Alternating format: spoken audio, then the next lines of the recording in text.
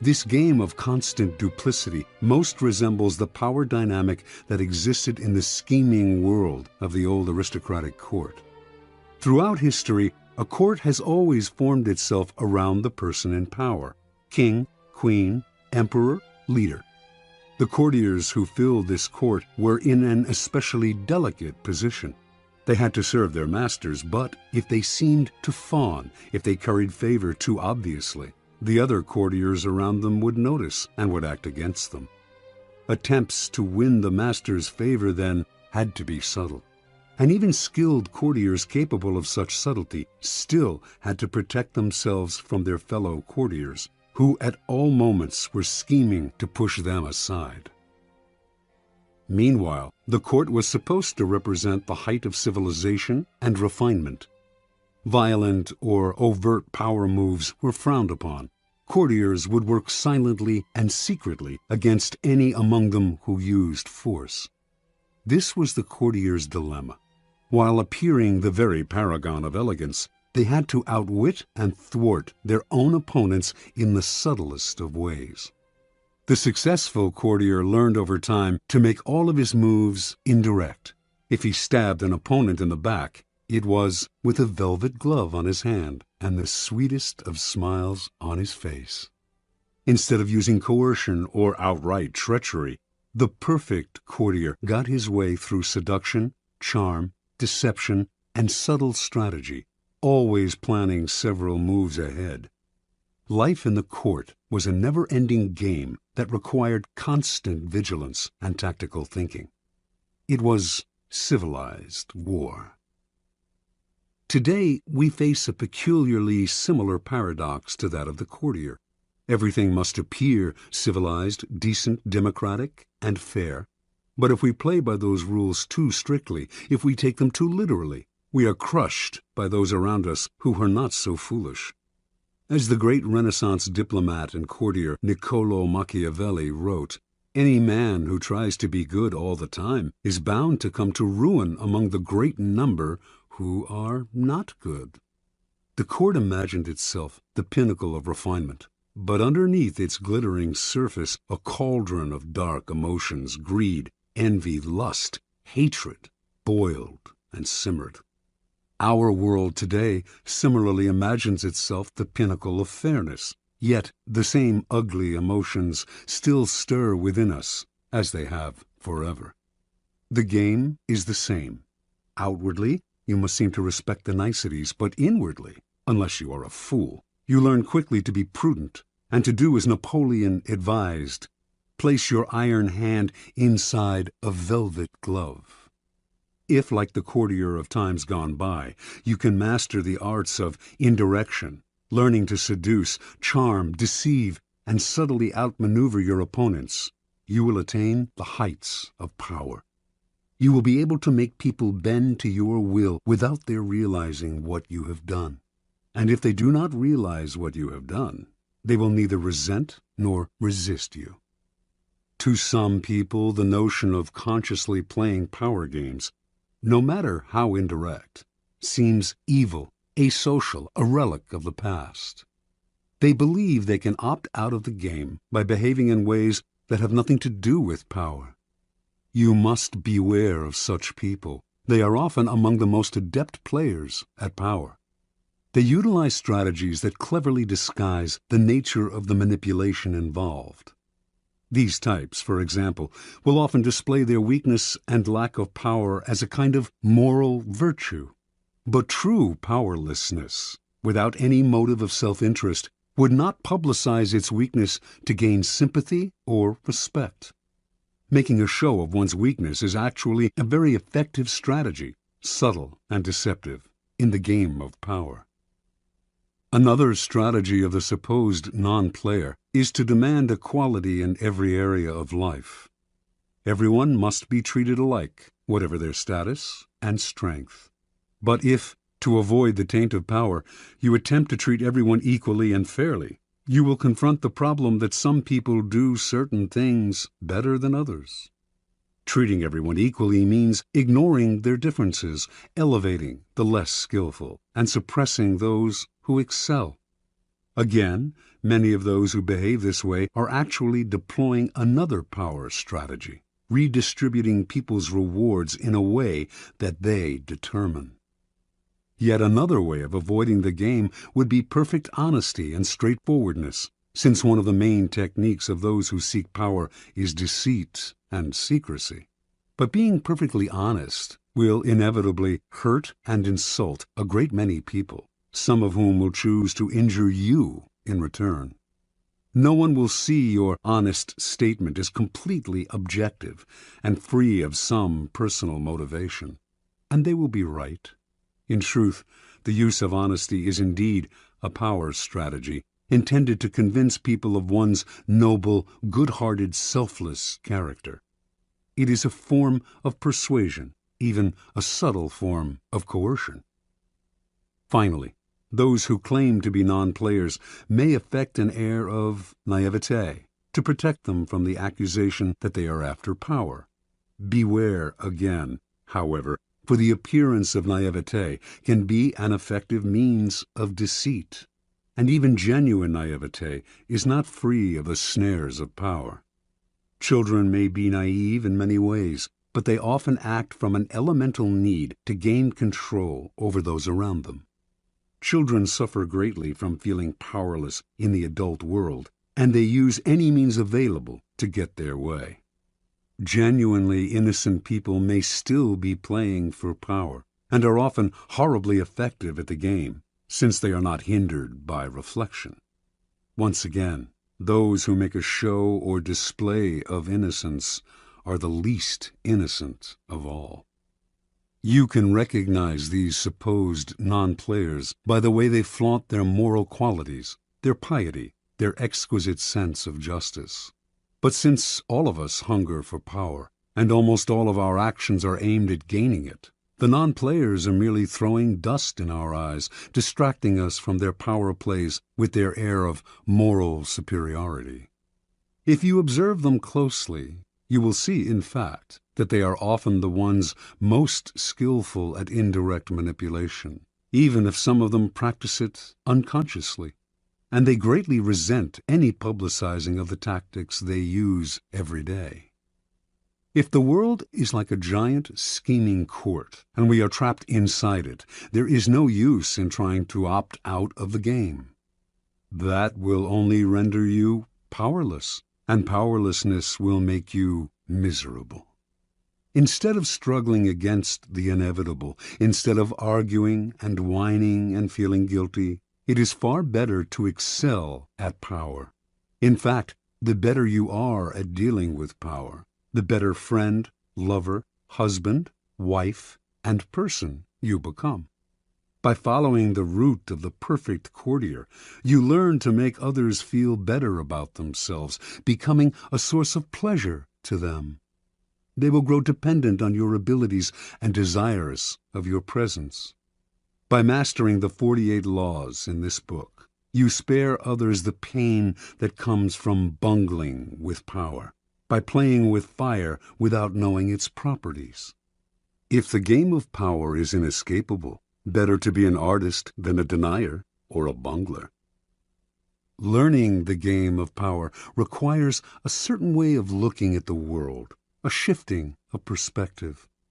It takes effort and years of practice, for much of the game may not come naturally.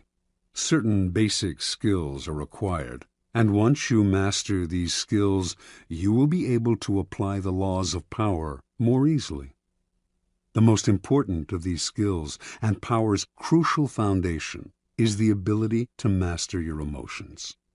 An emotional response to a situation is the single greatest barrier to power, a mistake that will cost you a lot more than any temporary satisfaction you might gain by expressing your feelings.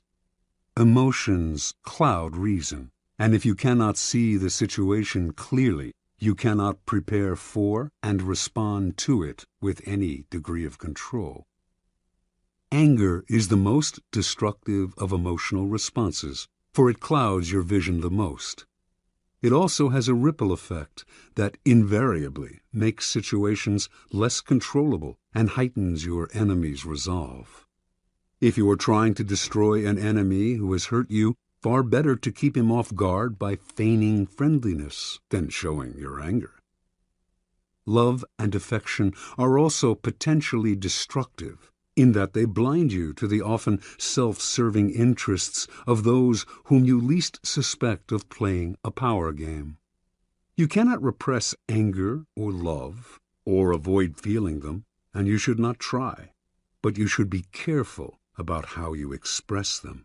And most important, they should never influence your plans and strategies in any way. Related to mastering your emotions is the ability to distance yourself from the present moment and think objectively about the past and future.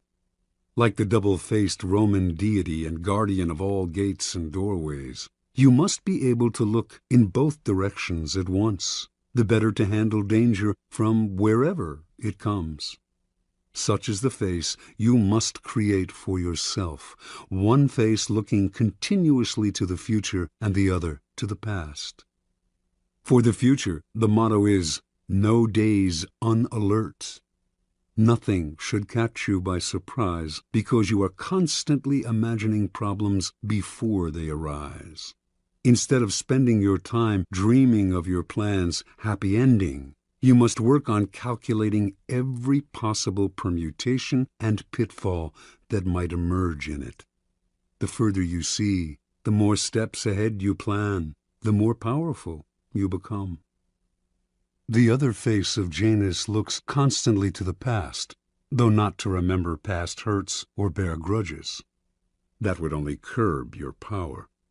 Half of the game is learning how to forget those events in the past that eat away at you and cloud your reason. The real purpose of the backward glancing eye is to educate yourself constantly. You look at the past to learn from those who came before you. The many historical examples in this book will greatly help that process. Then, having looked to the past, you look closer at hand, to your own actions and those of your friends. This is the most vital school you can learn from, because it comes from personal experience. You begin by examining the mistakes you have made in the past, the ones that have most grievously held you back. You analyze them in terms of the 48 laws of power, and you extract from them a lesson and an oath. I shall never repeat such a mistake. I shall never fall into such a trap again. If you can evaluate and observe yourself in this way, you can learn to break the patterns of the past, an immensely valuable skill. Power requires the ability to play with appearances. To this end, you must learn to wear many masks and keep a bag full of deceptive tricks. Deception and masquerade should not be seen as ugly or immoral. All human interaction requires deception on many levels, and in some ways, what separates humans from animals is our ability to lie and deceive. In Greek myths, in India's Mahabharata cycle, in the Middle Eastern epic of Gilgamesh, it is the privilege of the gods to use deceptive arts. A great man, Odysseus, for instance, was judged by his ability to rival the craftiness of the gods, stealing some of their divine power by matching them in wits and deception. Deception is a developed art of civilization and the most potent weapon in the game of power. You cannot succeed at deception unless you take a somewhat distanced approach to yourself, unless you can be many different people wearing the mask that the day and the moment require. With such a flexible approach to all appearances, including your own, you lose a lot of the inward heaviness that holds people down.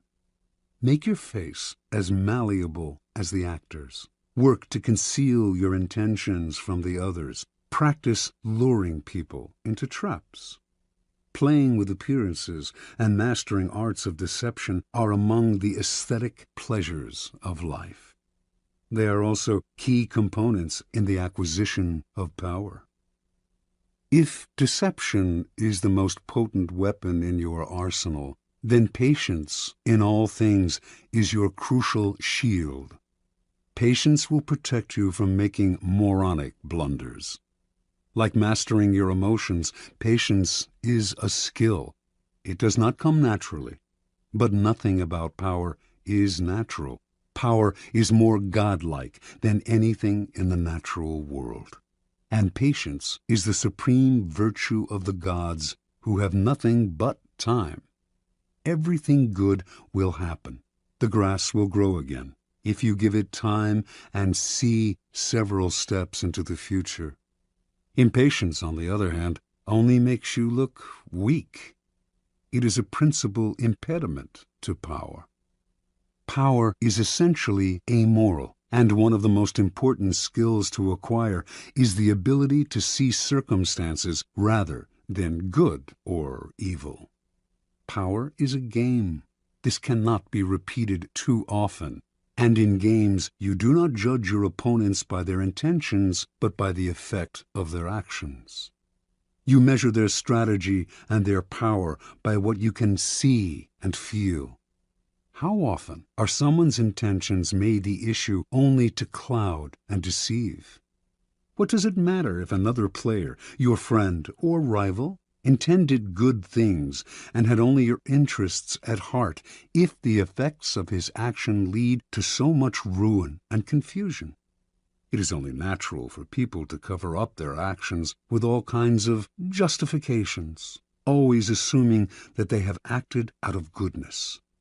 You must learn to inwardly laugh each time you hear this, and never get caught up in gauging someone's intentions and actions through a set of moral judgments that are really an excuse for the accumulation of power.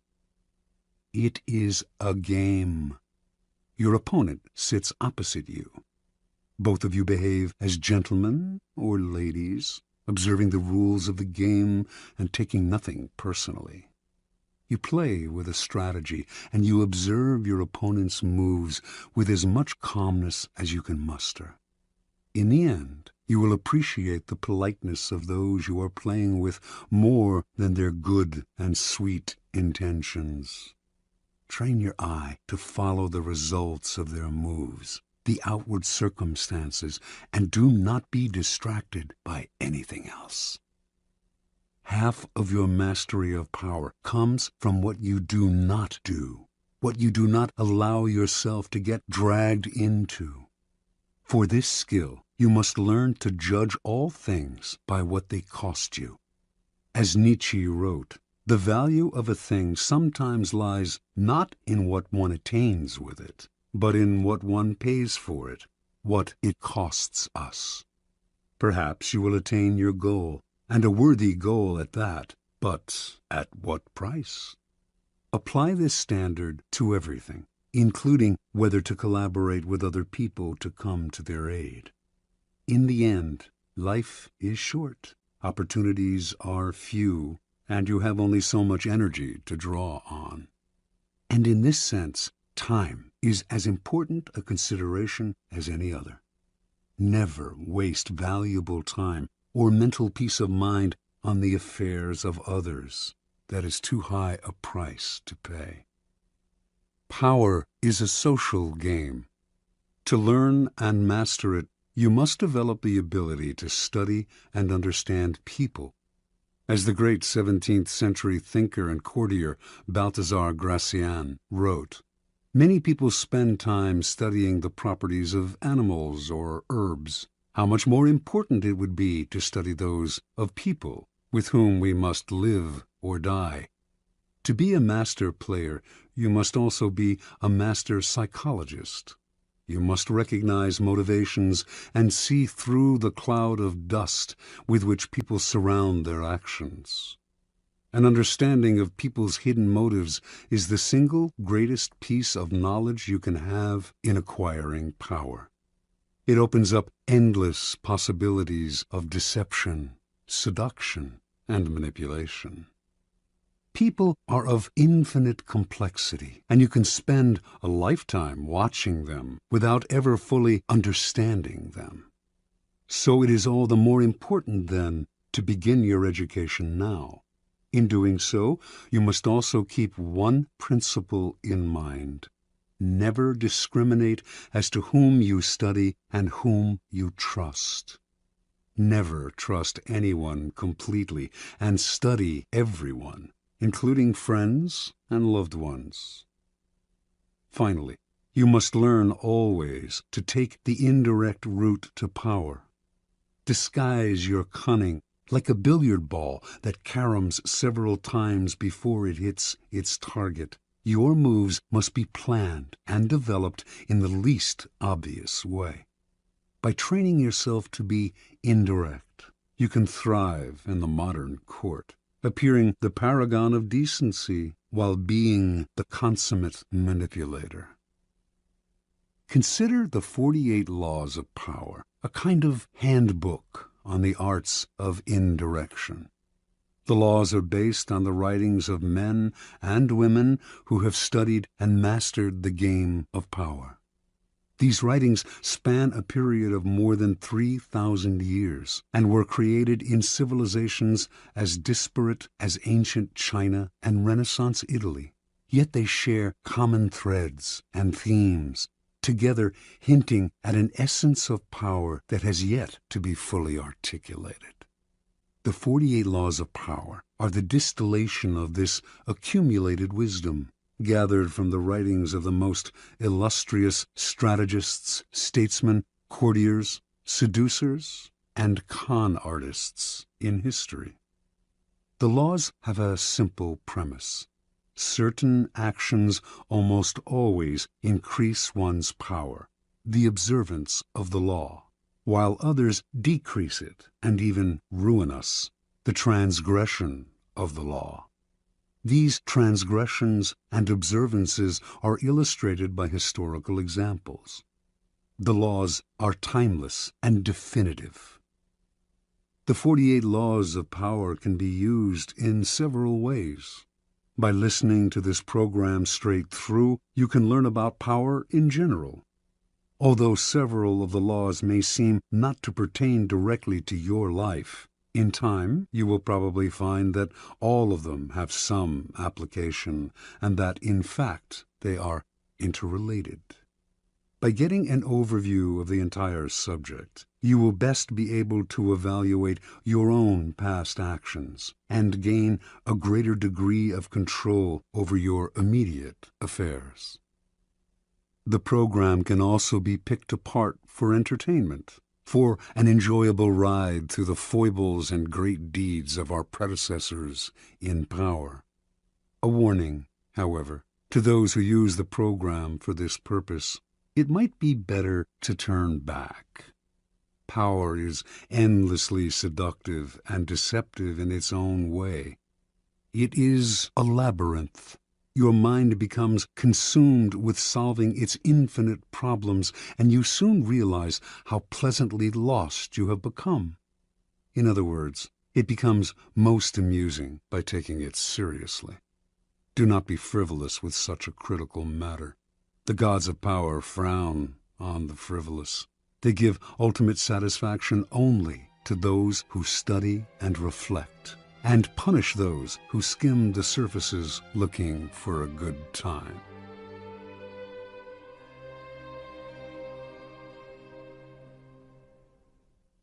Law 1. Never outshine the master. Judgment. Always make those above you feel comfortably superior. In your desire to please and impress them, do not go too far in displaying your talents, or you might accomplish the opposite, inspire fear and insecurity. Make your masters appear more brilliant than they are, and you will attain the heights of power. Transgression of the law. Nicolas Fouquet, Louis XIV's finance minister in the first years of his reign, was a generous man who loved lavish parties, pretty women, and poetry. He also loved money, for he led an extravagant lifestyle. Fouquet was clever and very much indispensable to the king. So, when the Prime Minister, Jules Mazarin, died in 1661, the Finance Minister expected to be named the successor. Instead, the king decided to abolish the position.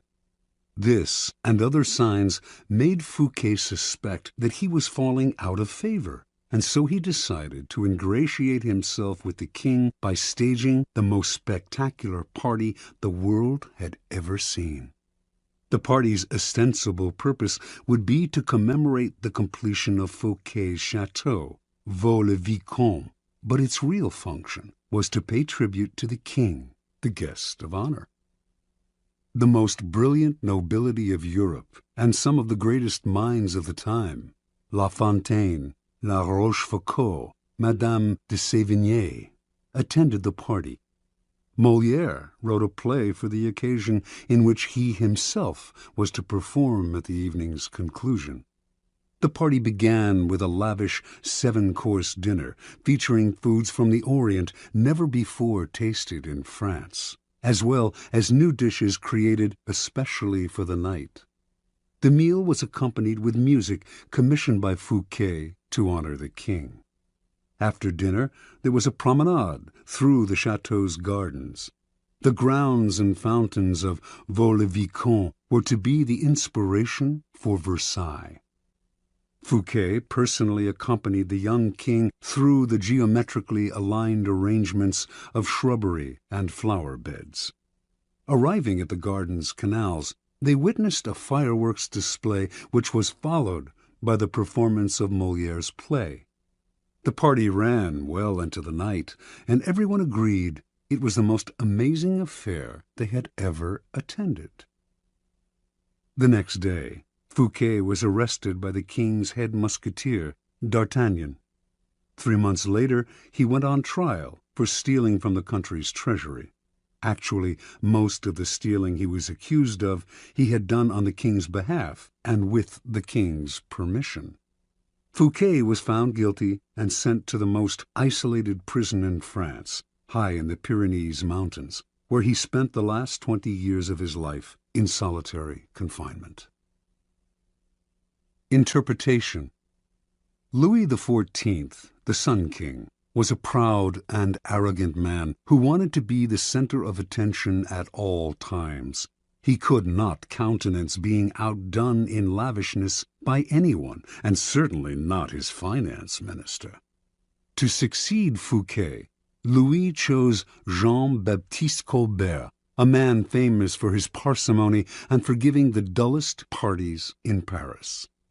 Colbert made sure that any money liberated from the treasury went straight into Louis's hands.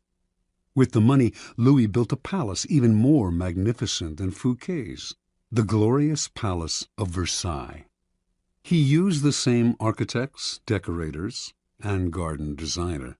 And at Versailles, Louis hosted parties even more extravagant than the one that cost Fouquet his freedom. Let us examine the situation. The evening of the party, as Fouquet presented spectacle on spectacle to Louis, each more magnificent than the one before, he imagined the affair as demonstrating his loyalty and devotion to the king. Not only did he think the party would put him back in the king's favor, he thought it would show his good taste, his connections, and his popularity, making him indispensable to the king and demonstrating that he would make an excellent prime minister. Instead, however, each new spectacle, each appreciative smile bestowed by the guests on Fouquet, made it seem to Louis that his own friends and subjects were more charmed by the finance minister than by the king himself, and that Fouquet was actually flaunting his wealth and power. Rather than flattering Louis XIV, Fouquet's elaborate party offended the king's vanity. Louis would not admit this to anyone, of course. Instead, he found a convenient excuse to rid himself of a man who had inadvertently made him feel insecure. Such is the fate, in some form or other, of all those who unbalance the master's sense of self, poke holes in his vanity, or make him doubt his preeminence. Observance of the law.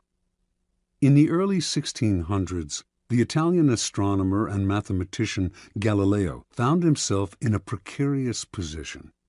He depended on the generosity of great rulers to support his research, and so, like all Renaissance scientists, he would sometimes make gifts of his inventions and discoveries to the leading patrons of the time. Once, for instance, he presented a military compass he had invented to the Duke of Gonzaga. Then he dedicated a book explaining the use of the compass to the Medicis.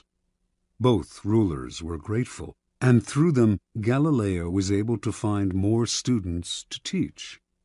No matter how great the discovery, however, his patrons usually paid him with gifts, not cash. This made for a life of constant insecurity and dependence. There must be an easier way, he thought. Galileo hit on a new strategy in 1610 when he discovered the moons of Jupiter. Instead of dividing the discovery among his patrons, giving one the telescope he had used, dedicating a book to another, and so on, as he had done in the past, he decided to focus exclusively on the Medicis. He chose the Medicis for one reason.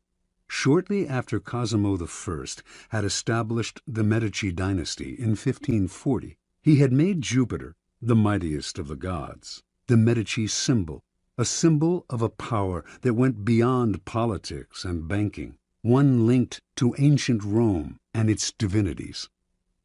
Galileo turned his discovery of Jupiter's moons into a cosmic event honoring the Medici's greatness.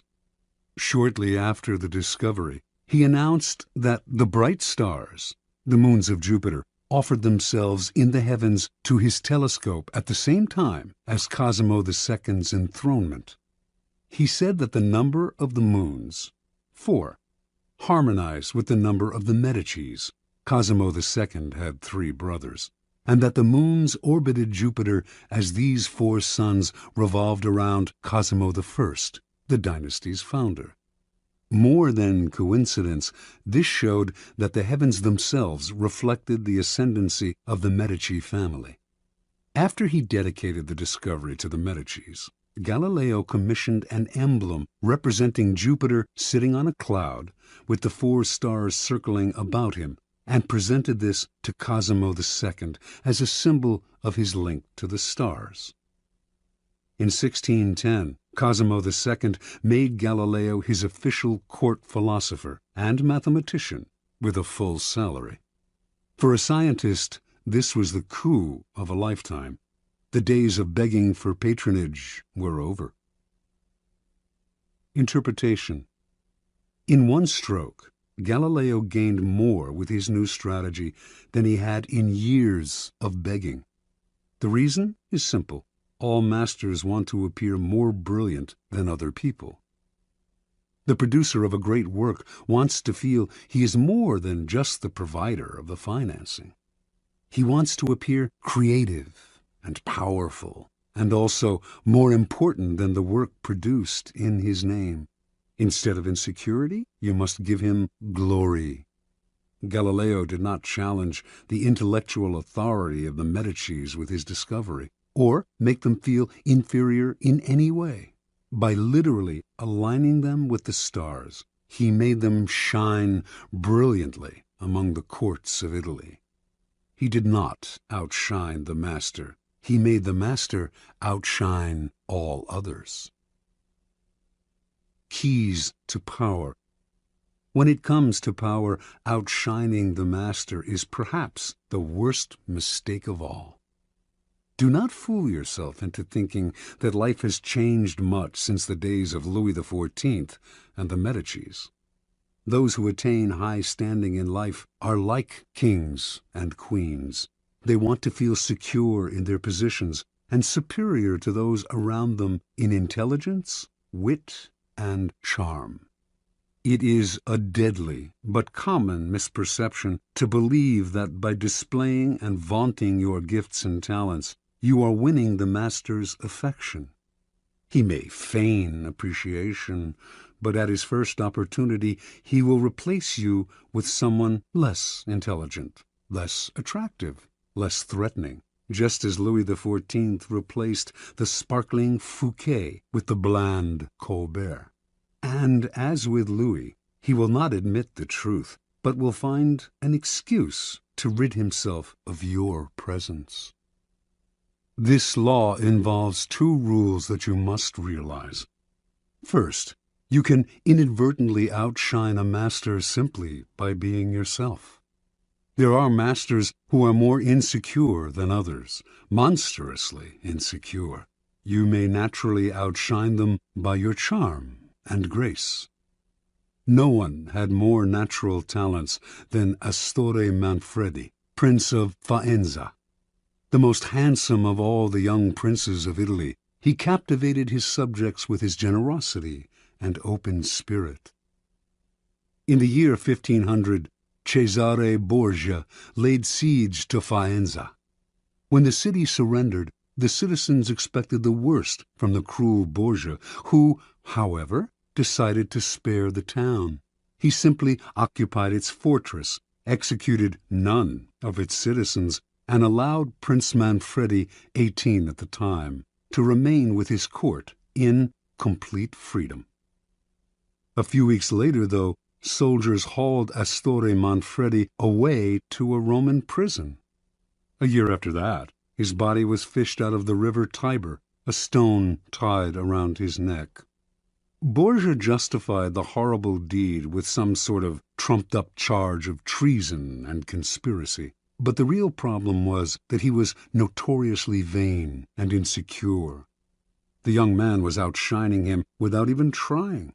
Given Manfredi's natural talents, the prince's mere presence made Borgia seem less attractive and charismatic. The lesson is simple.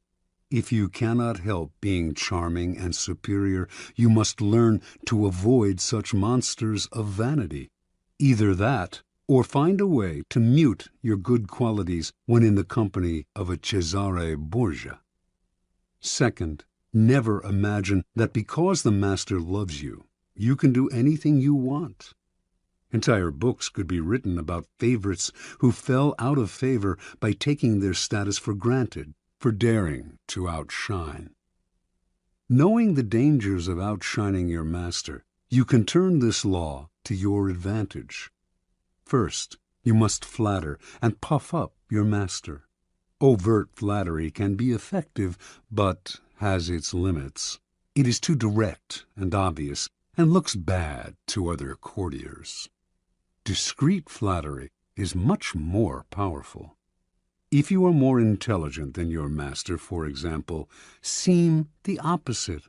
Make him appear more intelligent than you. Act naive. Make it seem that you need his expertise. Commit harmless mistakes that will not hurt you in the long run, but will give you the chance to ask for his help. Masters adore such requests. A master who cannot bestow on you the gifts of his experience may direct rancor and ill will at you instead. If your ideas are more creative than your master's, ascribe them to him in as public a manner as possible. Make it clear that your advice is merely an echo of his advice. He must appear as the sun around which everyone revolves, radiating power and brilliance, the center of attention.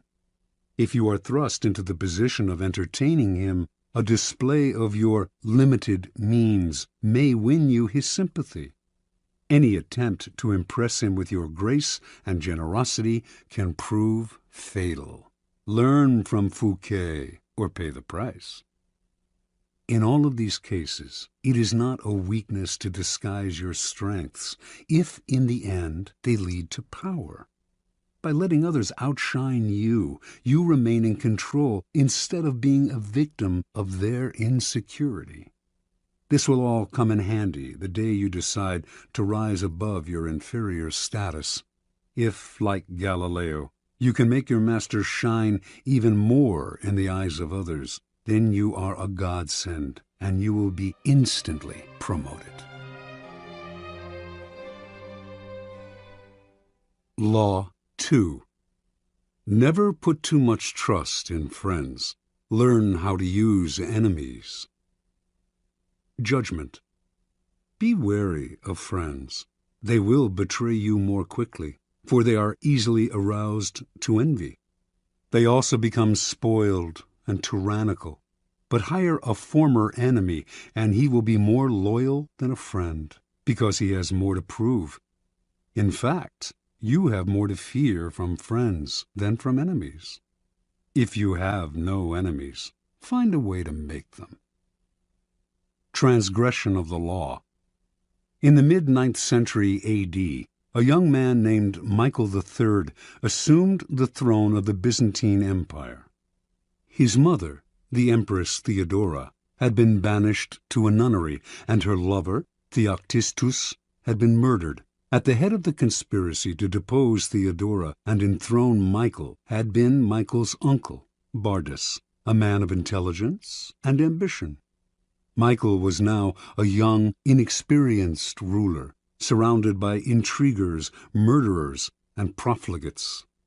In this time of peril, he needed someone he could trust as his counselor, and his thoughts turned to Basilius, his best friend.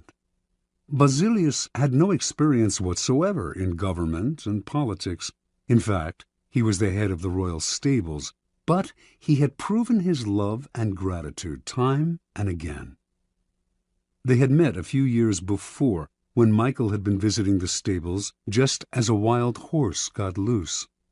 Basilius, a young groom from peasant Macedonian stock, had saved Michael's life. The groom's strength and courage had impressed Michael, who immediately raised Basilius from the obscurity of being a horse trainer to the position of head of the stables. He loaded his friend with gifts and favors, and they became inseparable. Basilius was sent to the finest school in Byzantium, and the crude peasant became a cultured and sophisticated courtier. Now Michael was emperor, and in need of someone loyal. Who could he better trust with the post of chamberlain and chief counselor than a young man who owed him everything? Basilius could be trained for the job, and Michael loved him like a brother. Ignoring the advice of those who recommended the much more qualified Bardas, Michael chose his friend. Basilius learned well, and was soon advising the emperor on all matters of state. The only problem seemed to be money. Basilius never had enough. Exposure to the splendor of Byzantine court life made him avaricious for the perks of power. Michael doubled, then tripled his salary, ennobled him, and married him off to his own mistress, Eudoxia Ingerina. Keeping such a trusted friend and adviser satisfied was worth any price. But more trouble was to come. Bardas was now head of the army, and Basilius convinced Michael that the man was hopelessly ambitious. Under the illusion that he could control his nephew, Bardas had conspired to put him on the throne, and he could conspire again, this time to get rid of Michael and assume the crown himself. Basilius poured poison into Michael's ear until the emperor agreed to have his uncle murdered. During a great horse race, Basilius closed in on Bardas in the crowd and stabbed him to death. Soon after, Basilius asked that he replace Bardas as head of the army, where he could keep control of the realm and quell rebellion. This was granted. Now Basilius's power and wealth only grew, and a few years later Michael, in financial straits from his own extravagance, asked him to pay back some of the money he had borrowed over the years. To Michael's shock and astonishment, Basilius refused, with a look of such impudence that the emperor suddenly realized his predicament. The former stable boy had more money, more allies in the army and senate, and in the end, more power than the emperor himself. A few weeks later, after a night of heavy drinking, Michael awoke to find himself surrounded by soldiers. Basilius watched as they stabbed the emperor to death. Then, After proclaiming himself emperor, he rode his horse through the streets of Byzantium, brandishing the head of his former benefactor and best friend at the end of a long pike. Interpretation. Michael staked his future on the sense of gratitude he thought Basilius must feel for him. Surely Basilius would serve him best. He owed the emperor his wealth, his education, and his position.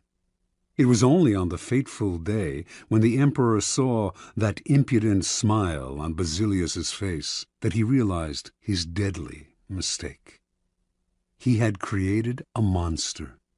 He had allowed a man to see power up close, a man who then wanted more, who asked for anything and got it, who felt encumbered by the charity he had received, and simply did what many people do in such a situation. They forget the favors they have received and imagine they have earned their success by their own merits. At Michael's moment of realization, he could still have saved his own life, but friendship and love blind every man to their interests. Nobody believes a friend can betray, and Michael went on disbelieving until the day his head ended up on a pike. Keys to power. It is natural to want to employ your friends when you find yourself in times of need. The world is a harsh place, and your friends soften the harshness. Besides, you know them. Why depend on a stranger when you have a friend at hand? The problem is that you often do not know your friends as well as you imagine.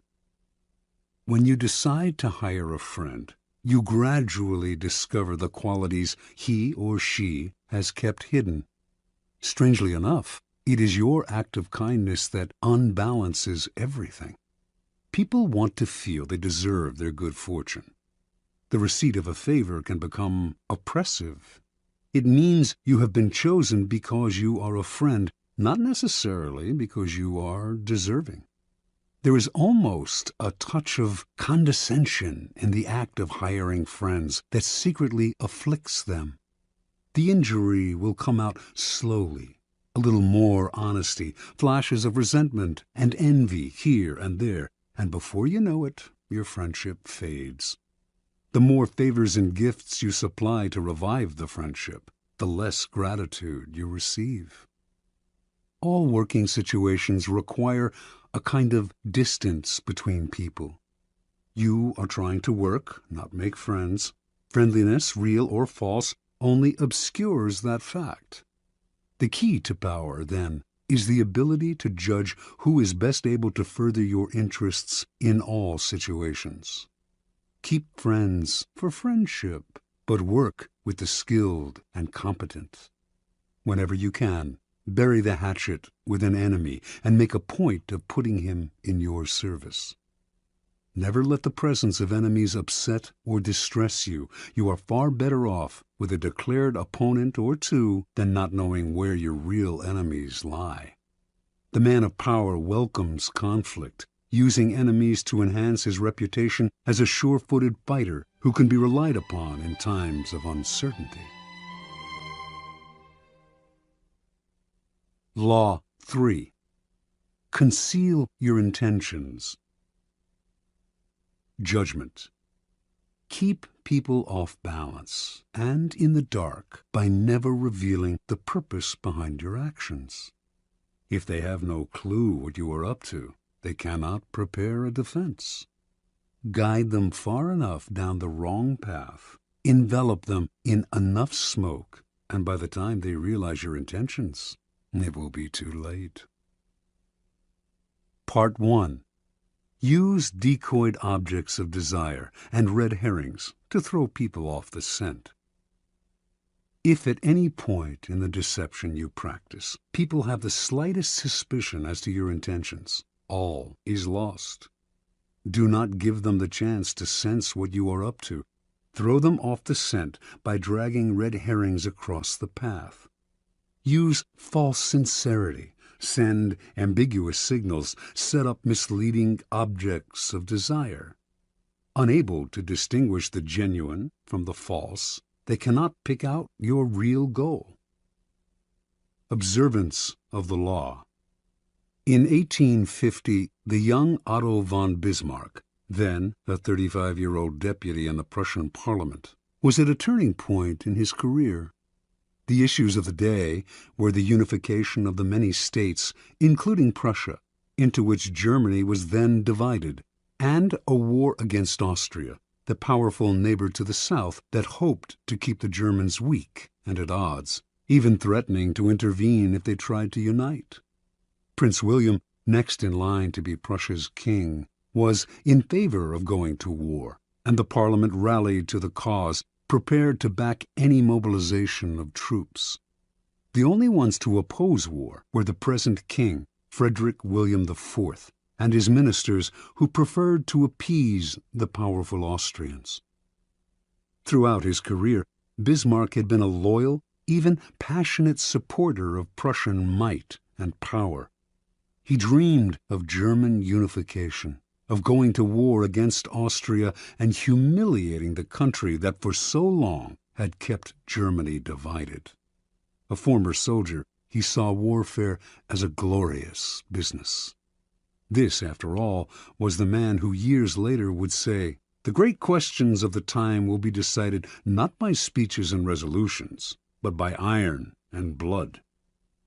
Passionate patriot and lover of military glory, Bismarck nevertheless gave a speech in Parliament at the height of the war fever that astonished all who heard it.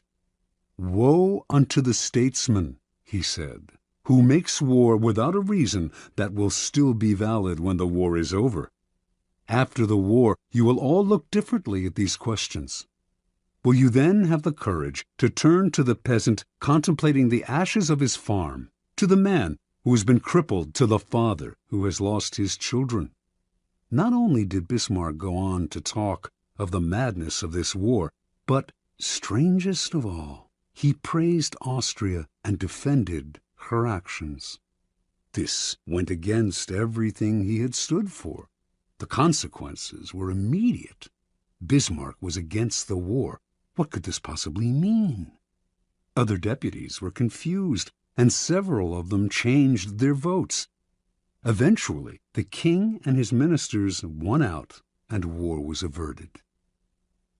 A few weeks after Bismarck's infamous speech, the king, grateful that he had spoken for peace, made him a cabinet minister. A few years later, he became the Prussian premier. In this role, he eventually led his country and the peace-loving king into a war against Austria, crushing the former empire and establishing a mighty German state, with Prussia at its head. Interpretation. At the time of his speech, in 1850, Bismarck made several calculations. First, he sensed that the Prussian military, which had not kept pace with other European armies, was unready for war, that Austria, in fact, might very well win, a disastrous result for the future. Second, if the war were lost and Bismarck had supported it, his career would be gravely jeopardized. The king and his conservative ministers wanted peace. Bismarck wanted power. The answer was to throw people off the scent by supporting a cause he detested, saying things he would laugh at if said by another. A whole country was fooled. It was because of Bismarck's speech that the king made him a minister, a position from which he quickly rose to be prime minister, attaining the power to strengthen the Prussian military and accomplish what he had wanted all along: the humiliation of Austria and the unification of Germany under Prussia's leadership. Through insincerity and misleading signals, he deceived everyone, concealed his purpose, and attained everything he wanted. Such is the power of hiding your intentions. Keys to power. Most people are open books. They say what they feel, blurt out their opinions at every opportunity, and constantly reveal their plans and intentions. They do this for several reasons. First, it is easy and natural to always want to talk about one's feelings and plans for the future. It takes effort to control your tongue and monitor what you reveal. Second, many believe that by being honest and open, they are winning people's hearts and showing their good nature. They are greatly deluded. Honesty is actually a blunt instrument which bloodies more than it cuts. Your honesty is likely to offend people. It is much more prudent to tailor your words, telling people what they want to hear, rather than the coarse and ugly truth of what you feel or think. More important, by being unabashedly open, you make yourself so predictable and familiar that it is almost impossible to respect or fear you, and power will not accrue to a person who cannot inspire such emotions. If you yearn for power, quickly lay honesty aside and train yourself in the art of concealing your intentions. Master the art, and you will always have the upper hand. Basic to an ability to conceal one's intentions is a simple truth about human nature. Our first instinct is to always trust appearances. We cannot go around doubting the reality of what we see and hear. Constantly imagining that appearances concealed something else would exhaust and terrify us. This fact makes it relatively easy to conceal one's intentions. Simply dangle an object you seem to desire, a goal you seem to aim for, in front of people's eyes, and they will take the appearance for reality. Once their eyes focus on the decoy, they will fail to notice what you are really up to. You can use this tactic in the following manner. Hide your intentions not by closing up, with the risk of appearing secretive and making people suspicious, but by talking endlessly about your desires and goals, just not your real ones. You will kill 3 birds with 1 stone. You appear friendly, open, and trusting. You conceal your intentions, and you send your rivals on time-consuming goose chases. Another powerful tool in throwing people off the scent is false sincerity. People easily mistake sincerity for honesty. Remember, their first instinct is to trust appearances, and since they value honesty and want to believe in the honesty of those around them, they will rarely doubt you or see through your act. Seeming to believe what you say gives your words great weight. To make your false sincerity an effective weapon in concealing your intentions, espouse a belief in honesty and forthrightness as important social values. Do this as publicly as possible. Emphasize your position on this subject by occasionally divulging some heartfelt thought, though only one that is actually meaningless or irrelevant, of course. Napoleon's minister Talleyrand was a master at taking people into his confidence by revealing some apparent secret. This feigned confidence, a decoy, would then elicit a real confidence on the other person's part. Remember, the best deceivers do everything they can to cloak their roguish qualities. They cultivate an air of honesty in one area to disguise their dishonesty in others. Honesty is merely another decoy in their arsenal of weapons. Part 2. Use smoke screens to disguise your actions. Deception is always the best strategy. But the best deceptions require a screen of smoke to distract people's attention from your real purpose. The bland exterior, like the unreadable poker face, is often the perfect smoke screen, hiding your intentions behind the comfortable and familiar. If you lead the sucker down a familiar path, he won't catch on when you lead him into a trap. Observance of the law. In 1910, a Mr. Sam Giesel of Chicago sold his warehouse business for close to $1 million. He settled down to semi-retirement and the managing of his many properties, but deep inside he itched for the old days of deal-making. One day, a young man named Joseph Weil visited his office, wanting to buy an apartment he had up for sale. Giesel explained the terms. The price was $8,000, but he only required a down payment of $2,000.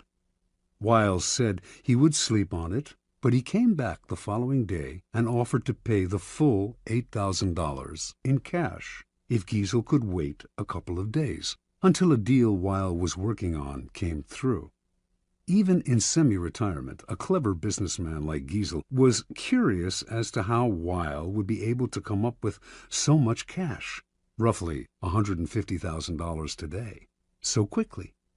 Weil seemed reluctant to say and quickly changed the subject, but Giesel was persistent. Finally, after assurances of confidentiality, Weil told Giesel the following story. Weil's uncle was the secretary to a coterie of multimillionaire financiers. These wealthy gentlemen had purchased a hunting lodge in Michigan 10 years ago at a cheap price. They had not used the lodge for a few years, so they had decided to sell it and had asked Weil's uncle to get whatever he could for it. For reasons, good reasons, of his own, the uncle had been nursing a grudge against the millionaires for years. This was his chance to get back at them. He would sell the property for $35,000 to a setup man, whom it was Weil's job to find. The financiers were too wealthy to worry about this low price. The setup man would then turn around and sell the property again for its real price, around $155,000.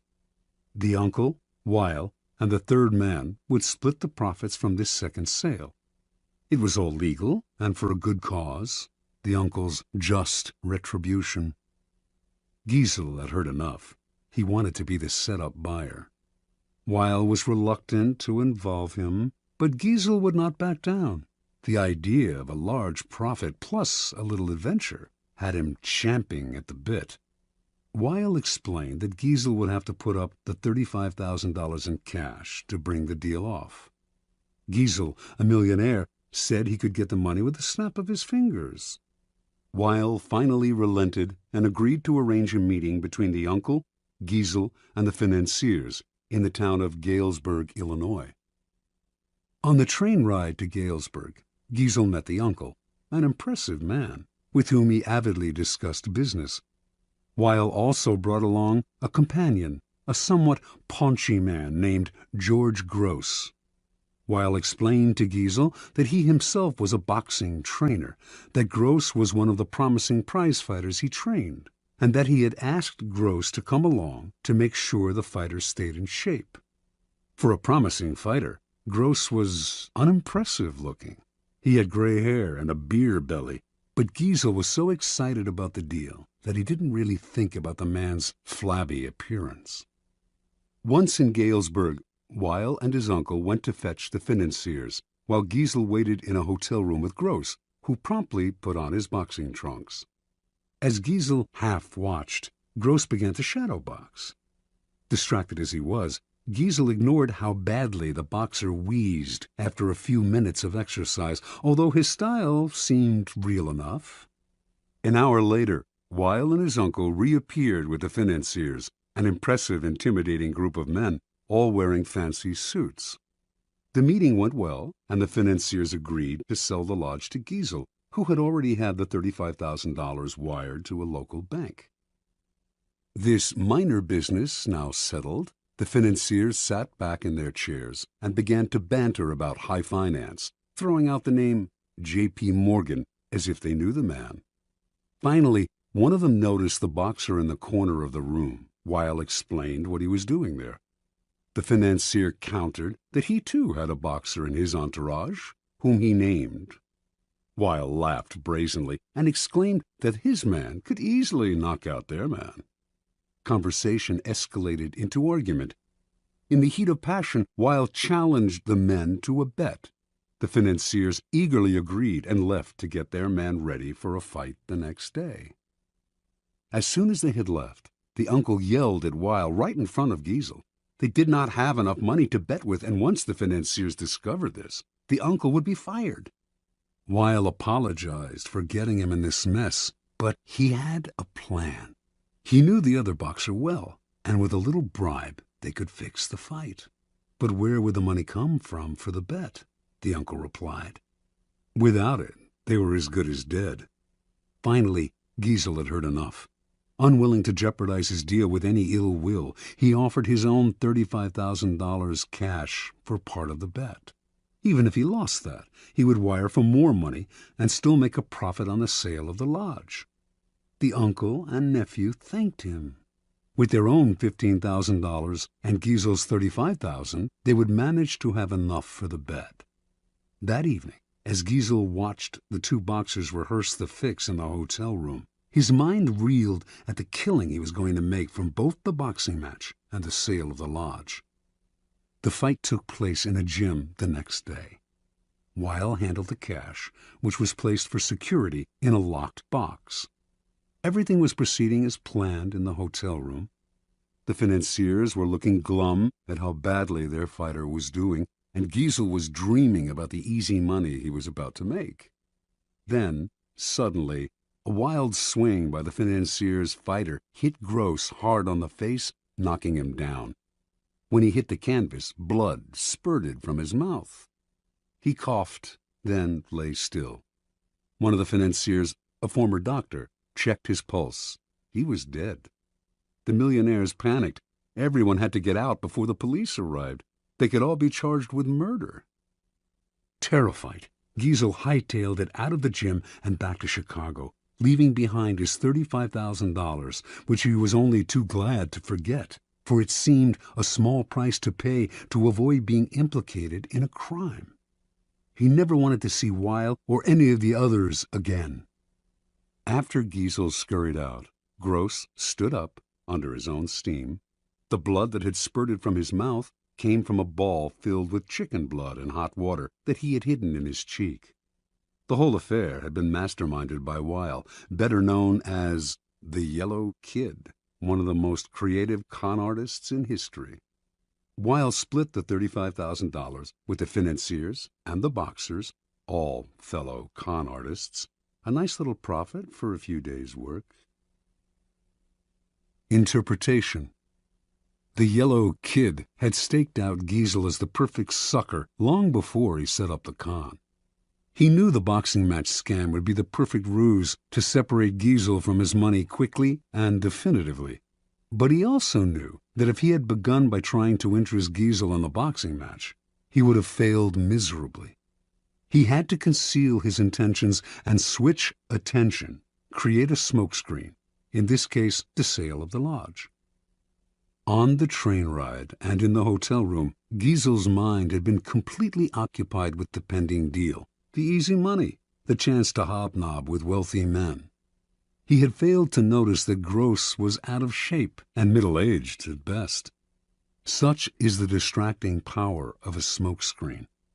Engrossed in the business deal, Giesel's attention was easily diverted to the boxing match, but only at a point when it was already too late for him to notice the details that would have given Gross away.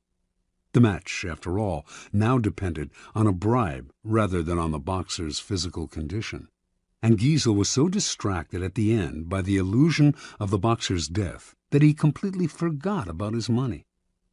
Learn from the Yellow Kid. The familiar, inconspicuous front is the perfect smokescreen. Approach your mark with an idea that seems ordinary enough, a business deal, financial intrigue. The sucker's mind is distracted, his suspicions allayed. That is when you gently guide him onto the second path, the slippery slope down which he slides helplessly into your trap. Keys to power. If you believe that the deceivers are colorful folk who mislead with elaborate lies and tall tales, you are greatly mistaken. The best deceivers utilize a bland and inconspicuous front that calls no attention to themselves. They know that extravagant words and gestures immediately raise suspicion. Instead, they envelop their mark in the familiar, the banal, the harmless. The simplest form of smokescreen is facial expression. Behind a bland, unreadable exterior, all sorts of mayhem can be planned without detection. This is a weapon that the most powerful men in history have learned to perfect. It was said that no one could read Franklin D. Roosevelt's face. Baron James Rothschild made a lifelong practice of disguising his real thoughts behind bland smiles and nondescript looks. Stendhal wrote of Talleyrand, "Never was a face less of a barometer." As one poker manual explains it, while playing his hand, the good player is seldom an actor. Instead, he practices a bland behavior that minimizes readable patterns, frustrates and confuses opponents, permits greater concentration. An adaptable concept, the smokescreen can be practiced on a number of levels, all playing on the psychological principles of distraction and misdirection. One of the most effective smokescreens is the noble gesture.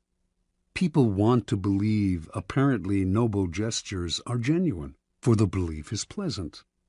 They rarely notice how deceptive these gestures can be.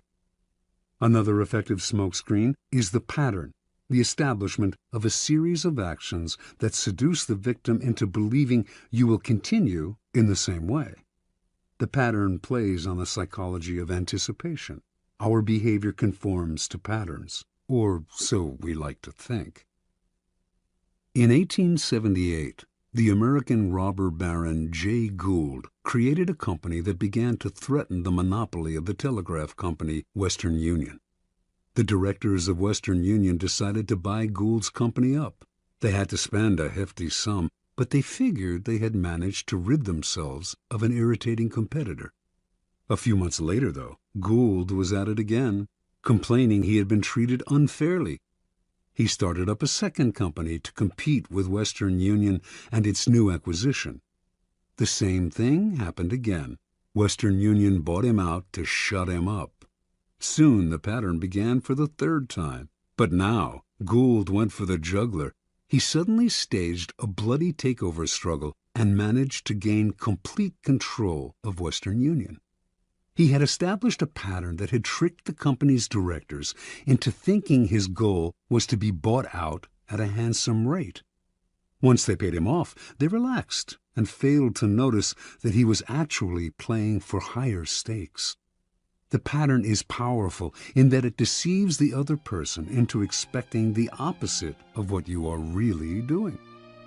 Remember, it takes patience and humility to dull your brilliant colors, to put on the mask of the inconspicuous. Do not despair at having to wear such a bland mask. It is often your unreadability that draws people to you and makes you appear a person of power.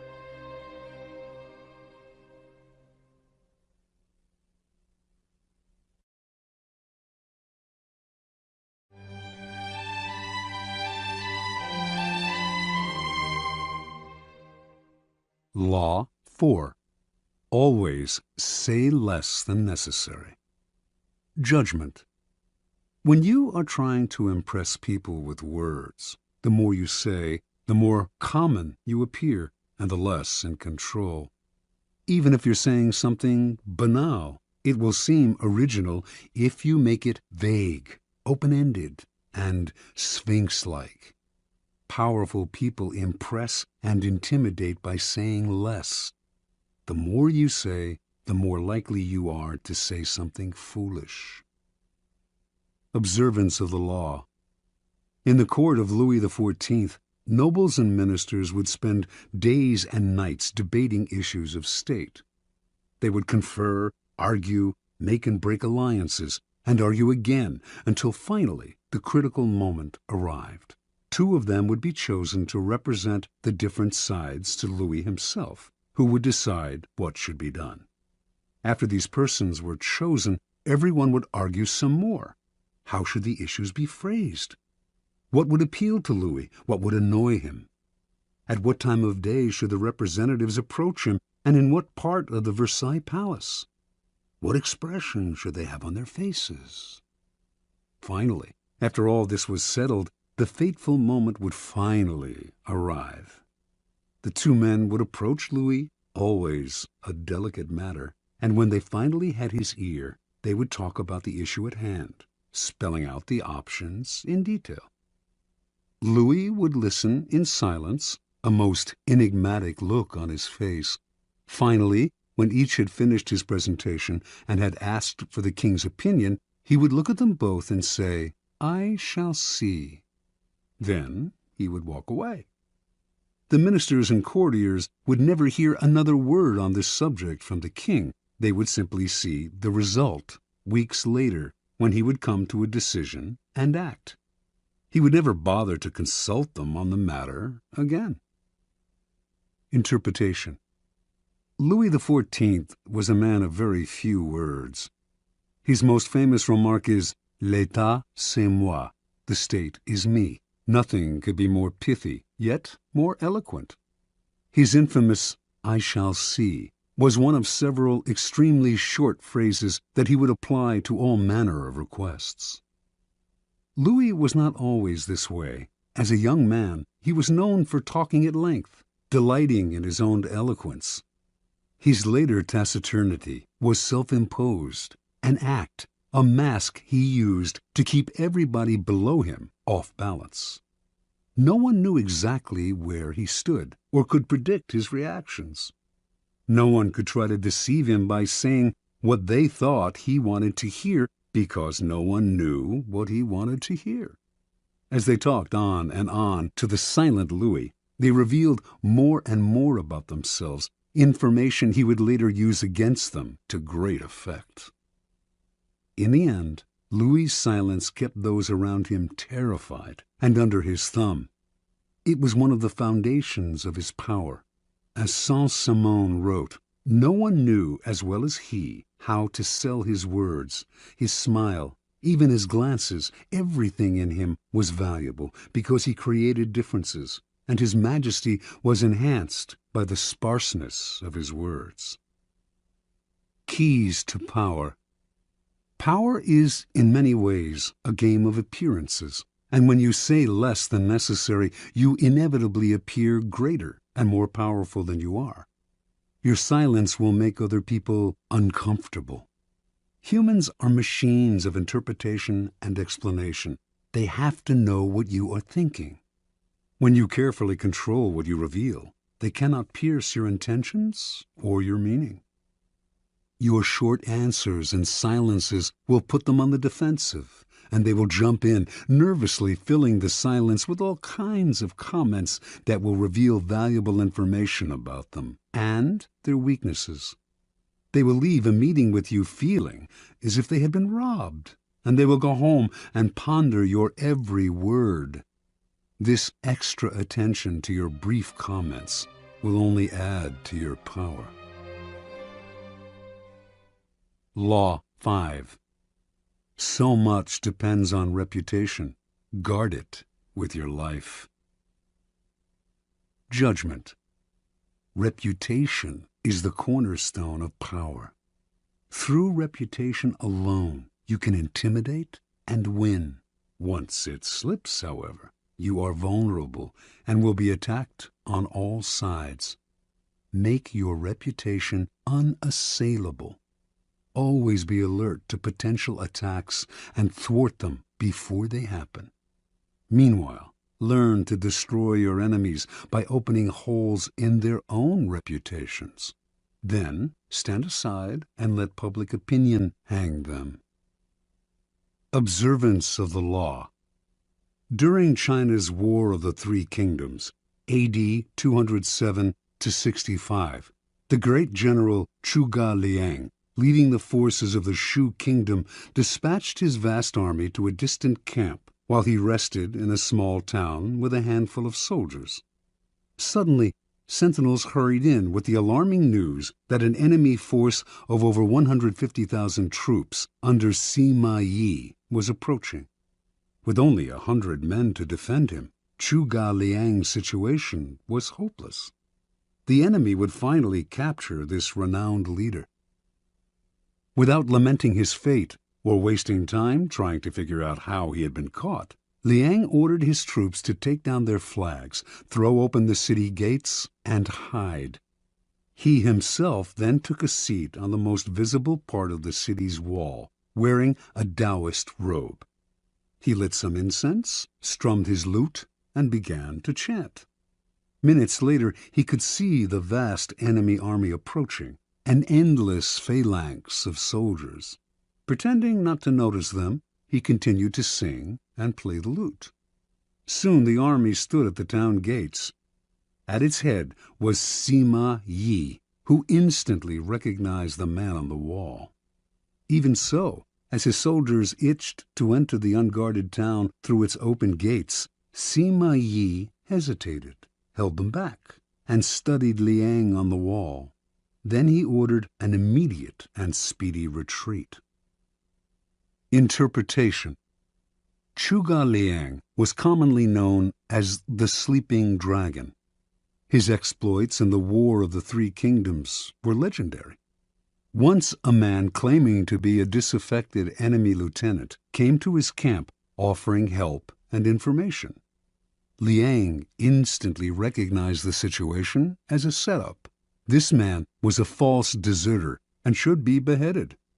At the last minute, though, as the axe was about to fall, Liang stopped the execution and offered to spare the man's life if he agreed to become a double agent. Grateful and terrified, the man agreed and began supplying false information to the enemy. Liang won battle after battle. The Sleeping Dragon carefully cultivated his reputation of being the cleverest man in China, one who always had a trick up his sleeve. As powerful as any weapon, this reputation struck fear into his enemy. Sima Yi had fought against Zhuge Liang dozens of times and knew him well. When he came on the empty city, with Liang praying on the wall, he was stunned. The Taoist robes, the chanting, the incense, this had to be a game of intimidation. The man was obviously taunting him, daring him to walk into a trap. The game was so obvious that for one moment it crossed Yi's mind that Liang actually was alone and desperate. But so great was his fear of Liang that he dared not risk finding out. Such is the power of reputation. It can put a vast army on the defensive, even force them into retreat without a single arrow being fired. Keys to power. The people around us, even our closest friends, will always, to some extent, remain mysterious and unfathomable. Their characters have secret recesses that they never reveal. The unknowableness of other people could prove disturbing if we thought about it long enough, since it would make it impossible for us really to judge other people. So, we prefer to ignore this fact and to judge people on their appearances, on what is most visible to our eyes: clothes, gestures, words, actions. In the social realm, appearances are the barometer of almost all of our judgments, and you must never be misled into believing otherwise. One false slip, one awkward or sudden change in your appearance can prove disastrous. This is the reason for the supreme importance of making and maintaining a reputation that is of your own creation. That reputation will protect you in the dangerous game of appearances, distracting the probing eyes of others from knowing what you are really like, and giving you a degree of control over how the world judges you, a powerful position to be in. Reputation has a power like magic.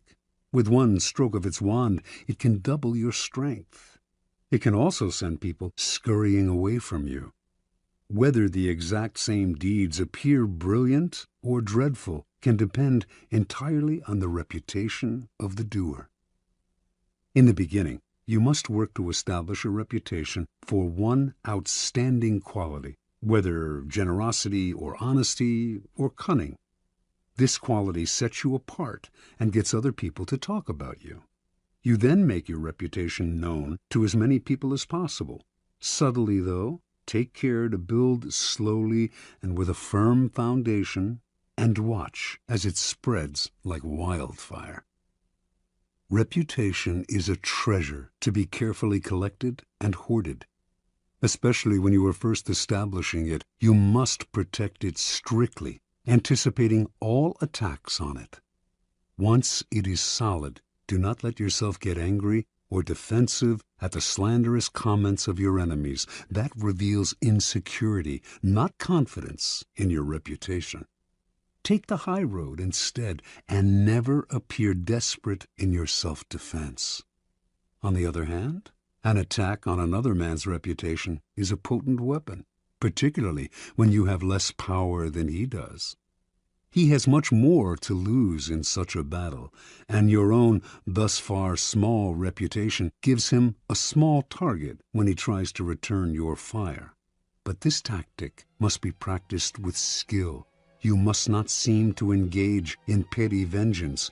If you do not break your enemy's reputation cleverly, you will inadvertently ruin your own. Law 6. Court attention at all cost.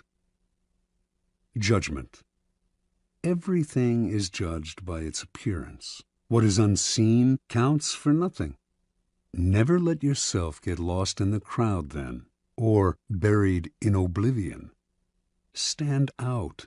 Be conspicuous at all cost. Make yourself a magnet of attention by appearing larger, more colorful, more mysterious than the bland and timid masses. Part 1. Surround your name with the sensational and scandalous. Draw attention to yourself by creating an unforgettable, even controversial image. Court scandal. Do anything to make yourself seem larger than life and shine more brightly than those around you. Make no distinction between kinds of attention. Notoriety of any sort will bring you power. Better to be slandered and attacked than ignored. Observance of the law. P.T. Barnum started his career as an assistant to the owner of a circus, Aaron Turner. In 1836, the circus stopped in Annapolis, Maryland, for a series of performances. On the morning of opening day, Barnum took a stroll through town, wearing a new black suit. People started to follow him. Someone in the gathering crowd shouted out that he was the Reverend Ephraim K. Avery, infamous as a man acquitted of the charge of murder, but still believed guilty by most Americans. The angry mob tore off Barnum's suit and was ready to lynch him. After desperate appeals, Barnum finally convinced them to follow him to the circus where he could verify his identity. Once there, old Turner confirmed that this was all a practical joke. He himself had spread the rumor that Barnum was Avery. The crowd dispersed, but Barnum, who had nearly been killed, was not amused. He wanted to know what could have induced his boss to play such a trick. "My dear Mr. Barnum," Turner replied, "it was all for our good. Remember, all we need to ensure success is notoriety." And indeed, everyone in town was talking about the joke, and the circus was packed that night, and every night it stayed in Annapolis. Barnum had learned a lesson he would never forget. Barnum's first big venture of his own was for the American Museum, a collection of curiosities located in New York. One day, a beggar approached Barnum in the street. Instead of giving him money, Barnum decided to employ him. Taking him back to the museum, he gave the man 5 bricks and told him to make a slow circuit of several blocks. At certain points, he was to lay down a brick on the sidewalk, always keeping 1 brick in hand. On the return journey, he was to replace each brick on the street with the one he held. Meanwhile, he was to remain serious of countenance and to answer no questions.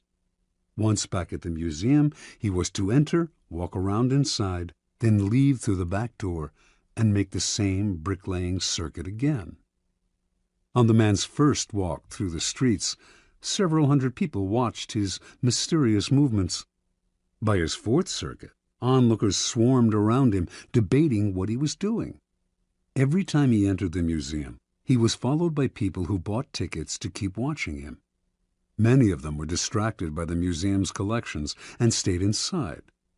By the end of the first day, the brick man had drawn over 1,000 people into the museum. A few days later, the police ordered him to cease and desist from his walks. The crowds were blocking traffic. The bricklaying stopped, but thousands of New Yorkers had entered the museum, and many of those had become P.T. Barnum converts. Barnum would put a band of musicians on a balcony overlooking the street, beneath a huge banner proclaiming "Free music for the millions." What generosity, New Yorkers thought, and they flocked to hear the free concerts. But Barnum took pains to hire the worst musicians he could find, and soon after the band struck up, people would hurry to buy tickets to the museum, where they would be out of earshot of the band's noise and of the booing of the crowd. Interpretation. Barnum understood the fundamental truth about attracting attention. Once people's eyes are on you, you have a special legitimacy. For Barnum, creating interest meant creating a crowd. As he later wrote, every crowd has a silver lining. At the beginning of your rise to the top, then, spend all your energy on attracting attention. Most important, the quality of the attention is irrelevant, no matter how badly his shows were reviewed or how slanderously personal were the attacks on his hoaxes. Barnum would never complain. If a newspaper critic reviled him particularly badly, in fact, he made sure to invite the man to an opening and to give him the best seat in the house. He would even write anonymous attacks on his own work, just to keep his name in the papers. From Barnum's vantage, attention, whether negative or positive, was the main ingredient of his success. The worst fate in the world for a man who yearns fame, glory, and of course power, is to be ignored. Keys to power. Burning more brightly than those around you is a skill that no one is born with. You have to learn to attract attention as surely as the lodestone attracts iron. At the start of your career, you must attach your name and reputation to a quality, an image that sets you apart from other people. This image can be something like a characteristic style of dress or a personality quirk that amuses people and gets talked about. Once the image is established, you have an appearance, a place in the sky for your star. It is a common mistake to imagine that this peculiar appearance of yours should not be controversial, that to be attacked is somehow bad. Nothing could be further from the truth. To avoid being a flash in the pan and having your notoriety eclipsed by another, you must not discriminate between different types of attention. In the end, every kind will work in your favor. Once in the limelight, you must constantly renew it by adapting and varying your method of courting attention. If you don't, the public will grow tired, will take you for granted, and will move on to a newer star. The game requires constant vigilance and creativity. Part 2. Create an air of mystery. In a world growing increasingly banal and familiar, what seems enigmatic instantly draws attention. Never make it too clear what you are doing or about to do. Do not show all your cards. An air of mystery heightens your presence. It also creates anticipation. Everyone will be watching you to see what happens next. Use mystery to beguile, seduce, even frighten. Observance of the law. Beginning in 1905, rumors started to spread throughout Paris of a young Oriental girl who danced in a private home, wrapped in veils that she gradually discarded. A local journalist who had seen her dancing reported that a woman from the Far East had come to Europe laden with perfume and jewels to introduce some of the richness of the Oriental color and life into the satiated society of European cities. Soon everyone knew the dancer's name, Mata Hari. Early that year, in the winter, small and select audiences would gather in a salon filled with Indian statues and other relics, while an orchestra played music inspired by Hindu and Javanese melodies. After keeping the audience waiting and wondering, Mata Hari would suddenly appear in a startling costume, a white cotton brassiere covered with Indian-type jewels, jeweled bands at the waist supporting a sarong that revealed as much as it concealed, bracelets up the arms. Then Mata Hari would dance, in a style no one in France had seen before, her whole body swaying as if she were in a trance. She told her excited and curious audience that her dances told stories from Indian mythology and Javanese folk tales. Soon, the cream of Paris, ambassadors from far-off lands, were competing for invitations to the salon, where it was rumored that Mata Hari was actually performing sacred dances in the nude. The public wanted to know more about her. She told journalists that she was actually Dutch in origin, but had grown up on the island of Java. She would also talk about time spent in India, how she had learned sacred Hindu dances there, and how Indian women can shoot straight, ride horseback, and are capable of doing logarithms and talk philosophy. By the summer of 1905, although few Parisians had actually seen Mata Hari dance, her name was on everyone's lips. As Mata Hari gave more interviews, the story of her origins kept changing. She had grown up in India. Her grandmother was the daughter of a Javanese princess. She had lived on the island of Sumatra, where she had spent her time horseback riding, gun in hand, and risking her life. No one knew anything certain about her, but journalists did not mind these changes in her biography.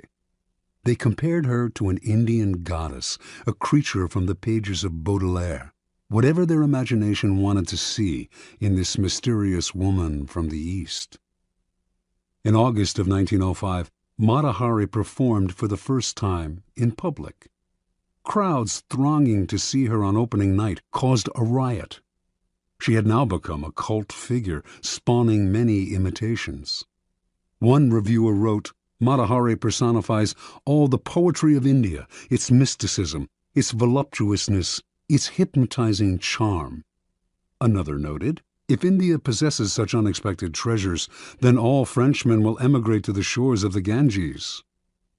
Soon, the fame of Mata Hari and her sacred Indian dances spread beyond Paris.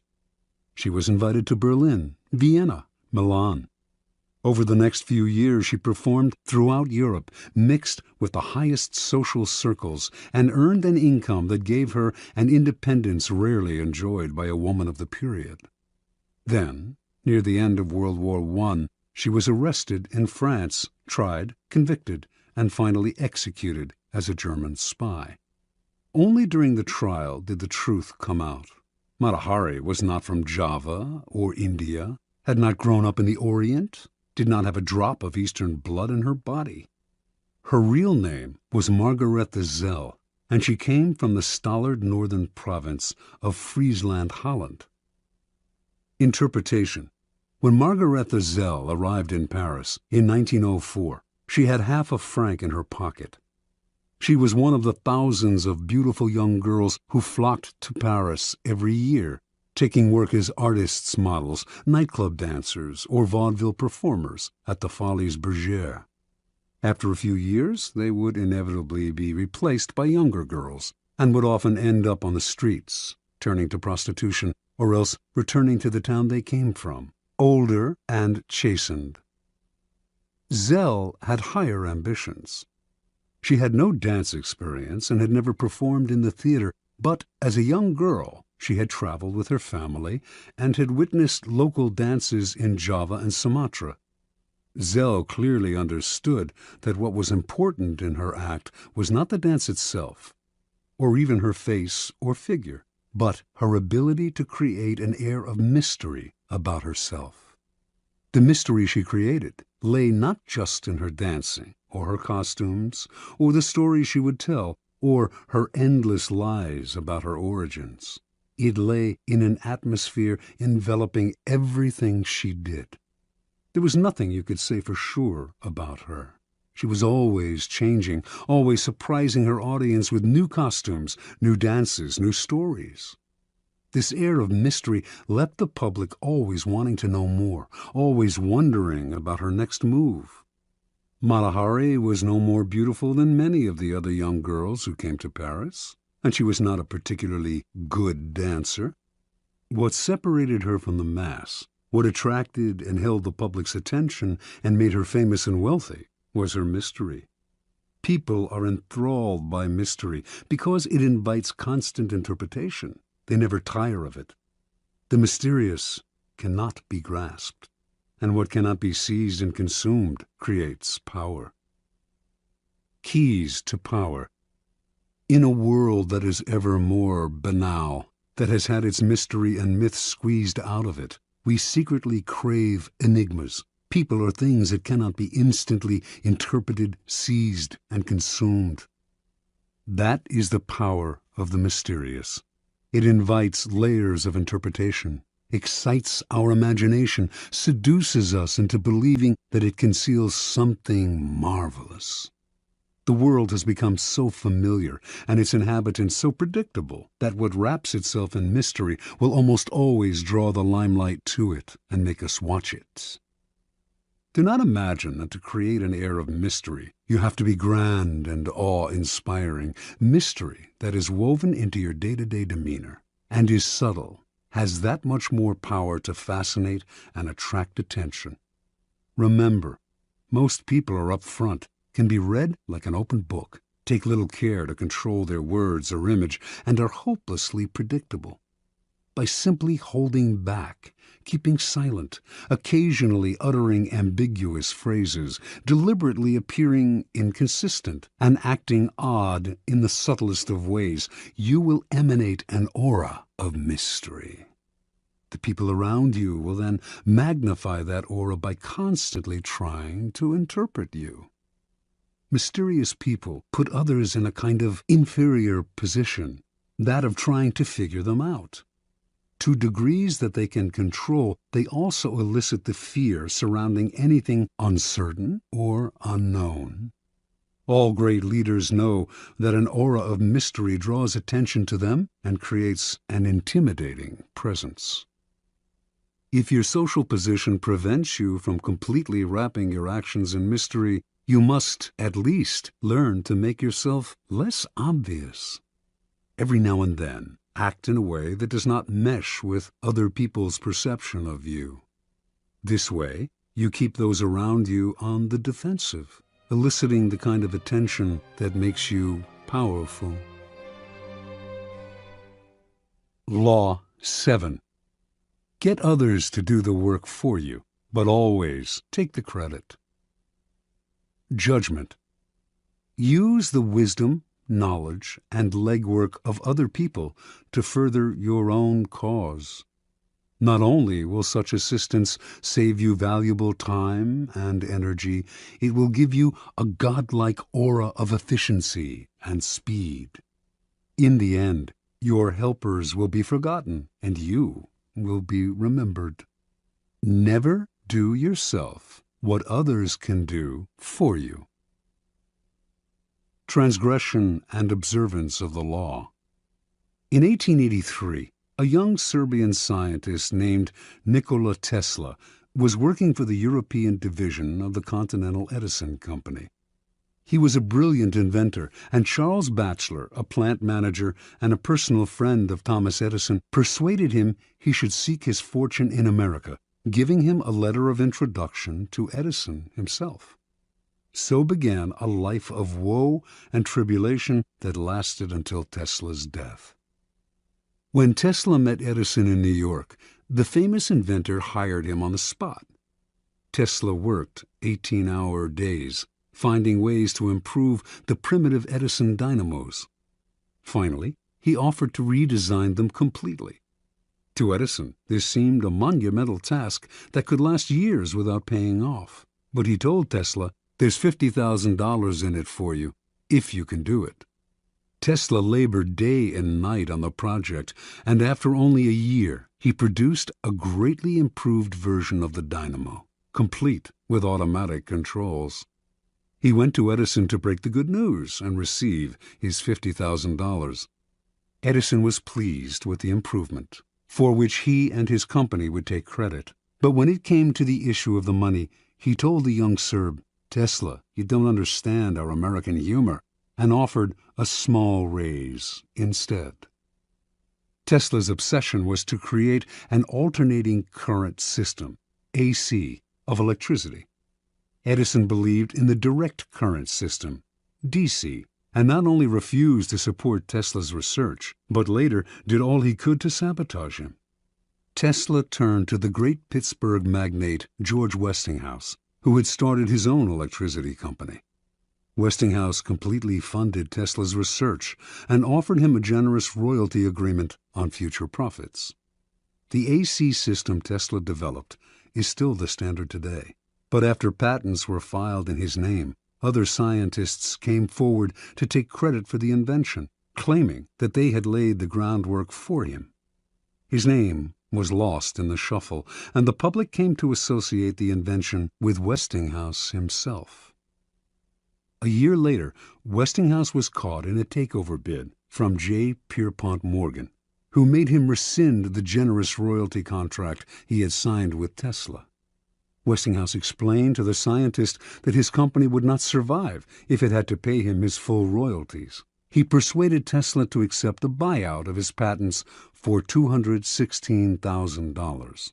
A large sum, no doubt, but far less than the $12 million they were worth at the time. The financiers had divested Tesla of the riches, the patents, and essentially the credit for the greatest invention of his career. The name of Guglielmo Marconi is forever linked with the invention of radio. But few know that in producing his invention, he broadcast a signal across the English Channel in 1899. Marconi made use of a patent Tesla had filed in 1897, and that his work depended on Tesla's research. Once again, Tesla received no money and no credit. Tesla invented an induction motor as well as the AC power system, and he is the real father of radio. Yet none of these discoveries bear his name. As an old man, he lived in poverty. In 1917, during his later impoverished years, Tesla was told he was to receive the Edison Medal of the American Institute of Electrical Engineers. He turned the medal down. "You propose," he said, "to honor me with a medal which I could pin upon my coat and strut for a vain hour before the members of your institute. You would decorate my body and continue to let starve for failure to supply recognition my mind and its creative products, which have supplied the foundation upon which the major portion of your institute exists." Interpretation. Many harbor the illusion that science, dealing with facts as it does, is beyond the petty rivalries that trouble the rest of the world. Nikola Tesla was one of those. He believed science had nothing to do with politics, and claimed not to care for fame and riches.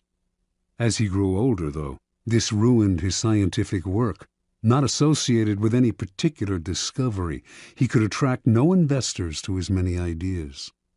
While he pondered great inventions for the future, others stole the patents he had already developed and got the glory for themselves. He wanted to do everything on his own, but merely exhausted and impoverished himself in the process. Edison was Tesla's polar opposite.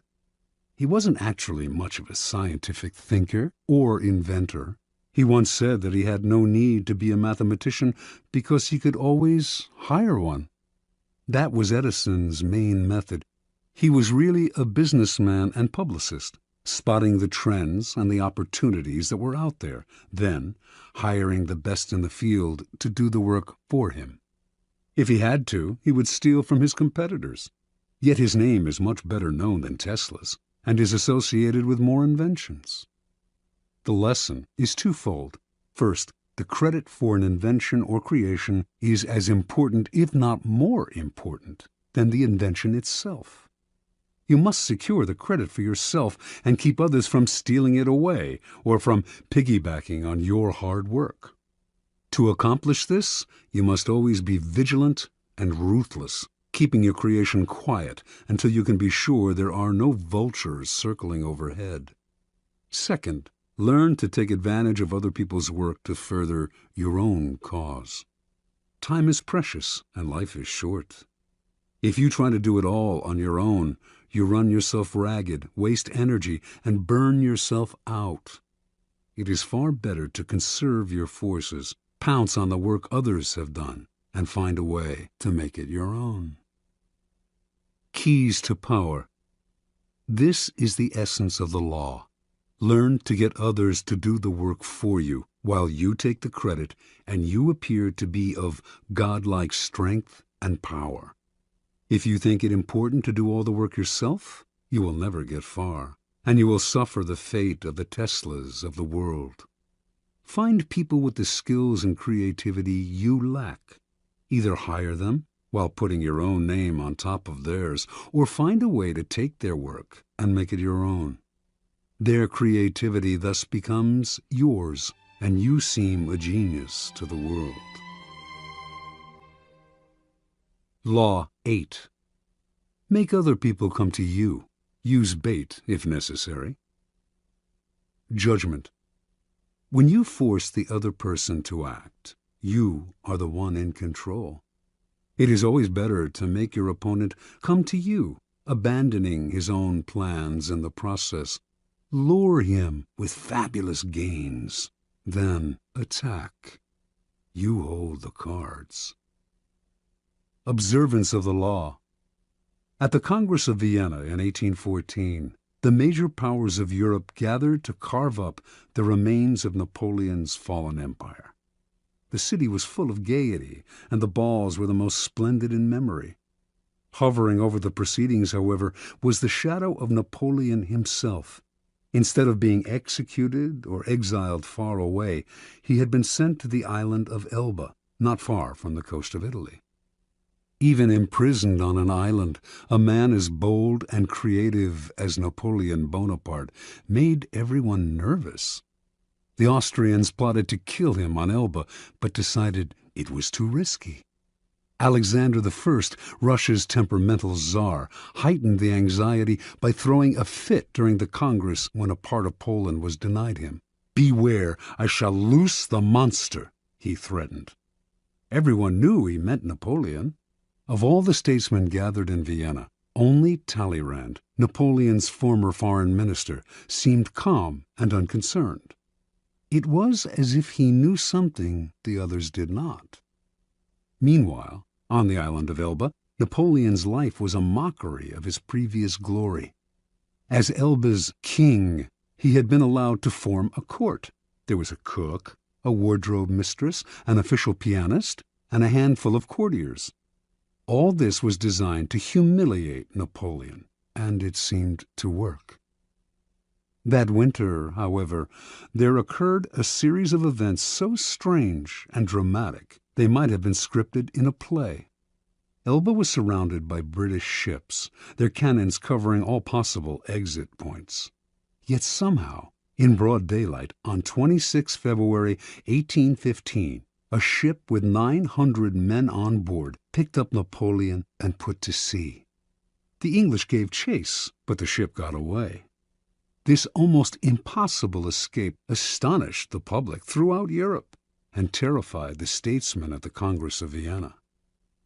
Although it would have been safer to leave Europe, Napoleon not only chose to return to France, he raised the odds by marching on Paris with a tiny army in hopes of recapturing the throne. His strategy worked. People of all classes threw themselves at his feet. An army under Marshal Ney sped from Paris to arrest him, but when the soldiers saw their beloved former leader, they changed sides. Napoleon was declared emperor again. Volunteers swelled the ranks of his new army. Delirium swept the country. In Paris, crowds went wild. The king who had replaced Napoleon fled the country. For the next 100 days, Napoleon ruled France. Soon, however, the giddiness subsided. France was bankrupt, its resources nearly exhausted, and there was little Napoleon could do about this. At the Battle of Waterloo in June of that year, he was finally defeated for good. This time, his enemies had learned their lesson. They exiled him to the barren island of St. Helena off the west coast of Africa. There he had no more hope of escape. Interpretation. Only years later did the facts of Napoleon's dramatic escape from Elba come to light. Before he decided to attempt this bold move, visitors to his court had told him that he was more popular in France than ever, and that the country would embrace him again. One of these visitors was Austria's General Kohler, who convinced Napoleon that if he escaped, the European powers, England included, would welcome him back into power. Napoleon was tipped off that the English would let him go, and indeed his escape occurred in the middle of the afternoon, in full view of English spyglasses. What Napoleon did not know was that there was a man behind it all, pulling the strings, and that this man was his former minister, Talleyrand. And Talleyrand was doing all this, not to bring back the glory days, but to crush Napoleon once and for all. Considering the emperor's ambition unsettling to Europe's stability, he had turned against him long ago. When Napoleon was exiled to Elba, Talleyrand had protested. Napoleon should be sent farther away, he argued, or Europe would never have peace. But no one listened. Instead of pushing his opinion, Talleyrand bided his time. Working quietly, he eventually won over Castlereagh and Metternich, the foreign ministers of England and Austria. Together, these men baited Napoleon into escaping. Even Kohler's visit, to whisper the promise of glory in the exile's ear, was part of the plan. Like a master card player, Talleyrand figured everything out in advance. He knew Napoleon would fall into the trap he had set. He also foresaw that Napoleon would lead the country into a war which, given France's weakened condition, could only last a few months. One diplomat in Vienna, who understood that Talleyrand was behind it all, said, "He has set the house ablaze in order to save it from the plague." Keys to power. How many times has this scenario played itself out in history? An aggressive leader initiates a series of bold moves that begin by bringing him much power. Slowly, however, his power reaches a peak, and soon everything turns against him. His numerous enemies band together, trying to maintain his power. He exhausts himself going in this direction and that, and inevitably he collapses. The reason for this pattern is that the aggressive person is rarely in full control. He cannot see more than a couple of moves ahead, cannot see the consequences of this bold move or that one, because he is constantly being forced to react to the moves of his ever-growing host of enemies, and to the unforeseen consequences of his own rash actions. His aggressive energy is turned against him. In the realm of power, you must ask yourself, what is the point of chasing here and there, trying to solve problems and defeat my enemies if I never feel in control? Why am I always having to react to events instead of directing them? The answer is simple. Your idea of power is wrong. You have mistaken aggressive action for effective action. And most often, the most effective action is to stay back, keep calm, and let others be frustrated by the traps you lay for them, playing for long-term power rather than quick victory. Remember, the essence of power is the ability to keep the initiative, to get others to react to your moves, to keep your opponent and those around you on the defensive. When you make other people come to you, you suddenly become the one controlling the situation, and the one who has control has power. Two things must happen to place you in this position. You yourself must learn to master your emotions and never to be influenced by anger. Meanwhile, however, you must play on people's natural tendency to react angrily when pushed and baited. In the long run, the ability to make others come to you is a weapon far more powerful than any tool of aggression. Manipulation is a dangerous game. Once someone suspects he is being manipulated, it becomes harder and harder to control him. But when you make your opponent come to you, you create the illusion that he is controlling the situation. He does not feel the strings that pull him, just as Napoleon imagined that he himself was the master of his daring escape and return to power.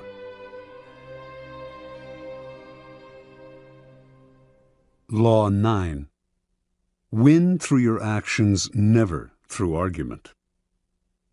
Judgment. Any momentary triumph you think you have gained through argument is really a Pyrrhic victory. The resentment and ill will you stir up is stronger and lasts longer than any momentary change of opinion. It is much more powerful to get others to agree with you through your actions without saying a word. Demonstrate, do not explicate. Observance of the law. In 1502, in Florence, Italy, an enormous block of marble stood in the works department of the Church of Santa Maria del Fiore.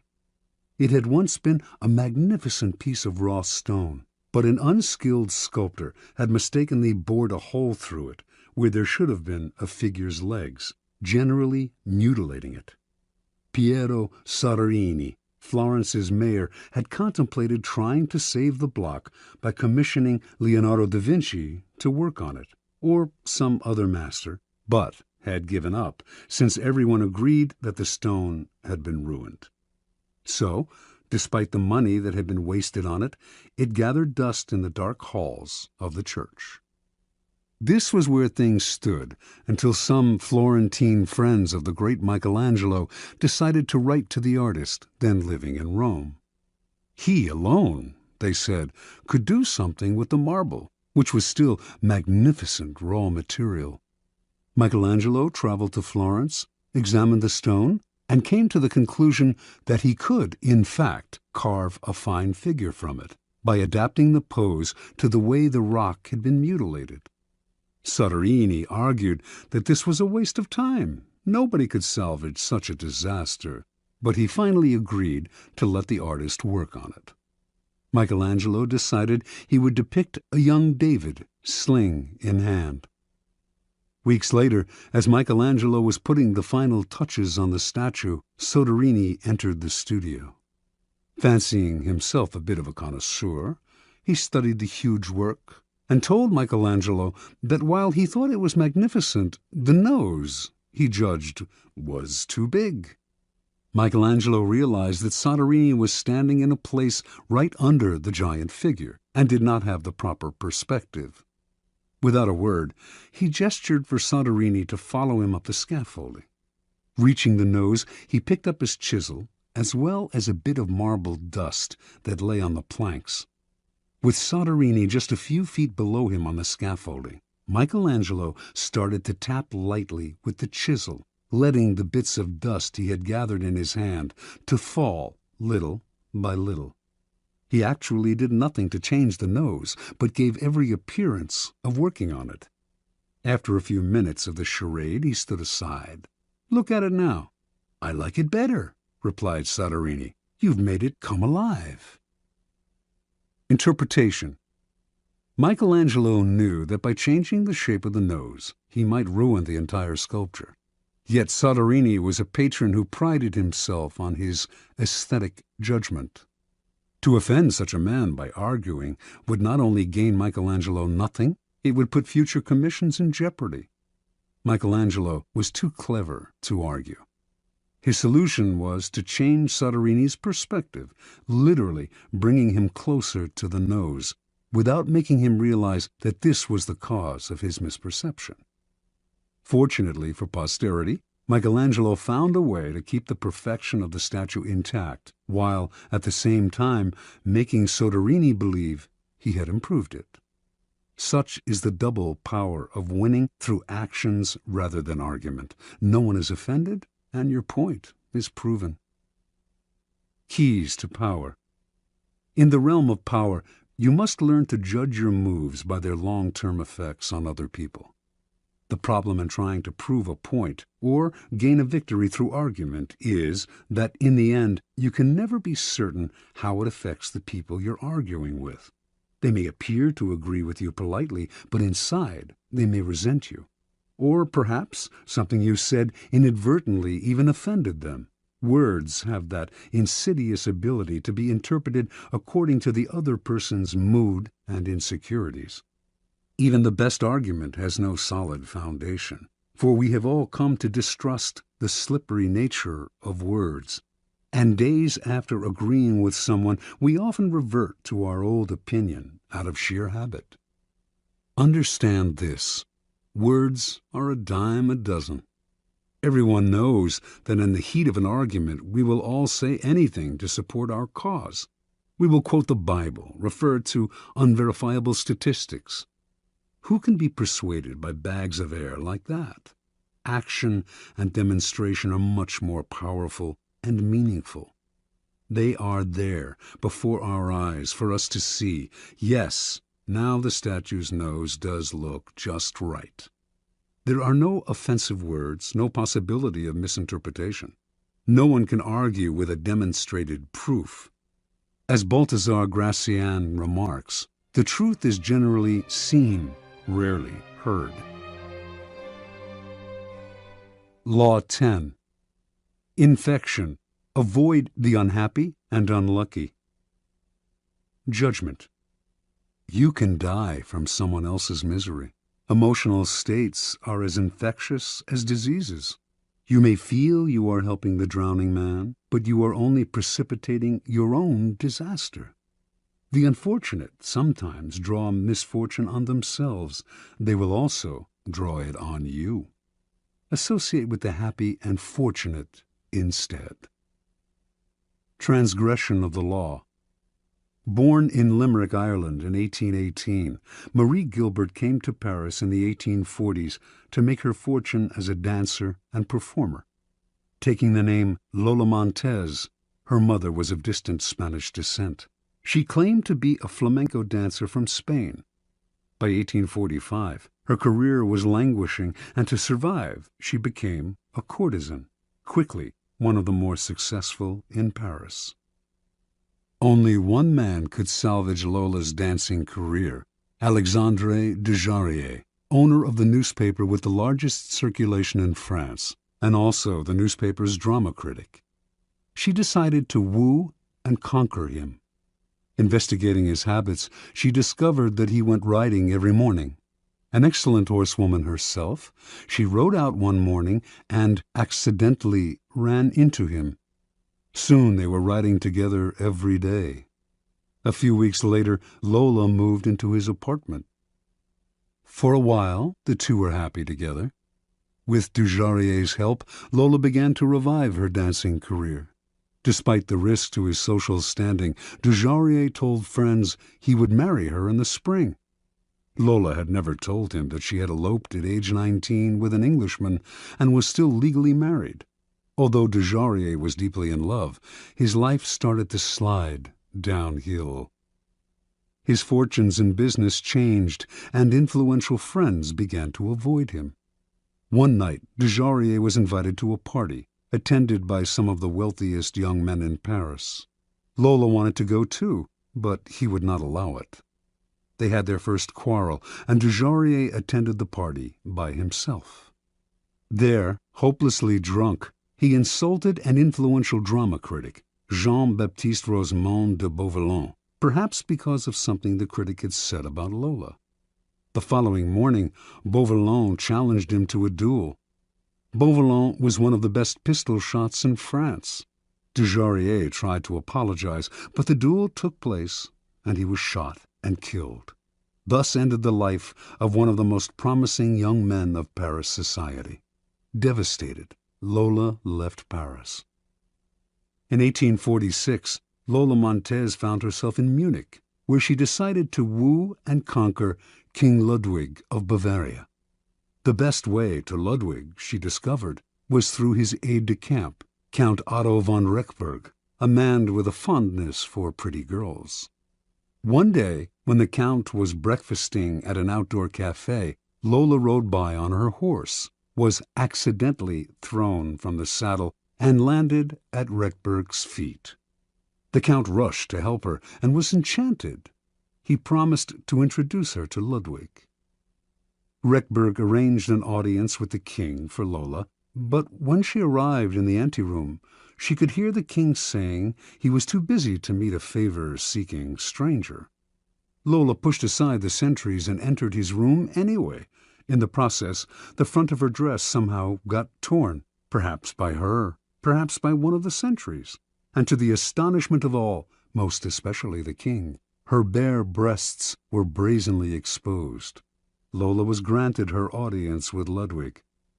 55 hours later, she made her debut on the Bavarian stage. The reviews were terrible, but that did not stop Ludwig from arranging more performances.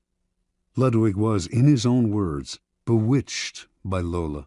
He started to appear in public with her on his arm, and then he bought and furnished an apartment for her on one of Munich's most fashionable boulevards. Although he had been known as a miser and was not given to flights of fancy, he started to shower Lola with gifts and to write poetry for her. Now his favored mistress, she catapulted to fame and fortune overnight. Lola began to lose her sense of proportion. One day, when she was out riding, an elderly man rode ahead of her, a bit too slowly for her liking. Unable to pass him, she began to slash him with her riding crop. On another occasion, she took her dog, unleashed, out for a stroll. The dog attacked a passer-by, but instead of helping the man get the dog away, she whipped him with the leash. Incidents like this infuriated the stolid citizens of Bavaria, but Ludwig stood by Lola and even had her naturalized as a Bavarian citizen. The king's entourage tried to wake him to the dangers of the affair, but those who criticized Lola were summarily fired. While Bavarians who had loved their king now outwardly disrespected him, Lola was made a countess, had a new palace built for herself, and began to dabble in politics, advising Ludwig on policy. She was the most powerful force in the kingdom. Her influence in the king's cabinet continued to grow, and she treated the other ministers with disdain. As a result, riots broke out throughout the realm. A once peaceful land was virtually in the grip of civil war, and students everywhere were chanting, "Raus mit Lola!" By February of 1848, Ludwig was finally unable to withstand the pressure. With great sadness, he ordered Lola to leave Bavaria immediately. She left, but not until she was paid off. For the next 5 weeks, the Bavarians' wrath was turned against their formerly beloved king. In March of that year, he was forced to abdicate. Lola Montez moved to England. More than anything, she needed respectability, and despite being married, she still had not arranged a divorce from the Englishman she had wed years before. She set her sights on George Trafford Heald, a promising young army officer who was the son of an influential barrister. Although he was 10 years younger than Lola and could have chosen a wife among the prettiest and wealthiest young girls of English society, Heald fell under her spell. They were married in 1849. Soon, arrested on the charge of bigamy, she skipped bail, and she and Heald made their way to Spain. They quarreled horribly, and on one occasion Lola slashed him with a knife. Finally, she drove him away. Returning to England, he found he had lost his position in the army. Ostracized from English society, he moved to Portugal, where he lived in poverty. After a few months, his short life ended in a boating accident. A few years later, the man who published Lola Montez's autobiography went bankrupt. In 1853, Lola moved to California, where she met and married a man named Pat Hull. Their relationship was as stormy as all the others, and she left Hull for another man. He took to drink and fell into a deep depression that lasted until he died 4 years later, still a relatively young man. At the age of 41, Lola gave away her clothes and finery and turned to God. She toured America lecturing on religious topics, dressed in white and wearing a halo-like white headgear. She died 2 years later, in 1861. Interpretation. Lola Montez attracted men with her wiles, but her power over them went beyond the sexual. It was through the force of her character that she kept her lovers enthralled. Men were sucked into the maelstrom she churned up around her. They felt confused, upset, but the strength of the emotions she stirred also made them feel more alive. As is often the case with infection, the problems would only arise over time. Lola's inherent instability would begin to get under her lover's skin. They would find themselves drawn into her problems, but their emotional attachment to her would make them want to help her. This was the crucial point of the disease, for Lola Montez could not be helped. Her problems were too deep. Once the lover identified with them, he was lost. He would find himself embroiled in quarrels. The infection would spread to his family and friends, or, in the case of Ludwig, to an entire nation. You could spend a lifetime studying the pathology of infecting characters, but don't waste your time. Just learn the lesson. When you suspect you are in the presence of an infector, don't argue, don't try to help, don't pass the person on to your friends, or you will become enmeshed. Flee the infector's presence or suffer the consequences. Keys to power. Those misfortunates among us who have been brought down by circumstances beyond their control deserve all the help and sympathy we can give them. But there are others who are not born to misfortune or unhappiness, but who draw it upon themselves by their destructive actions and unsettling effect on others. It would be a great thing if we could raise them up, change their patterns, but more often than not, it is their patterns that end up getting inside and changing us. The incurably unhappy and unstable have a particularly strong infecting power because their characters and emotions are so intense. They often present themselves as victims, making it difficult, at first, to see their miseries as self-inflicted. Before you realize the real nature of their problems, you have been infected by them. Understand this. In the game of power, the people you associate with are critical. The risk of associating with infectors is that you will waste valuable time and energy trying to free yourself. Through a kind of guilt by association, you will also suffer in the eyes of others. Never underestimate the dangers of infection. Law 11. Learn to keep people dependent on you. Judgment. To maintain your independence, you must always be needed and wanted. The more you are relied on, the more freedom you have. Make people depend on you for their happiness and prosperity, and you have nothing to fear. Never teach them enough so that they can do without you. Observance of the law. When Otto von Bismarck became a deputy in the Prussian Parliament in 1847, he was 32 years old and without an ally or friend. Looking around him, he decided that the side to ally himself with was not the Parliament's liberals or conservatives, not any particular minister, and certainly not the people. It was with the king, Frederick William IV. This was an odd choice, to say the least, for Frederick was at a low point of his power. A weak, indecisive man, he consistently gave in to the liberals in Parliament. In fact, he was spineless and stood for much that Bismarck disliked personally and politically. Yet Bismarck courted Frederick night and day. When other deputies attacked the king for his many inept moves, only Bismarck stood by him. Finally, it all paid off. In 1851, Bismarck was made a minister in the king's cabinet.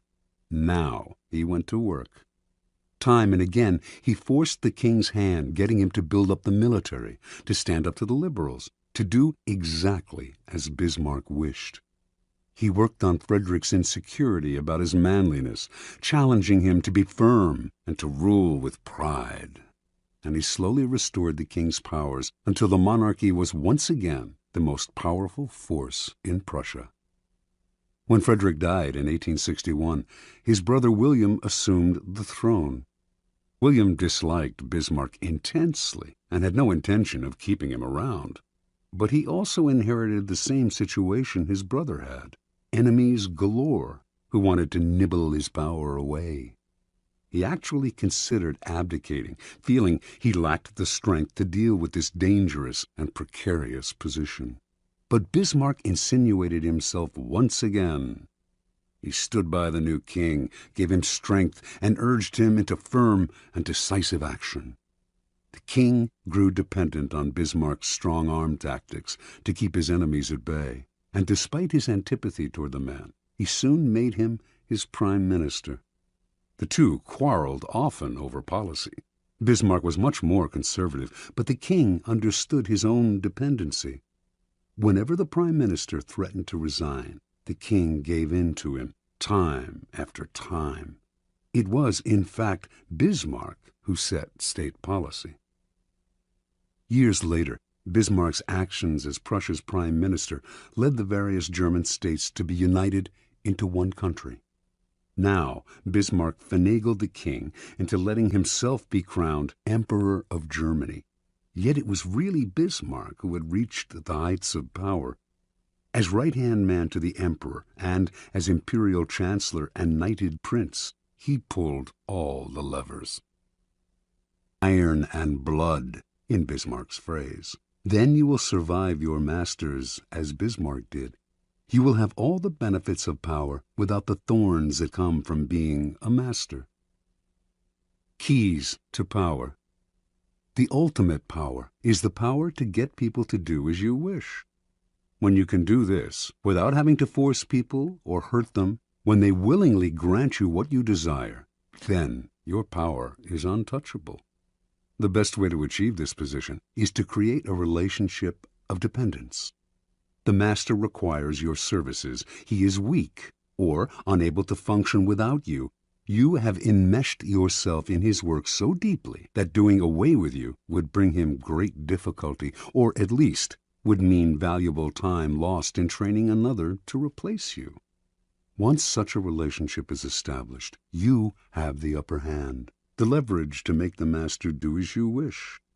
It is the classic case of the man behind the throne, the servant of the king who actually controls the king. Do not be one of the many who mistakenly believe that the ultimate form of power is independence. Power involves a relationship between people. You will always need others as allies, pawns, or even as weak masters who serve as your front. The completely independent man would live in a cabin in the woods. He would have the freedom to come and go as he pleased, but he would have no power. The best you can hope for is that others will grow so dependent on you that you enjoy a kind of reverse independence. Their need for you frees you. One last warning. Do not imagine that your master's dependence on you will make him love you. In fact, he may resent and fear you. But as Machiavelli said, it is better to be feared than loved. Fear you can control. Love? Never. Depending on an emotion as subtle and changeable as love or friendship will only make you insecure.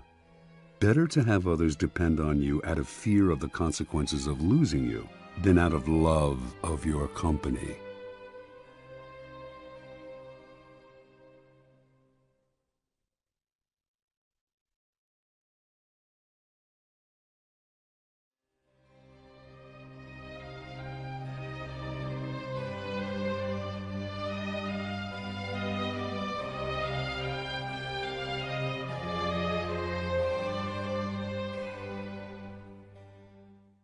Law 12. Use selective honesty and generosity to disarm your victim. Judgment. One sincere and honest move will cover over dozens of dishonest ones. Open-hearted gestures of honesty and generosity bring down the guard of even the most suspicious people. Once your selective honesty opens a hole in their armor, you can deceive and manipulate them at will. A timely gift, a Trojan horse, will serve the same purpose. Observance of the law. Sometime in 1926, a tall, dapperly dressed man paid a visit to Al Capone, the most feared gangster of his time. Speaking with an elegant continental accent, the man introduced himself as Count Victor Lustig. He promised that if Capone gave him $50,000, he could double it. Capone had more than enough funds to cover the investment, but he wasn't in the habit of entrusting large sums to total strangers. He looked the Count over. Something about the man was different, his classy style, his manner, and so Capone decided to play along. He counted out the bills personally and handed them to Lustig. "Okay, Count," said Capone. "Double it in 60 days like you said." Lustig left with the money, put it in a safe deposit box in Chicago, then headed to New York, where he had several other money-making schemes in progress. The $50,000 remained in the bank box untouched. Lustig made no effort to double it. 2 months later, he returned to Chicago, took the money from the box, and paid Capone another visit. He looked at the gangster's stony-faced bodyguards, smiled apologetically, and said, "Please accept my profound regrets, Mr. Capone. I'm sorry to report that the plan failed. I failed." Capone slowly stood up. He glowered at Lustig, debating which part of the river to throw him in, but the Count reached into his coat pocket, withdrew the $50,000, and placed it on the desk. "Here, sir, is your money, to the penny. Again, my sincere apologies. This is most embarrassing. Things didn't work out the way I thought they would. I would have loved to have doubled your money for you, and for myself. Lord knows I need it, but the plan just didn't materialize." Capone sagged back into his chair, confused. "I know you're a con man, Count," said Capone. "I knew it the moment you walked in here. I expected either $100,000 or nothing. But this, getting my money back, well—" "Again, my apologies, Mr. Capone," said Lustig, as he picked up his hat and began to leave. "My God, you're honest!" yelled Capone. "If you're on the spot, here's 5 to help you along." He counted out 5 $1,000 bills out of the $50,000. The Count seemed stunned, bowed deeply, mumbled his thanks, and left, taking the money. The $5,000 was what Lustig had been after all along. Interpretation. Count Victor Lustig, a man who spoke several languages and prided himself on his refinement and culture, was one of the great con artists of modern times. He was known for his audacity, his fearlessness, and, most important, his knowledge of human psychology. He could size up a man in minutes, discovering his weaknesses, and he had radar for suckers. Lustig knew that most men build up defenses against crooks and other troublemakers. The con artist's job is to bring those defenses down.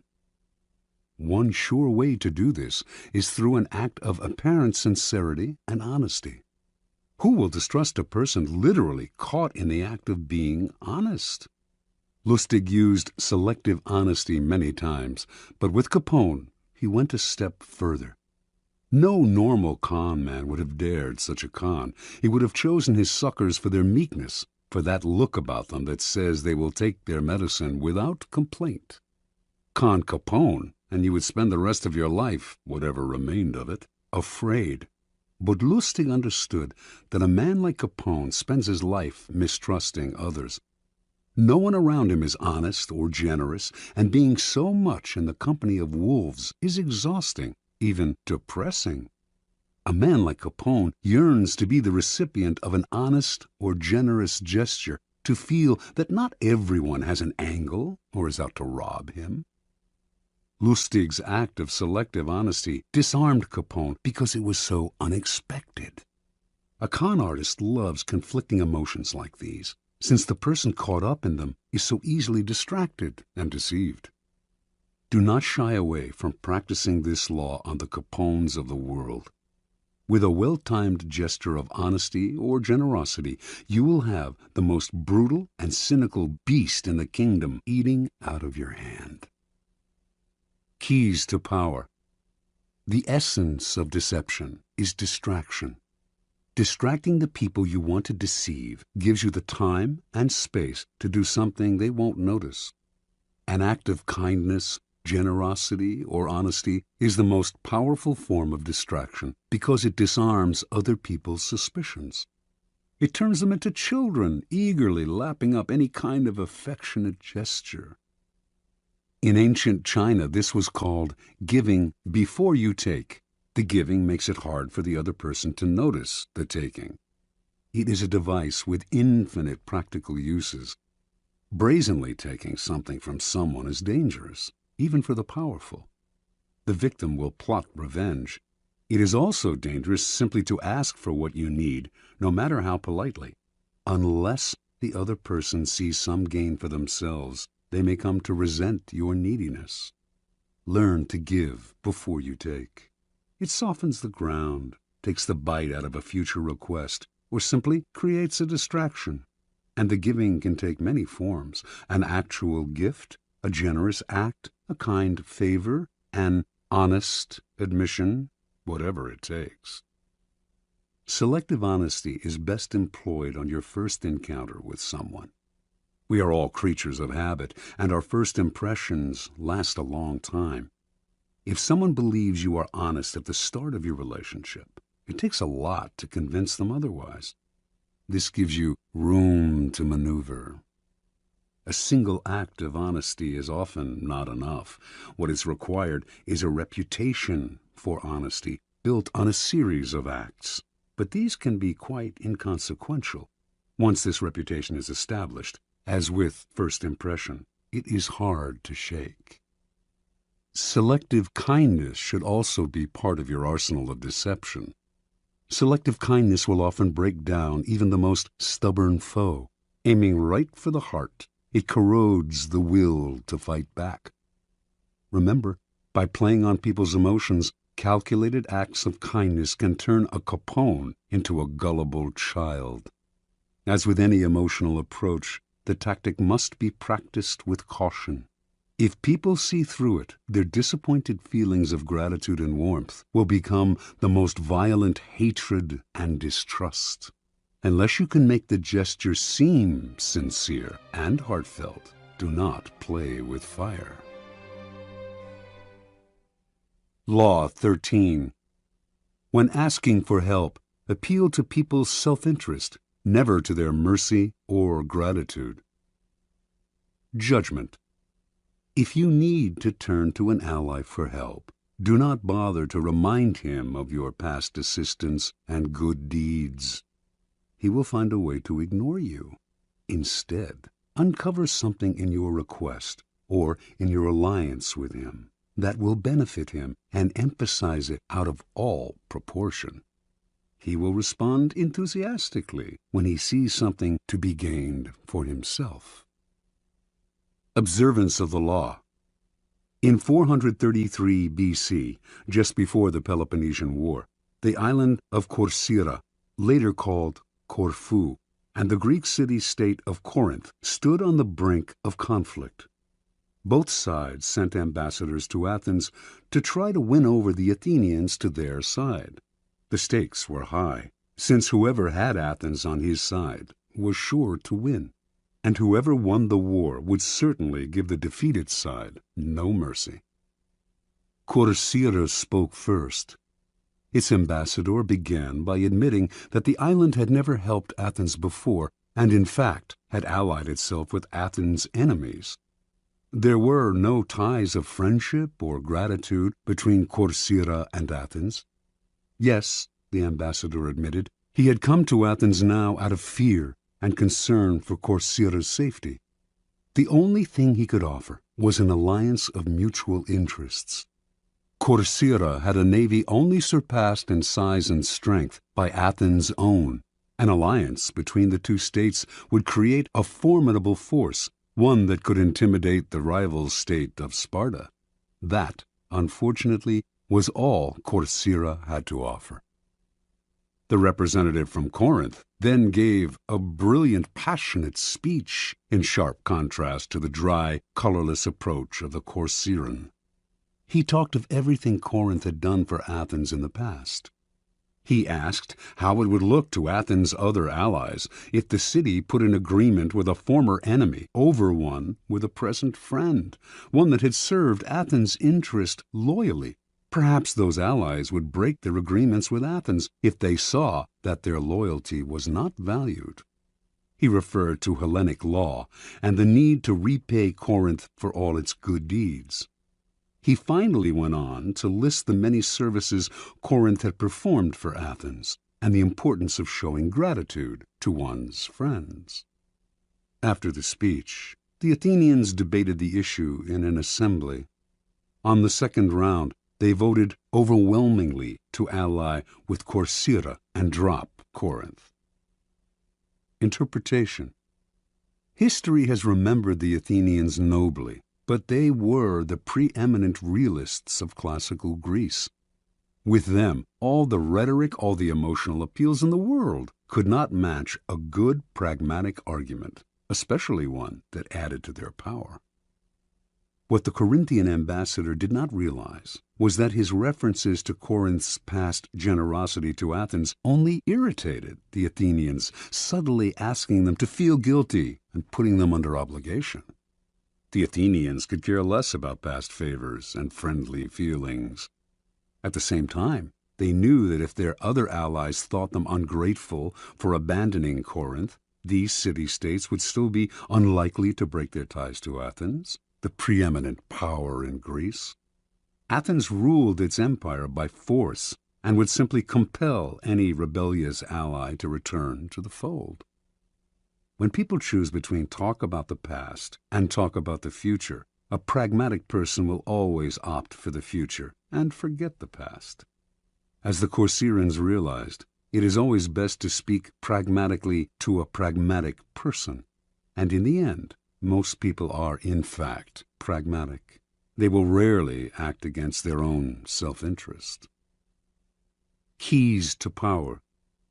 In your quest for power, you will constantly find yourself in the position of asking for help from those more powerful than you. There is an art to asking for help, an art that depends on your ability to understand the person you are dealing with and to not confuse your needs with theirs. Most people never succeed at this because they are completely trapped in their own wants and desires. They start from the assumption that the people they are appealing to have a selfless interest in helping them.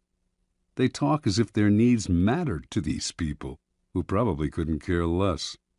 Sometimes they refer to larger issues, a great cause, or grand emotions such as love and gratitude. They go for the big picture when simple, everyday realities would have much more appeal. What they do not realize is that even the most powerful person is locked inside needs of his own, and that if you make no appeal to his self-interest, he merely sees you as desperate, or at best, a waste of time. A key step in the process is to understand the other person's psychology. Is he vain? Is he concerned about his reputation or his social standing? Does he have enemies you could help him vanquish? Is he simply motivated by money and power? When the Mongols invaded China in the 12th century, they threatened to obliterate a culture that had thrived for over 2,000 years. Their leader, Genghis Khan, saw nothing in China but a country that lacked pasturing for his horses, and he decided to destroy the place, leveling all its cities, for it would be better to exterminate the Chinese and let the grass grow. It was not a soldier, a general, or a king who saved the Chinese from devastation, but a man named Yelu Chutsai. A foreigner himself, Chutsai had come to appreciate the superiority of Chinese culture. He managed to make himself a trusted advisor to Genghis Khan, and persuaded him that he would reap riches out of the place if instead of destroying it, he simply taxed everyone who lived there. Khan saw the wisdom in this and did as Chutsai advised.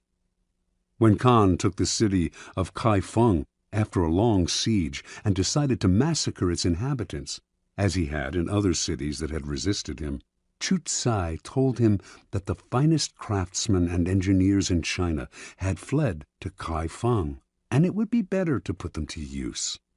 Kai Feng was spared. Never before had Genghis Khan shown such mercy, but then it really wasn't mercy that saved Kai Feng. Chu Tsai knew Khan well. He was a barbaric peasant who cared nothing for culture, or indeed for anything other than warfare and practical results. Chu Tsai chose to appeal to the only emotion that would work on such a man: greed.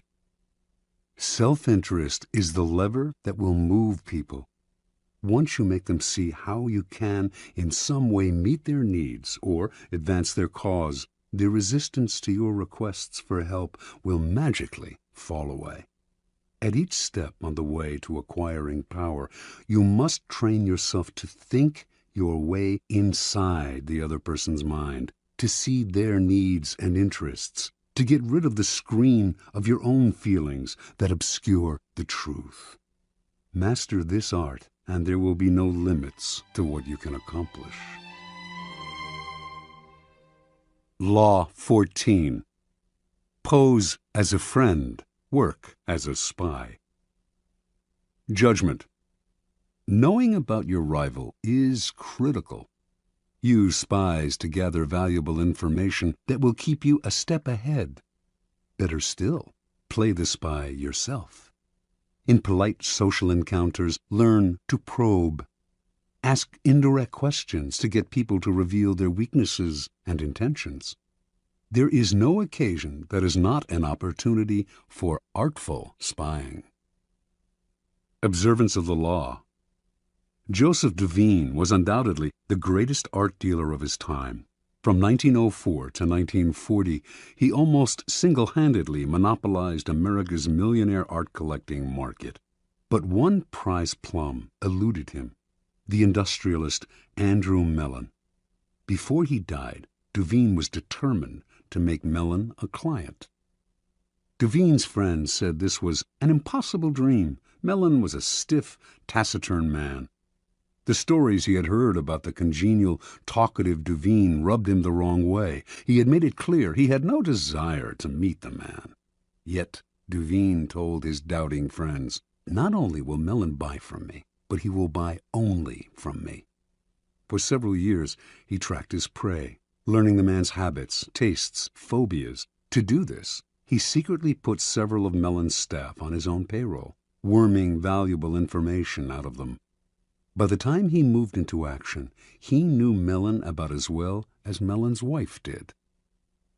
In 1921, Mellon was visiting London and staying in a palatial suite on the third floor of Claridge's Hotel. Devine booked himself into the suite just below Mellon's on the second floor.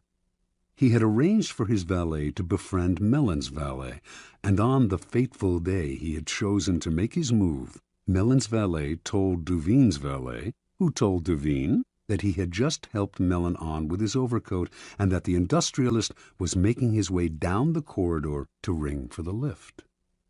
Devine's valet hurriedly helped Devine with his own overcoat. Seconds later, Devine entered the lift, and lo and behold, there was Mellon. "How do you do, Mr. Mellon?" said Devine, introducing himself. "I am on my way to the National Gallery to look at some pictures." How uncanny! That was precisely where Mellon was headed. And so Devine was able to accompany his prey to the one location that would ensure his success. He knew Mellon's taste, inside and out, and while the two men wandered through the museum, he dazzled the magnate with his knowledge. Once again, quite uncannily, they seemed to have remarkably similar tastes. Mellon was pleasantly surprised. This wasn't the Devine he had expected. The man was charming and agreeable, and clearly had exquisite taste. When they returned to New York, Mellon visited Devine's exclusive gallery and fell in love with the collection. Everything, surprisingly enough, seemed to be precisely the kind of work he wanted to collect. For the rest of his life, he was Devine's best and most generous client. Interpretation. A man as ambitious and competitive as Joseph Devine left nothing to chance.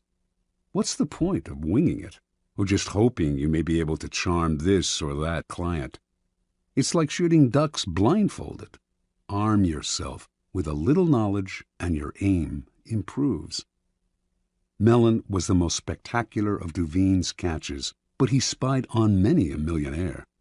By secretly putting members of his clients' household staffs on his own payroll, he would gain constant access to valuable information about their master's comings and goings, changes in taste, and other such tidbits of information that would put him a step ahead. A rival of Devine's, who wanted to make Henry Frick a client, noticed that whenever he visited this wealthy New Yorker, Devine was there before him, as if he had a sixth sense. To other dealers, Devine seemed to be everywhere, and to know everything before they did. His powers discouraged and disheartened them, until many simply gave up going after the wealthy clients who could make a dealer rich. Such is the power of artful spying. It makes you seem all-powerful, clairvoyant. Your knowledge of your mark can also make you seem charming. So well can you anticipate their desires. No one sees the source of your power, and what they cannot see, they cannot fight. Keys to power. In the realm of power, your goal is a degree of control over future events. Part of the problem you face, then, is that people won't tell you all their thoughts, emotions, and plans. Carefully controlling what they say, they keep the most critical parts of their character hidden, their weaknesses, ulterior motives, obsessions. The result is that you cannot predict their moves and are constantly in the dark. The trick is to find a way to probe them, to find out their secrets and hidden intentions without letting them know what you are up to. This is not as difficult as you might think. A friendly front will let you secretly gather information on friends and enemies alike. Let others consult the horoscope or read tarot cards. You have more concrete means of seeing into the future. The most common way of spying is to use other people, as Devine did. The method is simple, powerful, but risky. You will certainly gather information, but you have little control over the people who are doing the work. Perhaps they will ineptly reveal your spying, or even secretly turn against you. It is far better to be the spy yourself, to pose as a friend while secretly gathering information. During social gatherings and innocuous encounters, pay attention. This is when people's guards are down. By suppressing your own personality, you can make them reveal things. The brilliance of the maneuver is that they will mistake your interest in them for friendship, so that you not only learn, you make allies. Nevertheless, you should practice this tactic with caution and care. If people begin to suspect you are worming secrets out of them under the cover of conversation, they will strictly avoid you.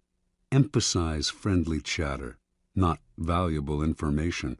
Your search for gems of information cannot be too obvious, or your probing questions will reveal more about yourself and your intentions than about the information you hope to find. A trick to try in spying comes from La Rochefoucauld, who wrote, "Sincerity is found in very few men, and is often the cleverest of ruses. One is sincere in order to draw out the confidence and secrets of the other. By pretending to bare your heart to another person, in other words, you make them more likely to reveal their own secrets. Give them a false confession, and they will give you a real one." Another trick was identified by the philosopher Arthur Schopenhauer, who suggested vehemently contradicting people you're in conversation with as a way of irritating them, stirring them up so that they lose some of the control over their words. In their emotional reaction, they will reveal all kinds of truths about themselves, truths you can later use against them. Another method of indirect spying is to test people, to lay little traps that make them reveal things about themselves. Chosroes II, a notoriously clever 7th century king of the Persians, had many ways of seeing through his subjects without raising suspicion. If he noticed, for instance, that 2 of his courtiers had become particularly friendly, he would call one of them aside and say he had information that the other was a traitor and would soon be killed. The king would tell the courtier he trusted him more than anyone and that he must keep this information secret. Then he would watch the 2 men carefully. If he saw that the second courtier had not changed in his behavior toward the king, he would conclude that the first courtier had kept the secret, and he would quickly promote the man, later taking him aside to confess, "I meant to kill your friend because of certain information that had reached me, but when I investigated the matter, I found it was untrue." If, on the other hand, the second courtier started to avoid the king, acting aloof and tense, Khosroes would know that the secret had been revealed. He would ban the second courtier from his court, letting him know that the whole business had only been a test, but that even though the man had done nothing wrong, he could no longer trust him. The first courtier, however, had revealed the secret, and him Khosroes would ban from his entire kingdom. It may seem an odd form of spying that reveals not empirical information, but a person's character.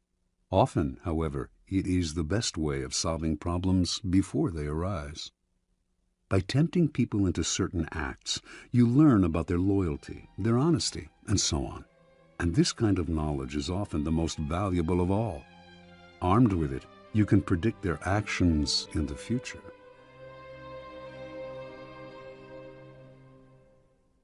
Law 15. Crush your enemy totally. Judgment. All great leaders since Moses have known that a feared enemy must be crushed completely. Sometimes they have learned this the hard way. If one ember is left alight, no matter how dimly it smolders, a fire will eventually break out. More is lost through stopping halfway than through total annihilation. The enemy will recover and will seek revenge. Crush him, not only in body, but in spirit. Transgression of the law. No rivalry between leaders is more celebrated in Chinese history than the struggle between Xiang Yu and Liu Bang. These 2 generals began their careers as friends, fighting on the same side. Xiang Yu came from the nobility, large and powerful, given to bouts of violence and temper, a bit dull-witted. He was yet a mighty warrior who always fought at the head of his troops. Liu Bang came from peasant stock. He had never been much of a soldier and preferred women and wine to fighting. In fact, he was something of a scoundrel, but he was wily, and he had the ability to recognize the best strategists, keeping them as his advisers, and listen to their advice. He had risen in the army through these strengths. In 208 B.C., the king of Chu sent 2 massive armies to conquer the powerful kingdom of Qin. One army went north, under the generalship of Sung Yi, with Xiang Yu second in command. The other, led by Liu Bang, headed straight toward Qin. The target was the kingdom's splendid capital, Xianyang, and Xiang Yu, ever violent and impatient, could not stand the idea that Liu Bang would get to Xianyang first and perhaps would assume command of the entire army. At one point on the northern front, Xiang's commander, Sung Yi, hesitated in sending his troops into battle. Furious, Xiang entered Sung Yi's tent, proclaimed him a traitor, cut off his head, and assumed sole command of the army. Without waiting for orders, he left the northern front and marched directly on Xianyang. He felt certain he was the better soldier and general than Liu, but, to his utter astonishment, his rival, leading a smaller, swifter army, managed to reach Xianyang first. Xiang had an advisor, Fan Tseng, who warned him, this village headman, Liu Bang, used to be greedy only for riches and women, but since entering the capital, he has not been led astray by wealth, wine, or sex. That shows he is aiming high. Fan Sang urged Xiang to kill his rival before it was too late. He told the general to invite the wily peasant to a banquet at their camp outside Xianyang, and, in the midst of a celebratory sword dance, to have his head cut off. The invitation was sent. Liu fell for the trap and came to the banquet. But Xiang hesitated in ordering the sword dance, and by the time he gave the signal, Liu had sensed a trap and managed to escape. "Bah!" cried Fan Sang in disgust, seeing that Xiang had botched the plot. "One cannot plan with a simpleton. Liu Bang will steal your empire yet and make us all his prisoners." Realizing his mistake, Xiang hurriedly marched on Xianyang, this time determined to hack off his rival's head. Liu was never one to fight when the odds were against him, and he abandoned the city. Xiang captured Xianyang, murdered the young prince of Qin, and burned the city to the ground. Liu was now Xiang's bitter enemy, and he pursued him for many months, finally cornering him in a walled city. Lacking food, his army in disarray, Liu sued for peace. Again, Fan Sang warned Xiang, "Crush him now. If you let him go again, you will be sorry later." But Xiang decided to be merciful. He wanted to bring Liu back to Chu alive, and to force his former friend to acknowledge him as master. But Fan proved right. Liu managed to use the negotiations for surrender as a distraction, and he escaped with a small army. Xiang, amazed that he had yet again let his rival slip away, once more set out after Liu, this time with such ferocity that he seemed to have lost his mind. A few weeks later, in the thick of the hunt, Xiang scattered his forces unwisely, and in a surprise attack, Liu was able to surround his main garrison. For the first time, the tables were turned. Now it was Xiang who sued for peace. Liu's top advisor urged him to destroy Xiang, crush his army, show no mercy. Making a false treaty, he lured Xiang into relaxing his defense, then slaughtered almost all of his army. Xiang managed to escape. Alone and on foot, knowing that Liu had put a bounty on his head, he came upon a small group of his own retreating soldiers and cried out, "I hear Liu Bang has offered 1,000 pieces of gold and a fief of 10,000 families for my head. Let me do you a favor." Then he slit his own throat and died. Interpretation. This is the fate that faces all of us when we sympathize with our enemies, when pity or the hope of reconciliation makes us pull back from doing away with them. We only strengthen their fear and hatred of us. We have beaten them and they are humiliated, yet we nurture these resentful vipers who will one day kill us. Power cannot be dealt with this way. It must be exterminated, crushed, and denied the chance to return to haunt us. This is all the truer with a former friend who has become an enemy. The law governing fatal antagonisms reads, "Reconciliation is out of the question. Only one side can win, and it must win totally." Liu Bang learned this lesson well. After defeating Xiang Yu, this son of a farmer went on to become supreme commander of the armies of Chu. Crushing his next rival, the king of Chu, his own former leader, he crowned himself emperor, defeated everyone in his path, and went down in history as one of the greatest rulers of China, the immortal Han Gao Tzu, founder of the Han Dynasty. Keys to Power. It is no accident that the story illustrating this law comes from China. Chinese history abounds with examples of enemies who were left alive and returned to haunt the lenient. Crush the enemy is a key strategic tenet of Sun Tzu, the 4th century BC author of The Art of War.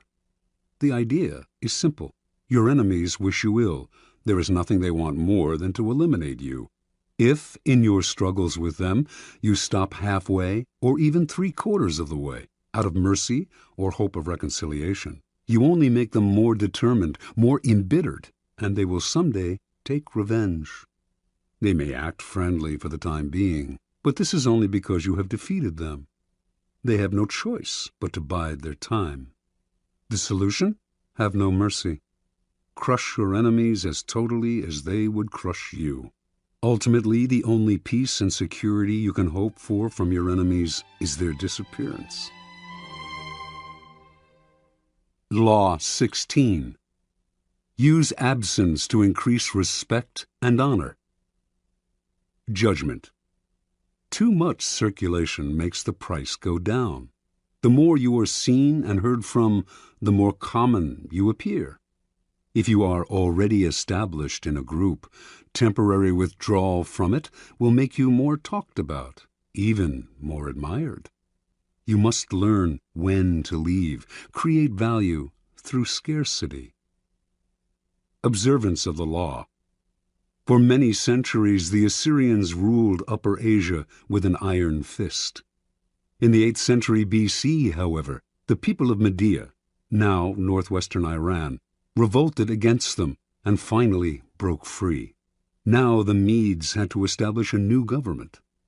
Determined to avoid any form of despotism, they refused to give ultimate power to any one man or to establish a monarchy. Without a leader, however, the country soon fell into chaos and fractured into small kingdoms with village fighting against village. In one such village lived a man named Deioces, who began to make a name for himself for fair dealing and the ability to settle disputes.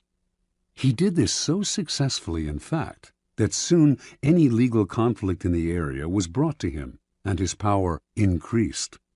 Throughout the land, the law had fallen into disrepute. The judges were corrupt, and no one entrusted their cases to the courts anymore, resorting to violence instead. When news spread of Deioces' wisdom, incorruptibility, and unshakable impartiality, Median villages far and wide turned to him to settle all manner of cases. Soon he became the sole arbiter of justice in the land. At the height of his power, Deioces suddenly decided he had had enough. He would no longer sit in the chair of judgment, would hear no more suits, settle no more disputes between brother and brother, village and village.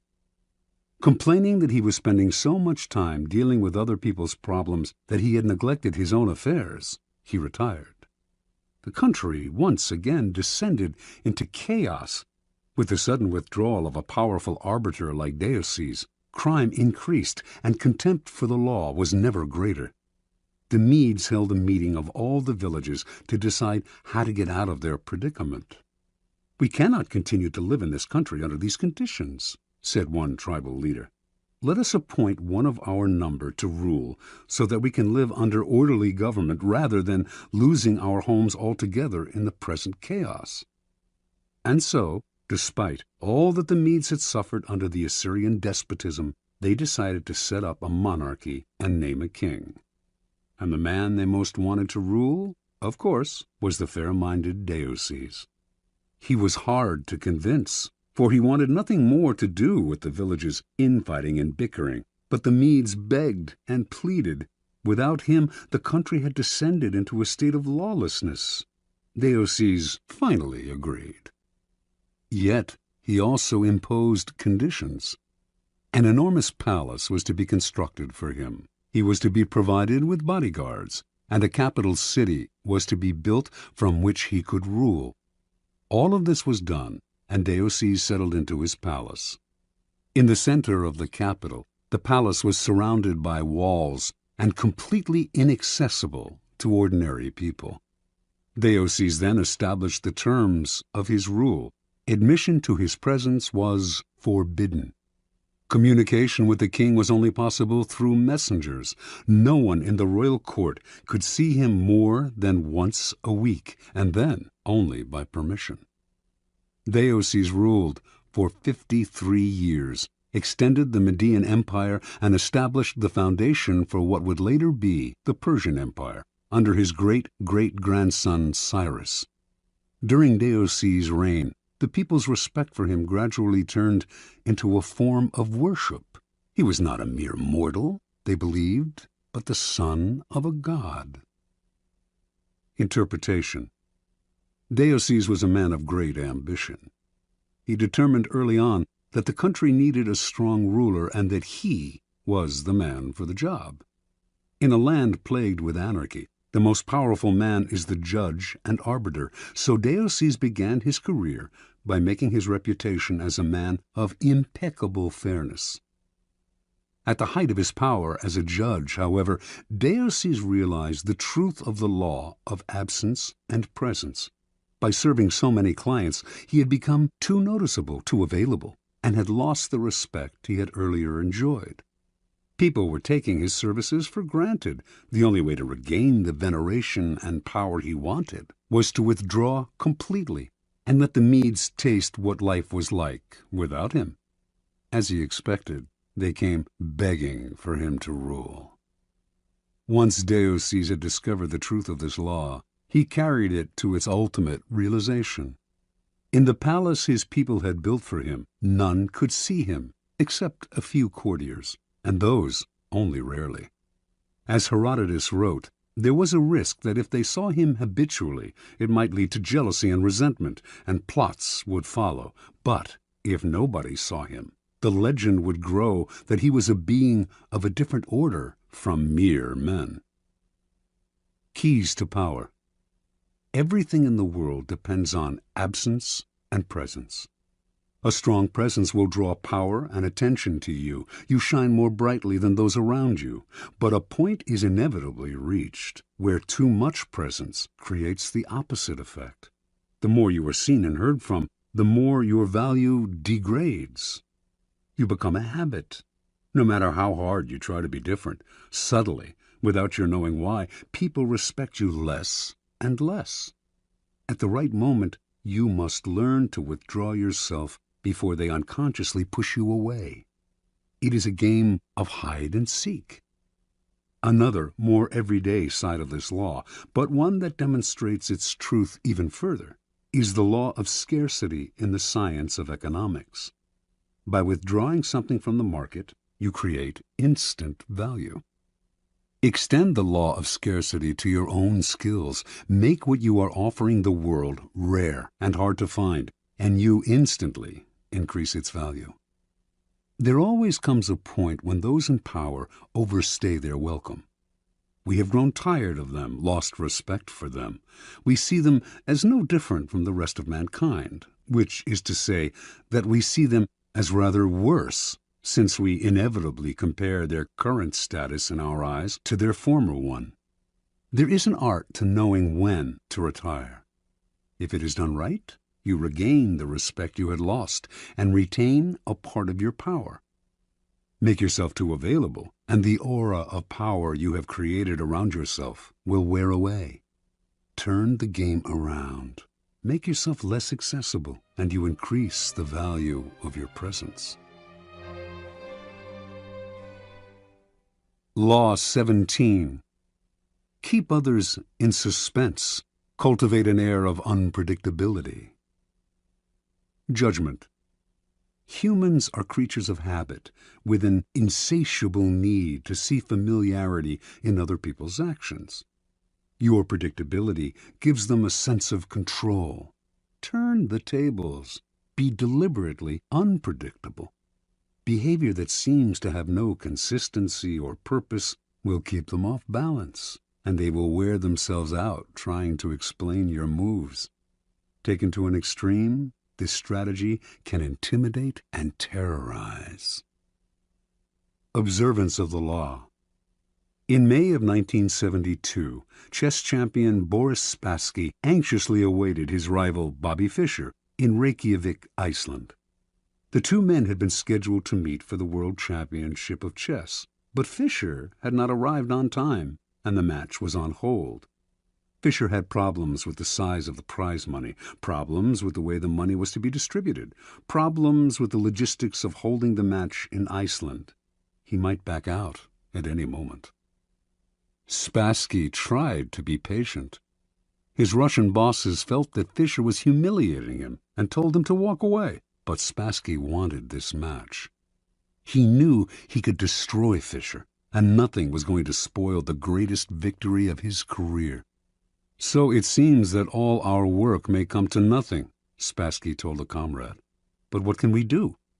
It is Bobby's move. If he comes, we play. If he does not come, we do not play. A man who is willing to commit suicide has the initiative." Fischer finally arrived in Reykjavik, but the problems and the threat of cancellation continued. He disliked the hall where the match was to be fought. He criticized the lighting. He complained about the noise of the cameras. He even hated the chairs in which he and Spassky were to sit. Now the Soviet Union took the initiative and threatened to withdraw their man. The bluff apparently worked. After all the weeks of waiting, the endless and infuriating negotiations, Fischer agreed to play. Everyone was relieved. No one more than Spassky, but on the day of the official introductions, Fischer arrived very late, and on the day when the match of the century was to begin, he was late again. This time, however, the consequences would be dire.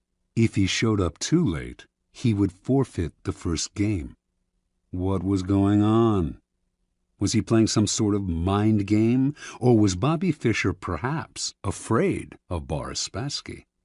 It seemed to the assembled Grand Masters and to Spassky that this young kid from Brooklyn had a terrible case of the jitters. At 5:09, Fischer showed up exactly 1 minute before the match was to be cancelled. The first game of a chess tournament is critical, since it sets the tone for the months to come. It is often a slow and quiet struggle, with the two players preparing themselves for the war and trying to read each other's strategies. This game was different. Fischer made a terrible move early on, perhaps the worst of his career, and when Spassky had him on the ropes, he seemed to give up. Yet Spassky knew that Fischer never gave up. Even when facing checkmate, he fought to the bitter end, wearing the opponent down. This time, though, he seemed resigned. Then, suddenly, he broke out a bold move that put the room in a buzz. The move shocked Spassky, but he recovered and managed to win the game. But no one could figure out what Fischer was up to. Had he lost deliberately? Or was he rattled?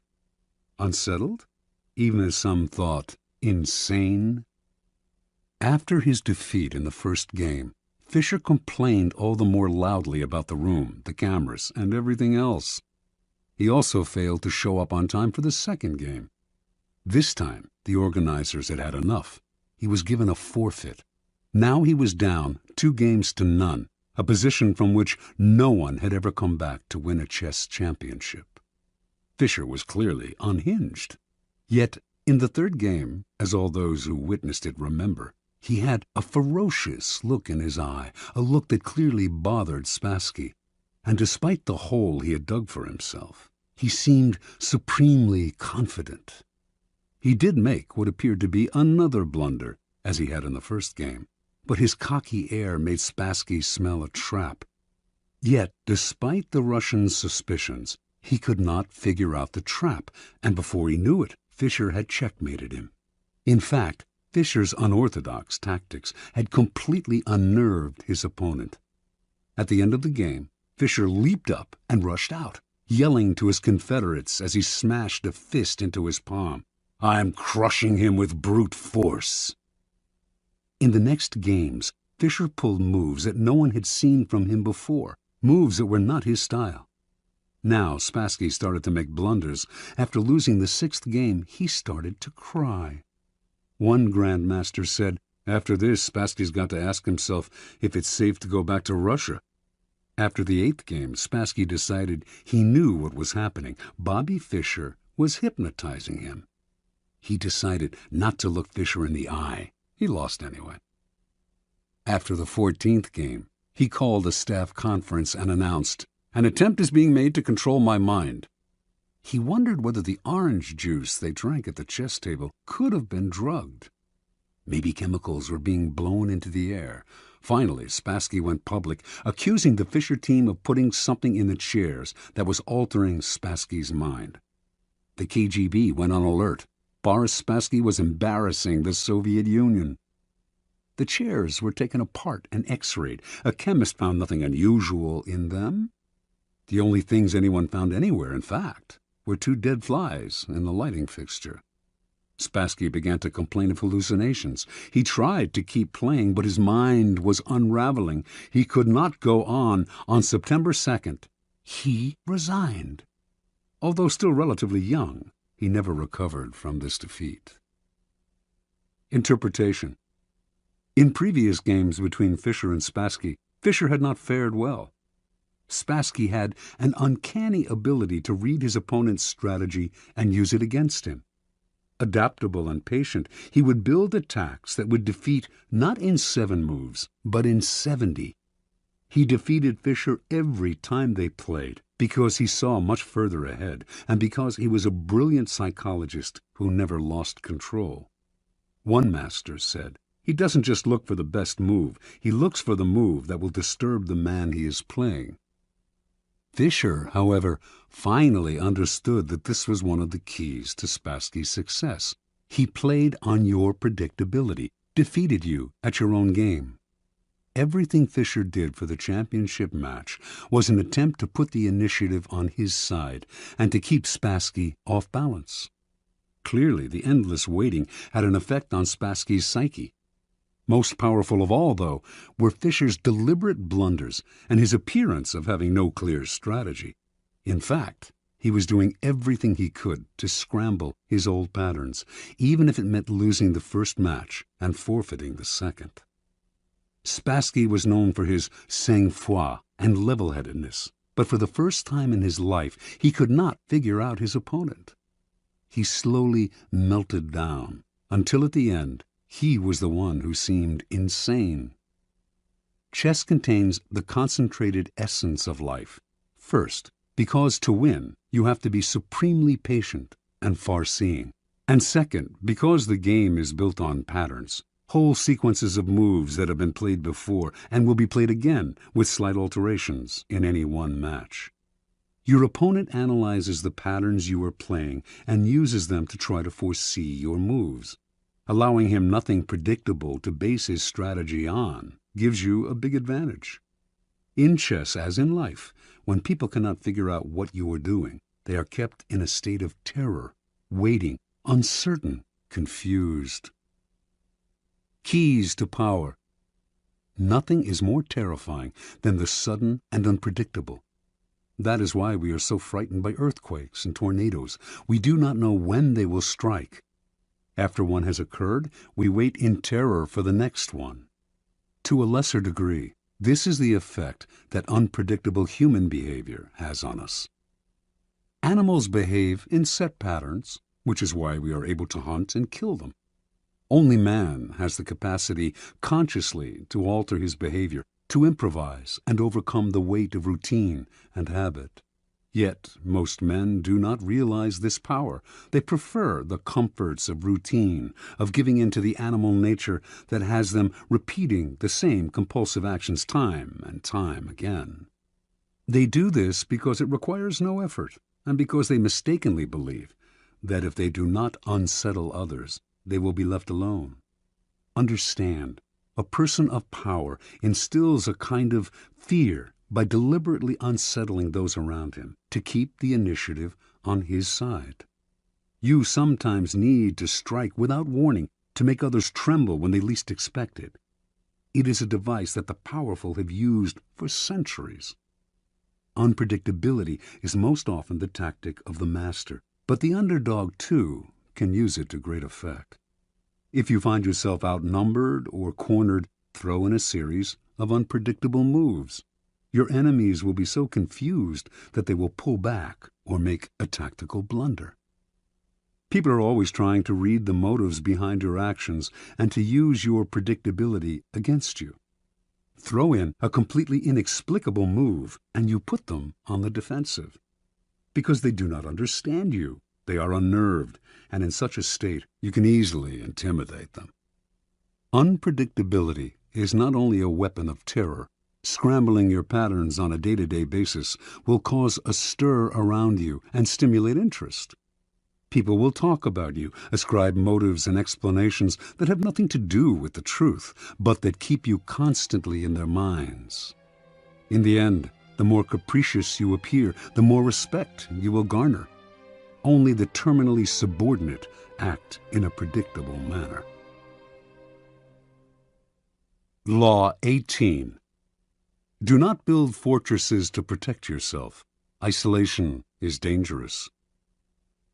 Judgment.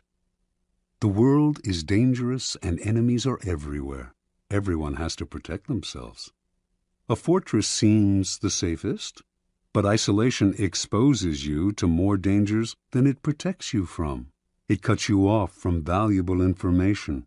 It makes you conspicuous and an easy target. Better to circulate among people, find allies, mingle. You are shielded from your enemies by the crowd. Transgression of the law. Qin Shi Huangdi, the first emperor of China in 221 to 210 BC, was the mightiest man of his day. His empire was vaster and more powerful than that of Alexander the Great. He had conquered all of the kingdoms surrounding his own kingdom of Qin and unified them into one massive realm called China. But in the last years of his life, few, if anyone, saw him. The emperor lived in the most magnificent palace built to that date, in the capital of Xianyang. The palace had 270 pavilions. All of these were connected by secret underground passageways, allowing the emperor to move through the palace without anyone seeing him. He slept in a different room every night, and anyone who inadvertently laid eyes on him was instantly beheaded. Only a handful of men knew his whereabouts, and if they revealed it to anyone, they too were put to death.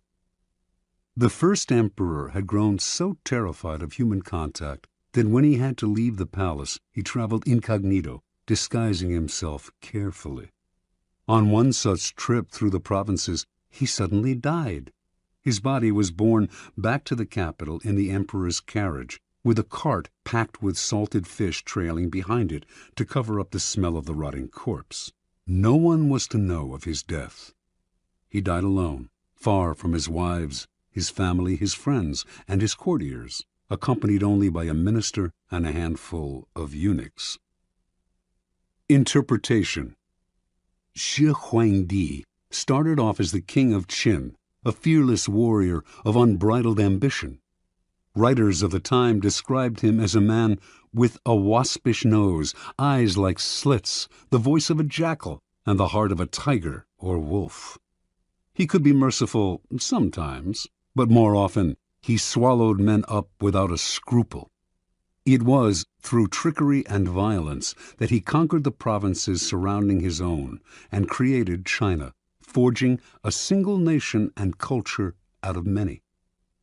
As part of this process of unification, however, the first emperor outlawed the writings and teachings of Confucius, the philosopher whose ideas on the moral life had already become virtually a religion in Chinese culture. On Shi Huangdi's order, thousands of books relating to Confucius were burned, and anyone who quoted Confucius was to be beheaded. This made many enemies for the emperor, and he grew constantly afraid, even paranoid. The executions mounted. A contemporary, the writer Han Fei Tzu, noted that Qin has been victorious for 4 generations, yet has lived in constant terror and apprehension of destruction. As the emperor withdrew deeper and deeper into the palace to protect himself, he slowly lost control of the realm. Eunuchs and ministers enacted political policies without his approval or even his knowledge. They also plotted against him. By the end, he was emperor in name only, and was so isolated that barely anyone knew he had died. He had probably been poisoned by the same scheming ministers who encouraged his isolation. That is what isolation brings. Retreat into a fortress, and you lose contact with the sources of your power. You lose your ear for what is happening around you, as well as a sense of proportion. Instead of being safer, you cut yourself off from the kind of knowledge on which your life depends. Never enclose yourself so far from the streets that you cannot hear what is happening around you, including the plots against you. Keys to power. Machiavelli makes the argument that in a strictly military sense, a fortress is invariably a mistake. It becomes a symbol of power's isolation and is an easy target for its builder's enemies. Designed to defend you, fortresses actually cut you off from help and cut into your flexibility. They may appear impregnable, but once you retire to one, everyone knows where you are, and a siege does not have to succeed to turn your fortress into a prison.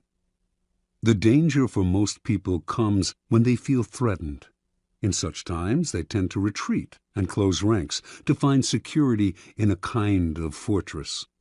In doing so, however, they come to rely for information on a smaller and smaller circle and lose perspective on events around them. They lose maneuverability and become easy targets, and their isolation makes them paranoid.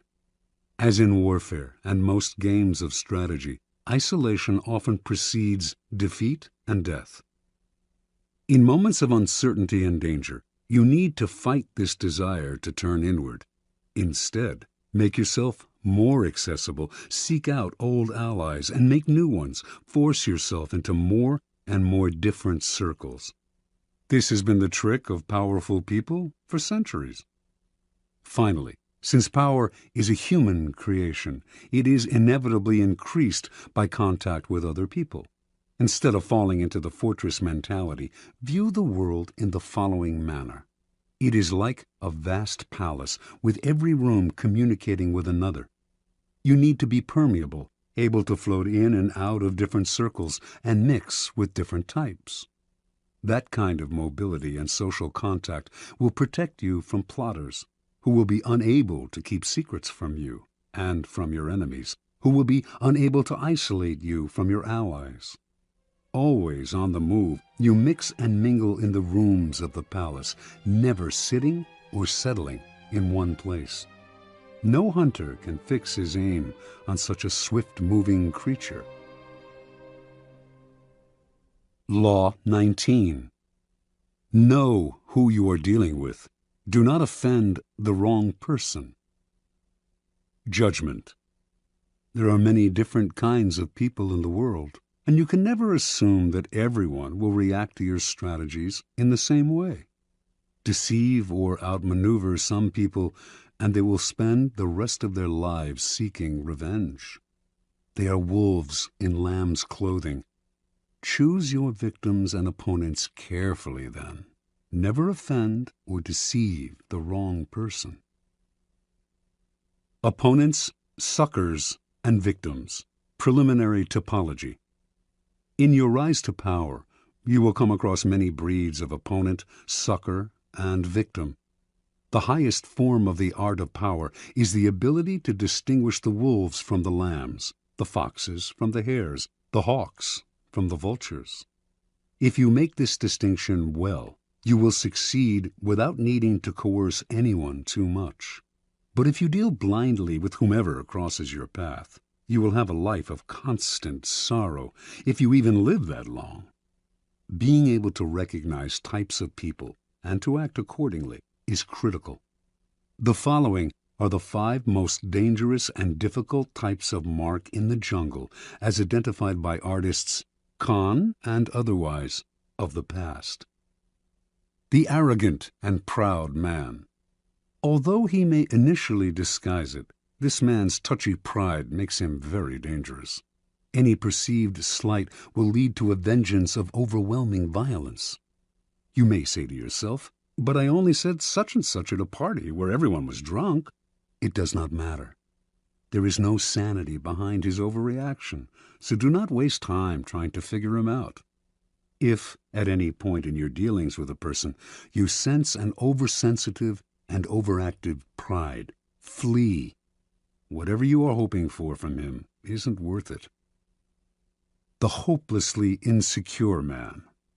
This man is related to the proud and arrogant type, but is less violent and harder to spot. His ego is fragile, his sense of self insecure, and if he feels himself deceived or attacked, the hurt will simmer.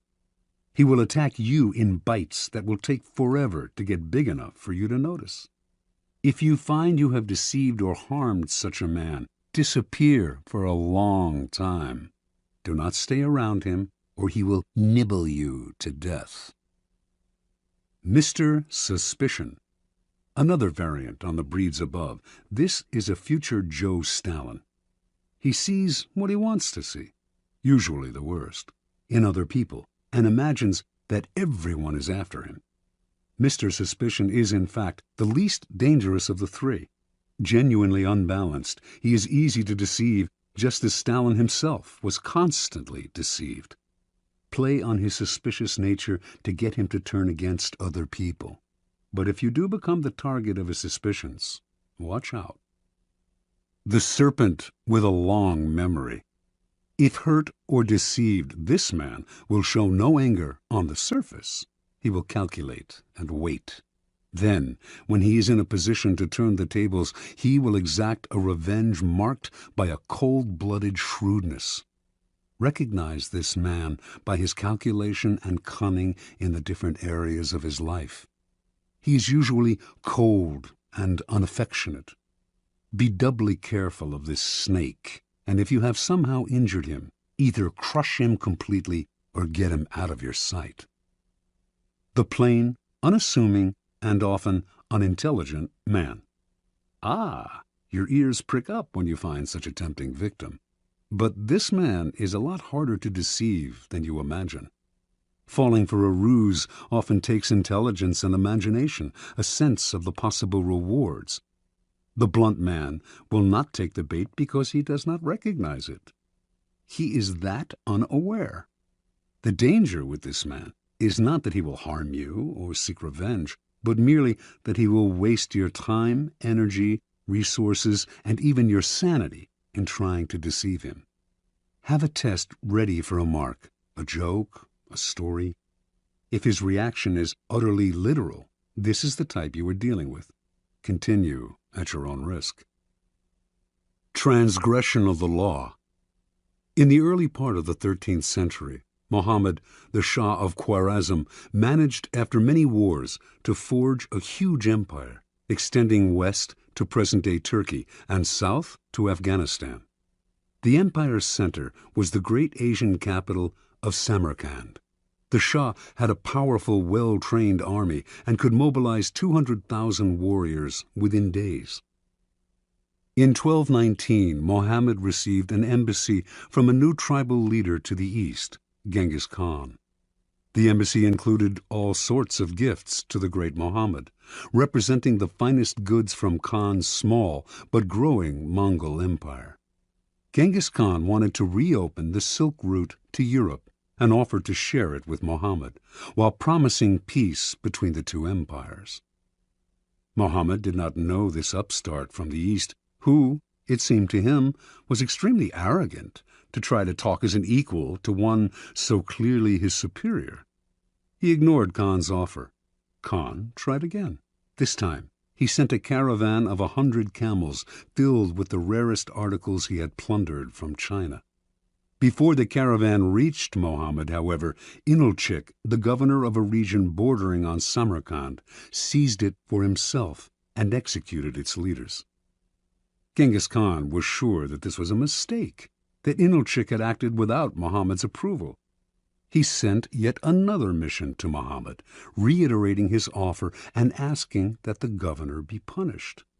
This time, Muhammad himself had one of the ambassadors beheaded and sent the other two back with shaved heads, a horrifying insult in the Mongol code of honor. Khan sent a message to the Shah.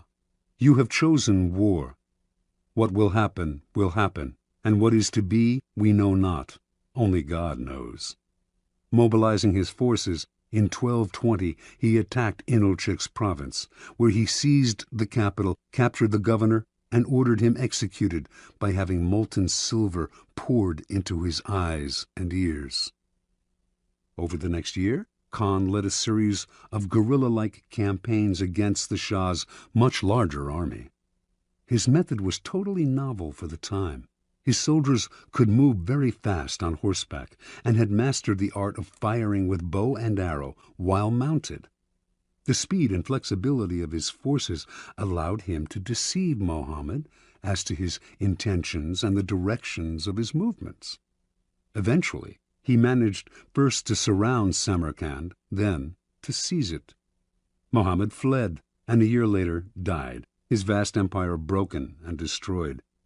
Genghis Khan was sole master of Samarkand, the Silk Route, and most of northern Asia. Interpretation.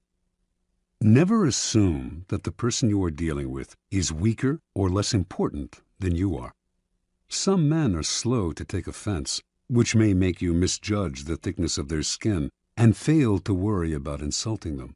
But should you offend their honor and their pride, they will overwhelm you with a violence that seems sudden and extreme given their slowness to anger. If you want to turn people down, it is best to do so politely and respectfully, even if you feel their request is impudent or their offer ridiculous. Never reject them with an insult until you know them better. You may be dealing with a Genghis Khan. Keys to power. The ability to measure people and to know who you are dealing with is the most important skill of all in gathering and conserving power. Without it, you are blind. Not only will you offend the wrong people, you will choose the wrong people to work on, and will think you are flattering people when you are actually insulting them. Before embarking on any move, take the measure of your mark or potential opponent.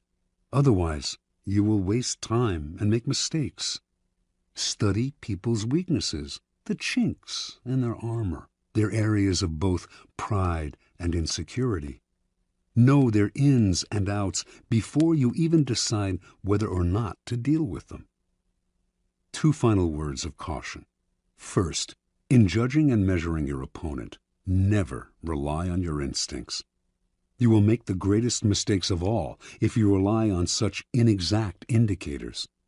Nothing can substitute for gathering concrete knowledge. Study and spy on your opponent for however long it takes. This will pay off in the long run. Second, never trust appearances. Anyone with a serpent's heart can use a show of kindness to cloak it. A person who is blustery on the outside is often really a coward. Learn to see through appearances and their contradictions. Never trust the version that people give of themselves. It is utterly unreliable.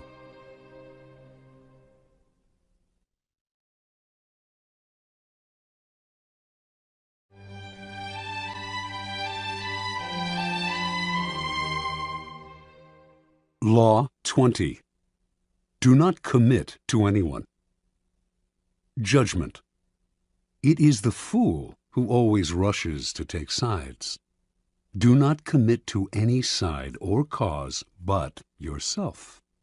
By maintaining your independence, you become the master of others, playing people against one another, making them pursue you. Part 1. Do not commit to anyone, but be courted by all. If you allow people to feel they possess you to any degree, you lose all power over them. By not committing your affections, they will only try harder to win you over. Stay aloof, and you gain the power that comes from their attention and frustrated desire. Play the virgin queen. Give them hope, but never satisfaction. Observance of the law.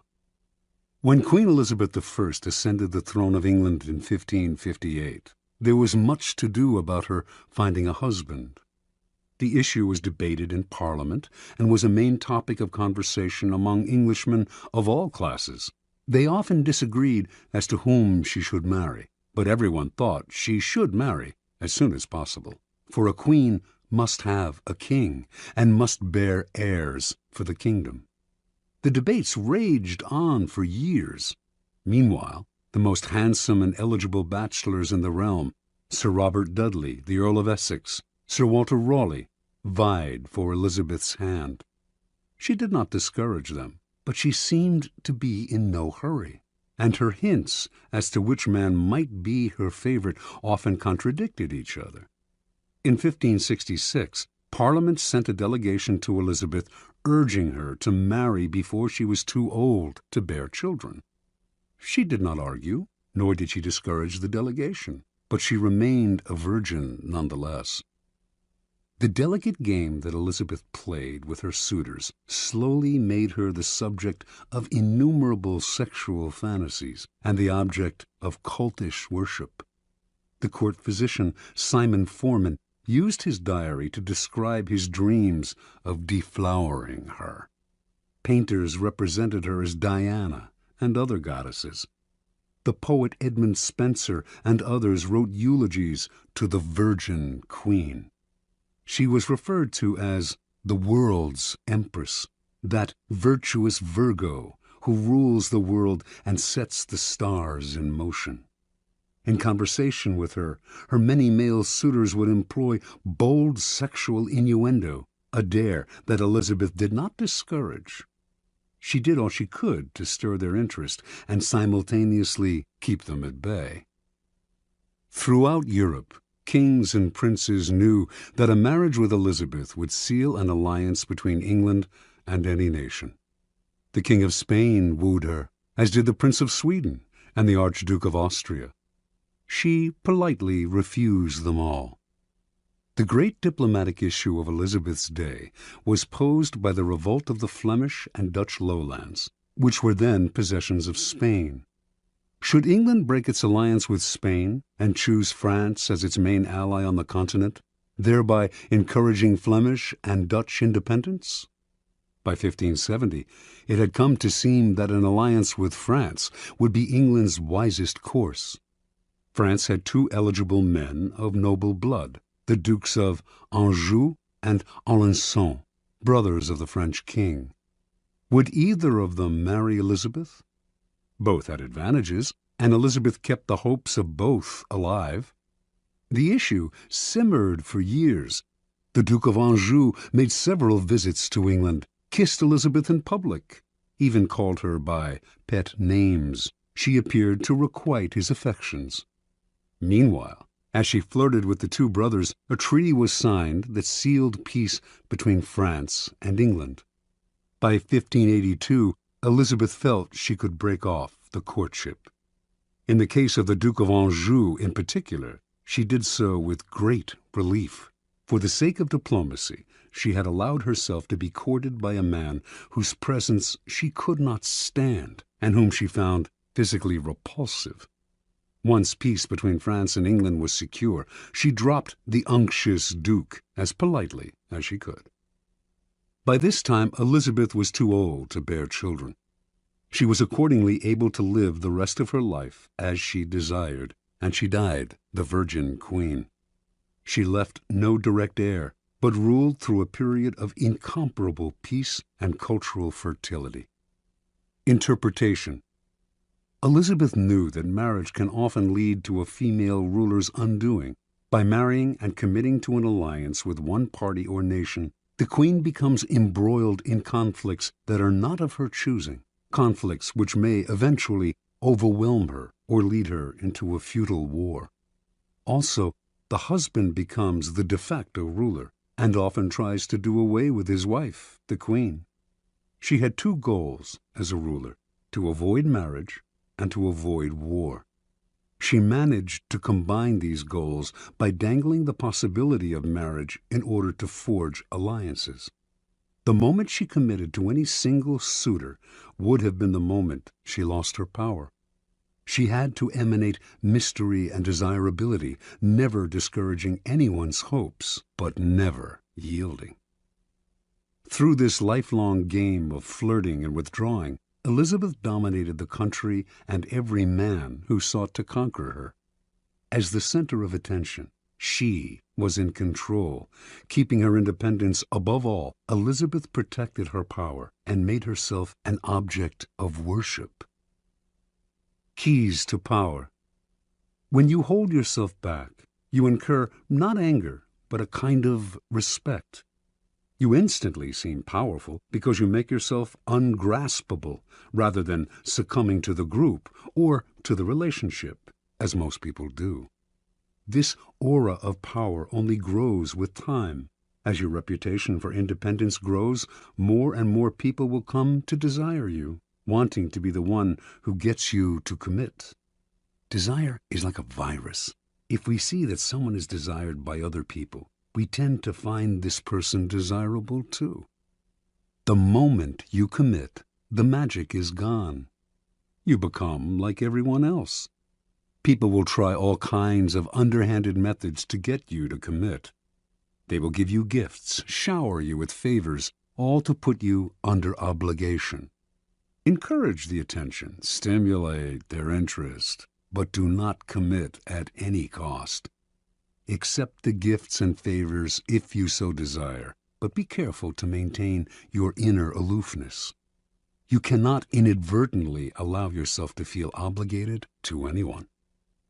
Stay aloof, and people will come to you. It will become a challenge for them to win your affections. As long as you imitate the wise virgin queen and stimulate their hopes, you will remain a magnet of attention and desire. Part 2. Do not commit to anyone. Stay above the fray. Do not let people suck you into their petty fights and squabbles. Seem supportive and interested, but find a way to remain neutral. Let others do the fighting, while you stand back, watch, and wait. When the fighting parties are good and tired, they will be ripe for the picking. You can make it a practice, in fact, to stir up quarrels between other people and then offer to mediate, gaining power as the go-between. Observance of the law. In the late 15th century, the strongest city-states in Italy, Venice, Florence, Rome, and Milan, found themselves constantly squabbling. Hovering above their struggles were the nations of France and Spain, ready to grab whatever they could from the weakened Italian powers. And trapped in the middle was the small state of Mantua, ruled by the young Duke Gianfrancesco Gonzaga. Mantua was strategically located in central Italy, and it seemed only a matter of time before one of the powers swallowed it up, and it ceased to exist as an independent kingdom. Gonzaga was a fierce warrior and a skilled commander of troops, and he became a kind of mercenary general for whatever side paid him best. In the year 1490, he married Isabella d'Este, daughter of the ruler of another small Italian kingdom, Ferrara. Since he now spent most of his time away from Mantua, it fell to Isabella to rule in his stead. Isabella's first true test as ruler came in 1498, when King Louis XII of France was preparing armies to attack Milan. In their usual perfidious fashion, the Italian states immediately looked for ways to profit from Milan's difficulties. Pope Alexander VI promised not to intervene, thereby giving the French carte blanche. The Venetians signaled that they would not help Milan either, and in exchange for this, they hoped the French would give them Mantua.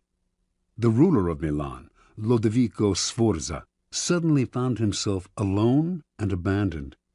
He turned to Isabella d'Este, one of his closest friends, also rumored to be his lover, and begged her to persuade Duke Gonzaga to come to his aid. Isabella tried, but her husband balked, for he saw Sforza's cause as hopeless. And so, in 1499, Louis swooped down on Milan and took it with ease. Isabella now faced a dilemma. If she stayed loyal to Lodovico, the French would now move against her. But if, instead, she allied herself with France, she would make enemies elsewhere in Italy, compromising Mantua once Louis eventually withdrew.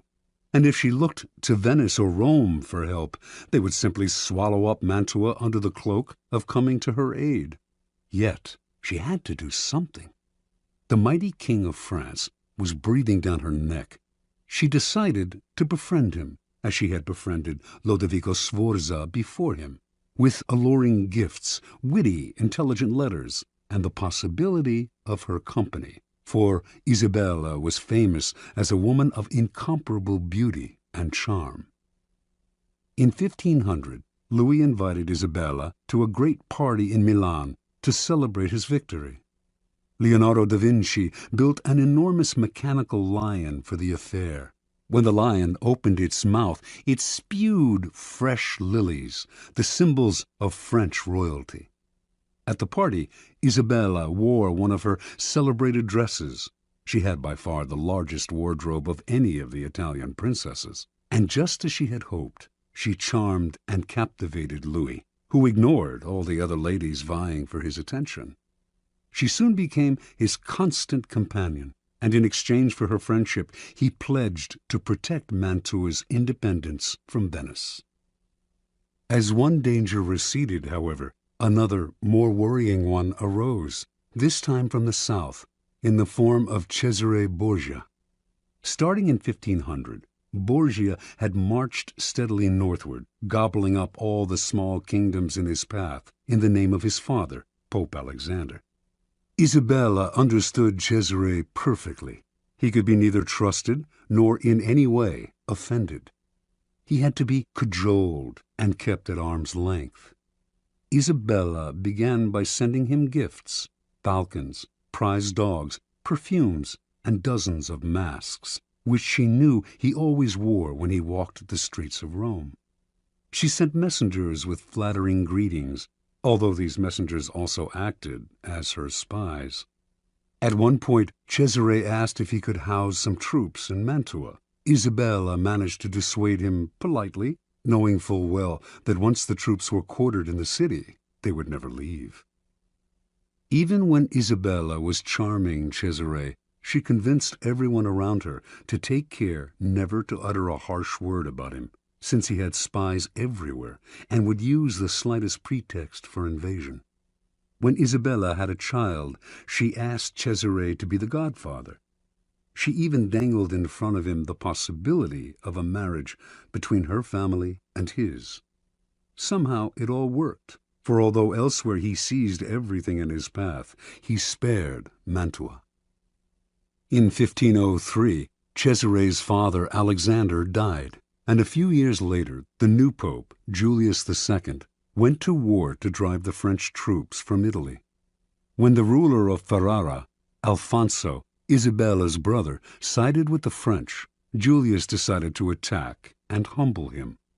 Once again, Isabella found herself in the middle, the Pope on one side, the French and her brother on the other. She dared not ally herself with either, but to offend either would be equally disastrous. Again, she played the double game at which she had become so expert. On the one hand, she got her husband Gonzaga to fight for the Pope, knowing he would not fight very hard. On the other, she let French troops pass through Mantua to come to Ferrara's aid. While she publicly complained that the French had invaded her territory, she privately supplied them with valuable information. To make the invasion plausible to Julius, she even had the French pretend to plunder Mantua. It worked once again. The Pope left Mantua alone. In 1513, after a lengthy siege, Julius defeated Ferrara, and the French troops withdrew. Worn out by the effort, the Pope died a few months later. With his death, the nightmarish cycle of battles and petty squabbles began to repeat itself. A great deal changed in Italy during Isabella's reign. Popes came and went. Cesare Borgia rose and then fell. Venice lost its empire. Milan was invaded. Florence fell into decline. And Rome was sacked by the Habsburg Emperor Charles V. Through all this, tiny Mantua not only survived, but thrived. Its court the envy of Italy. Its wealth and sovereignty would remain intact for a century after Isabella's death in 1539. Interpretation. Learn to control yourself, to restrain your natural tendency to take sides and join the fight.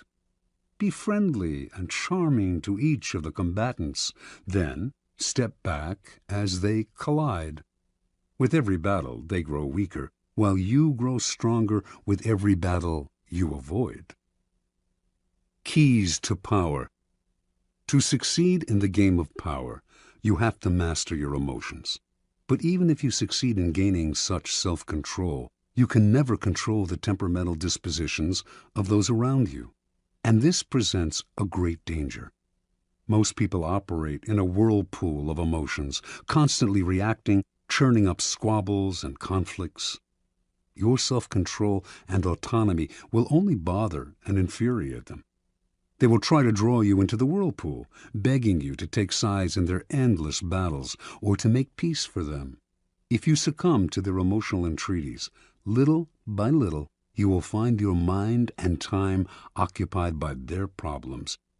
Do not allow whatever compassion and pity you possess to suck you in. You can never win in this game. The conflicts can only multiply. On the other hand, you cannot completely stand aside, for that would cause needless offense. To play the game properly, you must seem interested in other people's problems, even sometimes appear to take their side. But while you make outward gestures of support, you must maintain your inner energy and sanity by keeping your emotions disengaged. No matter how hard people try to pull you in, never let your interest in their affairs and petty squabbles go beyond the surface. Give them gifts. Listen with a sympathetic look. Even occasionally, play the charmer. But inwardly, keep both the friendly kings and the perfidious Borgias at arm's length. By refusing to commit and thus maintaining your autonomy, you retain the initiative.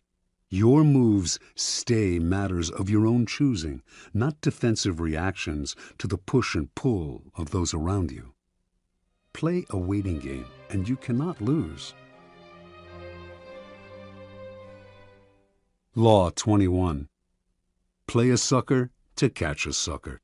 Seem dumber than your mark. Judgment. No one likes feeling stupider than the next person. The trick, then, is to make your victims feel smart, and not just smart, but smarter than you are. Once convinced of this, they will never suspect that you may have ulterior motives. Observance of the law. In the winter of 1872, the U.S. financier Asbury Harpending was visiting London when he received a cable. A diamond mine had been discovered in the American West. The cable came from a reliable source, William Ralston, owner of the Bank of California, but Harpending nevertheless took it as a practical joke, probably inspired by the recent discovery of huge diamond mines in South Africa. True, when reports had first come in of gold being discovered in the western United States, everyone had been skeptical, and those had turned out to be true. But a diamond mine in the West? Harpending showed the cable to his fellow financier, Baron Rothschild, one of the richest men in the world, saying it must be a joke. The Baron, however, replied, "Don't be too sure about that. America is a very large country. It has furnished the world with many surprises already. Perhaps it has others in store." Harpending promptly took the first ship back to the States. When Harpending reached San Francisco, there was an excitement in the air, recalling the gold rush days of the late 1840s. Two crusty prospectors named Philip Arnold and John Slack had been the ones to find the diamond mine. They had not divulged its location in Wyoming, but had led a highly respected mining expert to it several weeks back, taking a circular route so he could not guess his whereabouts. Once there, the expert had watched as the miners dug up diamonds. Back in San Francisco, the expert had taken the gems to various jewelers, one of whom had estimated their worth at $1.5 million. Harpending and Ralston now asked Arnold and Slack to accompany them back to New York, where the jeweler Charles Tiffany would verify the original estimates. The prospectors responded uneasily. They smelled a trap. How could they trust these city slickers? What if Tiffany and the financiers managed to steal the whole mine out from under them? Ralston tried to allay their fears by giving them $100,000 and placing another $300,000 in escrow for them. If the deal went through, they would be paid an additional $300,000. The miners agreed. The little group traveled to New York, where a meeting was held at the mansion of Samuel L. Barlow. The cream of the city's aristocracy was in attendance. General George Brenton McClellan, commander of the Union forces in the Civil War, General Benjamin Butler, Horace Greeley, editor of the newspaper The New York Tribune, Harpending, Ralston, and Tiffany. Only Slack and Arnold were missing. As tourists in the city, they had decided to go sightseeing. When Tiffany announced that the gems were real and worth a fortune, the financiers could barely control their excitement. They wired Rothschild and other tycoons to tell them about the diamond mine and inviting them to share in the investment. At the same time, they also told the prospectors that they wanted one more test. They insisted that a mining expert of their choosing accompany Slack and Arnold to the site to verify its wealth. The prospectors reluctantly agreed. In the meantime, they said, they had to return to San Francisco. The jewels that Tiffany had examined they left with Harpending for safekeeping. Several weeks later, a man named Louis Janin, the best mining expert in the country, met the prospectors in San Francisco. Janin was a born skeptic who was determined to make sure that the mine was not a fraud. Accompanying Janin were Harpending and several other interested financiers. As with the previous expert, the prospectors led the team through a complex series of canyons, completely confusing them as to their whereabouts. Arriving at the site, the financiers watched in amazement as Janin dug the area up, leveling anthills, turning over boulders, and finding emeralds, rubies, sapphires, and most of all, diamonds. The dig lasted 8 days, and by the end, Janin was convinced.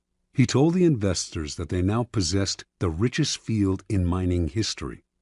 With 100 men and proper machinery, he told them, I would guarantee to send out $1 million in diamonds every 30 days. Returning to San Francisco a few days later, Ralston, Harpending, and Company acted fast to form a $10 million corporation of private investors. First, however, they had to get rid of Arnold and Slack. That meant hiding their excitement. They certainly did not want to reveal the field's real value. So they played possum. Who knows if Janin is right, they told the prospectors. The mine may not be as rich as we think. This just made the prospectors angry. Trying a different tactic, the financiers told the two men that if they insisted on having shares in the mine, they would end up being fleeced by the unscrupulous tycoons and investors who would run the corporation. Better, they said, to take the $700,000 already offered, an enormous sum at the time, and put their greed aside. This the prospectors seemed to understand, and they finally agreed to take the money, in return signing the rights to the site over to the financiers and leaving maps to it. News of the mine spread like wildfire. Prospectors fanned out across Wyoming. Meanwhile, Harpending and Group began spending the millions they had collected from their investors, buying equipment, hiring the best men in the business, and furnishing luxurious offices in New York and San Francisco. A few weeks later, on their first trip back to the site, they learned the hard truth. Not a single diamond or ruby was to be found. It was all a fake. They were ruined. Harpending had unwittingly lured the richest men in the world into the biggest scam of the century. Interpretation. Arnold and Slack pulled off their stupendous con, not by using a fake engineer or bribing Tiffany. All of the experts had been real. All of them honestly believed in the existence of the mine and in the value of the gems. What had fooled them all was nothing else than Arnold and Slack themselves. The two men seemed to be such rubes, such hayseeds, so naive, that no one for an instant had believed them capable of an audacious scam. The prospectors had simply observed the law of appearing more stupid than the mark, the deceiver's first commandment. The logistics of the con were quite simple. Months before Arnold and Slack announced the discovery of the diamond mine, they traveled to Europe, where they purchased some real gems for around $12,000, part of the money they had saved from their days as gold miners. They then salted the mine with these gems, which the first expert dug up and brought to San Francisco. The jewelers who had appraised these stones including Tiffany himself, had gotten caught up in the fever and had grossly overestimated their value. Then Ralston gave the prospectors $100,000 as security, and immediately after their trip to New York, they simply went to Amsterdam, where they bought sacks of uncut gems before returning to San Francisco. The second time they salted the mine, there were many more jewels to be found. The effectiveness of the scheme, however, rested not on tricks like these, but on the fact that Arnold and Slack played their parts to perfection. On their trip to New York, where they mingled with millionaires and tycoons, they played up their clodhopper image, wearing pants and coats a size or two too small and acting incredulous at everything they saw in the big city. No one believed that these country simpletons could possibly be conning the most devious, unscrupulous financiers of the time. Keys to power.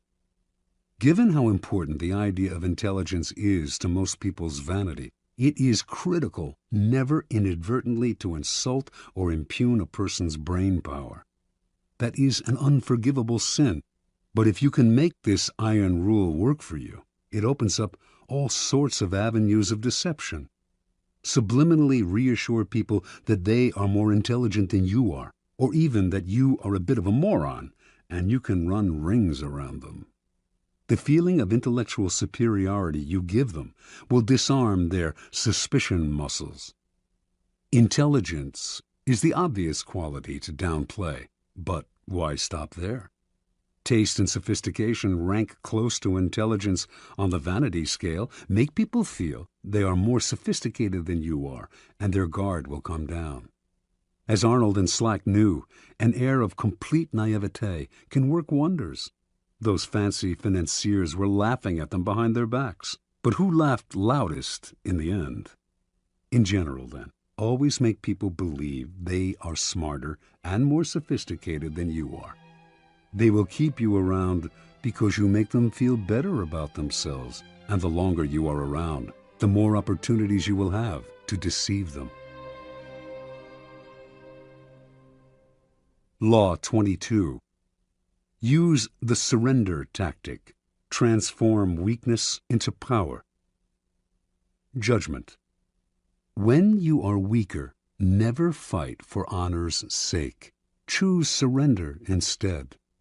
Surrender gives you time to recover, time to torment and irritate your conqueror, time to wait for his power to wane. Do not give him the satisfaction of fighting and defeating you. Surrender first. By turning the other cheek, you infuriate and unsettle him. Make surrender a tool of power. Observance of the law. Sometime in the 1920s, the German writer Bertolt Brecht became a convert to the cause of communism. From then on, his plays, essays, and poems reflected his revolutionary fervor, and he generally tried to make his ideological statements as clear as possible. When Hitler came to power in Germany, Brecht and his communist colleagues became marked men. He had many friends in the United States, Americans who sympathized with his beliefs, as well as fellow German intellectuals who had fled Hitler. In 1941, accordingly, Brecht emigrated to the United States and chose to settle in Los Angeles, where he hoped to make a living in the film business. Over the next few years, Brecht wrote screenplays with a pointedly anti-capitalist slant. He had little success in Hollywood, so in 1947, the war having ended, he decided to return to Europe. That same year, however, the U.S. Congress's House Un-American Activities Committee began its investigation into supposed communist infiltration in Hollywood.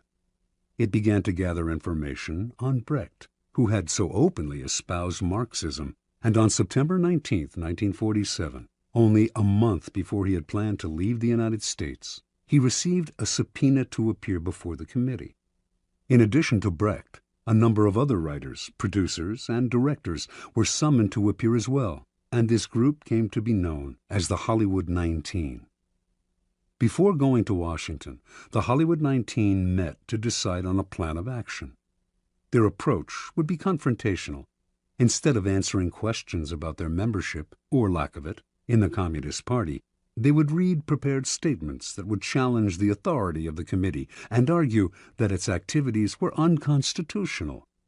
Even if this strategy meant imprisonment, it would gain publicity for their cause. Brecht disagreed. What good was it, he asked, to play the martyr and gain a little public sympathy, if in the process they lost the ability to stage their plays and sell their scripts for years to come? He felt certain they were all more intelligent than the members of the committee. Why lower themselves to the level of their opponents by arguing with them?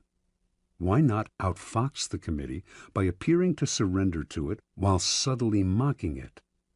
The Hollywood 19 listened to Brecht politely, but decided to stick to their plan, leaving Brecht to go his own way. The committee finally summoned Brecht on October 30th.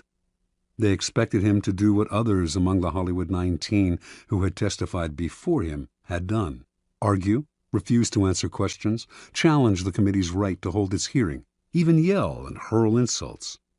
Much to their surprise, however, Brecht was the very picture of congeniality. He wore a suit, something he rarely did, smoked a cigar. He had heard that the committee chairman was a passionate cigar smoker, answered their questions politely, and generally deferred to their authority.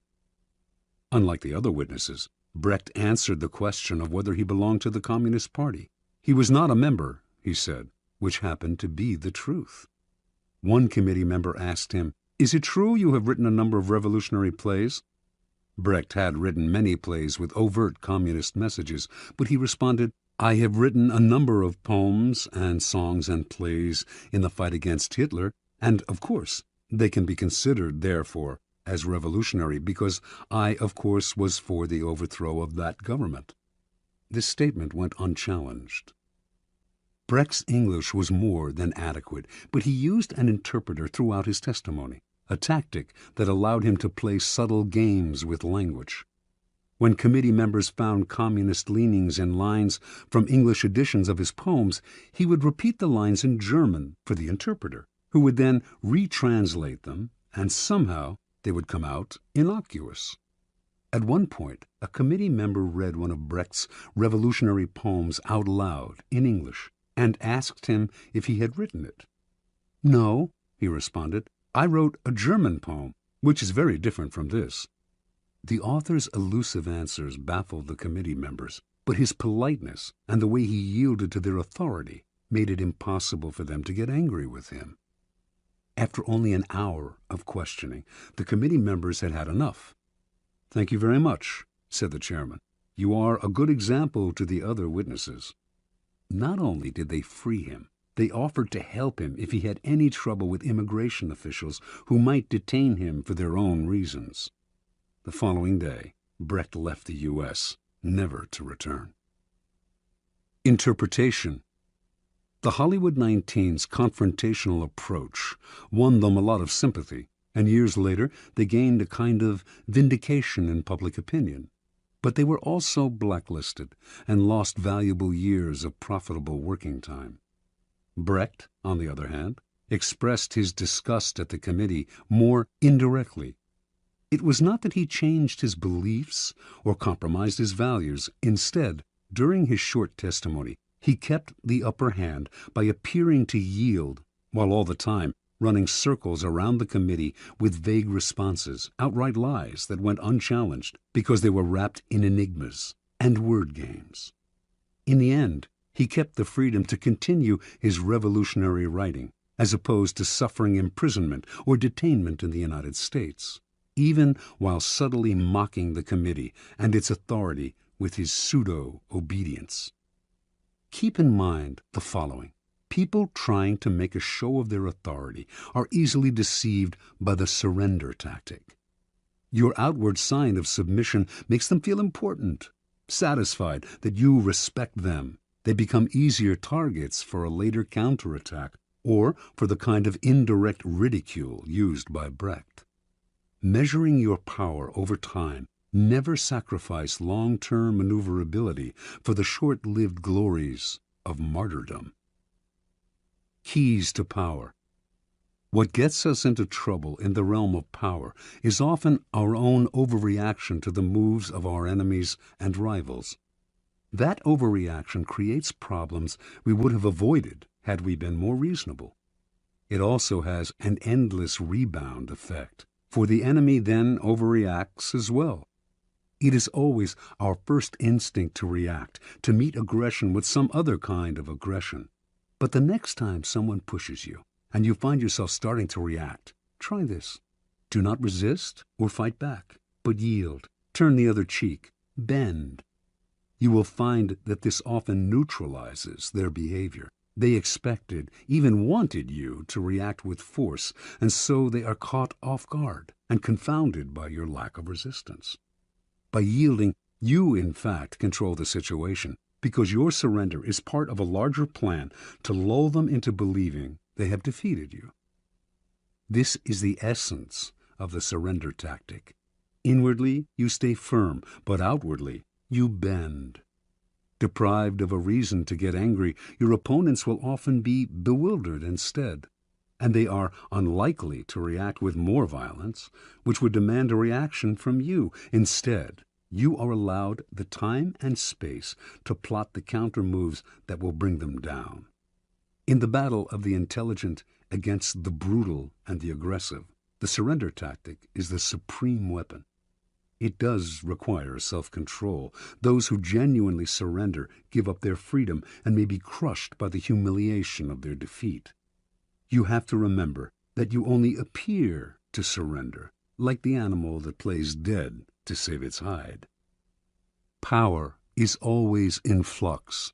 Since the game is, by nature, fluid and an arena of struggle, those with power almost always find themselves eventually on the downward swing. If you find yourself temporarily weakened, the surrender tactic is perfect for raising yourself up again. It disguises your ambition. It teaches you patience and self-control, key skills in the game, and it puts you in the best possible position for taking advantage of your oppressor's sudden slide. If you run away or fight back, in the long run, you cannot win. If you surrender, you will almost always emerge victorious. Law 23. Concentrate your forces. Judgment. Conserve your forces and energies by keeping them concentrated at their strongest point. You gain more by finding a rich mine and mining it deeper than by flitting from one shallow mine to another. Intensity defeats extensity every time. When looking for sources of power to elevate you, find the one key patron, the fat cow, who will give you milk for a long time to come. Transgression of the law. In China, in the early 6th century B.C., the kingdom of Wu began a war with the neighboring northern provinces of the Middle Kingdom. Wu was a growing power, but it lacked the great history and civilization of the Middle Kingdom, for centuries the center of Chinese culture. By defeating the Middle Kingdom, the king of Wu would instantly raise his status. The war began with great fanfare and several victories, but it soon bogged down. A victory on one front would leave the Wu armies vulnerable on another. The king's chief minister and advisor, Wu Zishu, warned him that the barbarous state of Yue to the south was beginning to notice the kingdom of Wu's problems and had designs to invade. The king only laughed at such worries. One more big victory, and the great Middle Kingdom would be his. In the year 490, Wu Zishu sent his son away to safety in the kingdom of Qi. In doing so, he sent the king a signal that he disapproved of the war and that he believed the king's selfish ambition was leading Wu to ruin. The king, sensing betrayal, lashed out at his minister, accusing him of a lack of loyalty, and, in a fit of anger, ordered him to kill himself. Wu Zishu obeyed his king, but before he plunged the knife into his chest, he cried, "Tear out my eyes, O king, and fix them on the gate of Wu, so that I may see the triumphant entry of Yue." As Wu Zishu had predicted, Within a few years, a Yue army passed beneath the gate of Wu. As the barbarians surrounded the palace, the king remembered his minister's last words and felt the dead man's disembodied eyes watching his disgrace. Unable to bear his shame, the king killed himself, covering his face so that he would not have to meet the reproachful gaze of his minister in the next world. Interpretation. The story of Wu is a paradigm of all the empires that have come to ruin by overreaching. Drunk with success and sick with ambition, such empires expand to grotesque proportions and meet a ruin that is total. For the Chinese, the fate of the kingdom of Wu serves as an elemental lesson on what happens when you dissipate your forces on several fronts, losing sight of distant dangers for the sake of present gain. If you are not in danger, says Sun Tzu, do not fight. It is almost a physical law. What is bloated beyond its proportions inevitably collapses. The mind must not wander from goal to goal, or be distracted by success from its sense of purpose and proportion. What is concentrated, coherent, and connected to its past has power. What is dissipated, divided, and distended rots and falls to the ground. The bigger it bloats, the harder it falls. Keys to power. As Schopenhauer wrote, intellect is a magnitude of intensity, not a magnitude of extensity. Napoleon knew the value of concentrating your forces at the enemy's weakest spot. It was the secret of his success on the battlefield. But his willpower and his mind were equally modeled on this notion. Single-mindedness of purpose, total concentration on the goal, and the use of these qualities against people less focused, people in a state of distraction. Such an arrow will find its mark every time and overwhelm the enemy. Concentrate on a single goal, a single task, and beat it into submission. In the world of power, you will constantly need help from other people, usually those more powerful than you. The fool flits from one person to another, believing that he will survive by spreading himself out. It is a corollary of the law of concentration, however, that much energy is saved and more power is attained by affixing yourself to a single, appropriate source of power. Throughout his life, the 16th century writer Pietro Aretino suffered the indignities of having to please this prince and that. At last, he had had enough and decided to woo Charles V, promising the emperor the services of his powerful pen. He finally discovered the freedom that came from attachment to a single source of power. Michelangelo found this freedom with Pope Julius II, Galileo with the Medicis.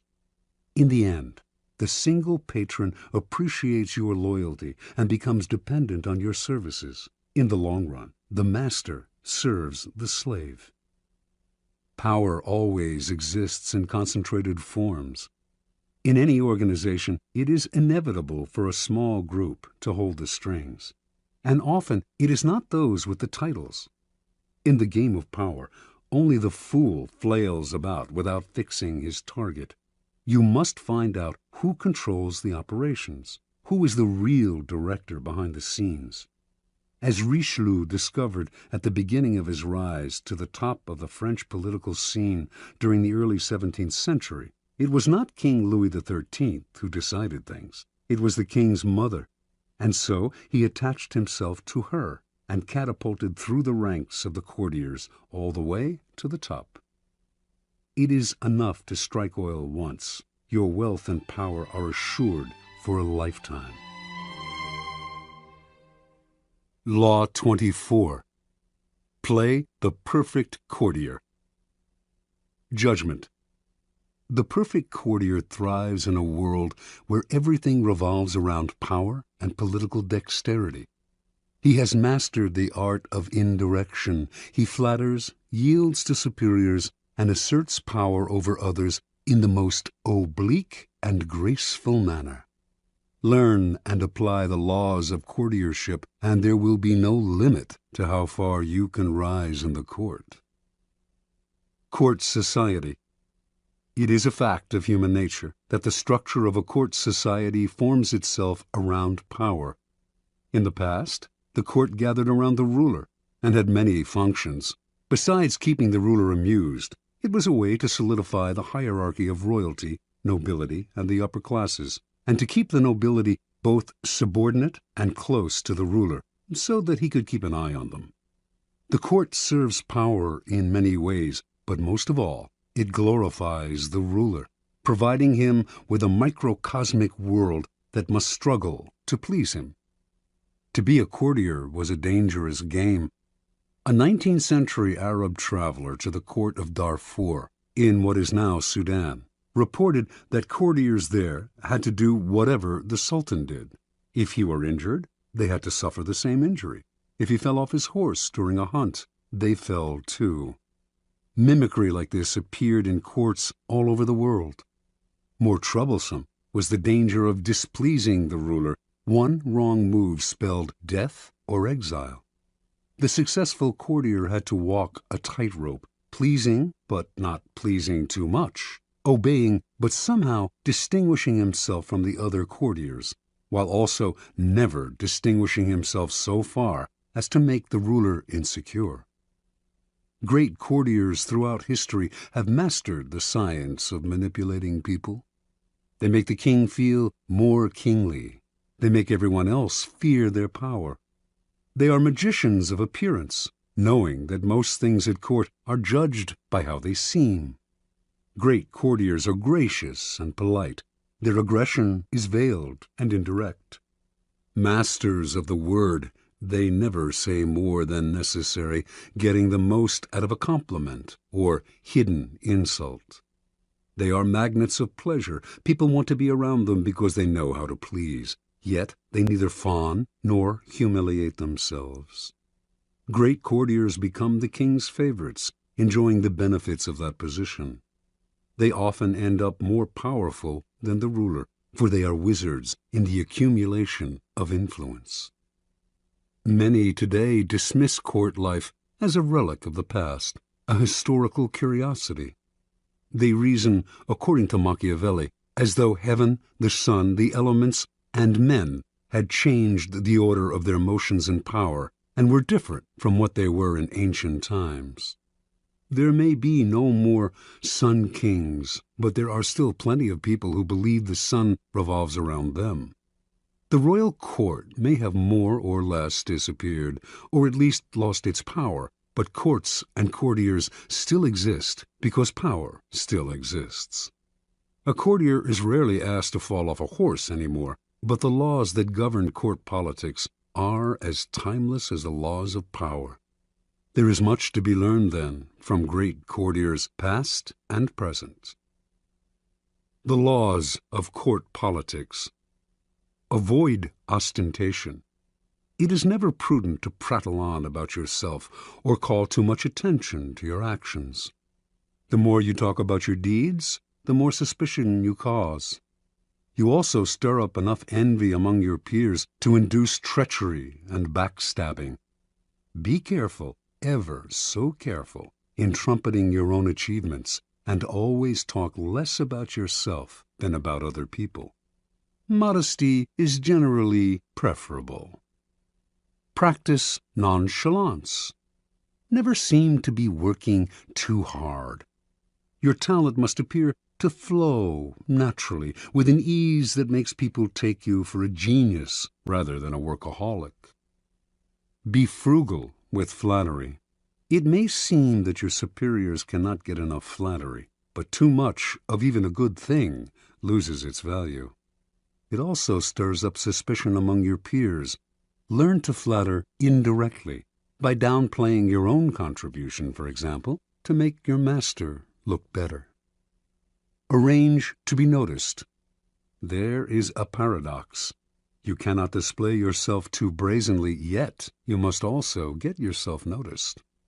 You stand no chance of rising if the ruler does not notice you in the swamp of courtiers. This task requires much art. It is often initially a matter of being seen in the literal sense. Pay attention to your physical appearance then, and find a way to create a subtly distinctive, style and image. Alter your style and language according to the person you are dealing with. The pseudo-belief in equality, the idea that talking and acting the same way with everyone, no matter what their rank, makes you somehow a paragon of civilization, is a terrible mistake. Those below you will take it as a form of condescension, which it is, and those above you will be offended, although they may not admit it.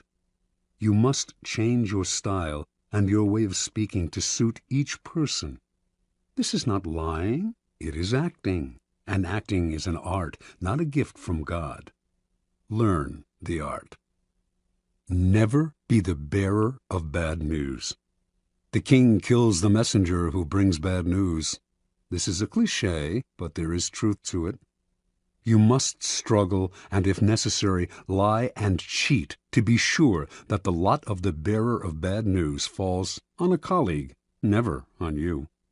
Bring only good news, and your approach will gladden your master.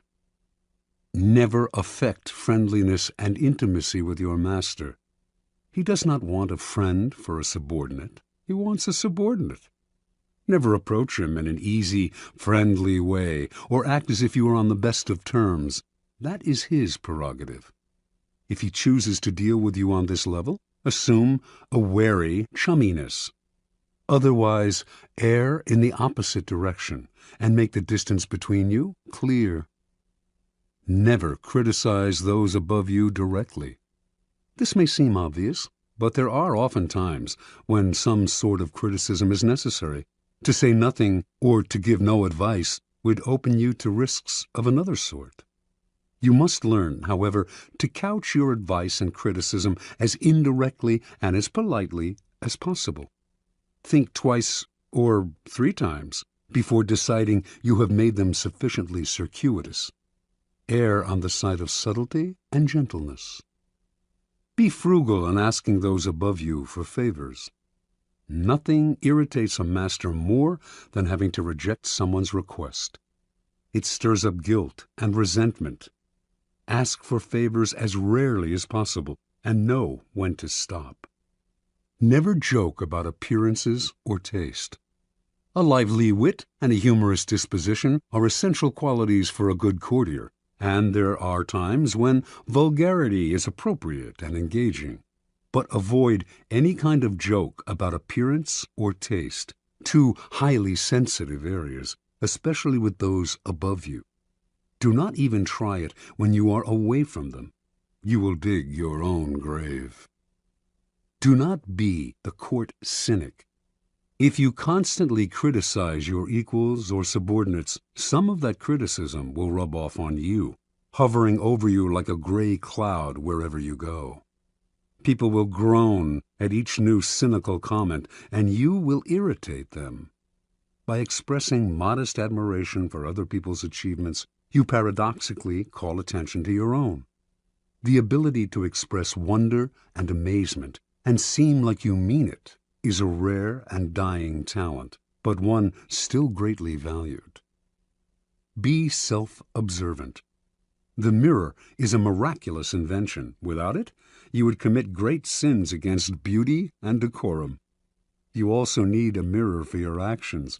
This can sometimes come from other people telling you what they see in you, but that is not the most trustworthy method.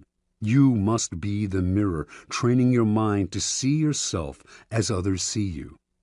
Are you acting too obsequious? Are you trying too hard to please? Do you seem desperate for attention, giving the impression that you are on the decline? Be observant about yourself, and you will avoid a mountain of blunders. Master your emotions. As an actor in a great play, you must learn to cry and laugh on command and when it is appropriate. You must be able both to disguise your anger and frustration and to fake your contentment and agreement. You must be the master of your own face.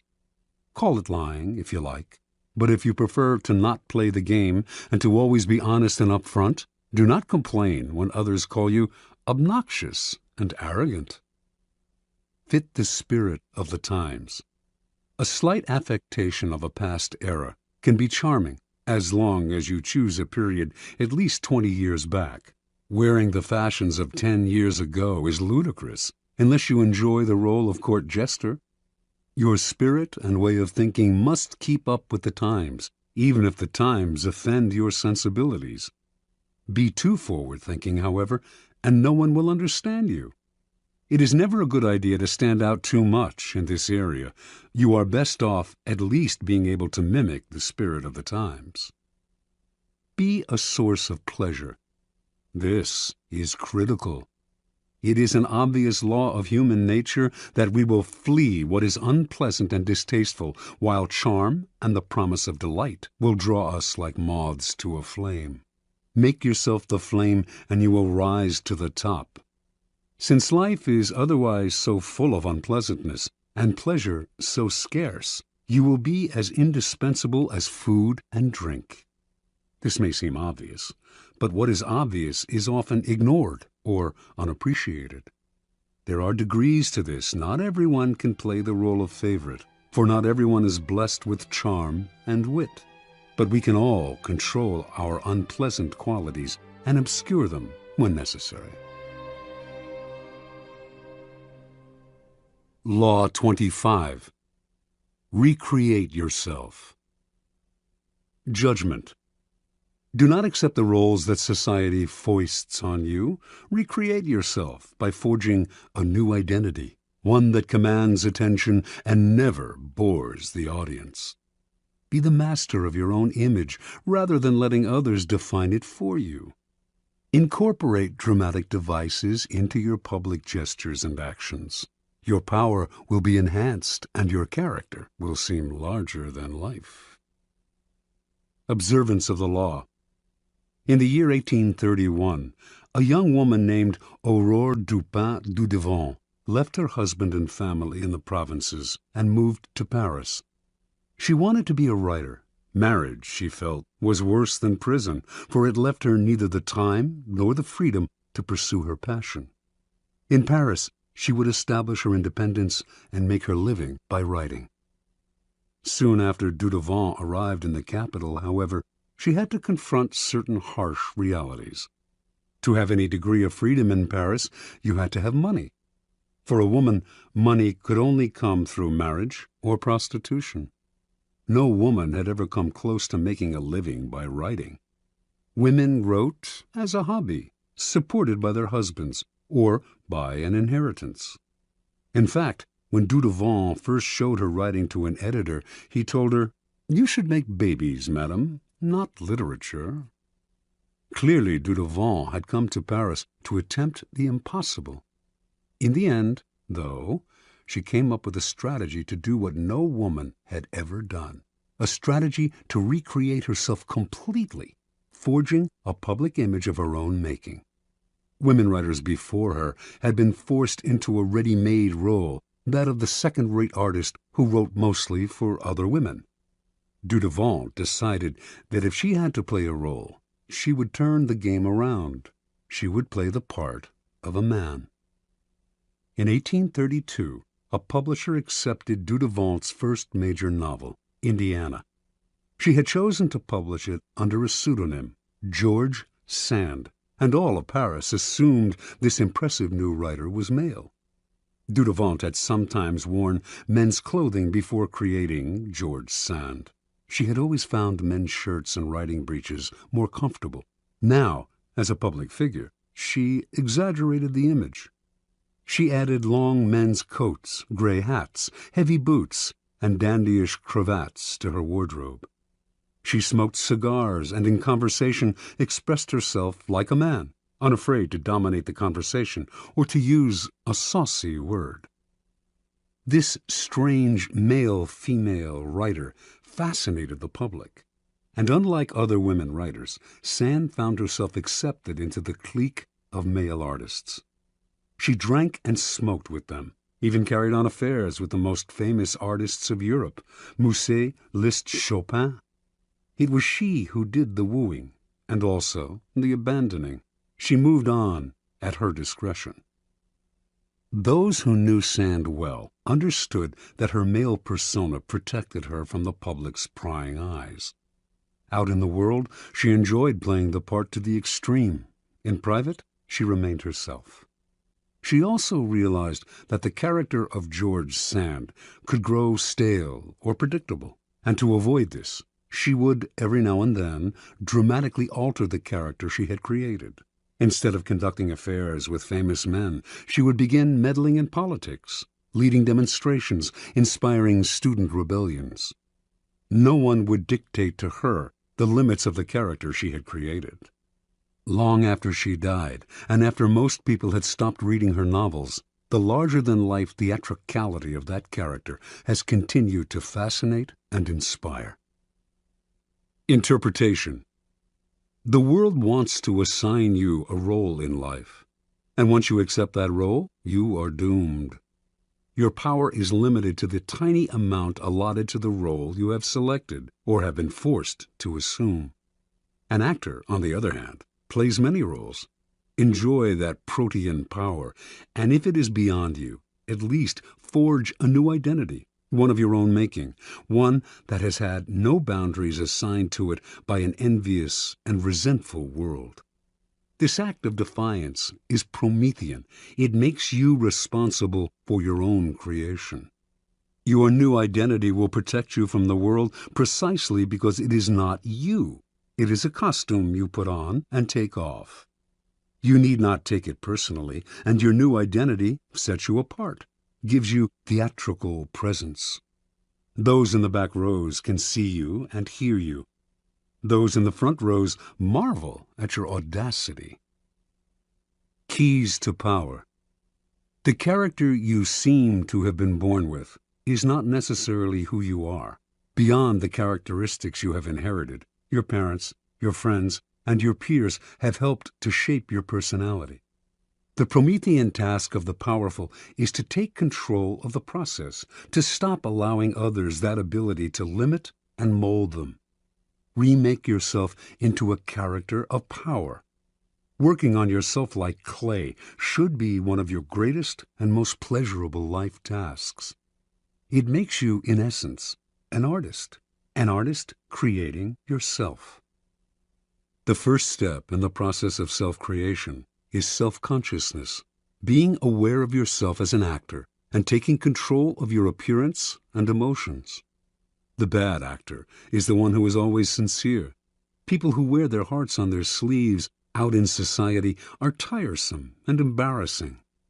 Their sincerity notwithstanding, it is hard to take them seriously. Good actors control themselves better. They can play sincere and heartfelt, can affect a tear and a compassionate look at will, but they don't have to feel it. They externalize emotion in a form that others can understand. Method acting is fatal in the real world. No ruler or leader could possibly play the part if all the emotions he showed had to be real. So learn self-control. Adopt the plasticity of the actor, who can mold his or her face to the emotion required.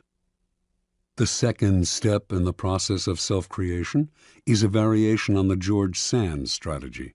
The creation of a memorable character, one that compels attention, that stands out above the other players on the stage. This was the game Abraham Lincoln played. The homespun, common countryman he knew was a kind of president that America had never had but would delight in electing. Although many of these qualities came naturally to him, he played them up, the hat and clothes, the beard. No president before him had worn a beard. Lincoln was also the first president to use photographs to spread his image, helping to create the icon of the homespun president. You must appreciate the importance of stage entrances and exits. When Cleopatra first met Caesar in Egypt, she arrived rolled up in a carpet, which she arranged to have unfurled at his feet. Your own entrances and exits should be crafted and planned as carefully. Remember that overacting can be counterproductive. It is another way of spending too much effort trying to attract attention. The actor Richard Burton discovered early in his career that by standing totally still on stage, he drew attention to himself and away from the other actors.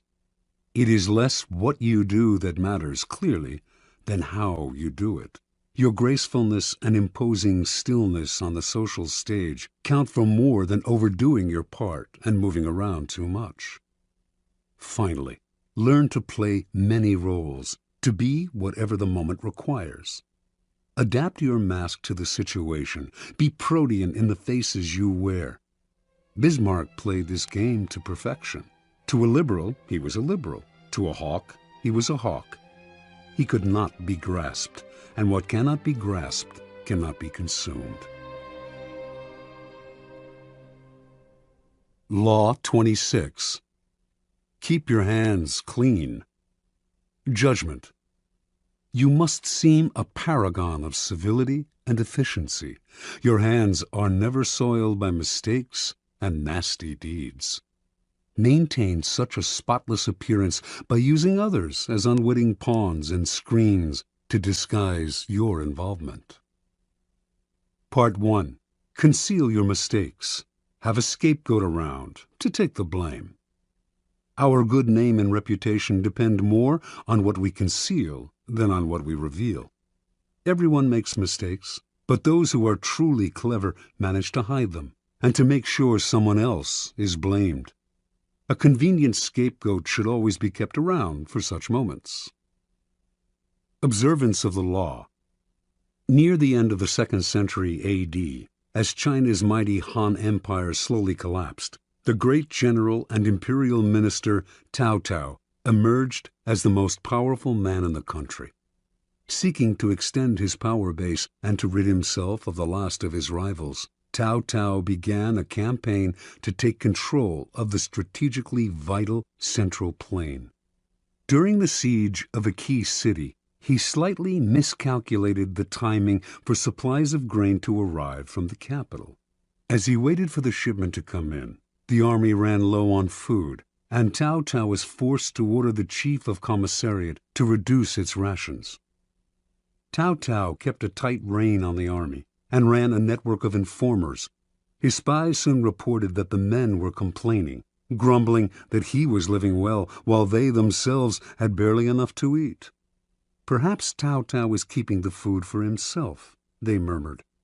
If the grumbling spread, Cao Cao could have a mutiny on his hands. He summoned the chief of commissariat to his tent. "I want to ask you to lend me something, and you must not refuse," Cao Cao told the chief. "What is it?" the chief replied.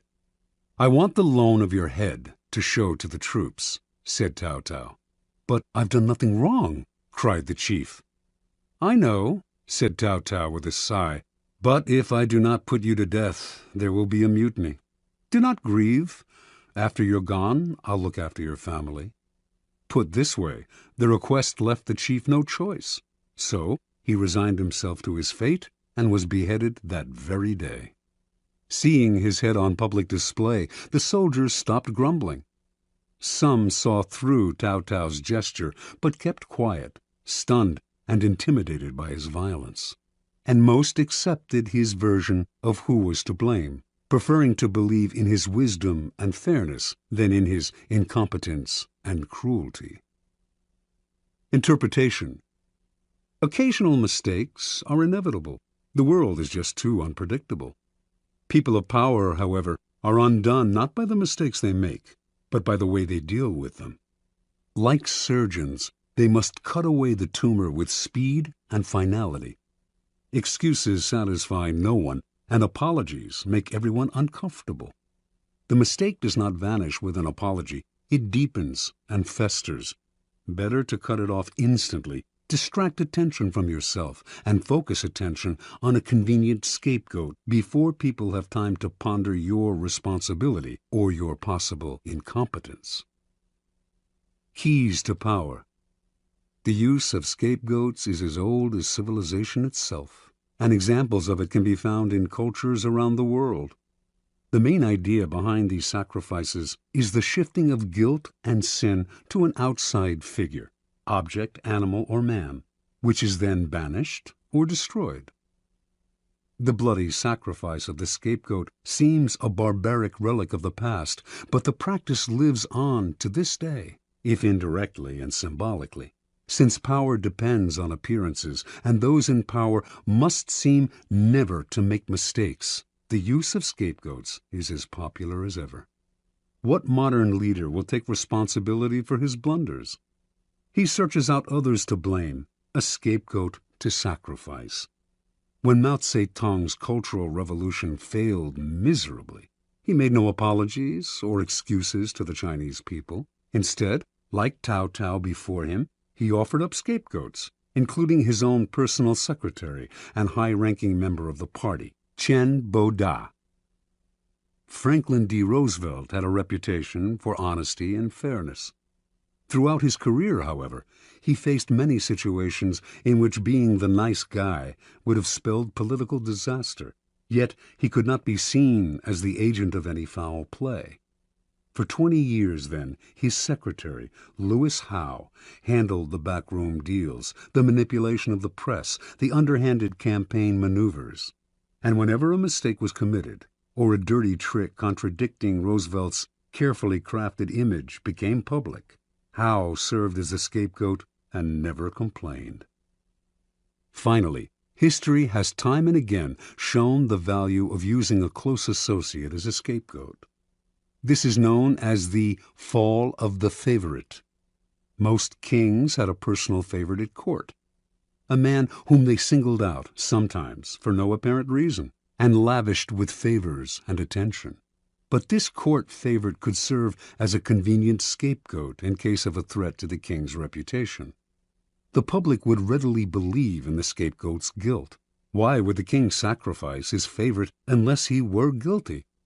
And the other courtiers, resentful of the favorite anyway, would rejoice at his downfall. The king, meanwhile, would rid himself of a man who by that time had probably learned too much about him, perhaps becoming arrogant and even disdainful of him. Choosing a close associate as a scapegoat has the same value as the fall of the favorite. You may lose a friend or aide, but in the long-term scheme of things, it is more important to hide your mistakes than to hold on to someone who one day will probably turn against you. Besides, you can always find a new favorite to take his place. Part 2. Make use of the cat's paw. In the fable, the monkey grabs the paw of his friend, the cat, and uses it to fish chestnuts out of the fire, thus getting the nuts he craves without hurting himself. If there is something unpleasant or unpopular that needs to be done, it is far too risky for you to do the work yourself. You need a cat's paw, someone who does the dirty, dangerous work for you.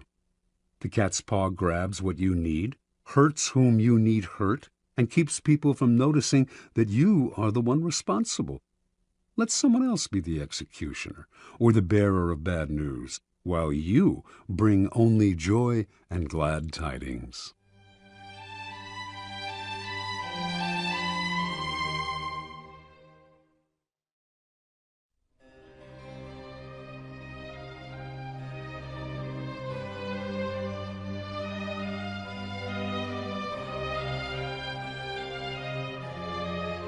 Observance of the law. In 59 B.C., the future Queen Cleopatra of Egypt, then 10 years old, witnessed the overthrow and banishment of her father, Ptolemy XII, at the hand of his eldest daughters, her own sisters. One of the daughters, Berenice, emerged as the leader of the rebellion, and to ensure that she would now rule Egypt alone, she imprisoned her other sisters and murdered her own husband. This may have been necessary as a practical step to secure her rule, but that a member of the royal family, a queen no less, would so overtly exact such violence on her own family horrified her subjects and stirred up powerful opposition. 4 years later, this opposition was able to return Ptolemy to power, and he promptly had Berenice and the other elder sisters beheaded. In 51 BC, Ptolemy died, leaving 4 remaining children as heirs. As was the tradition in Egypt, the eldest son, Ptolemy XIII, only 10 at the time, married the elder sister, Cleopatra, now 18, and the couple took the throne together as king and queen. None of the 4 children felt satisfied with this. Everyone, including Cleopatra, wanted more power. A struggle emerged between Cleopatra and Ptolemy, each trying to push the other to the side. In 48 BC, with the help of a government faction that feared Cleopatra's ambitions, Ptolemy was able to force his sister to flee the country, leaving himself as sole ruler. In exile, Cleopatra schemed. She wanted to rule alone and to restore Egypt to its past glory, a goal she felt none of her other siblings could achieve, yet as long as they were alive, she could not realize her dream. And the example of Berenice had made it clear that no one would serve a queen who was seen murdering her own kind. Even Ptolemy XIII had not dared murder Cleopatra, although he knew she would plot against him from abroad. Within a year after Cleopatra's banishment, the Roman dictator Julius Caesar arrived in Egypt, determined to make the country a Roman colony. Cleopatra saw her chance. Re-entering Egypt in disguise, she traveled hundreds of miles to reach Caesar in Alexandria. Legend has it that she had herself smuggled into his presence rolled up inside a carpet, which was gracefully unfurled at his feet, revealing the young queen. Cleopatra immediately went to work on the Roman. She appealed to his love of spectacle and his interest in Egyptian history, and poured on her feminine charms. Caesar soon succumbed and restored Cleopatra to the throne. Cleopatra's siblings seethed. She had outmaneuvered them. Ptolemy XIII would not wait to see what happened next. From his palace in Alexandria, he summoned a great army to march on the city and attack Caesar. In response, Caesar immediately put Ptolemy and the rest of the family under house arrest. But Cleopatra's younger sister, Arsinoe, escaped from the palace and placed herself at the head of the approaching Egyptian troops, proclaiming herself Queen of Egypt. Now Cleopatra finally saw her chance. She convinced Caesar to release Ptolemy from house arrest, under the agreement that he would broker a truce. Of course, she knew he would do the opposite, that he would fight Arsinoe for control of the Egyptian army. But this was to Cleopatra's benefit, for it would divide the royal family. Better still, it would give Caesar the chance to defeat and kill her siblings in battle. Reinforced by troops from Rome, Caesar swiftly defeated the rebels. In the Egyptians' retreat, Ptolemy drowned in the Nile. Caesar captured Arsinoe and had her sent to Rome as a prisoner.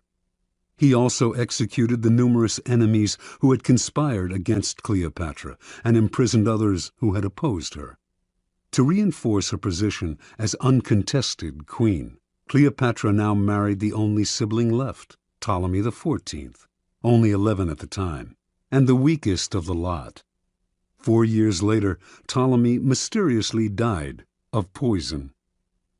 In 41 BC, Cleopatra employed on a second Roman leader, Mark Antony, the same tactic she had used so well on Julius Caesar. After seducing him, she hinted to him that her sister Arsinoe, still a prisoner in Rome, had conspired to destroy him. Mark Antony believed her and promptly had Arsinoe executed, thereby getting rid of the last of the siblings who had posed such a threat to Cleopatra. Interpretation. Legend has it that Cleopatra succeeded through her seductive charms, but in reality, her power came from an ability to get people to do her bidding without realizing they were being manipulated. Caesar and Antony not only rid her of her most dangerous siblings, Ptolemy XIII and Arsinoe, they decimated all of her enemies in both the government and the military. The 2 men became her cat's paws. They entered the fire for her, did the ugly but necessary work, while shielding her from appearing as the destroyer of her siblings and fellow Egyptians. And in the end, both men acquiesced to her desire to rule Egypt not as a Roman colony, but as an independent allied kingdom. And they did all this for her without realizing how she had manipulated them. This was persuasion of the subtlest and most powerful kind. A queen must never dirty her hands with ugly tasks, nor can a king appear in public with blood on his face. Yet power cannot survive without the constant squashing of enemies. There will always be dirty little tasks that have to be done to keep you on the throne. Like Cleopatra, you need a cat's paw. This will usually be a person from outside your immediate circle, who will therefore be unlikely to realize how he or she is being used. You will find these dupes everywhere, people who enjoy doing you favors, especially if you throw them a minimal bone or two in exchange. But as they accomplish tasks that may seem to them innocent enough, or at least completely justified, they are actually clearing the field for you, spreading the information you feed them, undermining people they do not realize are your rivals, inadvertently furthering your cause, dirtying their hands while yours remain spotless. Keys to power. As a leader, you may imagine that constant diligence and the appearance of working harder than anyone else signify power. Actually, though, they have the opposite effect. They imply weakness. Why are you working so hard? Perhaps you are incompetent and have to put in extra effort just to keep up. Perhaps you are one of those people who does not know how to delegate and has to meddle in everything. The truly powerful, on the other hand, seem never to be in a hurry or overburdened. While others work their fingers to the bone, they take their leisure. They know how to find the right people to put in the effort while they save their energy and keep their hands out of the fire. Similarly, you may believe that by taking on the dirty work yourself, involving yourself directly in unpleasant actions, you impose your power and instill fear. In fact, you make yourself look ugly and abusive of your high position. Truly powerful people keep their hands clean. Only good things surround them, and the only announcements they make are of glorious achievements. You will often find it necessary, of course, to expend energy or to effect an evil but necessary action. But you must never appear to be this action's agent. Find a cat's paw. Develop the arts of finding, using, and, in time, getting rid of these people when their cat's paw role has been fulfilled. The easiest and most effective way to use a cat's paw is often to plant information with him that he will then spread to your primary target. False or planted information is a powerful tool, especially if spread by a dupe whom no one suspects. You will find it very easy to play innocent and disguise yourself as the source. Law 27. Play on people's need to believe to create a cult-like following. Judgment. People have an overwhelming desire to believe in something. Become the focal point of such desire by offering them a cause, a new faith to follow. Keep your words vague but full of promise. Emphasize enthusiasm over rationality and clear thinking. Give your new disciples rituals to perform. Ask them to make sacrifices on your behalf. In the absence of organized religion and grand causes, your new belief system will bring you untold power. The Science of Charlatanism, or How to Create a Cult in 5 Easy Steps. In searching, as you must, for the methods that will gain you the most power for the least effort, you will find the creation of a cult-like following one of the most effective. Having a large following opens up all sorts of possibilities for deception. Not only will your followers worship you, they will defend you from your enemies and will voluntarily take on the work of enticing others to join your fledgling cult. This kind of power will lift you to another realm. You will no longer have to struggle or use subterfuge to enforce your will. You are adored and can do no wrong. You might think it's a gargantuan task to create such a following, but in fact it is fairly simple. As humans, we have a desperate need to believe in something, anything. This makes us eminently gullible. We simply cannot endure long periods of doubt or of the emptiness that comes from a lack of something to believe in. Dangle in front of us some new cause, elixir, get-rich-quick scheme, or the latest technological trend or art movement, and we leap from the water as one to take the bait. Look at history, the chronicles of the new trends and cults that have made a mass following for themselves could fill a library.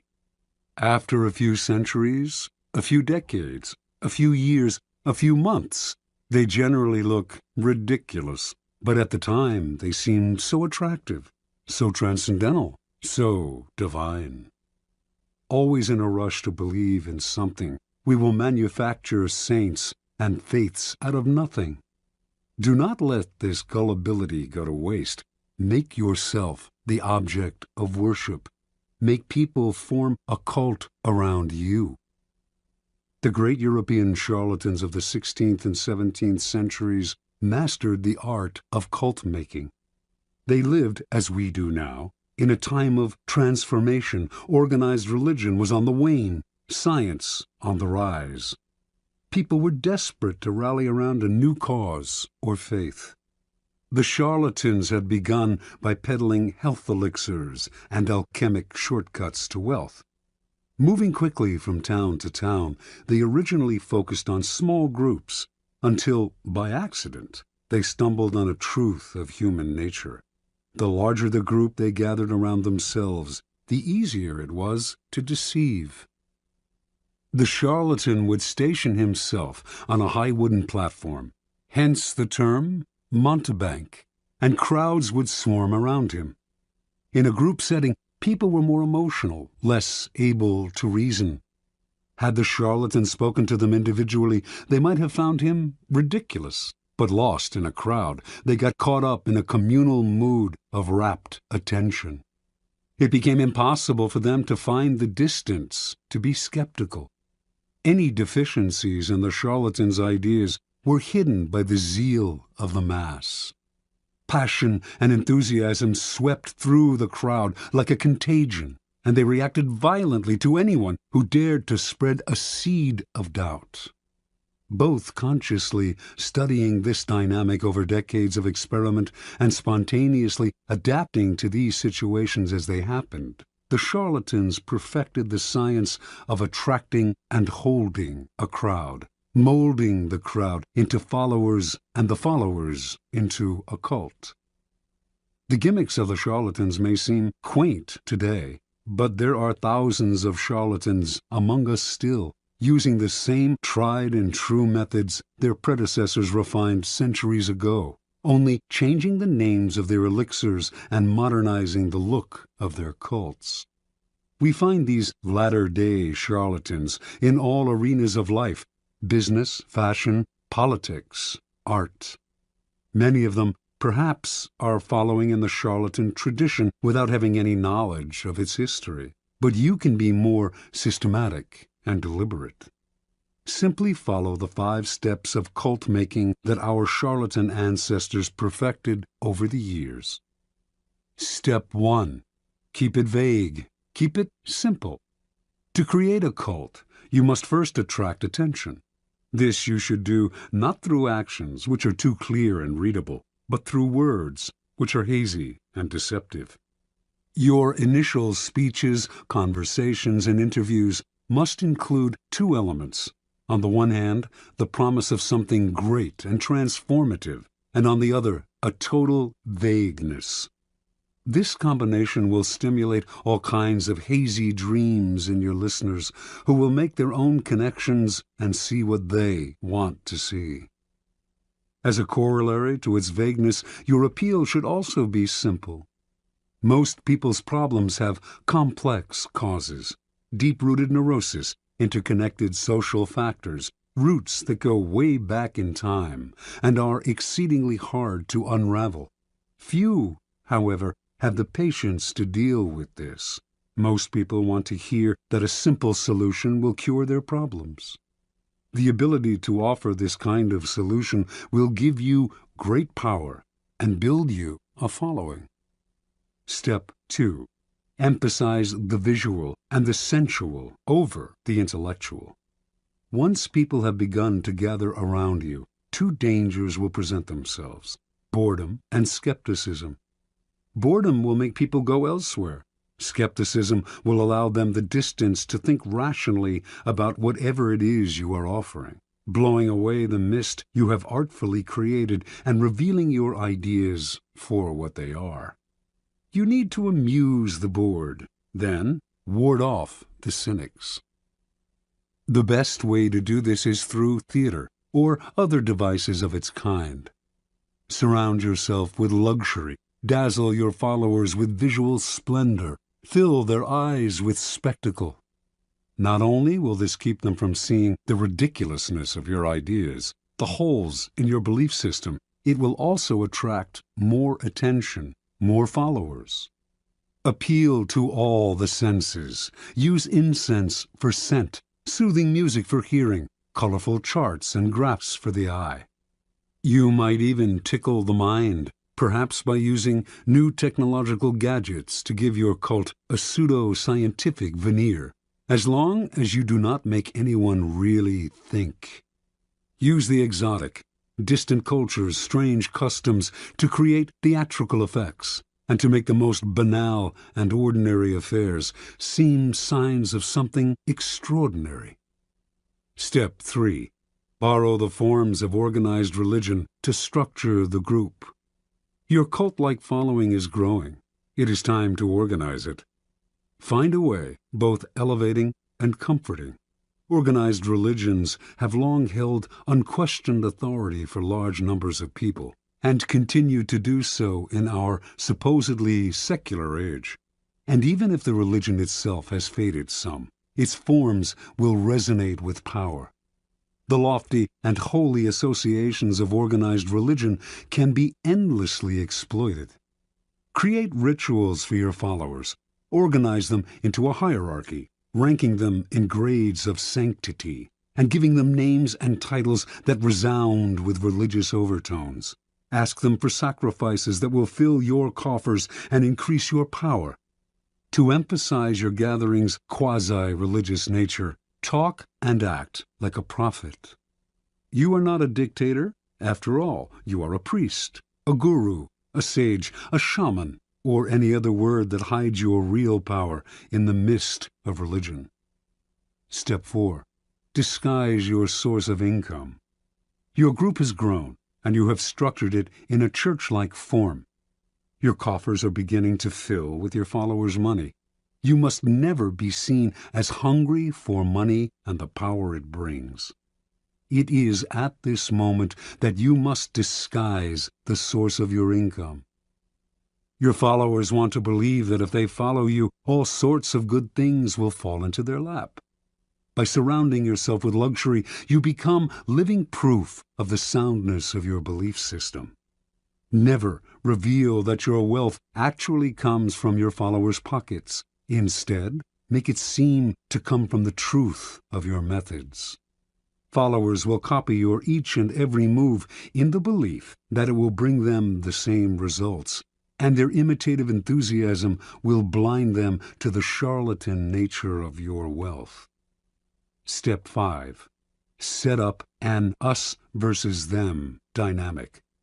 The group is now large and thriving, a magnet attracting more and more particles. If you are not careful, though, inertia will set in and time and boredom will demagnetize the group. To keep your followers united, you must now do what all religions and belief systems have done: create an us versus them dynamic. First, make sure your followers believe they are part of an exclusive club, unified by a bond of common goals. Then, to strengthen this bond, manufacture the notion of a devious enemy out to ruin you. There is a force of non-believers that will do anything to stop you. Any outsider who tries to reveal the charlatan nature of your belief system can now be described as a member of this devious force. If you have no enemies, invent one. Given a straw man to react against, your followers will tighten and cohere. They have your cause to believe in, and infidels to destroy. Observance of the law. In the year 1653, a 27-year-old Milan man named Francesco Giuseppe Borri claimed to have had a vision. He went around town telling one and all that the Archangel Michael had appeared to him and announced that he had been chosen to be the Capitano Generale of the army of the new Pope, an army that would seize and revitalize the world. The Archangel had further revealed that Borri now had the power to see people's souls, and that he would soon discover the philosopher's stone, a long sought-after substance that could change base metals into gold. Friends and acquaintances who heard Borri explain the vision and who witnessed the change that had come over him were impressed, for Borri had previously devoted himself to a life of wine, women, and gambling. Now he gave all that up, plunging himself into the study of alchemy and talking only of mysticism and the occult. The transformation was so sudden and miraculous, and Borri's words were so filled with enthusiasm, that he began to create a following. Unfortunately, the Italian Inquisition began to notice him as well. They prosecuted anyone who delved into the occult, so he left Italy and began to wander Europe, from Austria to Holland, telling one and all that, "To those who follow me, all joy shall be granted." Wherever Borri stayed, he attracted followers. His method was simple. He spoke of his vision, which had grown more and more elaborate, and offered to look into the soul of anyone who believed him, and they were many. Seemingly in a trance, he would stare at this new follower for several minutes, then claim to have seen the person's soul, degree of enlightenment, and potential for spiritual greatness.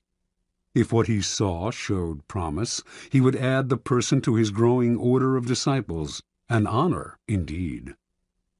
The cult had 6 degrees, into which the disciples were assigned according to what Borri had glimpsed in their souls. With work and total devotion to the cult, they could graduate to a higher degree. Borri, whom they called His Excellency and Universal Doctor, demanded from them the strictest vows of poverty. All the goods and monies they possessed had to be turned over to him, but they did not mind handing over their property, for Borri had told them, "I shall soon bring my chemical studies to a happy conclusion by the discovery of the philosopher's stone, and by this means we shall all have as much gold as we desire." Given his growing wealth, Borri began to change his style of living. Renting the most splendid apartment in the city into which he had temporarily settled, he would furnish it with fabulous furniture and accessories which he had begun to collect. He would drive through the city in a coach studded with jewels, with 6 magnificent black horses at its head. He never stayed too long in one place, and when he disappeared, saying he had more souls to gather into his flock, his reputation only grew in his absence. He became famous, although, in fact, he had never done a single concrete thing. From all over Europe, the blind, the crippled, and the desperate came to visit Borri, for word had spread that he had healing powers. He asked no fee for his services, which only made him seem more marvelous, and indeed some claimed that in this or that city he had performed a miracle cure. By only hinting at his accomplishments, he encouraged people's imaginations to blow them up to fantastic proportions. His wealth, for example, actually came from the vast sums he was collecting from his increasingly select group of rich disciples. Yet it was presumed that he had, in fact, perfected the philosopher's stone. The Church continued to pursue him, denouncing him for heresy and witchcraft, and Bodhi's response to these charges was a dignified silence. This only enhanced his reputation and made his followers more passionate. Only the great are persecuted, after all. How many understood Jesus Christ in his own time? Bodhi did not have to say a word. His followers now called the Pope the Antichrist. And so Bodhi's power grew and grew, until one day he left the city of Amsterdam, where he had settled for a while, absconding with huge sums of borrowed money and diamonds that had been entrusted to him. He claimed to be able to remove the flaws from diamonds through the power of his gifted mind. Now he was on the run. The Inquisition eventually caught up with him, and for the last 20 years of his life he was imprisoned in Rome. But so great was the belief in his occult powers that to his dying day he was visited by wealthy believers, including Queen Christina of Sweden. Supplying him with money and materials, these visitors allowed him to continue his search for the elusive philosopher's stone. Interpretation. Before he formed his cult, Bodhi seems to have stumbled on a critical discovery. Tiring of his life of debauchery, he had decided to give it up and to devote himself to the occult, a genuine interest of his. He must have noticed, however, that when he alluded to a mystical experience, rather than physical exhaustion, as the source of his conversion, people of all classes wanted to hear more.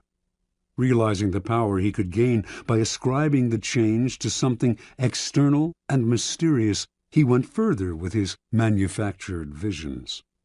The grander the vision, and the more sacrifices he asked for, the more appealing and believable his story seemed to become. Remember, people are not interested in the truth about change. They do not want to hear that it has come from hard work or from anything as banal as exhaustion, boredom, or depression. They are dying to believe in something romantic, otherworldly. They want to hear of angels and out-of-body experiences. Indulge them. Hint at the mystical source of some personal change. Wrap it in ethereal colors. An occult-like following will form around you. Adapt to people's needs. The Messiah must mirror the desires of his followers. And always aim high.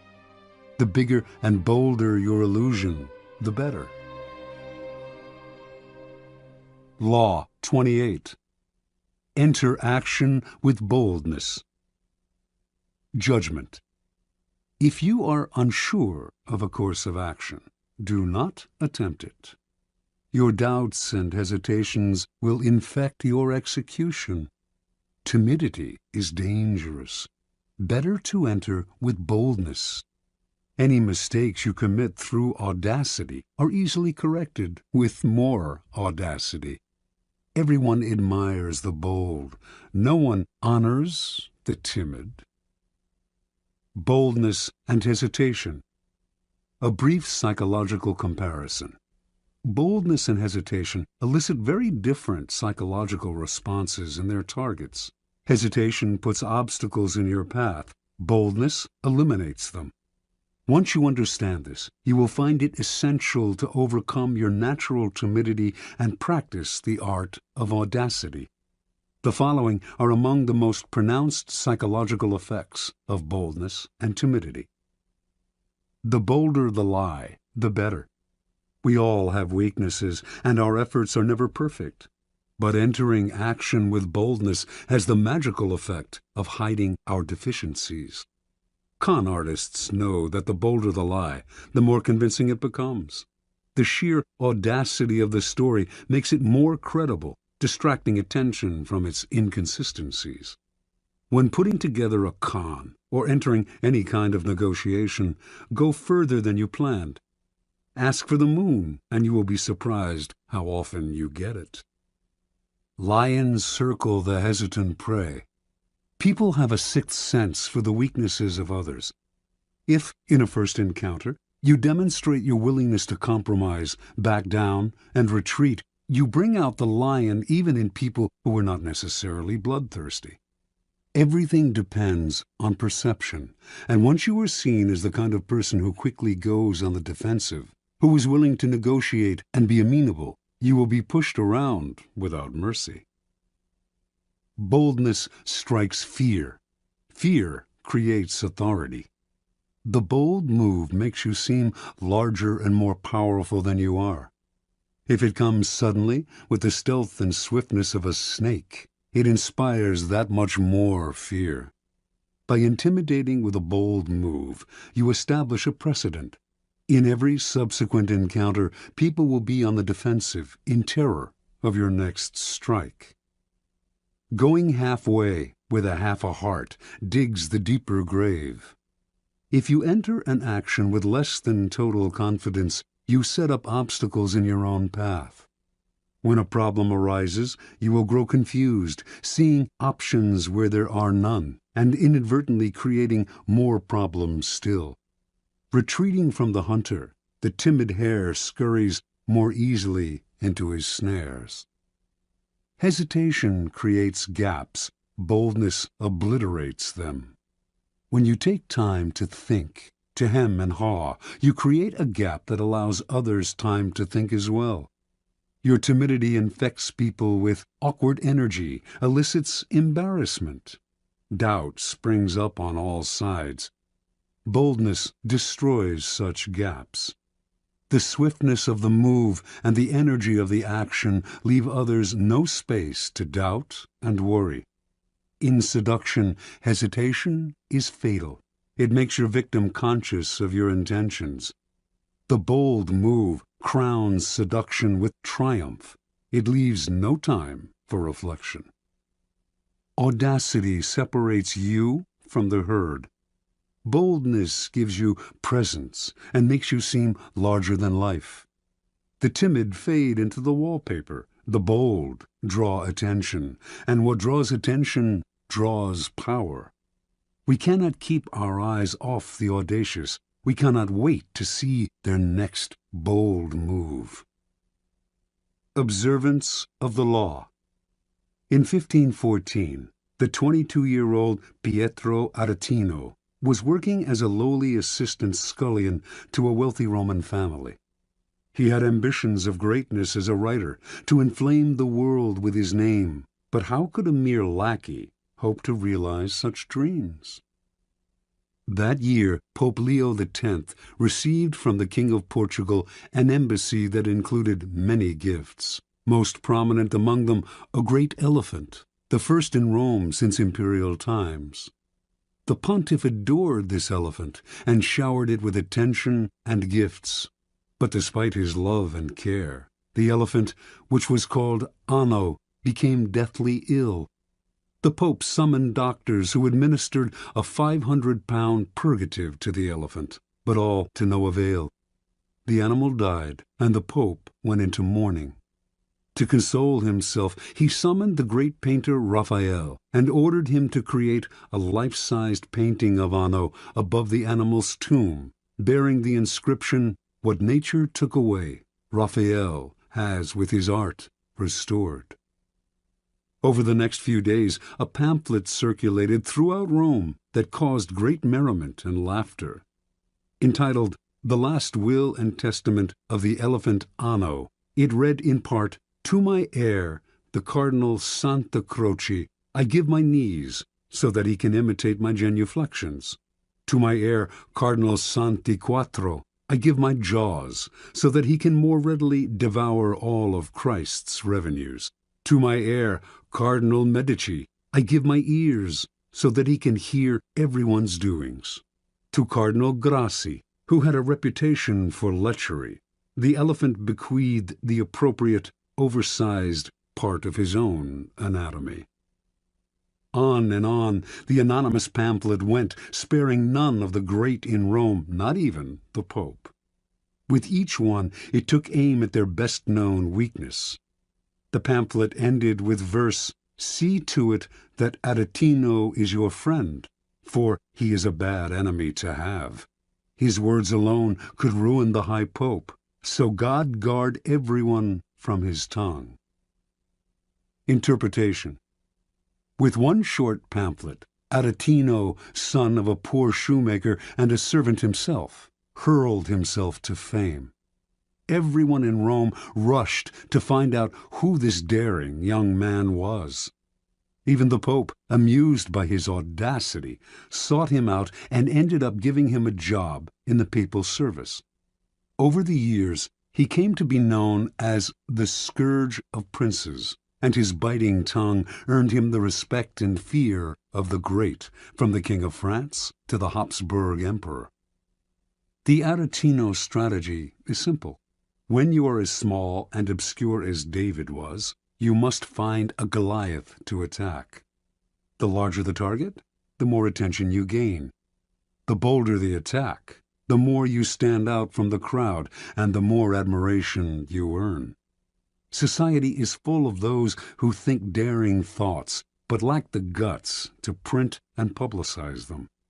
Voice what the public feels. The expression of shared feelings is always powerful. Search out the most prominent target possible and sling your boldest shot. The world will enjoy the spectacle and will honor the underdog. You, that is, with glory and power. Keys to power. Most of us are timid. We want to avoid tension and conflict, and we want to be liked by all. We may contemplate a bold action, but we rarely bring it to life. We are terrified of the consequences, of what others might think of us, of the hostility we will stir up if we dare go beyond our usual place. Although we may disguise our timidity as a concern for others, a desire not to hurt or offend them, in fact, it is the opposite. We are really self-absorbed, worried about ourselves and how others perceive us. Boldness, on the other hand, is outer-directed and often makes people feel more at ease, since it is less self-conscious and less repressed. Few are born bold. Even Napoleon had to cultivate the habit on the battlefield, where he knew it was a matter of life and death. In social settings, he was awkward and timid, but he overcame this and practiced boldness in every part of his life because he saw its tremendous power, how it could literally enlarge a man, even one who, like Napoleon, was in fact conspicuously small. You must practice and develop your boldness. You will often find uses for it. The best place to begin is often the delicate world of negotiation, particularly those discussions in which you are asked to set your own price. How often we put ourselves down by asking for too little. When Christopher Columbus proposed that the Spanish court finance his voyage to the Americas, he also made the insanely bold demand that he be called Grand Admiral of the Ocean. The court agreed. The price he set was the price he received. He demanded to be treated with respect, and so he was. Understand, if boldness is not natural, neither is timidity. It is an acquired habit, picked up out of a desire to avoid conflict. If timidity has taken hold of you, then root it out. Your fears of the consequences of a bold action are way out of proportion to reality. And in fact, the consequences of timidity are worse. Your value is lowered, and you create a self-fulfilling cycle of doubt and disaster. Remember, the problems created by an audacious move can be disguised, even remedied, by more and greater audacity. Law 29. Plan all the way to the end. Judgment. The ending is everything. Plan all the way to it, taking into account all the possible consequences, obstacles, and twists of fortune that might reverse your hard work and give the glory to others. By planning to the end, you will not be overwhelmed by circumstances, and you will know when to stop. Gently guide fortune and help determine the future by thinking far ahead. Transgression of the law. In 1510, a ship set out from the island of Hispaniola, now Haiti and the Dominican Republic, for Venezuela, where it was to rescue a besieged Spanish colony. Several miles out of port, a stowaway climbed out of a provision chest. Vasco Núñez de Balboa, a noble Spaniard who had come to the New World in search of gold, but had fallen into debt and had escaped his creditors by hiding in the chest. Balboa had been obsessed with gold ever since Columbus had returned to Spain from his voyages with tales of a fabulous but as yet undiscovered kingdom called El Dorado. Balboa was one of the first adventurers to come in search of Columbus's land of gold, and he had decided from the beginning that he would be the one to find it, through sheer audacity and single-mindedness. Now that he was free of his creditors, nothing would stop him. Unfortunately, the ship's owner, a wealthy jurist named Francisco Fernandez de Incisco, was furious when told of the stowaway, and he ordered that Balboa be left on the first island they came across. Before they found any island, however, Incisco received news that the colony he was to rescue had been abandoned. This was Balboa's chance. He told the sailors of his previous voyages to Panama and of the rumors he had heard of gold in the area. The excited sailors convinced Incisco to spare Balboa's life and to establish a colony in Panama. Weeks later, they named their new settlement Darien. Darien's first governor was Incisco, but Balboa was not a man to let others steal the initiative. He campaigned against Incisco among the sailors, who eventually made it clear that they preferred him as governor. Incisco fled to Spain, fearing for his life. Months later, when a representative of the Spanish crown arrived to establish himself as the new official governor of Darien, he was turned away. On his return voyage to Spain, this man drowned. The drowning was accidental, but under Spanish law, Balboa had murdered the governor and usurped his position. Balboa's bravado had got him out of scrapes before, but now his hopes of wealth and glory seemed doomed. To lay claim to El Dorado, should he discover it, he would need the approval of the Spanish king, which, as an outlaw, he would never receive. There was only one solution. Panamanian Indians had told Balboa of a vast ocean on the other side of the Central American Isthmus, and had said that by traveling south upon this western coast, he would reach a fabulous land of gold, called by a name that to his ears sounded like Biru. Balboa decided he would cross the treacherous jungles of Panama and become the first European to bathe his feet in this new ocean. From there he would march on El Dorado. If he did this on Spain's behalf, he would obtain the eternal gratitude of the king and would secure his own reprieve. Only he had to act before Spanish authorities came to arrest him. In 1513, then, Balboa set out with 190 soldiers. Halfway across the isthmus, some 90 miles wide at that point, only 60 soldiers remained, many having succumbed to the harsh conditions, the blood-sucking insects, the torrential rainfall, fever. Finally, from a mountaintop, Balboa became the first European to lay eyes on the Pacific Ocean. Days later he marched in his armor into its waters, bearing the banner of Castile and claiming all its seas, lands, and islands in the name of the Spanish throne. Indians from the area greeted Balboa with gold, jewels, and precious pearls, the like of which he had never seen. When he asked where these had come from, the Indians pointed south to the land of the Incas. But Balboa had only a few soldiers left. For the moment, he decided he should return to Darien, send the jewels and gold to Spain as a token of goodwill, and ask for a large army to aid him in the conquest of El Dorado. When news reached Spain of Balboa's bold crossing of the isthmus, his discovery of the Western Ocean, and his planned conquest of El Dorado, the former criminal became a hero. He was instantly proclaimed governor of the new land.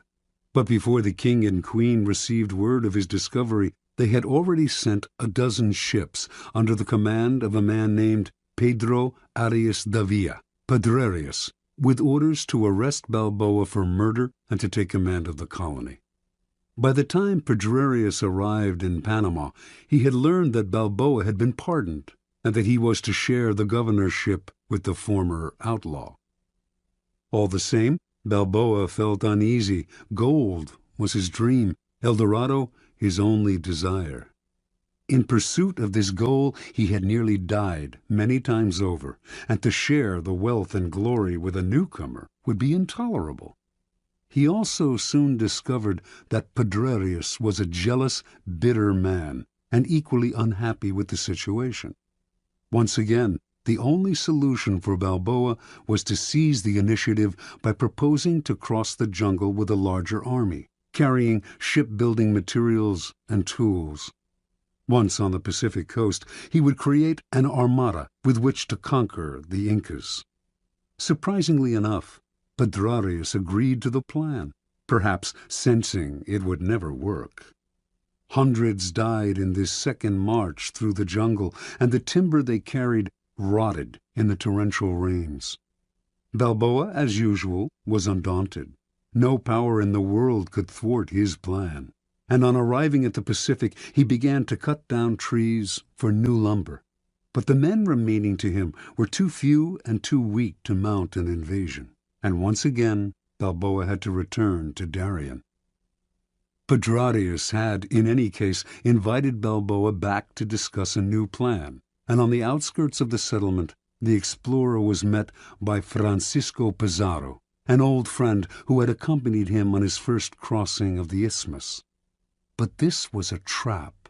Leading 100 soldiers, Pizarro surrounded his former friend, arrested him, and returned him to Pedrerius, who tried him on charges of rebellion. A few days later, Balboa's head fell into a basket, along with those of his most trusted followers. Years later, Pizarro himself reached Peru, and Balboa's deeds were forgotten. Interpretation. Most men are ruled by the heart, not the head. Their plans are vague, and when they meet obstacles, they improvise. But improvisation will only bring you as far as the next crisis, and is never a substitute for thinking several steps ahead and planning to the end.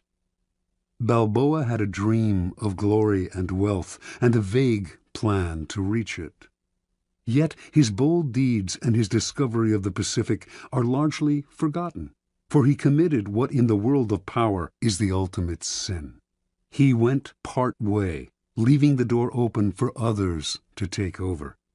A real man of power would have had the prudence to see the dangers in the distance, the rivals who would want to share in the conquests, the vultures that would hover once they heard the word gold.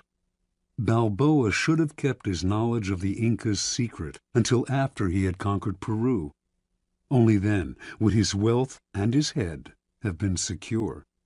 Once Pedrerius arrived on the scene, a man of power and prudence would have schemed to kill or imprison him, and to take over the army he had brought for the conquest of Peru. But Balboa was locked in the moment, always reacting emotionally, never thinking ahead. What good is it to have the greatest dream in the world if others reap the benefits and the glory?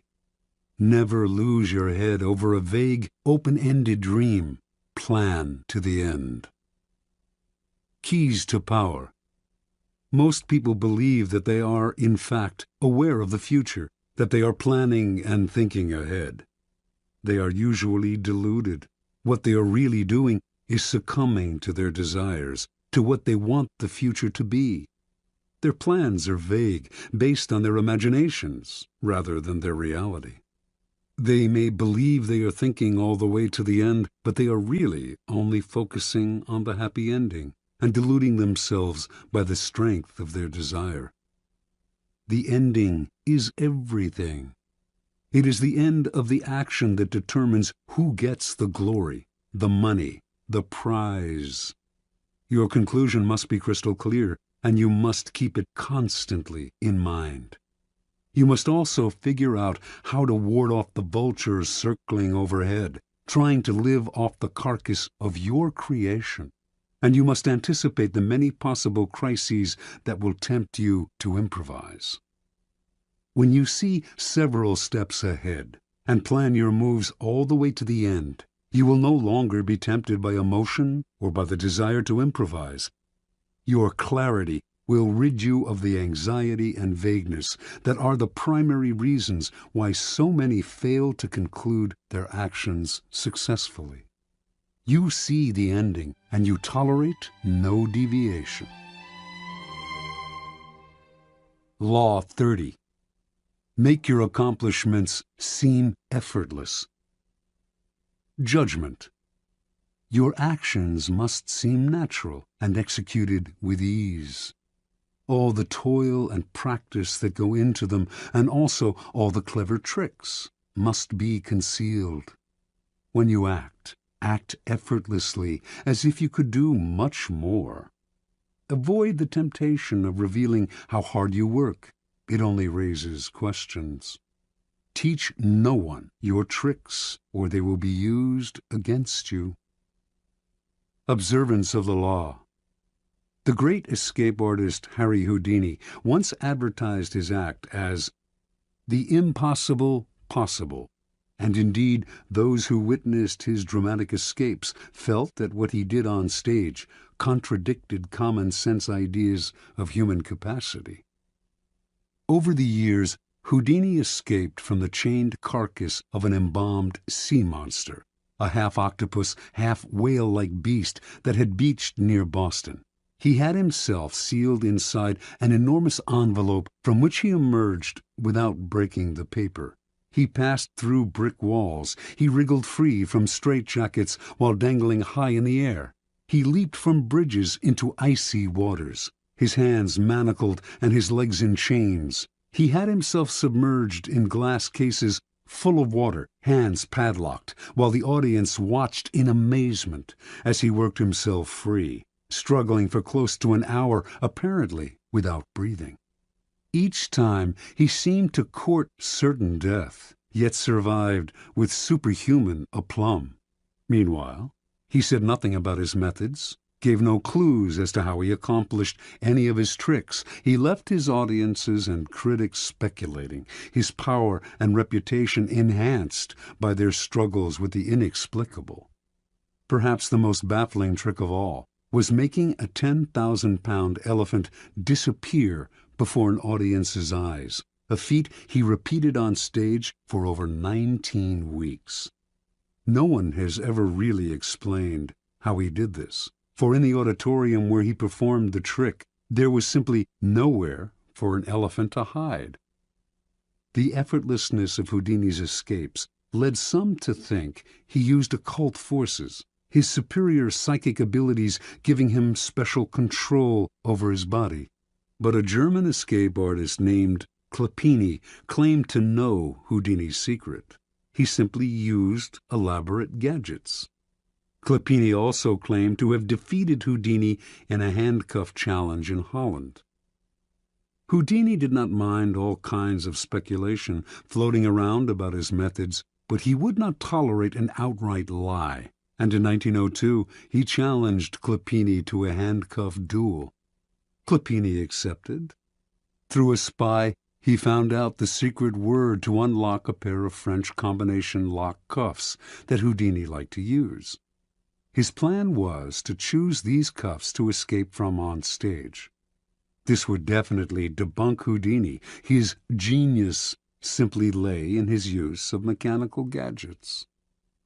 On the night of the challenge, just as Clapini had planned, Houdini offered him a choice of cuffs, and he selected the ones with the combination lock.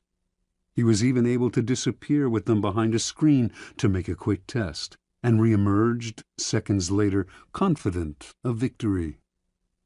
Acting as if he had sensed fraud, Houdini refused to lock Clapini in the cuffs. The two men argued and began to fight, even wrestling with each other on stage. After a few minutes of this, an apparently angry, frustrated Houdini gave up and locked Clopini in the cuffs. For the next few minutes, Clopini strained to get free. Something was wrong. Minutes earlier he had opened the cuffs behind the screen. Now the same code no longer worked. He sweated, racking his brain. Hours went by, the audience left, and finally an exhausted and humiliated Clopini gave up and asked to be released. The cuffs that Clopini himself had opened behind the screen with the word CLEFS, French for keys, now clicked open only with the word FRAUD. Clopini never figured out how Houdini had accomplished this uncanny feat. Interpretation. Although we do not know for certain how Houdini accomplished many of his most ingenious escapes, one thing is clear. It was not the occult, or any kind of magic, that gave him his powers, but hard work and endless practice, all of which he carefully concealed from the world. Houdini never left anything to chance. Day and night he studied the workings of locks, researched centuries-old sleight-of-hand tricks, pored over books on mechanics, whatever he could use. Every moment not spent researching, he spent working his body, keeping himself exceptionally limber, and learning how to control his muscles and his breathing. Early on in Houdini's career, an old Japanese performer whom he toured with taught him an ancient trick: how to swallow an ivory ball, then bring it back up. He practiced this endlessly with a small peeled potato tied to a string. Up and down he would manipulate the potato with his throat muscles until they were strong enough to move it without the string. No one could check the inside of his throat, where he could conceal small tools to help him escape. Even so, Clopini was fundamentally wrong. It was not Houdini's tools, but his practice, work, and research that made his escapes possible. Clopini, in fact, was completely outwitted by Houdini, who set the whole thing up. He let his opponent learn the code to the French cuffs, then baited him into choosing those cuffs on stage. Then, during the two men's tussle, the dexterous Houdini was able to change the code to FRAUD. He had spent weeks practicing this trick, but the audience saw none of the sweat and toil behind the scenes. Nor was Houdini ever nervous. He induced nervousness in others.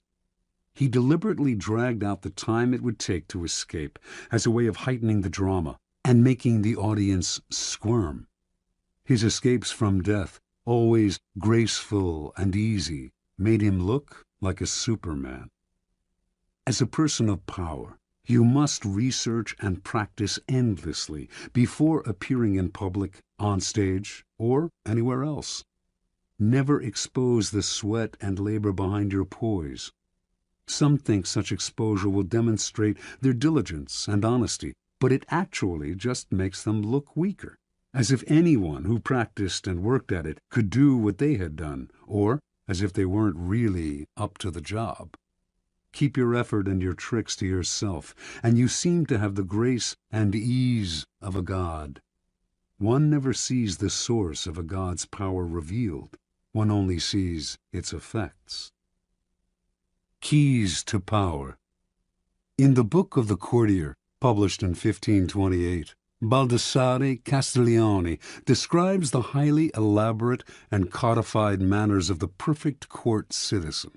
And yet, Castiglione explains the courtier must execute these gestures with what he calls sprezzatura, the capacity to make the difficult seem easy. He urges the courtier to practice in all things a certain nonchalance which conceals all artistry and makes whatever one says or does seem uncontrived and effortless. We all admire the achievement of some unusual feat, but if it is accomplished naturally and gracefully, our admiration increases tenfold.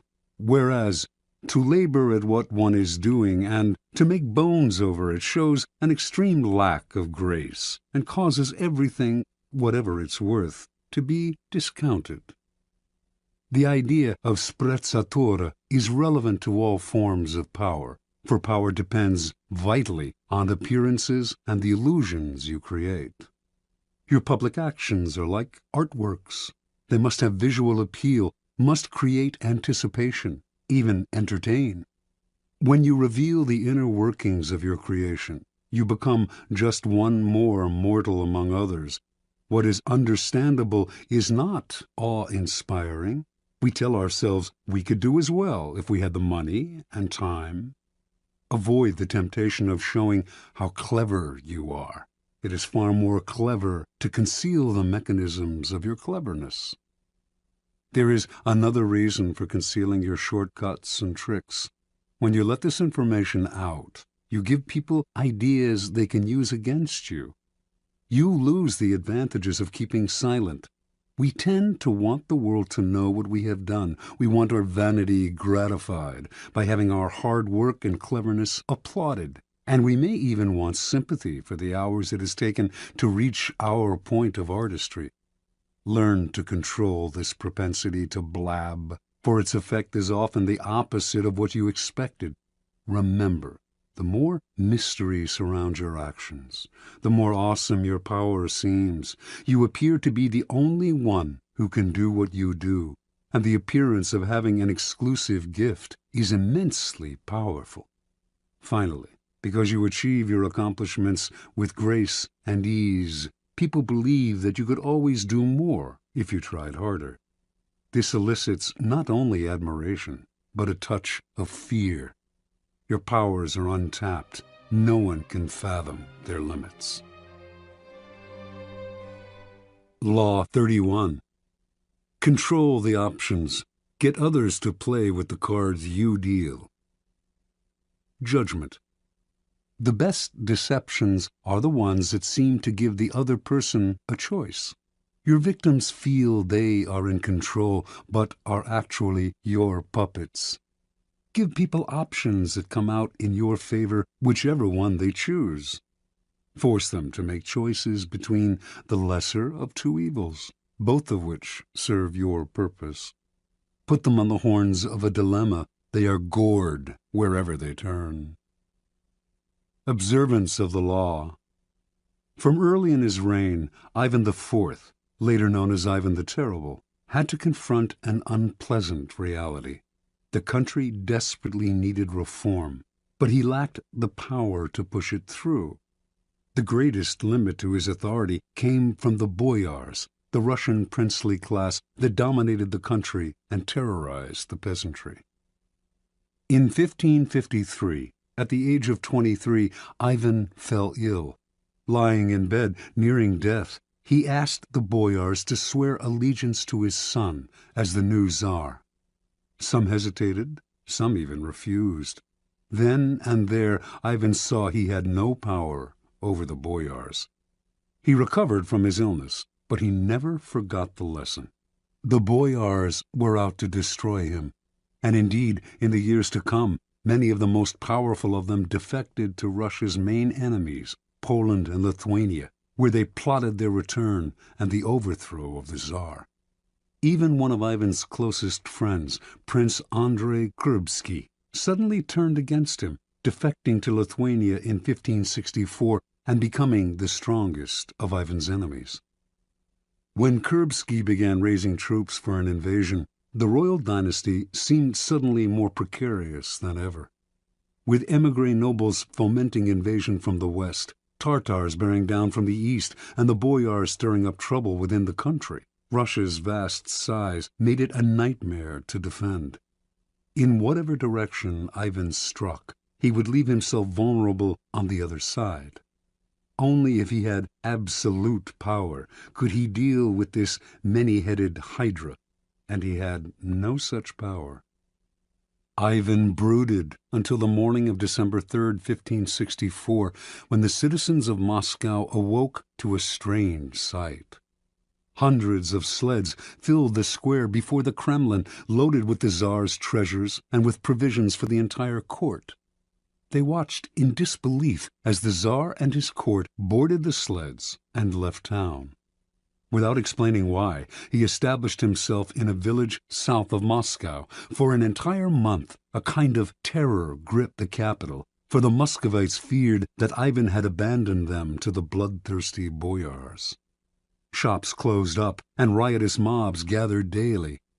Finally, on January 3rd of 1565, a letter arrived from the Tsar, explaining that he could no longer bear the boyars' betrayals and had decided to abdicate once and for all. Read aloud in public, the letter had a startling effect. Merchants and commoners blamed the boyars for Ivan's decision and took to the streets, terrifying the nobility with their fury. Soon a group of delegates representing the church, the princes, and the people made the journey to Ivan's village and begged the Tsar, in the name of the Holy Land of Russia, to return to the throne. Ivan listened, but would not change his mind. After days of hearing their pleas, however, he offered his subjects a choice. Either they grant him absolute powers to govern as he pleased, with no interference from the boyars, or they find a new leader. Faced with a choice between civil war and the acceptance of despotic power, almost every sector of Russian society opted for a strong Tsar, calling for Ivan's return to Moscow and the restoration of law and order. In February, with much celebration, Ivan returned to Moscow. The Russians could no longer complain if he behaved dictatorially. They had given him this power themselves.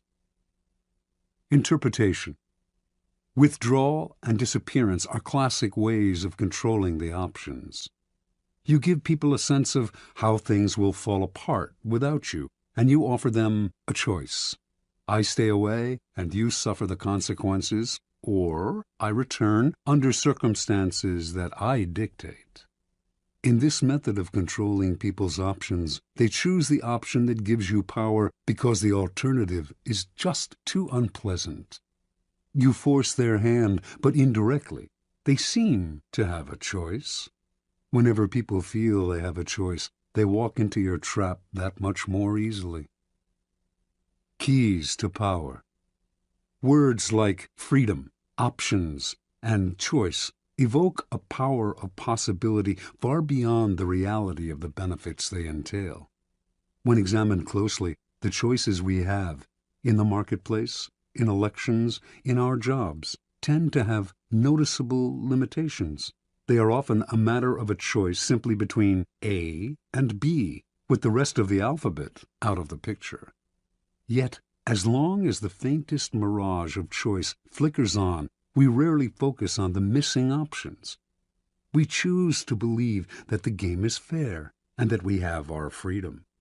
We prefer not to think too much about the depth of our liberty to choose.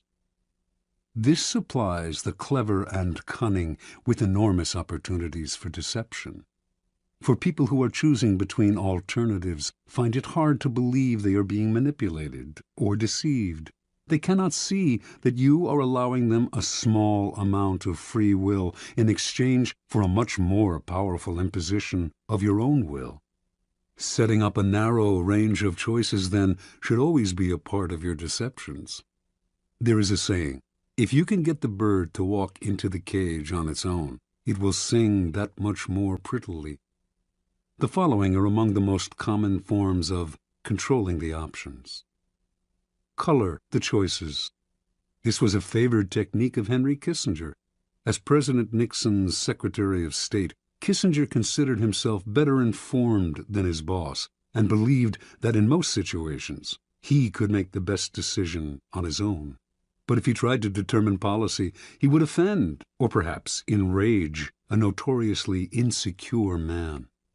So Kissinger would propose 3 or 4 choices of action for each situation, and would present them in such a way that the one he preferred always seemed the best solution compared to the others. Time after time, Nixon fell for the bait, never suspecting that he was moving where Kissinger pushed him. This is an excellent device to use on the insecure master. Force the resistor. This is a good technique to use on children and other willful people who enjoy doing the opposite of what you ask them to. Push them to choose what you want them to do by appearing to advocate the opposite. Alter the playing field. In the 1860s, John D. Rockefeller set out to create an oil monopoly.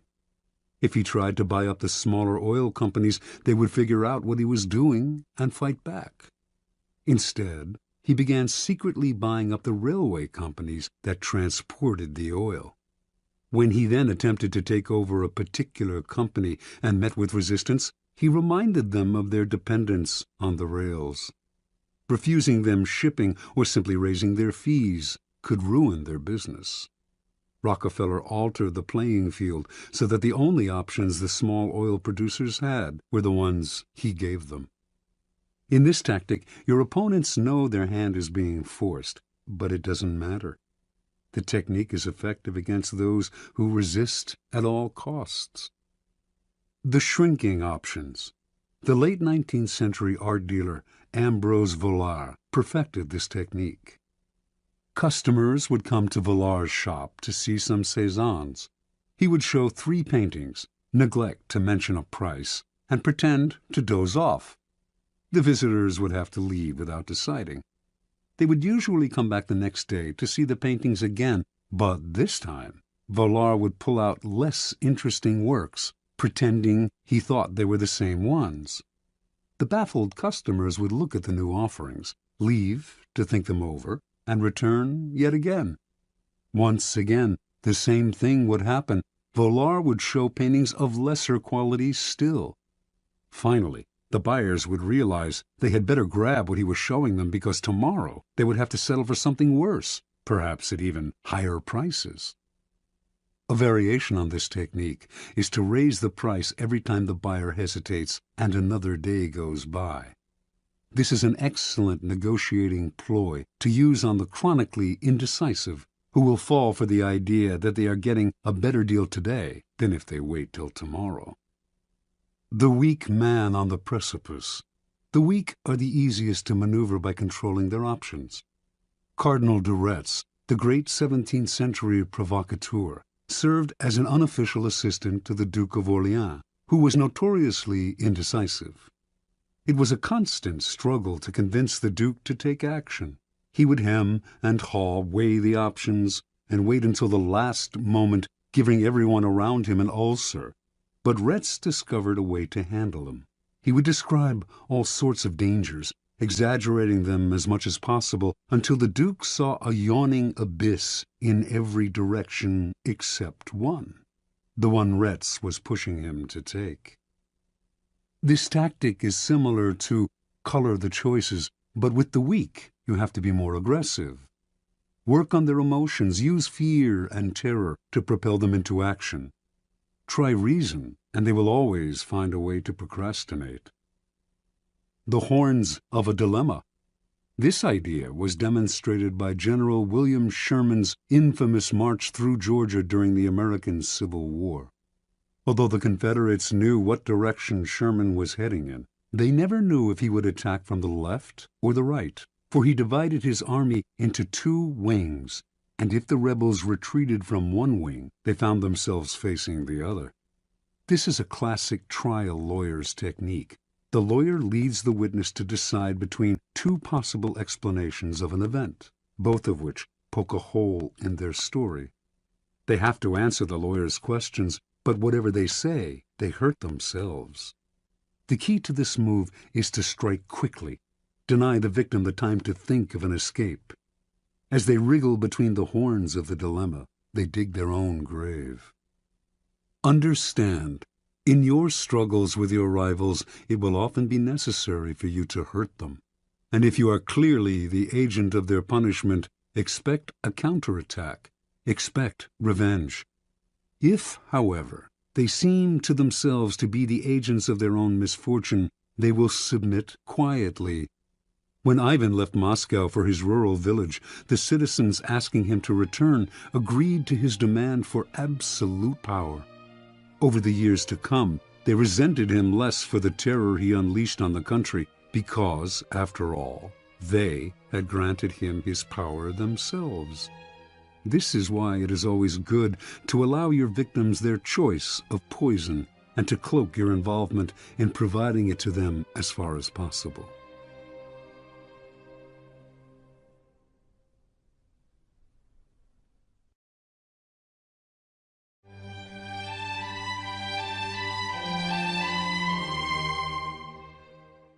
Law 32. Play to people's fantasies. Judgment. The truth is often avoided because it is ugly and unpleasant. Never appeal to truth and reality unless you are prepared for the anger that comes from disenchantment. Life is so harsh and distressing that people who can manufacture romance or conjure up fantasy are like oases in the desert. Everyone flocks to them. There is great power in tapping into the fantasies of the masses. Observance of the law. The city-state of Venice was prosperous for so long that its citizens felt their small republic had destiny on its side. In the Middle Ages and High Renaissance, its virtual monopoly on trade to the East made it the wealthiest city in Europe. Under a beneficent republican government, Venetians enjoyed liberties that few other Italians had ever known. Yet, in the 16th century, their fortunes suddenly changed. The opening of the New World transferred power to the Atlantic side of Europe, to the Spanish and Portuguese, and later the Dutch and English. Venice could not compete economically, and its empire gradually dwindled. The final blow was the devastating loss of a prized Mediterranean possession, the island of Cyprus, captured from Venice by the Turks in 1570. Now noble families went broke in Venice, and banks began to fold. A kind of gloom and desperation settled over the citizens. They had known a glittering past, had either lived through it or heard stories about it from their elders. The closeness of the glory years was humiliating. The Venetians half believed that the goddess Fortune was only playing a joke on them, and that the old days would soon return. For the time being, though, what could they do? In 1589, rumors began to swirl around Venice of the arrival not far away of a mysterious man called Il Bragadino, a master of alchemy, a man who had won incredible wealth through his ability, it was said, to multiply gold through the use of a secret substance. The rumors spread quickly because a few years earlier, a Venetian nobleman passing through Poland had heard a learned man prophesy that Venice would recover her past glory and power if she could find a man who understood the alchemic art of manufacturing gold. And so, as word reached Venice of the gold this Bragadino possessed, he clinked gold coins continuously in his hands, and golden objects filled his palace. Some began to dream. Through him, their city would prosper again. Members of Venice's most important noble families accordingly went together to Brescia, where Bragadino lived. They toured his palace and watched in awe as he demonstrated his gold-making abilities, taking a pinch of seemingly worthless minerals and transforming it into several ounces of gold dust. The Venetian Senate prepared to debate the idea of extending an official invitation to Bragadino to stay in Venice at the city's expense, when word suddenly reached them that they were competing with the Duke of Mantua for his services. They heard of a magnificent party in Bragadino's palace for the Duke, featuring garments with golden buttons, gold watches, gold plates, and on and on. Worried they might lose Bragadino to Mantua, the Senate voted almost unanimously to invite him to Venice, promising him the mountain of money he would need to continue living in his luxurious style, but only if he came right away. Late that year, the mysterious Bragadino arrived in Venice. With his piercing dark eyes under thick brows, and the two enormous black mastiffs that accompanied him everywhere, he was forbidding and impressive. He took up residence in a sumptuous palace on the island of Giudecca, with the Republic funding his banquets, his expensive clothes, and all his other whims. A kind of alchemy fever spread through Venice. On street corners, hawkers would sell coal, distilling apparatus, bellows, how-to books on the subject. Everyone began to practice alchemy, everyone except Bragadino. The alchemist seemed to be in no hurry to begin manufacturing the gold that would save Venice from ruin. Strangely enough, this only increased his popularity and following. People thronged from all over Europe, even Asia, to meet this remarkable man. Months went by, with gifts pouring in to Bragadino from all sides.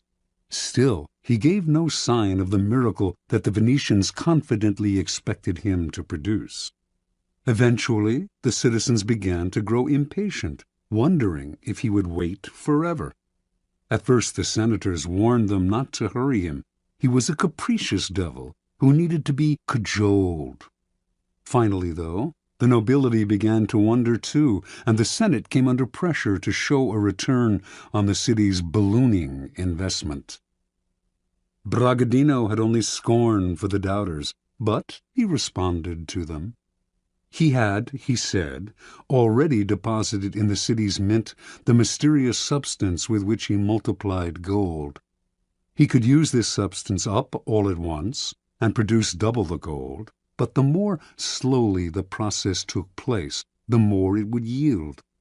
If left alone for 7 years, sealed in a casket, the substance would multiply the gold in the mint 30 times over.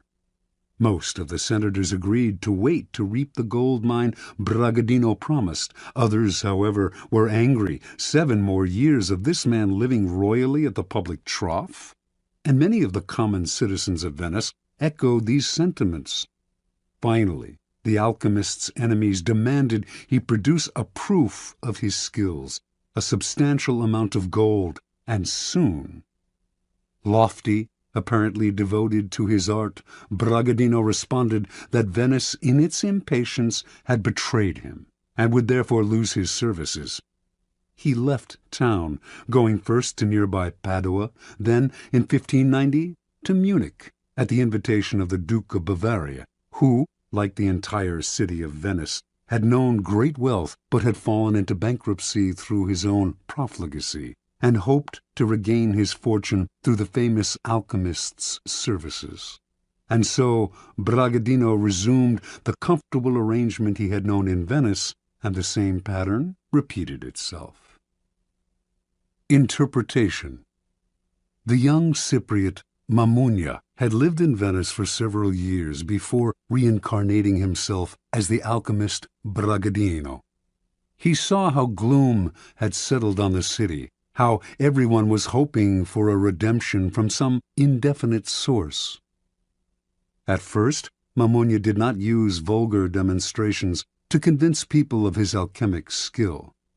His sumptuous palace, his opulent garments, the clink of gold in his hands, all these provided a superior argument to anything rational, and these established the cycle that kept him going.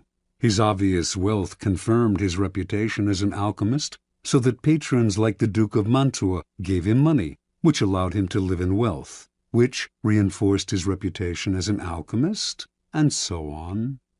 Only once this reputation was established, and dukes and senators were fighting over him, did he resort to the trifling necessity of a demonstration. By then, however, people were easy to deceive. They wanted to believe.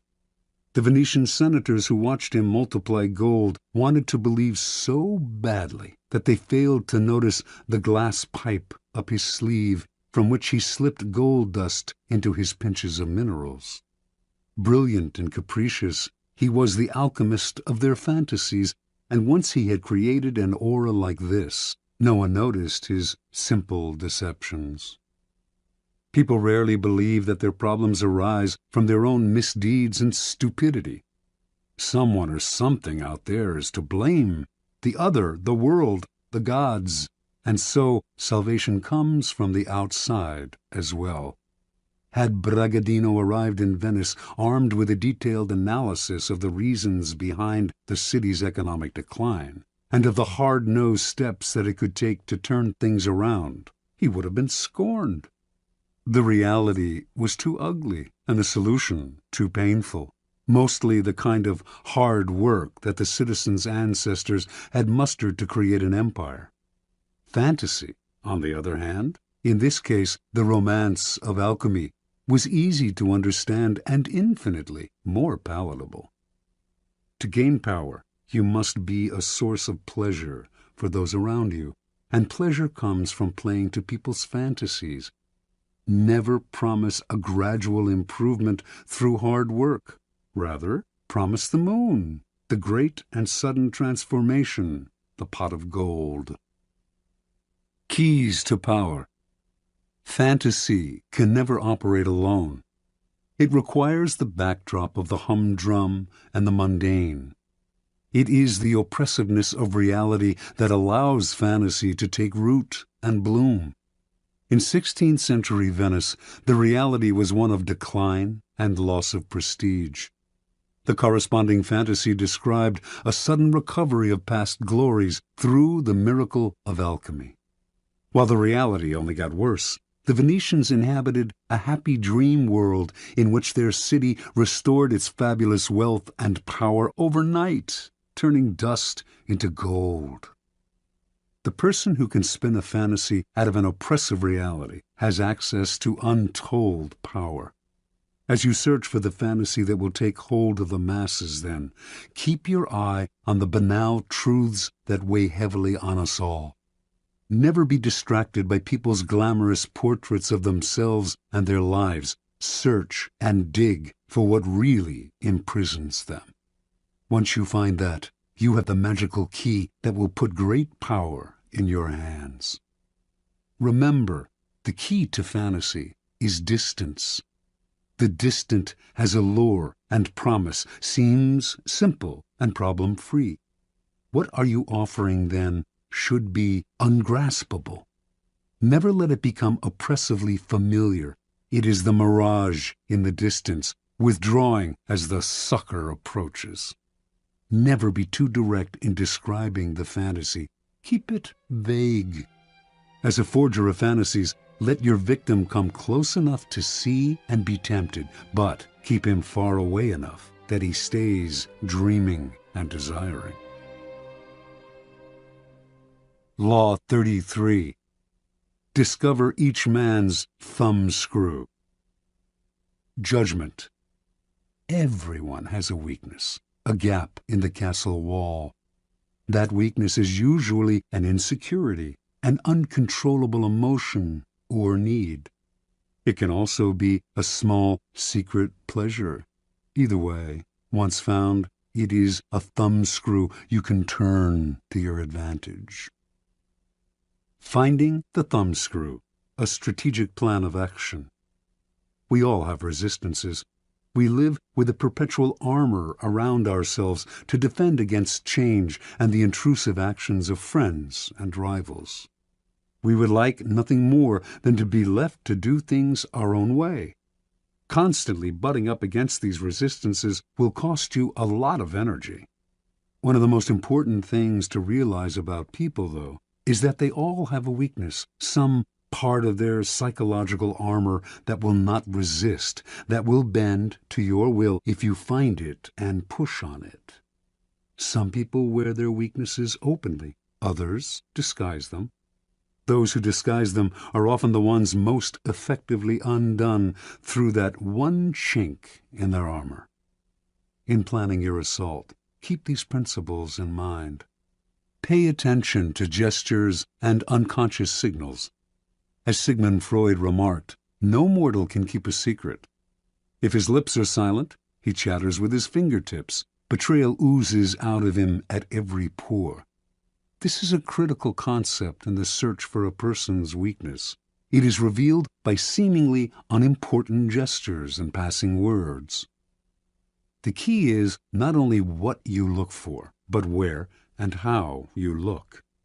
Everyday conversation supplies the richest mine of weaknesses, so train yourself to listen. Start by always seeming interested. The appearance of a sympathetic ear will spur anyone to talk. A clever trick, often used by the 19th century French statesman Talleyrand, is to appear to open up to the other person, to share a secret with them. It can be completely made up, or it can be real, but of no great importance to you. The important thing is that it should seem to come from the heart. This will usually elicit a response that is not only as frank as yours, but more genuine, a response that reveals a weakness. If you suspect that someone has a particular soft spot, probe for it indirectly. If, for instance, you sense that a man has a need to be loved, openly flatter him. If he laps up your compliments, no matter how obvious, you are on the right track.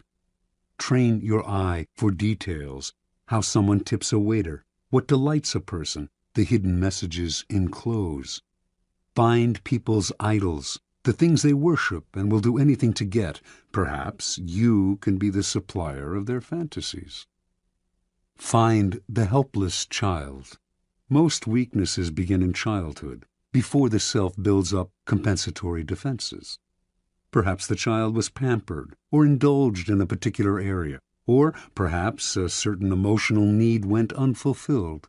As he or she grows older, the indulgence or the deficiency may be buried, but never disappears. Knowing about a childhood need gives you a powerful key to a person's weakness. One sign of this weakness is that when you touch on it, the person will often act like a child. Be on the lookout, then, for any behavior that should have been outgrown. If your victims or rivals went without something important, such as parental support when they were children, supply it, or its facsimile. If they reveal a secret taste, a hidden indulgence, indulge it. In either case, they will be unable to resist you. Look for contrasts. An overt trait often conceals its opposite. People who thump their chests are often big cowards. A prudish exterior may hide a lascivious soul. The uptight are often screaming for adventure. The shy are dying for attention. By probing beyond appearances, you will often find people's weaknesses in the opposite of the qualities they reveal to you. Find the weak link. Sometimes in your search for weaknesses, it is not what, but who that matters. In today's versions of the court, there is often someone behind the scenes who has a great deal of power, a tremendous influence over the person superficially on top. These behind-the-scenes power brokers are the group's weak link. Win their favor, and you indirectly influence the king. Alternatively, even in a group of people acting with the appearance of one will, as when a group under attack closes ranks to resist an outsider, there is always a weak link in the chain. Find the one person who will bend under pressure. Fill the void. The two main emotional voids to fill are insecurity and unhappiness. The insecure are suckers for any kind of social validation. As for the chronically unhappy, look for the roots of their unhappiness. The insecure and the unhappy are the people least able to disguise their weaknesses. The ability to fill their emotional voids is a great source of power and an indefinitely prolongable one. Feed on uncontrollable emotions. The uncontrollable emotion can be a paranoid fear, a fear disproportionate to the situation, or any base motive such as lust, greed, vanity, or hatred. People in the grip of these emotions often cannot control themselves, and you can do the controlling for them. Observance of the law. Arabella Huntington, wife of the great late 19th century railroad magnate Collis P. Huntington, came from humble origins and always struggled for social recognition among her wealthy peers. When she gave a party in her San Francisco mansion, few of the social elite would show up. Most of them took her for a gold digger, not their kind. Because of her husband's fabulous wealth, art dealers courted her, but with such condescension they obviously saw her as an upstart. Only one man of consequence treated her differently, the dealer Joseph Duveen. For the first few years of Duveen's relationship with Arabella, he made no effort to sell expensive art to her. Instead, he accompanied her to fine stores, chatted endlessly about queens and princesses he knew, on and on. At last, she thought, a man who treated her as an equal, even a superior, in high society. Meanwhile, if Duveen did not try to sell art to her, he did subtly educate her in his aesthetic ideas, namely, that the best art was the most expensive art. And after Arabella had soaked up his way of seeing things, Duveen would act as if she always had exquisite taste, even though before she met him her aesthetics had been abysmal. When Collis Huntington died in 1900, Arabella came into a fortune. She suddenly started to buy expensive paintings, by Rembrandt and Velázquez, for example, and only from Duveen. Years later, Duveen sold her Gainsborough's Blue Boy for the highest price ever paid for a work of art at the time, an astounding purchase for a family that previously had shown little interest in collecting. Interpretation. Joseph Duveen instantly understood Arabella Huntington and what made her tick. She wanted to feel important, at home in society. Intensely insecure about her lower-class background, she needed confirmation of her new social status. Duveen waited. Instead of rushing into trying to persuade her to collect art, he subtly went to work on her weaknesses. He made her feel that she deserved his attention not because she was the wife of one of the wealthiest men in the world, but because of her own special character, and this completely melted her. Duveen never condescended to Arabella. Rather than lecturing to her, he instilled his ideas in her indirectly. The result was one of his best and most devoted clients, and also the sale of the Blue Boy. People's need for validation and recognition, their need to feel important, is the best kind of weakness to exploit. First, it is almost universal. Second, exploiting it is so very easy. All you have to do is find ways to make people feel better about their taste, their social standing, their intelligence. Once the fish are hooked, you can reel them in again and again for years. You are filling a positive role, giving them what they cannot get on their own. They may never suspect that you are turning them like a thumbscrew, and if they do, they may not care, because you are making them feel better about themselves, and that is worth any price. Law 34. Be royal in your own fashion. Act like a king to be treated like one. Judgment. The way you carry yourself will often determine how you are treated. In the long run, appearing vulgar or common will make people disrespect you. For a king respects himself and inspires the same sentiment in others. By acting regally and confident of your powers, you make yourself seem destined to wear a crown. Observance of the law. When Christopher Columbus was trying to find funding for his legendary voyages, many around him believed he came from the Italian aristocracy.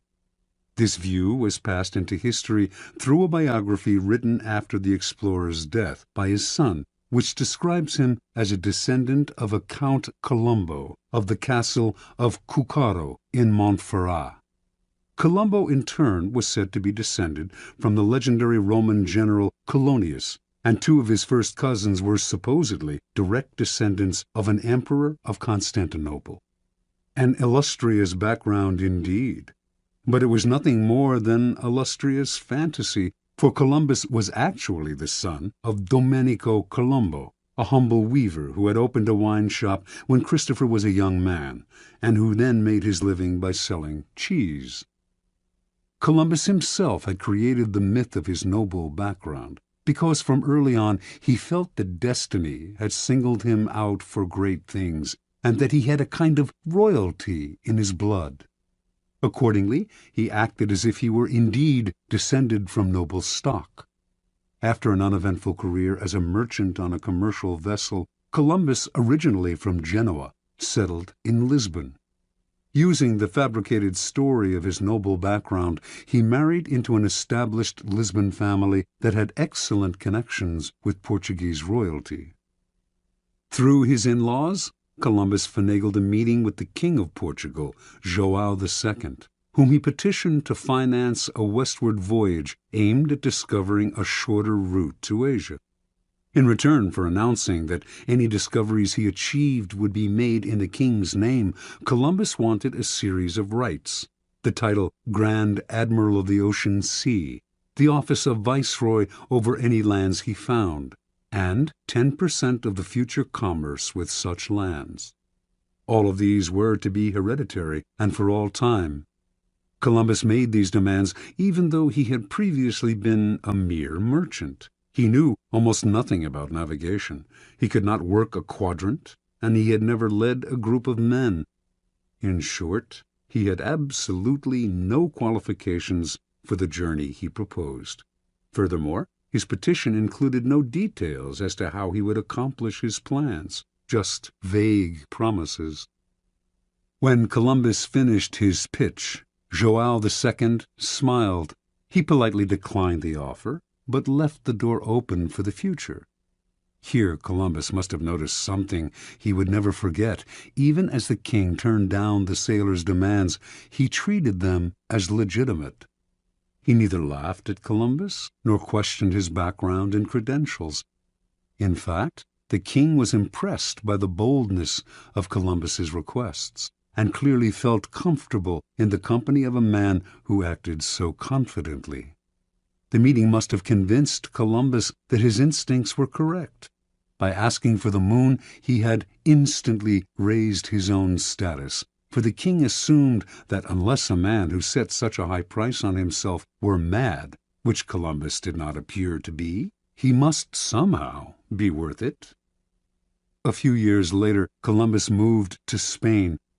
Using his Portuguese connections, he moved in elevated circles at the Spanish court, receiving subsidies from illustrious financiers and sharing tables with dukes and princes. To all these men, he repeated his request for financing for a voyage to the West, and also for the rights he had demanded from João II. Some, such as the powerful Duke of Medina, wanted to help, but could not, since they lacked the power to grant him the titles and rights he wanted. But Columbus would not back down. He soon realized that only one person could meet his demands: Queen Isabella. In 1487, he finally managed a meeting with the Queen, and although he could not convince her to finance the voyage, he completely charmed her and became a frequent guest in the palace. In 1492, the Spanish finally expelled the Moorish invaders who centuries earlier had seized parts of the country. With the wartime burden on her treasury lifted, Isabella felt she could finally respond to the demands of her explorer friend, and she decided to pay for 3 ships, equipment, the salaries of the crews, and a modest stipend for Columbus. More important, she had a contract drawn up that granted Columbus the titles and rights on which he had insisted. The only one she denied, and only in the contract's fine print, was the 10% of all revenues from any lands discovered, an absurd demand, since he wanted no time limit on it. Had the clause been left in, it would eventually have made Columbus and his heirs the wealthiest family on the planet. Columbus never read the fine print. Satisfied that his demands had been met, Columbus set sail that same year in search of the passage to Asia. Before he left, he was careful to hire the best navigator he could find to help get him there. The mission failed to find such a passage, yet when Columbus petitioned the Queen to finance an even more ambitious voyage the following year, she agreed. By then, she had come to see Columbus as destined for great things. Interpretation. Columbus had an amazing power to charm the nobility, and it all came from the way he carried himself. He projected a sense of confidence that was completely out of proportion to his means. Nor was his confidence the aggressive, ugly self-promotion of an upstart. It was a quiet and calm self-assurance. In fact, it was the same confidence usually shown by the nobility themselves. The powerful in the old-style aristocracies felt no need to prove or assert themselves. Being noble, they knew they always deserved more and asked for it. With Columbus, then, they felt an instant affinity, for he carried himself just the way they did, elevated above the crowd, destined for greatness. Understand, it is within your power to set your own price. How you carry yourself reflects what you think of yourself. If you ask for little, shuffle your feet, and lower your head, people will assume this reflects your character. But this behavior is not you. It is only how you have chosen to present yourself to other people. You can just as easily present the Columbus front, buoyancy, confidence, and the feeling that you were born to wear a crown. Keys to power. As children, we start our lives with great exuberance, expecting and demanding everything from the world. This generally carries over into our first forays into society, as we begin our careers.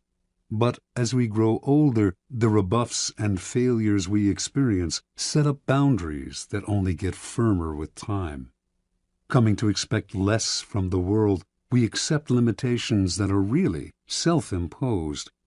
We start to bow and scrape and apologize for even the simplest of requests.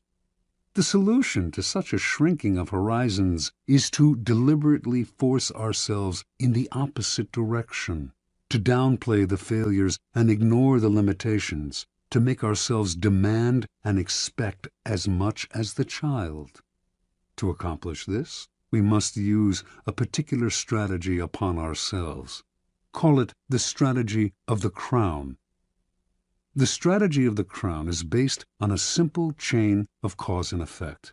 If we believe we are destined for great things, our belief will radiate outward just as a crown creates an aura around a king.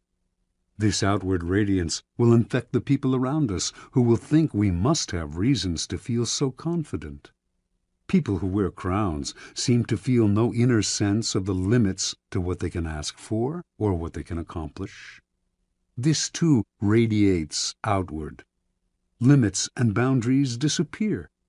Use the strategy of the crown, and you will be surprised how often it bears fruit. Take as an example those happy children who ask for whatever they want and get it. Their high expectations are their charm. Adults enjoy granting their wishes, just as Isabella enjoyed granting the wishes of Columbus. Law 35. Master the art of timing. Judgment. Never seem to be in a hurry. Hurrying betrays a lack of control over yourself and over time. Always seem patient, as if you know that everything will come to you eventually. Become a detective of the right moment. Sniff out the spirit of the times, the trends that will carry you to power. Learn to stand back when the time is not yet ripe, and to strike fiercely when it has reached fruition. Observance of the law. Starting out in life as a nondescript French seminary school teacher, Joseph Fouché wandered from town to town for most of the decade of the 1780s, teaching mathematics to young boys. Yet he never completely committed himself to the church, never took his vows as a priest. He had bigger plans. Patiently waiting for his chance, he kept his options open. And when the French Revolution broke out in 1789, Fouché waited no longer. He got rid of his cassock, grew his hair long, and became a revolutionary. For this was the spirit of the times. To miss the boat at this critical moment could have spelt disaster. Fouché did not miss the boat. Befriending the revolutionary leader Robespierre, he quickly rose in the rebel ranks. In 1792, the town of Nantes elected Fouché to be its representative to the National Convention, created that year to frame a new constitution for a French republic. When Fouché arrived in Paris to take his seat at the convention, a violent rift had broken out between the moderates and the radical Jacobins. Fouché sensed that in the long run neither side would emerge victorious. Power rarely ends up in the hands of those who start a revolution or even of those who further it. Power sticks to those who bring it to a conclusion. That was the side Fouché wanted to be on. His sense of timing was uncanny. He started as a moderate, for moderates were in the majority. When the time came to decide on whether or not to execute Louis XVI, however, he saw that the people were clamoring for the king's head, so he cast the deciding vote for the guillotine. Now he had become a radical. Yet, as tensions came to the boil in Paris, he foresaw the danger of being too closely associated with any one faction. So he accepted a position in the provinces where he could lay low for a while. A few months later, he was assigned to the post of proconsul in Lyon, where he oversaw the execution of dozens of aristocrats. At a certain moment, however, he called a halt to the killings, sensing that the mood of the country was turning, and despite the blood already on his hands, the citizens of Lyon hailed him as a savior from what had become known as the Terror. So far, Fouché had played his cards brilliantly, but in 1794, his old friend Robespierre recalled him to Paris to account for his actions in Lyon. Robespierre had been the driving force behind the Terror.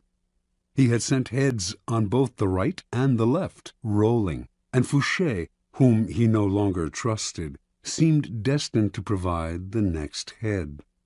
Over the next few weeks, a tense struggle ensued, while Robespierre railed openly against Fouché, accusing him of dangerous ambitions and calling for his arrest. The crafty Fouché worked more indirectly, quietly gaining support among those who were beginning to tire of Robespierre's dictatorial control. Fouché was playing for time. He knew that the longer he survived, the more disaffected citizens he could rally against Robespierre. He had to have broad support before he moved against the powerful leader.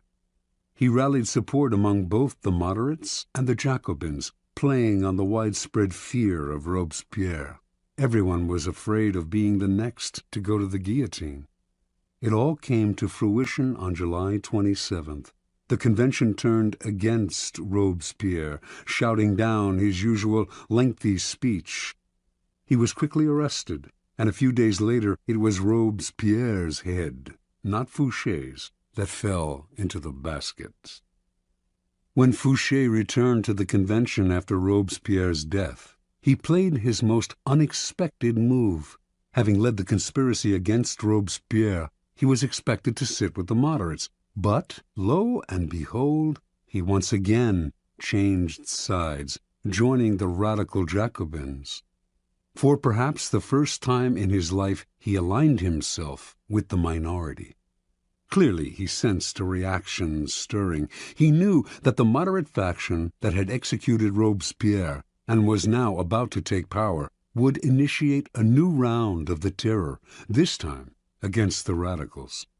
In siding with the Jacobins, then, Fouché was sitting with the martyrs of the days to come, the people who would be considered blameless in the troubles that were on their way. Taking sides with what was about to become the losing team was a risky gambit, of course, but Fouché must have calculated he could keep his head long enough to quietly stir up the populace against the moderates and watch them fall from power. And indeed, although the moderates did call for his arrest in December of 1795 and would have sent him to the guillotine, too much time had passed. The executions had become unpopular with the people, and Fouché survived the swing of the pendulum one more time. A new government took over, the Directoire. It was not, however, a Jacobin government, but a moderate one, more moderate than the government that had reimposed the terror. Fouché, the radical, had kept his head, but now he had to keep a low profile. He waited patiently on the sidelines for several years, allowing time to soften any bitter feelings against him. Then he approached the Directoire and convinced them he had a new passion, intelligence gathering. He became a paid spy for the government, excelled at the job, and in 1799 was rewarded by being made Minister of Police.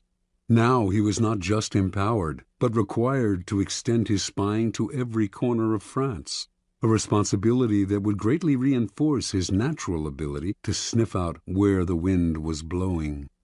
One of the first social trends he detected, in fact, came in the person of Napoleon, a brash young general whose destiny he right away saw was entwined with the future of France.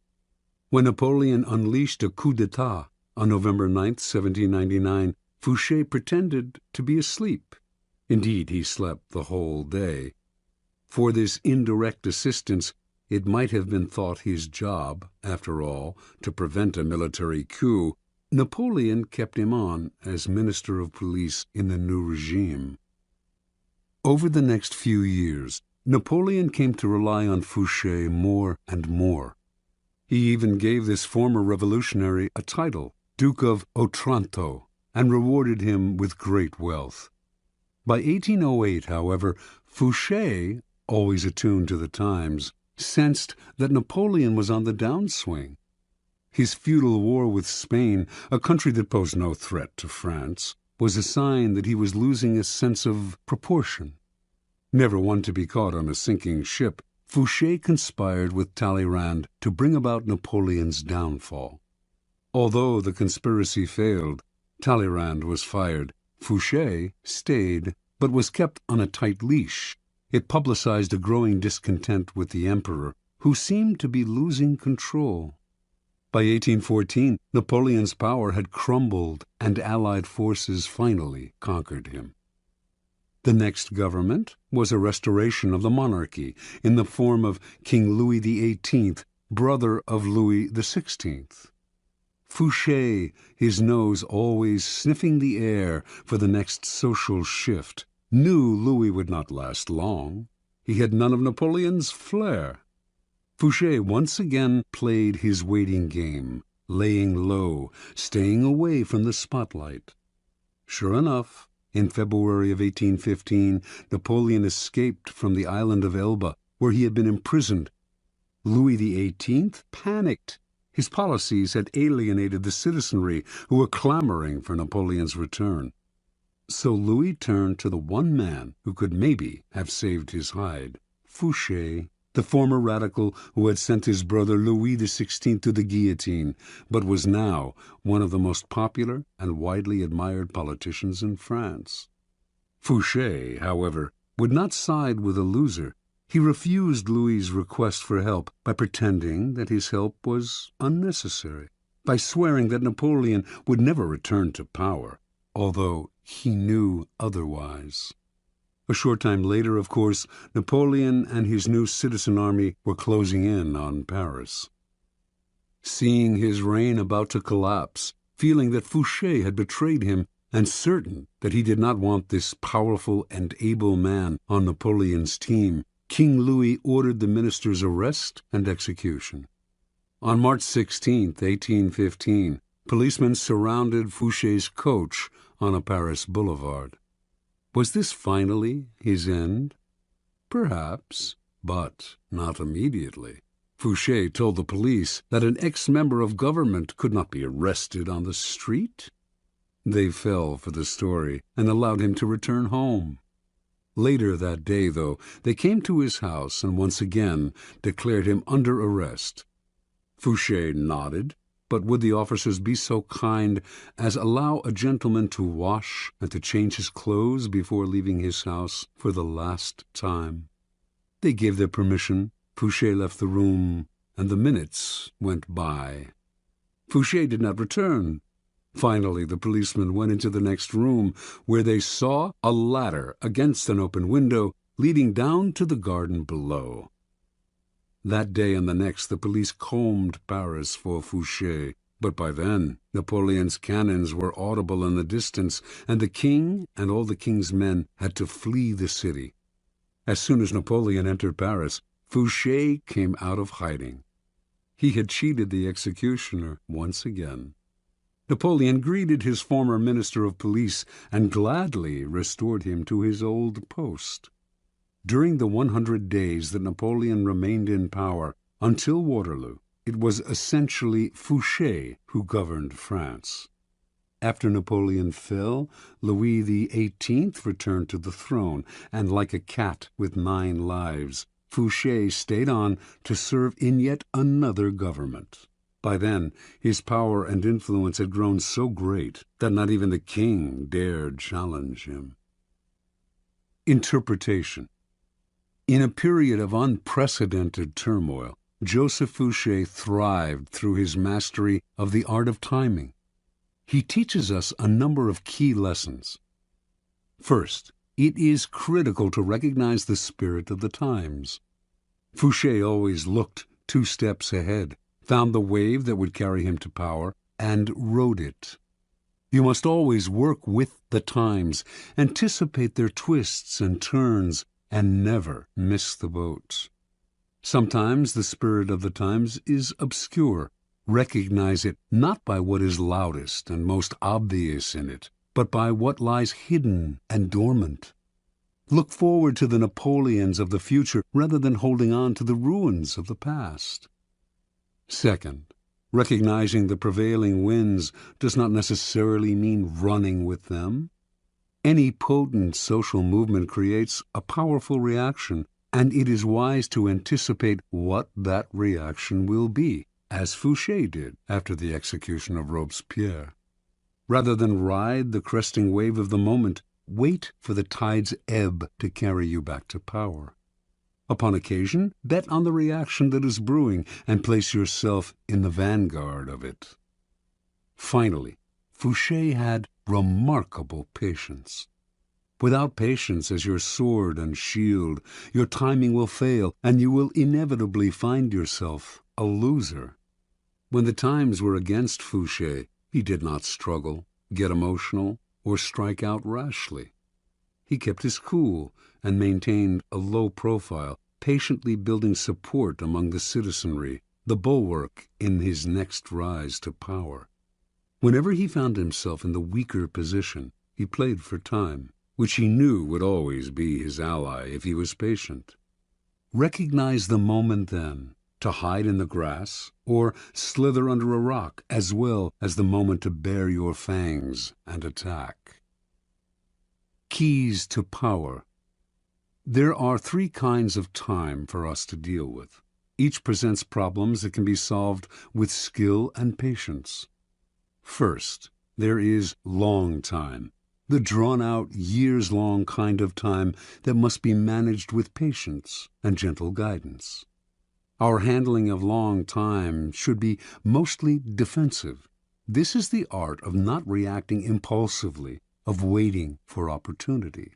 Next, there is forced time, the short time that we can manipulate as an offensive weapon, upsetting the timing of our opponent. Finally, there is end time, when a plan must be executed with speed and force. We have waited, found the moment, and must not hesitate. Long time. When you force the pace out of fear and impatience, you create a nest of problems that require fixing, and you end up taking much longer than if you had taken your time.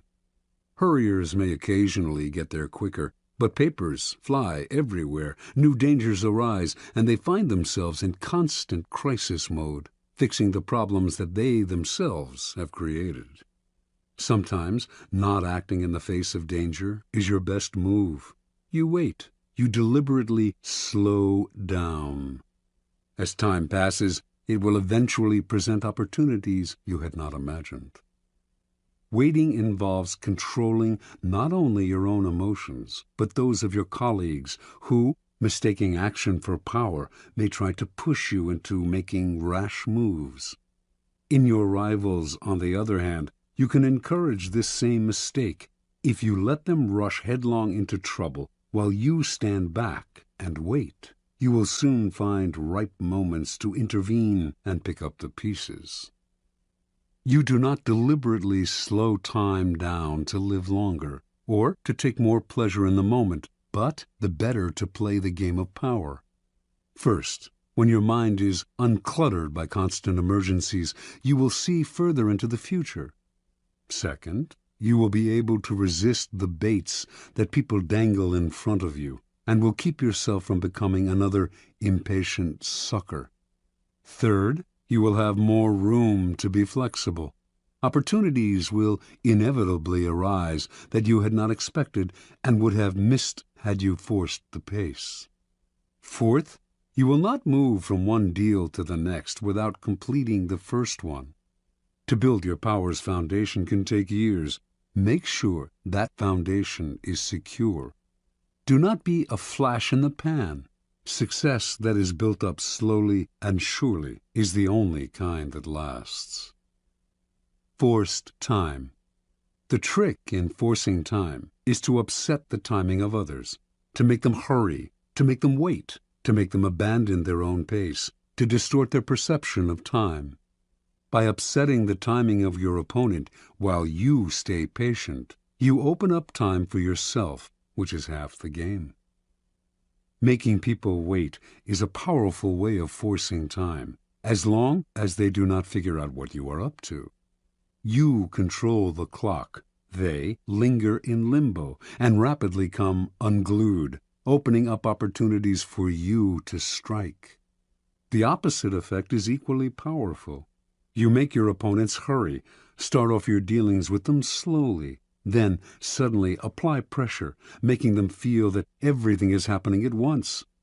People who lack the time to think will make mistakes, so set their deadlines for them.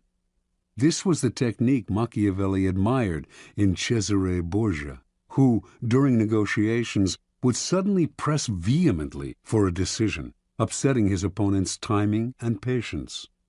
For who would dare make Cesare wait? End time. You can play the game with the utmost artistry, waiting patiently for the right moment to act, putting your competitors off their form by messing with their timing. But it won't mean a thing unless you know how to finish. Do not be one of those people who look like paragons of patience, but are actually just afraid to bring things to a close. Patience is worthless unless combined with a willingness to fall ruthlessly on your opponent at the right moment. You can wait as long as necessary for the conclusion to come, but when it comes, it must come quickly. Use speed to paralyze your opponent, cover up any mistakes you might make, and impress people with your aura of authority and finality. With the patience of a snake charmer, you draw the snake out with calm and steady rhythms. Once the snake is out, though, would you dangle your foot above its deadly head? There is never a good reason to allow the slightest hitch in your endgame. Your mastery of timing can really only be judged by how you work with end time, how you quickly change the pace and bring things to a swift and definitive conclusion. Law 36. Disdain things you cannot have. Ignoring them is the best revenge. Judgment. By acknowledging a petty problem, you give it existence and credibility. The more attention you pay an enemy, the stronger you make him, and a small mistake is often made worse and more visible when you try to fix it. It is sometimes best to leave things alone. If there is something you want but cannot have, show contempt for it. The less interest you reveal, the more superior you seem. Observance of the law. In the year 1527, King Henry VIII of England decided he had to find a way to get rid of his wife, Catherine of Aragon. Catherine had failed to produce a son, a male heir, who would ensure the continuance of his dynasty, and Henry thought he knew why. He had read in the Bible the passage, "And if a man shall take his brother's wife, it is an unclean thing. He hath uncovered his brother's nakedness. They shall be childless." Before marrying Henry, Catherine had married his older brother Arthur, but Arthur had died 5 months later. Henry had waited an appropriate time, then had married his brother's widow. Catherine was the daughter of King Ferdinand and Queen Isabella of Spain, and by marrying her, Henry had kept alive a valuable alliance. Now, however, Catherine had to assure him that her brief marriage with Arthur had never been consummated. Otherwise, Henry would view their relationship as incestuous and their marriage as null and void. Catherine insisted that she had remained a virgin through her marriage to Arthur, and Pope Clement VII supported her by giving his blessing to the union, which he could not have done had he considered it incestuous. Yet, after years of marriage to Henry, Catherine had failed to produce a son, and in the early 1520s she had entered menopause. To the king, this could only mean one thing. She had lied about her virginity. Their union was incestuous, and God had punished them. There was another reason why Henry wanted to get rid of Catherine. He had fallen in love with a younger woman, Anne Boleyn. Not only was he in love with her, but if he married her, he could still hope to sire a legitimate son. The marriage to Catherine had to be annulled. For this, however, Henry had to apply to the Vatican, but Pope Clement would never annul their marriage. By the summer of 1527, rumors spread throughout Europe that Henry was about to attempt the impossible, to annul his marriage against Clement's wishes. Catherine would never abdicate, let alone voluntarily enter a nunnery, as Henry had urged her. But Henry had his own strategy. He stopped sleeping in the same bed with Catherine, since he considered her his sister-in-law, not his lawful wife. He insisted on calling her Princess Dowager of Wales, her title as Arthur's widow. Finally, in 1531, he banished her from court and shipped her off to a distant castle. The Pope ordered him to return her to court on pain of excommunication, the most severe penalty a Catholic could suffer. Henry not only ignored this threat, he insisted that his marriage to Catherine had been dissolved, and in 1533 he married Anne Boleyn. Clement refused to recognize the marriage, but Henry did not care. He no longer recognized the Pope's authority and proceeded to break with the Roman Catholic Church, establishing the Church of England in its stead, with the king as the head of the new church. And so, not surprisingly, the newly formed Church of England proclaimed Anne Boleyn England's rightful queen. The Pope tried every threat in the book, but nothing worked. Henry simply ignored him. Clement fumed. No one had ever treated him so contemptuously. Henry had humiliated him, and he had no power of recourse. Even excommunication, which he constantly threatened but never carried out, would no longer matter. Catherine, too, felt the devastating sting of Henry's disdain. She tried to fight back, but in appealing to Henry, her words fell on deaf ears, and soon they fell on no one's. Isolated from the court, ignored by the king, mad with anger and frustration, Catherine slowly deteriorated, and finally died in January of 1536 from a cancerous tumor of the heart. Interpretation. When you pay attention to a person, the two of you become partners of sorts, each moving in step to the actions and reactions of the other. In the process, you lose your initiative. It is a dynamic of all interactions. By acknowledging other people, even if only to fight with them, you open yourself to their influence. Had Henry locked horns with Catherine, he would have found himself mired in endless arguments that would have weakened his resolve and eventually worn him down. Had he set out to convince Clement to change his verdict on the marriage's validity, or tried to compromise and negotiate with him, he would have gotten bogged down in Clement's favorite tactic, playing for time, promising flexibility, but actually getting what popes always got, their way. Henry would have none of this. He played a devastating power game, total disdain. By ignoring people, you cancel them out.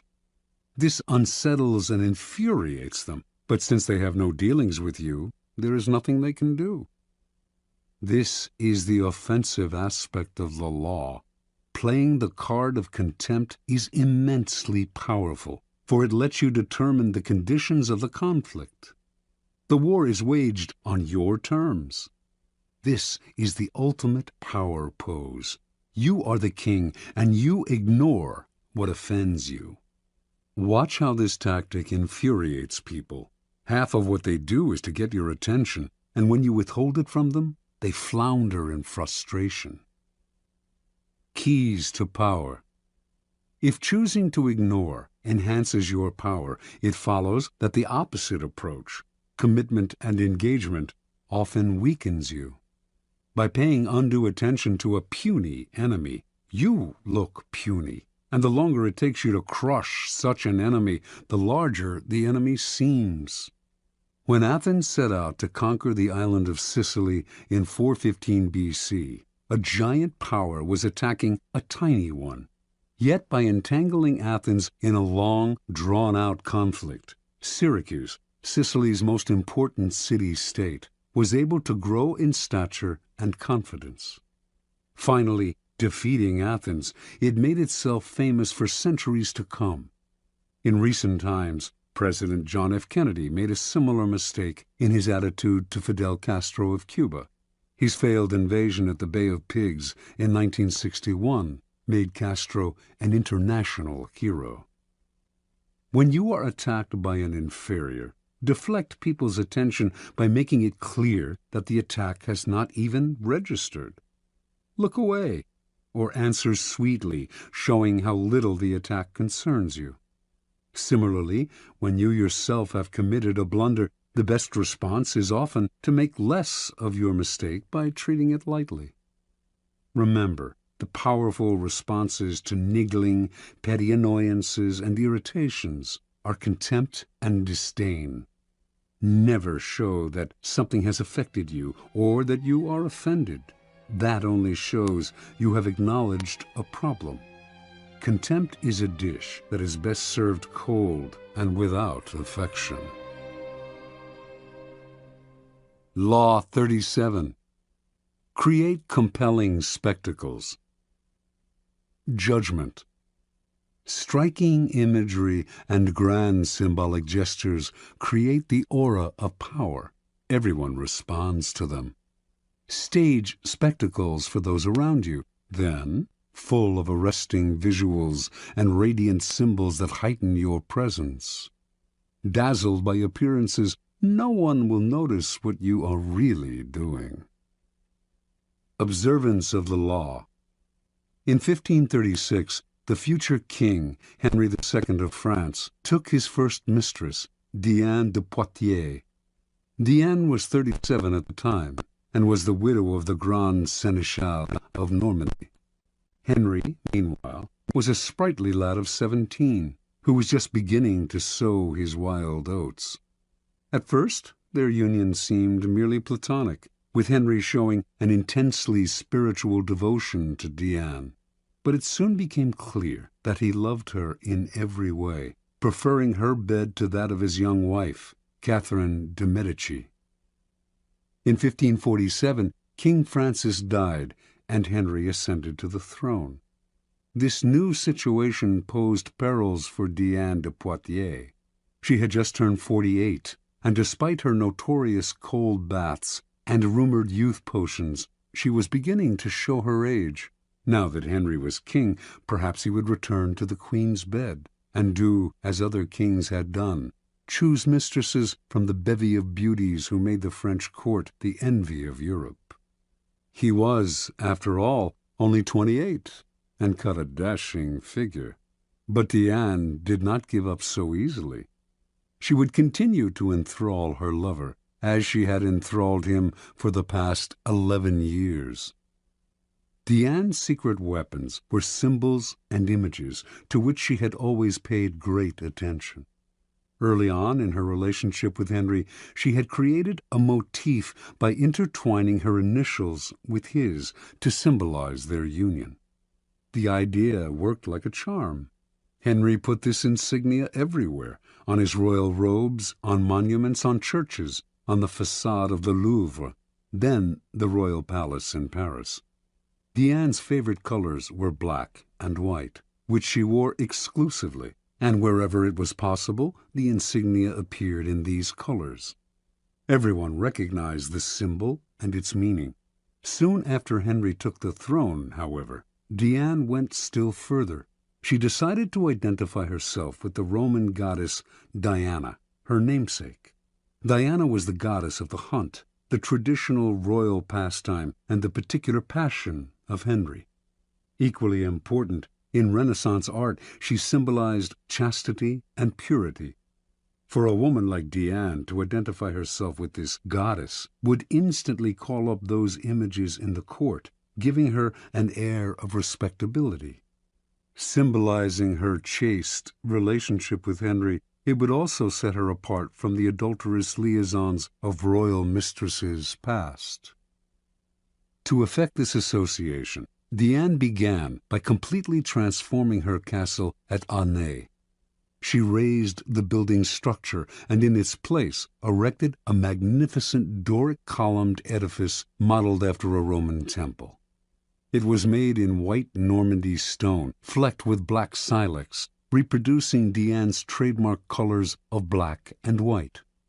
The insignia of her and Henry's initials appeared on the columns, the doors, the windows, the carpet. Meanwhile, symbols of Diana, crescent moons, stags, and hounds, adorned the gates and facade. Inside, enormous tapestries depicting episodes in the life of the goddess lay on the floors and hung on the walls. In the garden stood the famous Goujon sculpture Diane Chasseresse, which is now in the Louvre, and which had an uncanny resemblance to Diane de Poitiers. Paintings and other depictions of Diana appeared in every corner of the castle. Aunay overwhelmed Henry, who soon was trumpeting the image of Diane de Poitiers as a Roman goddess. In 1548, when the couple appeared together in Lyon for a royal celebration, the townspeople welcomed them with a tableau vivant depicting a scene with Diana the huntress. France's greatest poet of the period, Pierre de Ronsard, began to write verses in honor of Diana. Indeed, a kind of cult of Diana sprang up, all inspired by the king's mistress. It seemed to Henry that Diane had given herself a kind of divine aura, and as if he were destined to worship her for the rest of his life. And until his death in 1559, he did remain faithful to her, making her a duchess, giving her untold wealth, and displaying an almost religious devotion to his first and only mistress. Interpretation. Diane de Poitiers, a woman from a modest bourgeois background, managed to captivate Henry for over 20 years. By the time she died, she was well into her 60s, yet his passion for her only increased with the years. She knew the king well. He was not an intellectual, but a lover of the outdoors. He particularly loved jousting tournaments, with their bright pennants, brilliantly caparisoned horses, and beautifully dressed women. Henry's love of visual splendor seemed childlike to Diane, and she played on this weakness of his at every opportunity. Most astute of all was Diane's appropriation of the goddess Diana. Here she took the game beyond physical imagery into the realm of the psychic symbol. It was quite a feat to transform a king's mistress into an emblem of power and purity, but she managed it. Without the resonance of the goddess, Diane was merely an aging courtesan. With the imagery and symbolism of Diana on her shoulders, she seemed a mythic force destined for greatness. You, too, can play with images like these, weaving visual clues into an encompassing gestalt, as Diane did with her colors and her insignia. Establishing a trademark like these to set yourself apart. Then take the game further. Find an image or symbol from the past that will neatly fit your situation, and put it on your shoulders like a cape. It will make you seem larger than life. Keys to power. Words put you on the defensive. If you have to explain yourself, your power is already in question. The image, on the other hand, imposes itself as a given. It discourages questions, creates forceful associations, resists unintended interpretations, communicates instantly, and forges bonds that transcend social differences. Words stir up arguments and divisions. Images bring people together. They are the quintessential instruments of power. The symbol has the same force, whether it is visual or a verbal description of something visual. The symbol of the Sun King, as explained by Louis XIV, who is known by that epithet, can be read on many layers, but the beauty of it is that its associations required no explanation, spoke immediately to his subjects, distinguished him from all other kings, and conjured up a kind of majesty that went far beyond the words themselves. The symbol contains untold power. Things change in the game of symbols. It is probably no longer possible to pose as a Sun King or to wrap the mantle of Diana around you. Yet you can associate yourself with such symbols more indirectly. And, of course, you can make your own mythology out of figures from more recent history, people who are comfortably dead but still powerfully associative in the public eye. The idea is to give yourself an aura, a stature that your normal banal appearance simply will not create. By herself, Diane de Poitiers had no such radiant powers. She was as human and ordinary as most of us, but the symbol elevated her above the human lot and made her seem divine. Use the power of symbols as a way to rally, animate, and unite your troops or team. Always find a symbol to represent your cause. The more emotional associations, the better.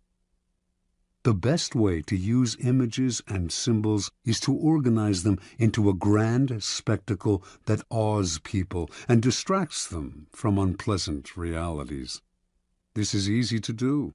People love what is grand, spectacular, and larger than life. Appeal to their emotions, and they will flock to your spectacle in hordes. The visual is the easiest route to their hearts.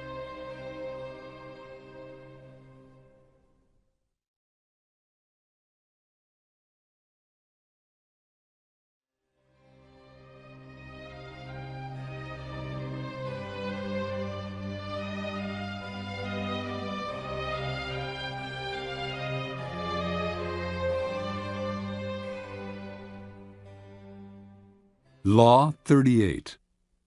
Think as you like, but behave like others. Judgment. If you make a show of going against the times, flaunting your unconventional ideas and unorthodox ways, people will think that you only want attention and that you look down upon them. They will find a way to punish you for making them feel inferior. It is far safer to blend in and nurture the common touch. Share your originality only with tolerant friends and those who are sure to appreciate your uniqueness. Transgression of the law.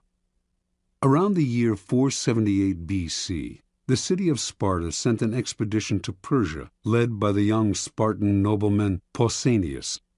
The city-states of Greece had recently fought off a mighty invasion from Persia, and now Pausanias, along with allied ships from Athens, had orders to punish the invaders and win back the islands and coastal towns that the Persians had occupied.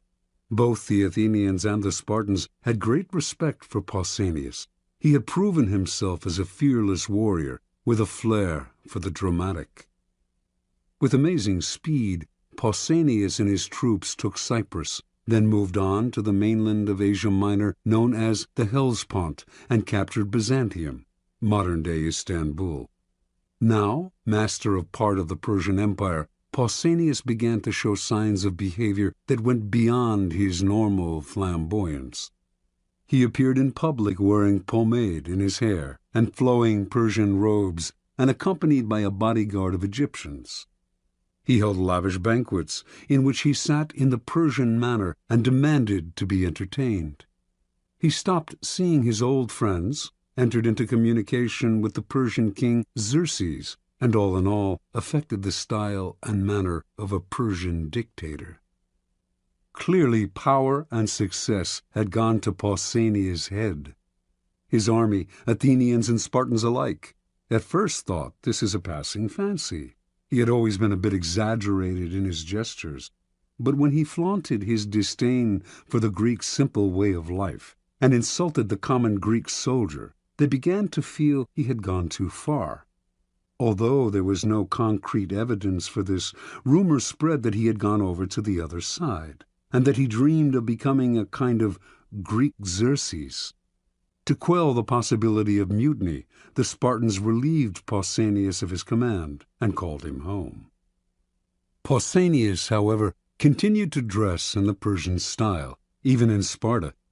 After a few months he independently hired a trireme and returned to the Hellespont, telling his compatriots he was going to continue the fight against the Persians.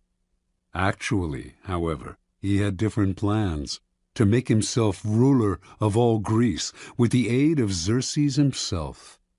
The Spartans declared him a public enemy and sent a ship to capture him. Pausanias surrendered, certain that he could clear himself of the charges of treason. It did come out during the trial that during his reign as commander he had offended his fellow Greeks time and again, erecting monuments, for instance, in his own name, rather than those of the cities whose troops had fought alongside him, as was the custom. Yet Pausanias proved right. Despite the evidence of his numerous contacts with the enemy, the Spartans refused to imprison a man of such noble birth and let him go. Now thinking himself untouchable, Pausanias hired a messenger to take a letter to Xerxes, but the messenger instead took the letter to the Spartan authorities. These men wanted to find out more, so they had the messenger arrange to meet Pausanias in a temple where they could hide and listen behind a partition. What Pausanias said shocked them. They had never heard such contempt for their ways spoken so brazenly by one of their own, and they made arrangements for his immediate arrest. On his way home from the temple, Pausanias got word of what had happened. He ran to another temple to hide, but the authorities followed him there and placed sentries all around. Pausanias refused to surrender. Unwilling to forcibly remove him from the sacred temple, the authorities kept him trapped inside until he eventually died of starvation. Interpretation. At first glance, it might seem that Pausanias simply fell in love with another culture, a phenomenon as old as time.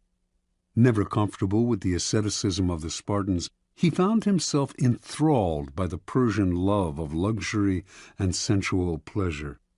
He put on Persian robes and perfumes with a sense of deliverance from Greek discipline and simplicity. This is how it appears when people adopt a culture in which they were not raised. Often, however, there is also something else at play. People who flaunt their infatuation with a different culture are expressing a disdain and contempt for their own. They are using the outward appearance of the exotic to separate themselves from the common folk who unquestioningly follow the local customs and laws, and to express their sense of superiority. Otherwise, they would act with more dignity, showing respect for those who do not share their desires. Indeed, their need to show their difference so dramatically often makes them disliked by the people whose beliefs they challenge, indirectly and subtly, perhaps, but offensively nonetheless. Cultures have norms that reflect centuries of shared beliefs and ideals. Do not expect to scoff at such things with impunity. You will be punished somehow, even if just through isolation, a position of real powerlessness. Many of us, like Pausanias, feel the siren call of the exotic, the foreign. Measure and moderate this desire. Flaunting your pleasure in alien ways of thinking and acting will reveal a different motive to demonstrate your superiority over your fellows. Keys to power. Wise and clever people learn early on that they can display conventional behavior and mouth conventional ideas without having to believe in them. The power these people gain from blending in is that of being left alone to have the thoughts they want to have, and to express them to the people they want to express them to, without suffering isolation or ostracism. Once they have established themselves in a position of power, they can try to convince a wider circle of the correctness of their ideas, perhaps working indirectly. Make a show of blending in, even going so far as to be the most zealous advocate of the prevailing orthodoxy. If you stick to conventional appearances in public, few will believe you think differently in private. Do not be so foolish as to imagine that in our own time the old orthodoxies are gone. Jonas Salk, for instance, thought science had gotten past politics and protocol, and so, in his search for a polio vaccine, he broke all the rules, going public with the discovery before showing it to the scientific community, taking credit for the vaccine without acknowledging the scientists who had paved the way, making himself a star. The public may have loved him, but scientists shunned him. His disrespect for his community's orthodoxies left him isolated, and he wasted years trying to heal the breach and struggling for funding and cooperation. The logical extension of this law is the invaluable ability to be all things to all people. When you go into society, leave behind your own ideas and values, and put on the mask that is most appropriate for the group in which you find yourself. People will swallow the bait because it flatters them to believe that you share their ideas. They will not take you as a hypocrite if you are careful, for how can they accuse you of hypocrisy if you do not let them know exactly what you stand for? Nor will they see you as lacking in values. Of course you have values, the values you share with them while in their company. Law 39. Stir up waters to catch fish. Judgment. Anger and emotion are strategically counterproductive. You must always stay calm and objective, but if you can make your enemies angry while staying calm yourself, you gain a decided advantage. Put your enemies off balance. Find the chink in their vanity through which you can rattle them and you hold the strings. Observance of the law. By the late 1920s, Haile Selassie had nearly achieved his goal of assuming total control over Ethiopia, a country he felt needed strong and unified leadership. As regent to the Empress Zewditu, stepdaughter of the late queen and heir to the throne, Selassie had spent several years weakening the power of Ethiopia's various warlords. Now, only one real obstacle stood in his way: the Empress and her husband, Ras Gugsa. Selassie knew the royal couple hated him and wanted to get rid of him. So, to cut short their plotting, he made Gugsa the governor of the northern province of Begemeder, forcing him to leave the capital, where the Empress lived. For several years, Gugsa played the loyal administrator, but Selassie did not trust him. He knew that Gugsa and the Empress were plotting revenge. As time passed, and Gugsa made no move, the chances of a plot only increased. Selassie knew what he had to do. draw Gugsa out, get under his skin, and push him into action before he was ready. For several years, a northern tribe, the Azibu-Galas, had been in virtual rebellion against the throne, robbing and pillaging local villages and refusing to pay taxes. Selassie had done nothing to stop them, letting them grow stronger. Finally, in 1929, he ordered Ras Gugsa to lead an army against these disobedient tribesmen. Gugsa agreed, but inwardly he seethed. He had no grudge against the Azibu-Galas, and the demand that he fight them hurt his pride. He could not disobey the order, but as he worked to put together an army, he began to spread an ugly rumor that Selassie was in cahoots with the Pope and planned to convert the country to Roman Catholicism and make it a colony of Italy. Gugsa's armies swelled, and some of the tribes from which his soldiers came secretly agreed to fight Selassie. In March of 1930, an enormous force of 35,000 men began to march, not on the Azibu-Galas, but south, toward the capital of Addis Ababa. Made confident by his growing strength, Gugsa now openly led a holy war to depose Selassie and put the country back in the hands of true Christians. He did not see the trap that had been laid for him. Before Selassie had ordered Gugsa to fight the Azibu-Galas, he had secured the support of the Ethiopian Church. And before the revolt got underway, he had bribed several of Gugsa's key allies not to show up for the battle.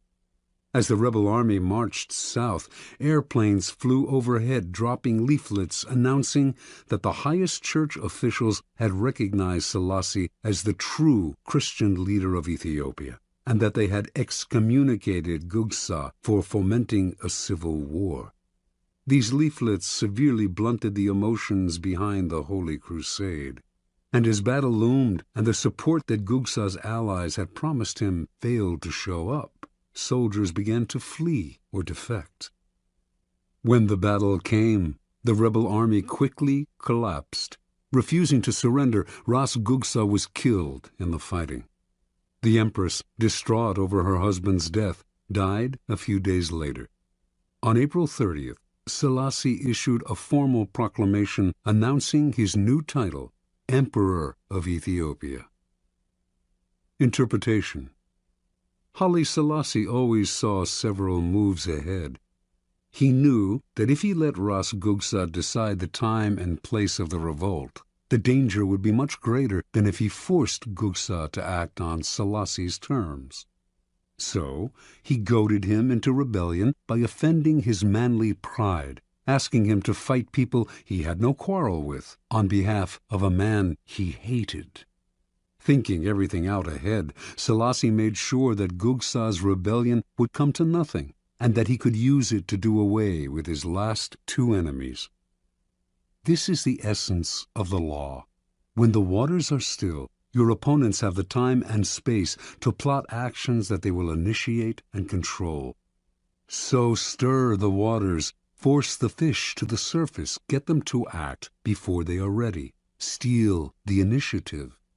The best way to do this is to play on uncontrollable emotions: pride, vanity, love, hate. Once the water is stirred up, the little fish cannot help but rise to the bait.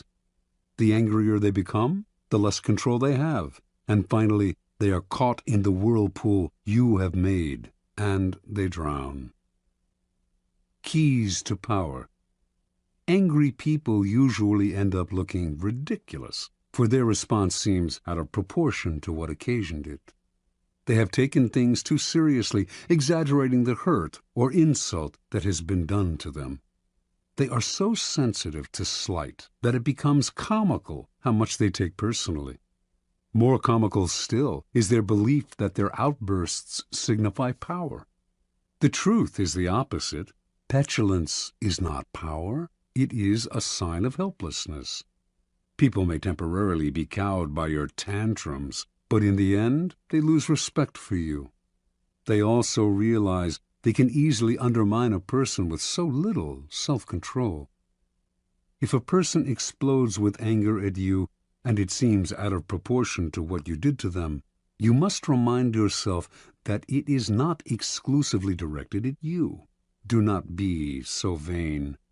The cause is much larger, goes way back in time, involves dozens of prior hurts, and is actually not worth the bother to understand. Instead of seeing it as a personal grudge, look at the emotional outburst as a disguised power move, an attempt to control or punish you, cloaked in the form of hurt feelings and anger. This shift of perspective will let you play the game of power with more clarity and energy. Instead of overreacting and becoming ensnared in people's emotions, you will turn their loss of control to your advantage. You keep your head while they are losing theirs. Once you train yourself not to take matters personally and to control your emotional responses, you will have placed yourself in a position of tremendous power. Now you can play with the emotional responses of other people. Stir the insecure into action by impugning their manhood and by dangling the prospect of an easy victory before their faces. With the arrogant, too, you can appear weaker than you are, taunting them into a rash action. Law 40. Despise the free lunch. Judgment. What is offered for free is dangerous. It usually involves either a trick or a hidden obligation. What has worth is worth paying for. By paying your own way, you stay clear of gratitude, guilt, and deceit. It is also often wise to pay the full price. There is no cutting corners with excellence. Be lavish with your money and keep it circulating, for generosity is a sign and a magnet for power. Money and power. In the realm of power, everything must be judged by its cost, and everything has a price. What is offered for free or at bargain rates often comes with a psychological price tag. Complicated feelings of obligation, compromises with quality, the insecurity those compromises bring, on and on. The powerful learn early to protect their most valuable resources, independence and room to maneuver. By paying the full price, they keep themselves free of dangerous entanglements and worries. Being open and flexible with money also teaches the value of strategic generosity, a variation on the old trick of giving when you are about to take. By giving the appropriate gift, you put the recipient under obligation. Generosity softens people up to be deceived. By gaining a reputation for liberality, you win people's admiration while distracting them from your power plays. By strategically spreading your wealth, you charm the other courtiers, creating pleasure and making valuable allies. Look at the masters of power, the Caesars, the Queen Elizabeths, the Michelangelos, the Medicis. Not a miser among them. Even the great con artists spend freely to swindle. Tight purse strings are unattractive. When engaged in seduction, Casanova would give completely, not only of himself, but of his wallet. The powerful understand that money is psychologically charged, and that it is also a vessel of politeness and sociability. They make the human side of money a weapon in their armory. For everyone able to play with money, thousands more are locked in a self-destructive refusal to use money creatively and strategically. These types represent the opposite pole to the powerful, and you must learn to recognize them, either to avoid their poisonous natures or to turn their inflexibility to your advantage. The greedy fish. The greedy fish take the human side out of money. Cold and ruthless, they see only the lifeless balance sheet, viewing others solely as either pawns or obstructions in their pursuit of wealth. They trample on people's sentiments and alienate valuable allies. No one wants to work with the greedy fish, and over the years they end up isolated, which often proves their undoing. The bargain demon. Powerful people judge everything by what it costs, not just in money, but in time, dignity, and peace of mind. And this is exactly what bargain demons cannot do. Wasting valuable time digging for bargains, they worry endlessly about what they could have gotten elsewhere for a little less. On top of that, the bargain item they do buy is often shabby. Perhaps it needs costly repairs, or will have to be replaced twice as fast as a high-quality item. The costs of these pursuits, not always in money, though the price of a bargain is often deceptive, but in time and peace of mind, discourage normal people from undertaking them. But for the bargain demon, the bargain is an end in itself. These types might seem to harm only themselves, but their attitudes are contagious.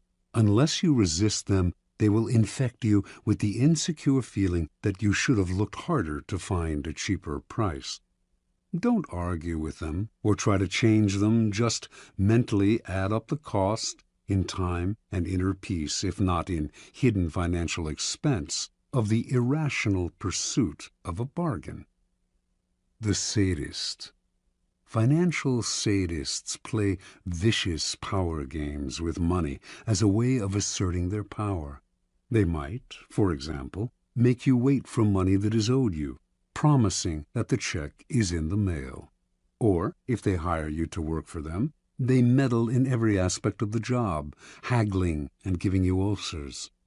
Sadists seem to think that paying for something gives them the right to torture and abuse the seller. They have no sense of the courtier element in money.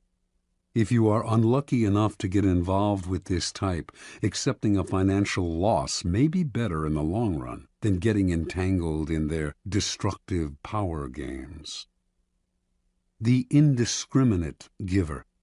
Generosity has a definite function in power.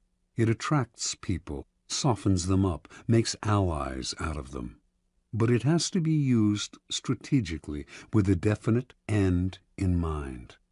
Indiscriminate givers, on the other hand, are generous because they want to be loved and admired by all, and their generosity is so indiscriminate and needy that it may not have the desired effect. If they give to one and all, why should the recipient feel special? Attractive as it may seem to make an indiscriminate giver your mark, in any involvement with this type, you will often feel burdened by their insatiable emotional needs. Transgression of the law. In the early 18th century, no one stood higher in English society than the Duke and Duchess of Marlborough. The Duke, having led successful campaigns against the French, was considered Europe's premier general and strategist, and his wife, the Duchess, after much maneuvering, had established herself as the favorite of Queen Anne, who became ruler of England in 1702. In 1704, the Duke's triumph at the Battle of Blenheim made him the toast of England, and to honor him, the Queen awarded him a large plot of land in the town of Woodstock, and the funds to create a great palace there. Calling his planned home the Palace of Blenheim, the Duke chose as his architect the young John Vanbrugh, a kind of Renaissance man who wrote plays as well as designed buildings. And so construction began in the summer of 1705, with much fanfare and great hopes. Vanbrugh had a dramatist's sense of architecture. His palace was to be a monument to Marlborough's brilliance and power, and was to include artificial lakes, enormous bridges, elaborate gardens, and other fantastical touches. From day one, however, the Duchess could not be pleased. She thought Vanbrugh was wasting money on yet another stand of trees. She wanted the palace finished as soon as possible. The Duchess tortured Vanbrugh and his workmen on every detail. She was consumed with petty matters. Although the government was paying for Blenheim, she counted every penny. Eventually, her grumbling about Blenheim and other things too created an irreparable rift between her and Queen Anne, who, in 1711, dismissed her from the court, ordering her to vacate her apartments at the royal palace. When the Duchess left, fuming over the loss of her position and also of her royal salary, she emptied the apartment of every fixture down to the brass doorknobs. Over the next 10 years, work on Blenheim would stop and start as the funds became harder to procure from the government. The Duchess thought Vanbrugh was out to ruin her. She quibbled over every carload of stone and bushel of lime, counted every extra yard of iron railing or foot of wainscot, hurling abuse at the wasteful workmen, contractors, and surveyors. Marlborough, old and weary, wanted nothing more than to settle into the palace in his last years. But the project became bogged down in a swamp of litigation. The workmen suing the Duchess for wages, the Duchess suing the architect right back. In the midst of this interminable wrangling, the Duke died. He had never spent a night in his beloved Blenheim. After Marlborough's death, it became clear that he had a vast estate, worth over £2 million, more than enough to pay for finishing the palace. But the Duchess would not relent. She held back Vanbrugh's wages as well as the workmen's, and finally had the architect dismissed. The man who took his place finished Blenheim in a few years, following Vanbrugh's designs to the letter. Vanbrugh died in 1726, locked out of the palace by the Duchess, unable to set foot in his greatest creation. Foreshadowing the Romantic movement, Blenheim had started a whole new trend in architecture, but had given its creator a 20-year nightmare. Interpretation. For the Duchess of Marlborough, money was a way to play sadistic power games. She saw the loss of money as a symbolic loss of power. With Vanbrugh, her contortions went deeper still. He was a great artist, and she envied his power to create, to attain a fame outside her reach. She may not have had his gifts, but she did have the money to torture and abuse him over the pettiest details, to ruin his life. This kind of sadism, however, bears an awful price. It made construction that should have lasted 10 years take 20. It poisoned many a relationship, alienated the Duchess from the court, deeply pained the Duke, who wanted only to live peacefully in Blenheim, created endless lawsuits, and took years off Vanbrugh's life. Finally, too, posterity had the last word. Vanbrugh is recognized as a genius, while the Duchess is forever remembered for her consummate cheapness. The powerful must have grandeur of spirit. They can never reveal any pettiness. And money is the most visible arena in which to display either grandeur or pettiness. Best spend freely, then, and create a reputation for generosity, which in the end will pay great dividends. Never let financial details blind you to the bigger picture of how people perceive you. Their resentment will cost you in the long run, and if you want to meddle in the work of creative people under your hire, at least pay them well. Your money will buy their submission better than your displays of power. Law 41. Avoid stepping into a great man's shoes. Judgment. What happens first always appears better and more original than what comes after. If you succeed a great man or have a famous parent, you will have to accomplish double their achievements to outshine them. Do not get lost in their shadow or stuck in a past not of your own making. Establish your own name and identity by changing course. Slay the overbearing father, disparage his legacy, and gain power by shining in your own way. Observance of the law. Alexander the Great had a dominant passion as a young man, an intense dislike for his father, King Philip of Macedonia. He hated Philip's cunning, cautious style of ruling, his bombastic speeches, his drinking and whoring, and his love of wrestling and of other wastes of time. Alexander knew he had to make himself the very opposite of his domineering father. He would force himself to be bold and reckless. He would control his tongue and be a man of few words, and he would not lose precious time in pursuit of pleasures that brought no glory.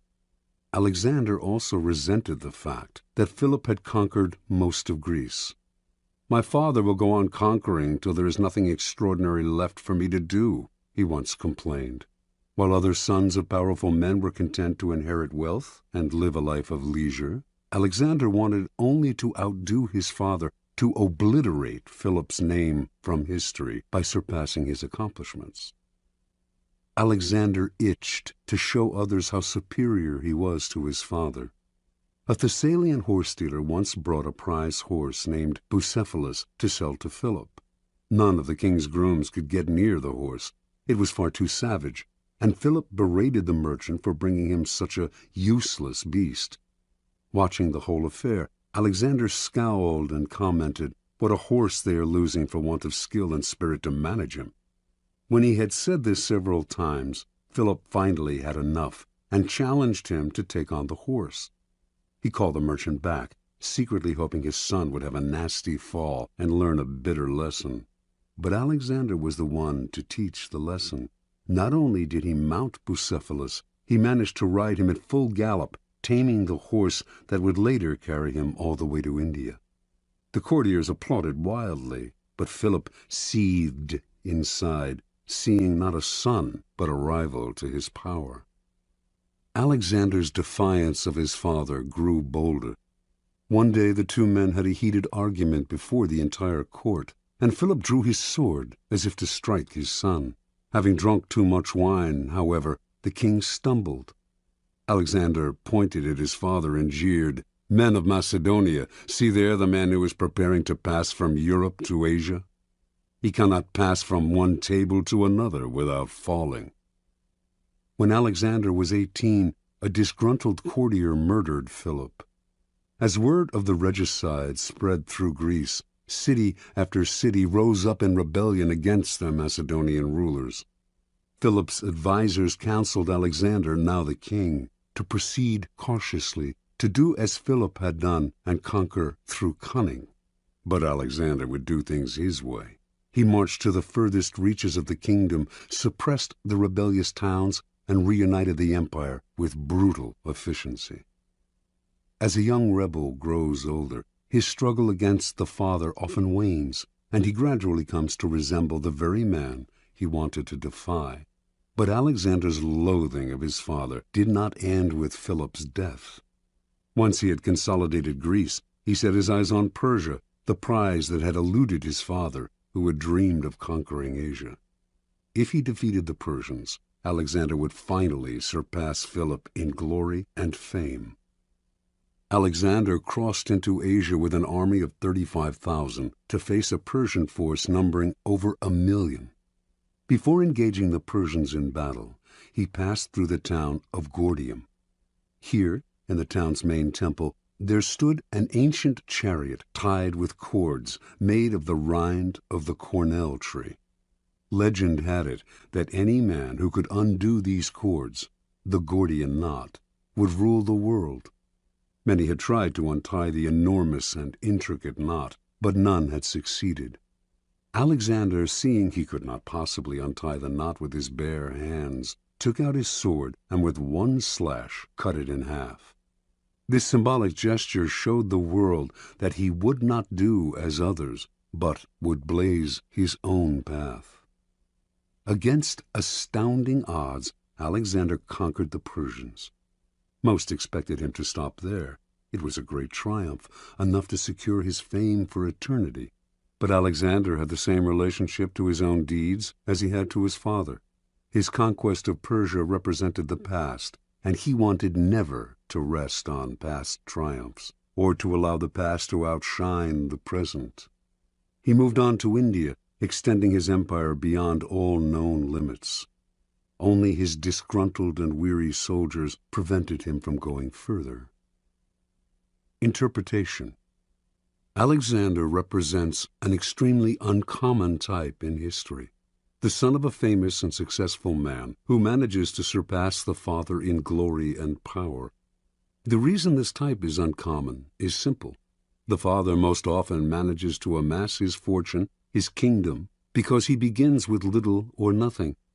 A desperate urge impels him to succeed. He has nothing to lose by cunning and impetuousness, and has no famous father of his own to compete against. This kind of man has reason to believe in himself, to believe that his way of doing things is the best, because, after all, it worked for him. When a man like this has a son, he becomes domineering and oppressive, imposing his lessons on the son who is starting off life in circumstances totally different from those in which the father himself began. The sons of such men tend to become cowed and cautious, terrified of losing what their fathers have gained. The son will never step out of his father's shadow unless he adopts the ruthless strategy of Alexander. Disparage the past, create your own kingdom, put the father in the shadows instead of letting him do the same to you. If you cannot materially start from ground zero, it would be foolish to renounce an inheritance. You can at least begin from ground zero psychologically by throwing off the weight of the past and charting a new direction. Alexander instinctively recognized that privileges of birth are impediments to power. Be merciless with the past then, not only with your father and his father, but with your own earlier achievements. Only the weak rest on their laurels and dote on past triumphs. In the game of power, there is never time to rest. Keys to power. Power depends on the ability to fill a void, to occupy a field that has been cleared of the dead weight of the past. Only after the father figure has been properly done away with will you have the necessary space to create and establish a new order. There are several strategies you can adopt to accomplish this. Perhaps the simplest way to escape the shadow of the past is simply to belittle it, playing on the timeless antagonism between the generations, stirring up the young against the old. For this, you need a convenient older figure to pillory. John F. Kennedy knew the dangers of getting lost in the past. He radically distinguished his presidency from that of his predecessor, Dwight D. Eisenhower, and also from the preceding decade, the 1950s, which Eisenhower personified. Kennedy, for instance, would not play the dull and fatherly game of golf, a symbol of retirement and privilege, and Eisenhower's passion. Instead, he played football on the White House lawn. In every aspect, his administration represented vigor and youth, as opposed to the stodgy Eisenhower. Kennedy had discovered an old truth. The young are easily set against the old, since they yearn to make their own place in the world and resent the shadow of their fathers. Never let yourself be seen as following your predecessor's path. If you do, you will never surpass him. You must physically demonstrate your difference by establishing a style and symbolism that sets you apart. When General Douglas MacArthur assumed command of American forces in the Philippines during World War II, an assistant handed him a book containing the various precedents established by the commanders before him, the methods that had been successful for them. MacArthur asked the assistant how many copies there were of this book. 6, the assistant answered.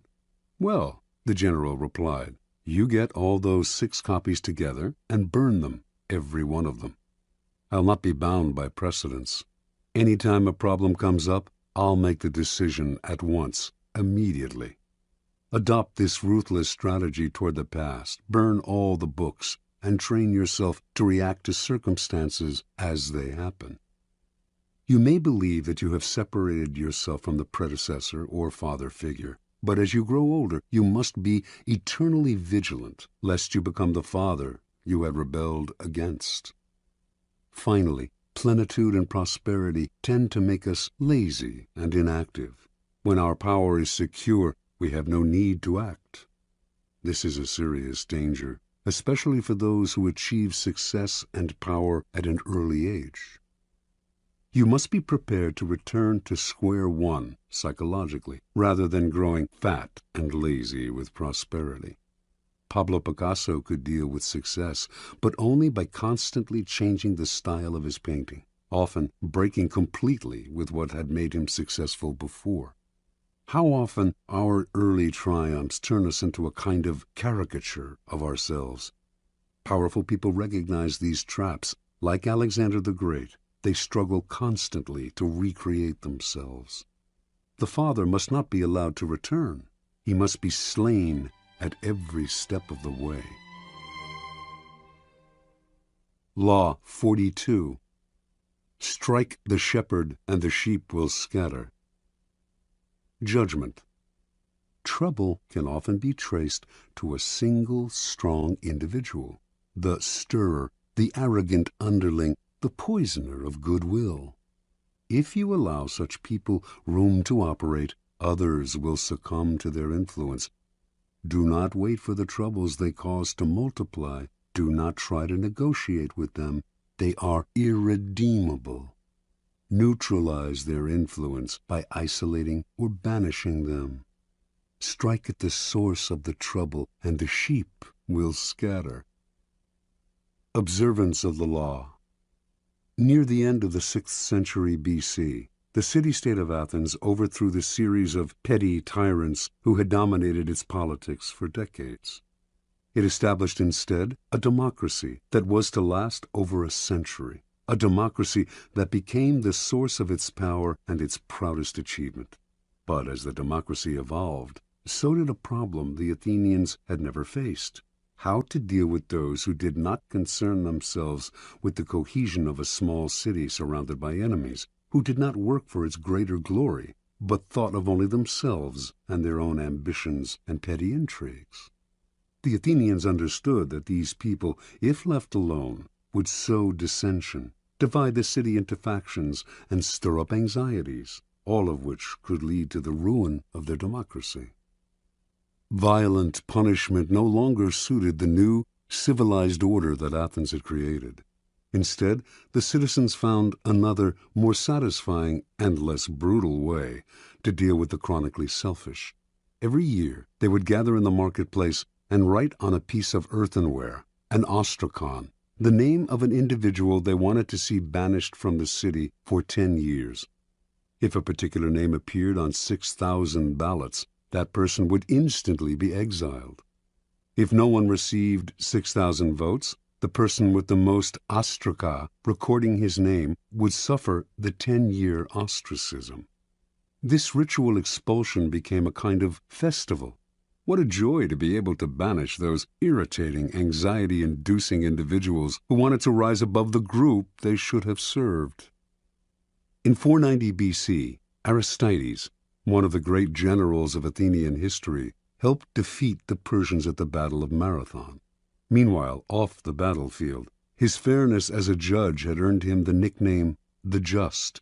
But as the years went by, the Athenians came to dislike him. He made such a show of his righteousness, and this, they believed, disguised his feelings of superiority and scorn for the common folk. His omnipresence in Athenian politics became obnoxious. The citizens grew tired of hearing him called the Just. They feared that this was just the type of man, judgmental, haughty, who would eventually stir up fierce divisions among them.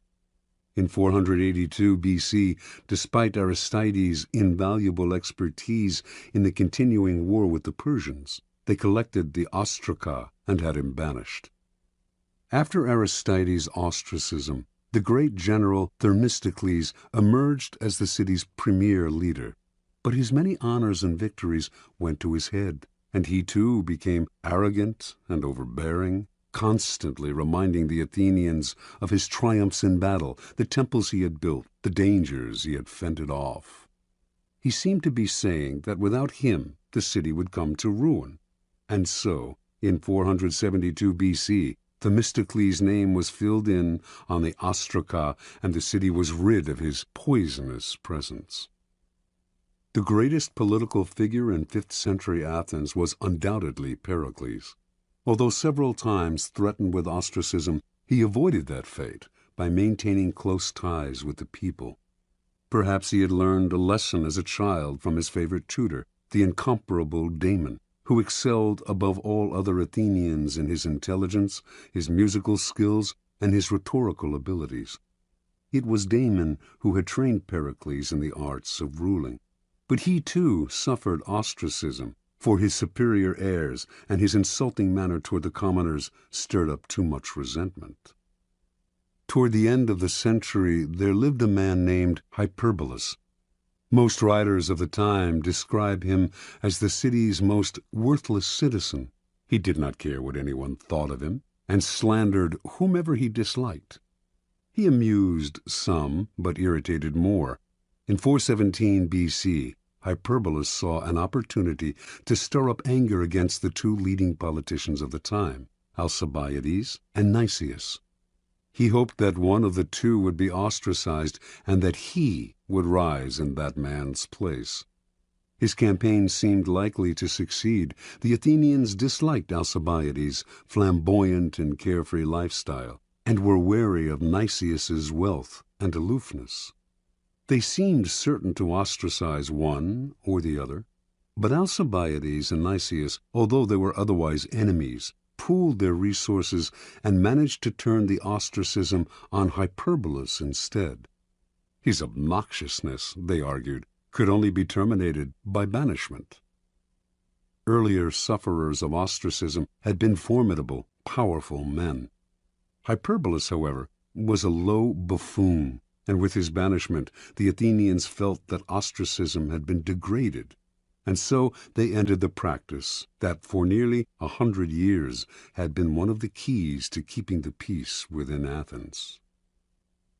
Interpretation. The Athenians sensed the dangers posed by asocial behavior and saw how such behavior often disguises itself in other forms. The holier-than-thou attitude that silently seeks to impose its standards on others, overweening ambition at the expense of the common good, the flaunting of superiority, quiet scheming, terminal obnoxiousness. Some of these behaviors would eat away at the city's cohesion by creating factions and sowing dissension. Others would ruin the democratic spirit by making the common citizen feel inferior and envious. The Athenians did not try to re-educate people who acted in these ways, or to absorb them somehow into the group, or to impose a violent punishment that would only create other problems. The solution was quick and effective. Get rid of them. Within any group, trouble can most often be traced to a single source, the unhappy, chronically dissatisfied one who will always stir up dissension and infect the group with his or her ill ease. Before you know what hit you, the dissatisfaction spreads. Act before it becomes impossible to disentangle one strand of misery from another, or to see how the whole thing started. First, recognize troublemakers by their overbearing presence or by their complaining nature. Once you spot them, do not try to reform them or appease them. That will only make things worse. Do not attack them, whether directly or indirectly, for they are poisonous in nature and will work underground to destroy you. Do as the Athenians did. Banish them before it is too late. Separate them from the group before they become the eye of a whirlpool. Do not give them time to stir up anxieties and sow discontent. Do not give them room to move. Let one person suffer so that the rest can live in peace. Keys to power. In the past, an entire nation would be ruled by a king and his handful of ministers. Only the elite had any power to play with. Over the centuries, power has gradually become more and more diffused and democratized. This has created, however, a common misperception that groups no longer have centers of power, that power is spread out and scattered among many people. Actually, however, power has changed in its numbers, but not in its essence. There may be fewer mighty tyrants commanding the power of life and death over millions, but there remain thousands of petty tyrants ruling smaller realms and enforcing their will through indirect power games, charisma, and so on. In every group, power is concentrated in the hands of one or two people, for this is one area in which human nature will never change. People will congregate around a single, strong personality like stars orbiting a sun. To labor under the illusion that this kind of power center no longer exists is to make endless mistakes, waste energy and time, and never hit the target. Powerful people never waste time. Outwardly, they may play along with the game, pretending that power is shared among many, but inwardly, they keep their eyes on the inevitable few in the group who hold the cards. These are the ones they work on. When troubles arise, they look for the underlying cause, the single, strong character who started the stirring, and whose isolation or banishment will settle the waters again. In his family therapy practice, Dr. Milton H. Erickson found that if the family dynamic was unsettled and dysfunctional, there was inevitably one person who was the stirrer, the troublemaker. In his sessions, he would symbolically isolate this rotten apple by seating him or her apart from the others, if only by a few feet. Slowly, the other family members would see the physically separate person as the source of their difficulty. Once you recognize who the stirrer is, pointing it out to other people will accomplish a great deal. Understanding who controls the group dynamic is a critical realization. Remember, stirrers thrive by hiding in the group, disguising their actions among the reactions of others. Render their actions visible, and they lose their power to upset. Finally, the reason you strike at the shepherd is because such an action will dishearten the sheep beyond any rational measure. When Hernando Cortez and Francisco Pizarro led their tiny forces against the Aztec and Incan empires, they did not make the mistake of fighting on several fronts, nor were they intimidated by the numbers arrayed against them. They captured the kings Moctezuma and Atahualpa. Vast empires fell into their hands. With the leader gone, the center of gravity is gone. There is nothing to revolve around, and everything falls apart. Aim at the leaders, bring them down, and look for the endless opportunities in the confusion that will ensue. Law 43. Work on the hearts and minds of others. Judgment. Coercion creates a reaction that will eventually work against you. You must seduce others into wanting to move in your direction. A person you have seduced becomes your loyal pawn, and the way to seduce others is to operate on their individual psychologies and weaknesses. Soften up the resistant by working on their emotions, playing on what they hold dear and what they fear. Ignore the hearts and minds of others, and they will grow to hate you. Transgression of the law. Near the end of the reign of Louis XV, all of France seemed desperate for change. When the king's grandson and chosen successor, the future Louis XVI, married the 15-year-old daughter of the Empress of Austria, the French caught a glimpse of the future that seemed hopeful. The young bride, Marie Antoinette, was beautiful and full of life. She instantly changed the mood of the court, which was rank with Louis XV's debaucheries. Even the common people who had yet to see her talked excitedly of Marie Antoinette. The French had grown disgusted with the series of mistresses who had dominated Louis XV, and they looked forward to serving their new queen. In 1773, when Marie Antoinette publicly rode through the streets of Paris for the first time, applauding crowds swarmed around her carriage.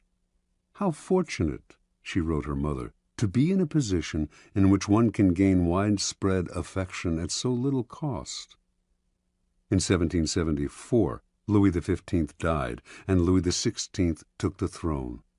As soon as Marie became queen, she abandoned herself to the pleasures she loved the most, ordering and wearing the most expensive gowns and jewelry in the realm, sporting the most elaborate hair in history, her sculpted coiffures rising as much as 3 feet above her head, and throwing a constant succession of masked balls and fêtes.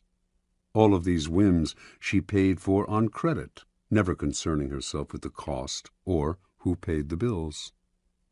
Marie Antoinette's greatest pleasure was the creation and designing of a private Garden of Eden at the Petit Trianon, a chateau on the grounds of Versailles with its own woods. The gardens at Petit Trianon were to be as natural as possible, including moss applied by hand to the trees and rocks. To heighten the pastoral effect, Marie employed peasant milkmaids to milk the finest-looking cows in the realm. Launderers and cheesemakers in special peasant outfits she helped design, shepherds to tend sheep with silk ribbons around their necks.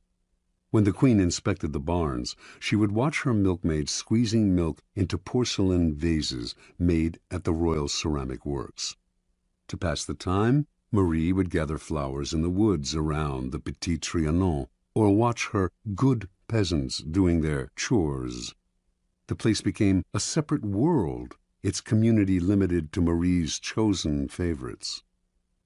With each new whim of Marie's, the cost of maintaining the Petit Trianon soared. Meanwhile, France itself was deteriorating. There was famine and widespread discontent. Even socially insulated courtiers seethed with resentment. The Queen treated them like children. Only her favorites mattered, and these were becoming fewer and fewer. But Marie did not concern herself with this. Not once throughout her reign did she read a minister's report. Not once did she tour the provinces and rally the people to her side. Not once did she mingle among the Parisians or receive a delegation from them. She did none of these things because, as Queen, she felt the people owed her their affection, and she was not required to love them in return. In 1784, the Queen became embroiled in a scandal. As part of an elaborate swindle, the most expensive diamond necklace in Europe had been purchased under her name, and during the swindler's trial, her lavish lifestyle became public. People heard about the money she spent on jewels and dresses and masked dances. They gave her the nickname Madame Deficit, and from then on she became the focus of the people's growing resentment. When she appeared in her box at the opera, the audience greeted her with hisses. Even the court turned against her, for while she had been running up her huge expenditures, the country was headed for ruin. 5 years later, in 1789, an unprecedented event took place, the beginning of the French Revolution. The Queen did not worry. Let the people have their little rebellion, she seemed to think. It would soon quiet down, and she would be able to resume her life of pleasure.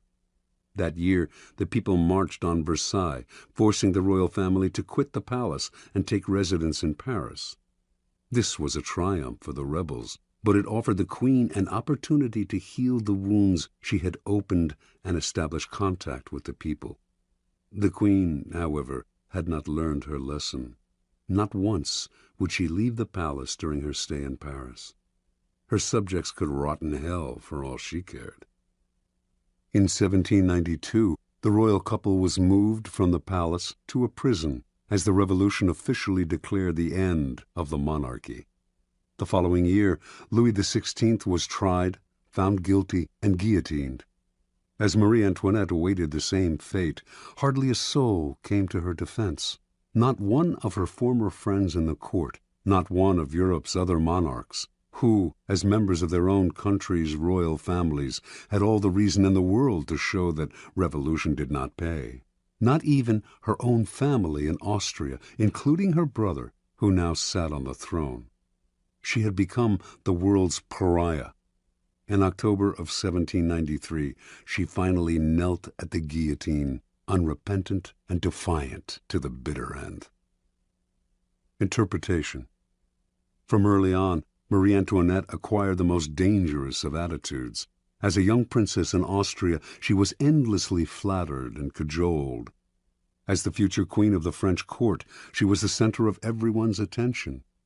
She never learned to charm or please other people, to become attuned to their individual psychologies. She never had to work to get her way, to use calculation or cunning or the arts of persuasion. And like everyone who was indulged from an early age, she evolved into a monster of insensitivity. Marie became the focus of an entire country's dissatisfaction because it is so infuriating to meet with a person who makes no effort to seduce you or attempt to persuade you, even if only for the purpose of deception. And do not imagine that she represents a bygone era, or that she is even rare. Her type is today more common than ever. Such types live in their own bubble. They seem to feel they are born kings and queens, and that attention is owed them. They do not consider anyone else's nature, but bulldoze over people with the self-righteous arrogance of a Marie Antoinette.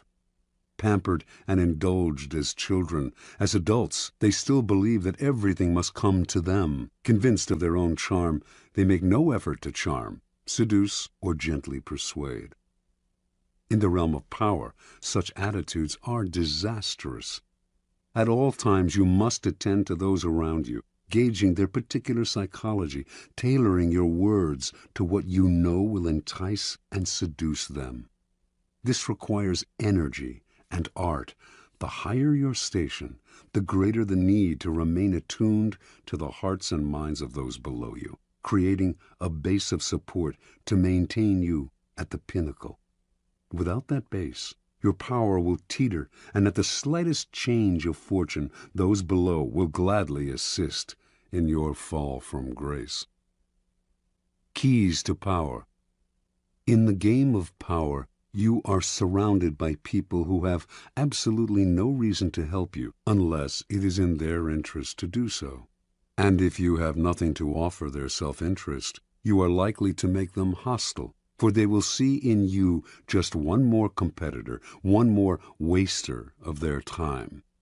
Those that overcome this prevailing coldness are the ones who find the key that unlocks the stranger's heart and mind, seducing him into their corner, if necessary, softening them up for a punch. But most people never learn this side of the game. When they meet someone new, rather than stepping back and probing to see what makes this person unique, they talk about themselves, eager to impose their own willpower and prejudices. They argue, boast, and make a show of their power. They may not know it, but they are secretly creating an enemy, a resistor, because there is no more infuriating feeling than having your individuality ignored, your own psychology unacknowledged.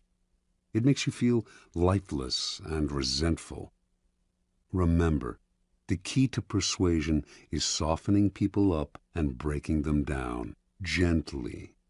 Seduce them with a two-pronged approach. Work on their emotions and play on their intellectual weaknesses. Be alert to both what separates them from everyone else, their individual psychology, and what they share with everyone else, their basic emotional responses. Aim at the primary emotions: love, hate, jealousy. Once you move their emotions, you have reduced their control, making them more vulnerable to persuasion. Mao Zedong always appealed to popular emotions and spoke in the simplest terms. Educated and well-read himself, in his speeches he used visceral metaphors, voicing the public's deepest anxieties and encouraging them to vent their frustrations in public meetings. Rather than arguing the practical aspects of a particular program, he would describe how it would affect them on the most primitive, down-to-earth level. Do not believe that this approach works only with the illiterate and unschooled. It works on one and all. All of us are mortal and face the same dreadful fate, and all of us share the desire for attachment and belonging. Stir up these emotions, and you captivate our hearts. Finally, learn to play the numbers game. The wider your support base, the stronger your power. Understanding that one alienated, disaffected soul can spark a blaze of discontent, Louis XIV made sure to endear himself to the lowest members of his staff. You, too, must constantly win over more allies on all levels. A time will inevitably come when you will need them. Law 44. Disarm and infuriate with the mirror effect. Judgment. The mirror reflects reality, but it is also the perfect tool for deception. When you mirror your enemies, doing exactly as they do, they cannot figure out your strategy. The mirror effect mocks and humiliates them, making them overreact. By holding up a mirror to their psyches, you seduce them with the illusion that you share their values. By holding up a mirror to their actions, you teach them a lesson. Few can resist the power of the mirror effect. Mirror effects. Preliminary typology. Mirrors have the power to disturb us. Gazing at our own reflection in the mirror, we most often see what we want to see, the image of ourselves with which we are most comfortable. We tend not to look too closely, ignoring the wrinkles and blemishes. But if we do look hard at the reflected image, we sometimes feel that we are seeing ourselves as others see us, as a person among other people, an object rather than a subject. That feeling makes us shudder. We see ourselves, but from the outside, minus the thoughts, spirit, and soul that fill our consciousness. We are a thing. In using mirror effects, we symbolically recreate this disturbing power by mirroring the actions of other people, mimicking their movements to unsettle and infuriate them. Made to feel mocked, cloned, object-like, an image without a soul, they get angry. Or do the same thing slightly differently, and they might feel disarmed. You have perfectly reflected their wishes and desires. This is the narcissistic power of mirrors. In either case, the mirror effect unsettles your targets, whether angering or entrancing them, and in that instant, you have the power to manipulate or seduce them. The effect contains great power because it operates on the most primitive emotions.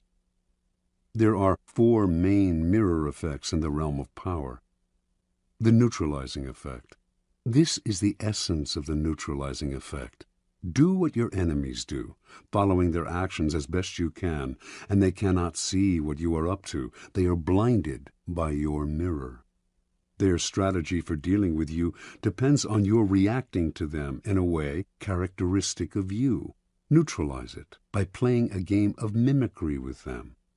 The tactic has a mocking, even infuriating effect. Most of us remember the childhood experience of someone teasing us by repeating our words exactly. After a while, usually not long, we wanted to punch them in the face. Working more subtly as an adult, you can still unsettle your opponents this way. Shielding your own strategy with the mirror, you lay invisible traps or push your opponents into the trap they planned for you. The narcissus effect. Gazing at an image in the waters of a pond, the Greek youth Narcissus fell in love with it. And when he found out that the image was his own reflection, and that he therefore could not consummate his love, he despaired and drowned himself. All of us have a similar problem. We are profoundly in love with ourselves, but since this love excludes a love object outside ourselves, it remains continuously unsatisfied and unfulfilled. The narcissus effect plays on this universal narcissism. You look deep into the souls of other people, fathom their inmost desires, their values, their tastes, their spirit, and you reflect it back to them, making yourself into a kind of mirror image. Your ability to reflect their psyche gives you great power over them. They may even feel a tinge of love. This is simply the ability to mimic another person, not physically, but psychologically, and it is immensely powerful because it plays upon the unsatisfied self-love of a child. Normally, people bombard us with their experiences, their tastes. They hardly ever make the effort to see things through our eyes.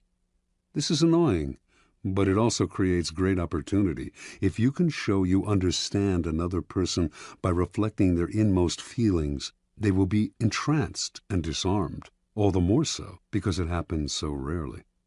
No one can resist this feeling of being harmoniously reflected in the outside world. even though you might well be manufacturing it for their benefit and for deceptive purposes of your own. The moral effect. The power of verbal argument is extremely limited and often accomplishes the opposite of what is intended. As Gracian remarks, the truth is generally seen, rarely heard. The moral effect is a perfect way to demonstrate your ideas through action. Quite simply, you teach others a lesson by giving them a taste of their own medicine. In the moral effect, you mirror what other people have done to you and do so in a way that makes them realize you are doing to them exactly what they did to you. You make them feel that their behavior has been unpleasant, as opposed to hearing you complain and whine about it, which only gets their defenses up. And as they feel the result of their actions mirrored back at them, they realize in the profoundest sense how they hurt or punish others with their unsocial behavior. You objectify the qualities you want them to feel ashamed of and create a mirror in which they can gaze at their follies and learn a lesson about themselves. This technique is often used by educators, psychologists, and anyone who has to deal with unpleasant and unconscious behavior. This is the teacher's mirror.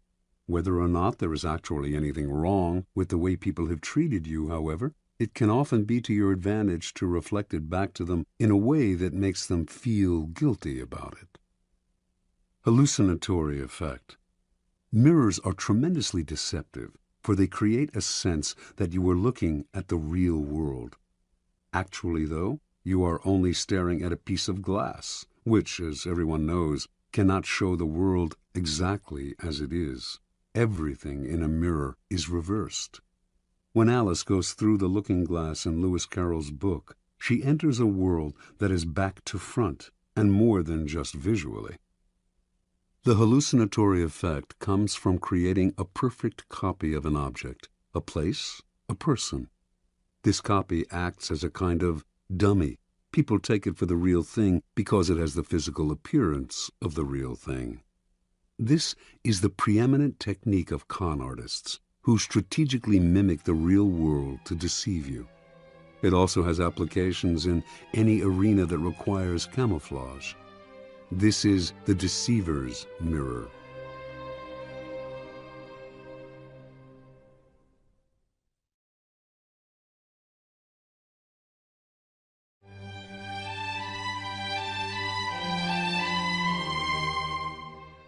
Observance of the mirror effect. Early on in his career, the ambitious statesman and general Alcibiades of Athens, 450 to 404 BC, fashioned a formidable weapon that became the source of his power. In every encounter with others, he would sense their moods and tastes, then carefully tailor his words and actions to mirror their inmost desires. He would seduce them with the idea that their values were superior to everyone else's, and that his goal was to model himself on them or help them realize their dreams. Few could resist his charms. The first man to fall under his spell was the philosopher Socrates. Alcibiades represented the opposite of the Socratic ideal of simplicity and uprightness. He lived lavishly and was completely unprincipled. Whenever he met Socrates, however, he mirrored the older man's sobriety, eating simply, accompanying Socrates on long walks, and talking only of philosophy and virtue. Socrates was not completely fooled. He was not unaware of Alcibiades' other life. But that only made him vulnerable to a logic that flattered him. Only in my presence, he felt, does this man submit to a virtuous influence. Only I have such power over him. This feeling intoxicated Socrates, who became Alcibiades' fervent admirer and supporter, one day even risking his own life to rescue the young man in battle.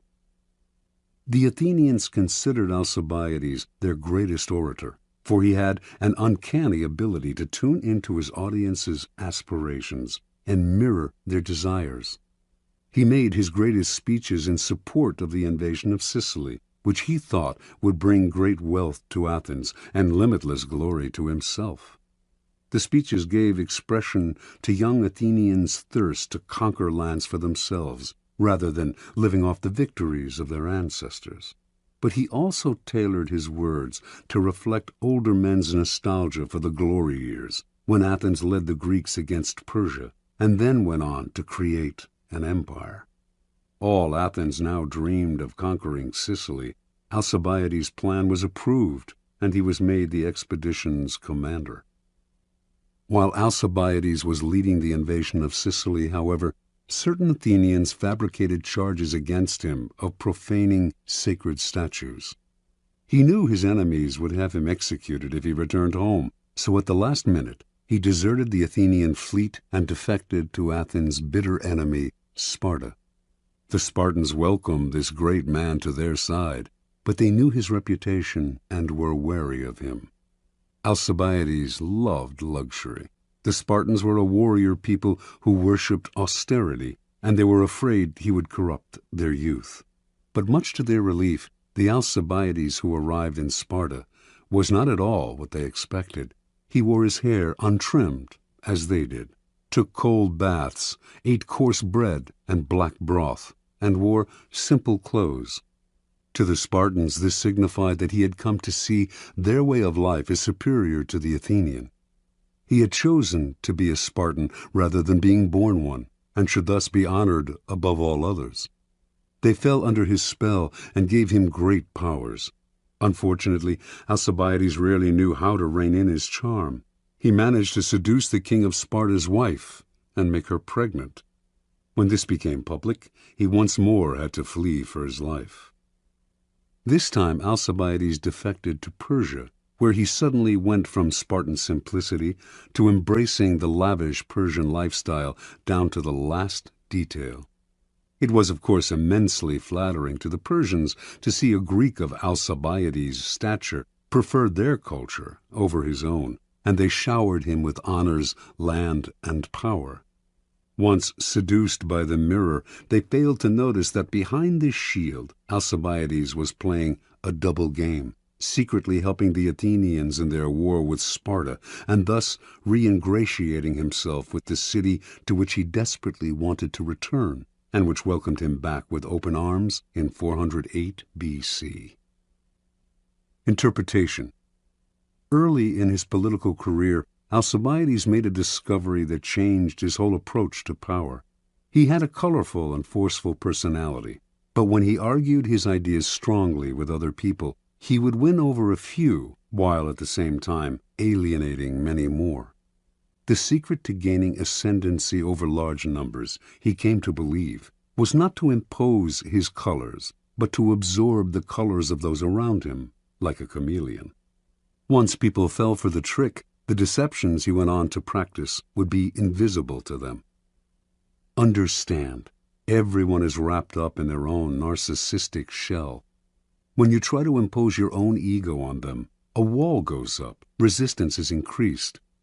By mirroring them, however, you seduce them into a kind of narcissistic rapture. They are gazing at a double of their own soul.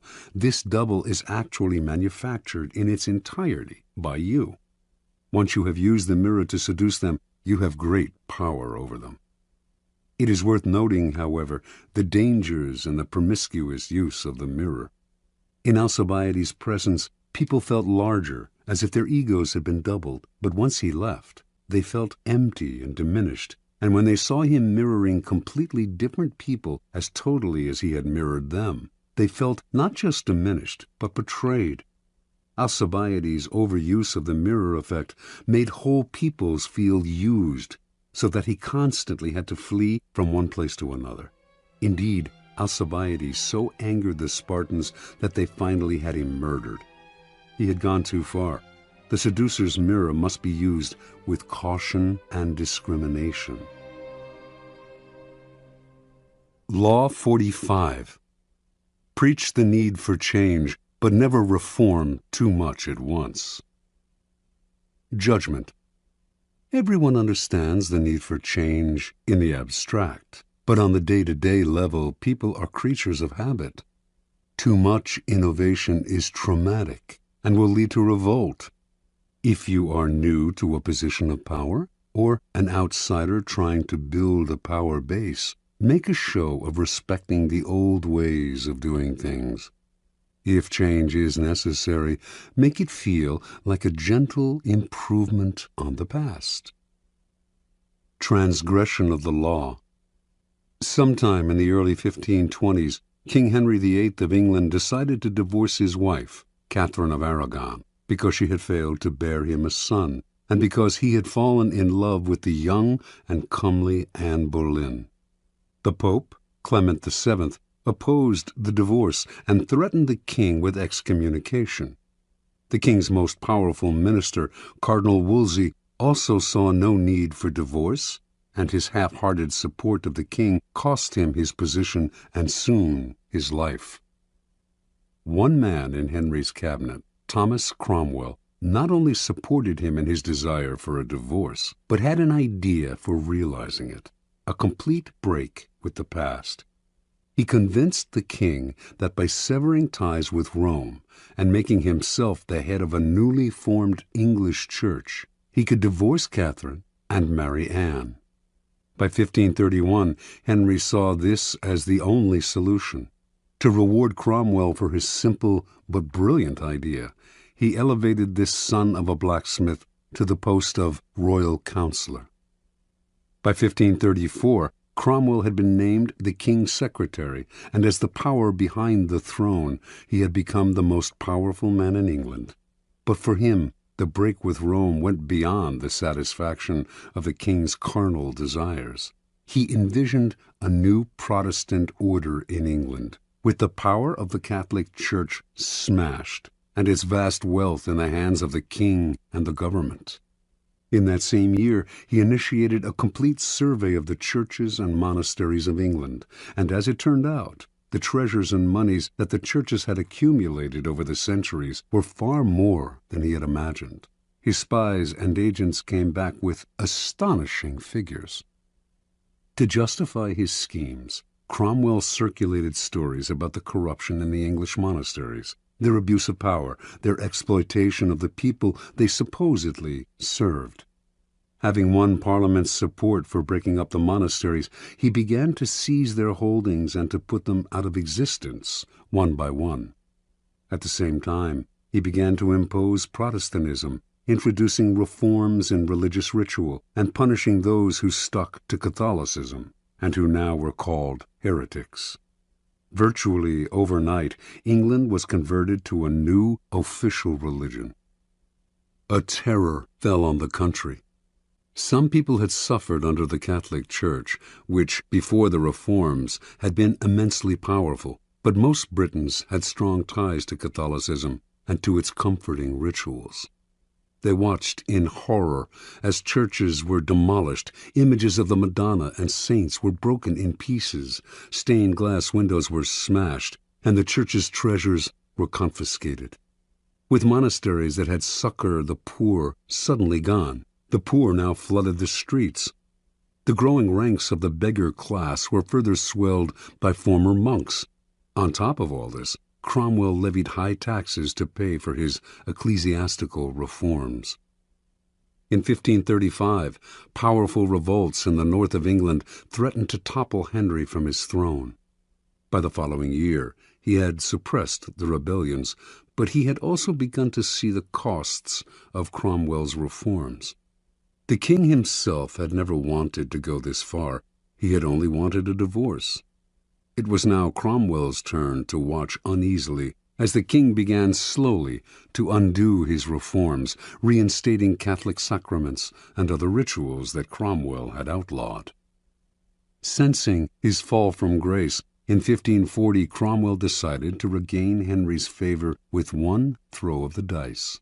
He would find the king a new wife. Henry's third wife, Jane Seymour, had died a few years before, and he had been pining for a new young queen.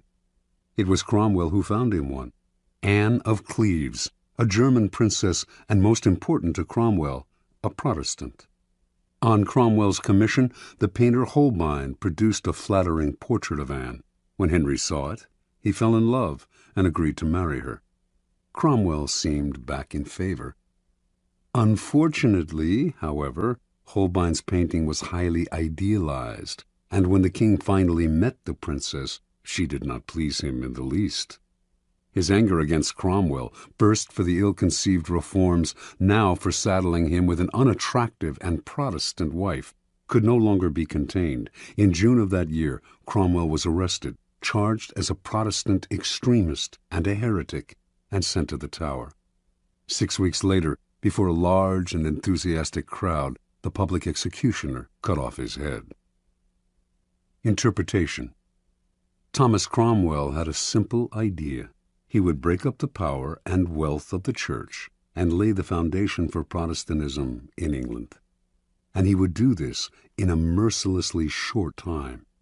He knew his speedy reforms would cause pain and resentment, but he thought these feelings would fade in a few years. More important, by identifying himself with change, he would become the leader of the new order, making the king dependent on him. But there was a problem in this strategy. Like a billiard ball hit too hard against the cushion, his reforms had reactions and caroms he did not envision and could not control. The man who initiates strong reforms often becomes the scapegoat for any kind of dissatisfaction, and eventually the reaction to his reforms may consume him, for change is upsetting to the human animal, even when it is for the good. Because the world is, and always has been, full of insecurity and threat, we latch on to familiar faces and create habits and rituals to make the world more comfortable. Change can be pleasant and even sometimes desirable in the abstract, but too much of it creates an anxiety that will stir and boil beneath the surface and then eventually erupt. Never underestimate the hidden conservatism of those around you. It is powerful and entrenched. Never let the seductive charm of an idea cloud your reason. Just as you cannot make people see the world your way, you cannot wrench them into the future with painful changes. They will rebel. If reform is necessary, anticipate the reaction against it and find ways to disguise the change and sweeten the poison. Keys to power. Human psychology contains many dualities, one of them being that even while people understand the need for change, knowing how important it is for institutions and individuals to be occasionally renewed, they are also irritated and upset by changes that affect them personally. They know that change is necessary and that novelty provides relief from boredom, but deep inside they cling to the past. Change in the abstract or superficial change they desire, but a change that upsets core habits and routines is deeply disturbing to them. No revolution is gone without a powerful later reaction against it, for in the long run, the void it creates proves too unsettling to the human animal, who unconsciously associates such voids with death and chaos. The opportunity for change and renewal seduces people to the side of the revolution, but once their enthusiasm fades, which it will, they are left with a certain emptiness.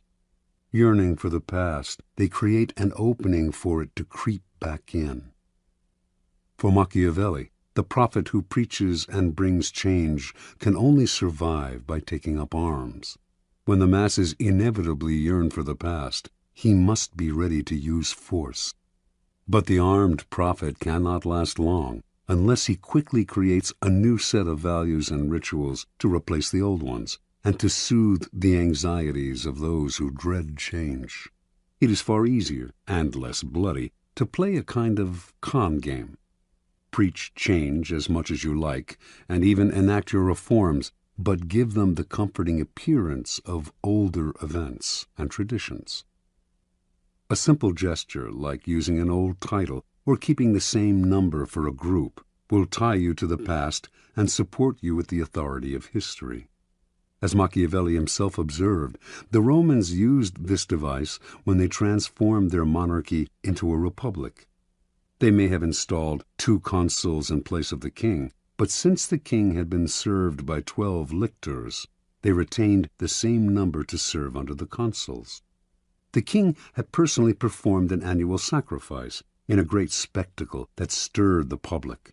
The Republic retained this practice, only transferring it to a special chief of the ceremony, whom they called the King of the Sacrifice. These and similar gestures satisfied the people and kept them from clamoring for the monarchy's return. Another strategy to disguise change is to make a loud and public display of support for the values of the past. Seem to be a zealot for tradition, and few will notice how unconventional you really are.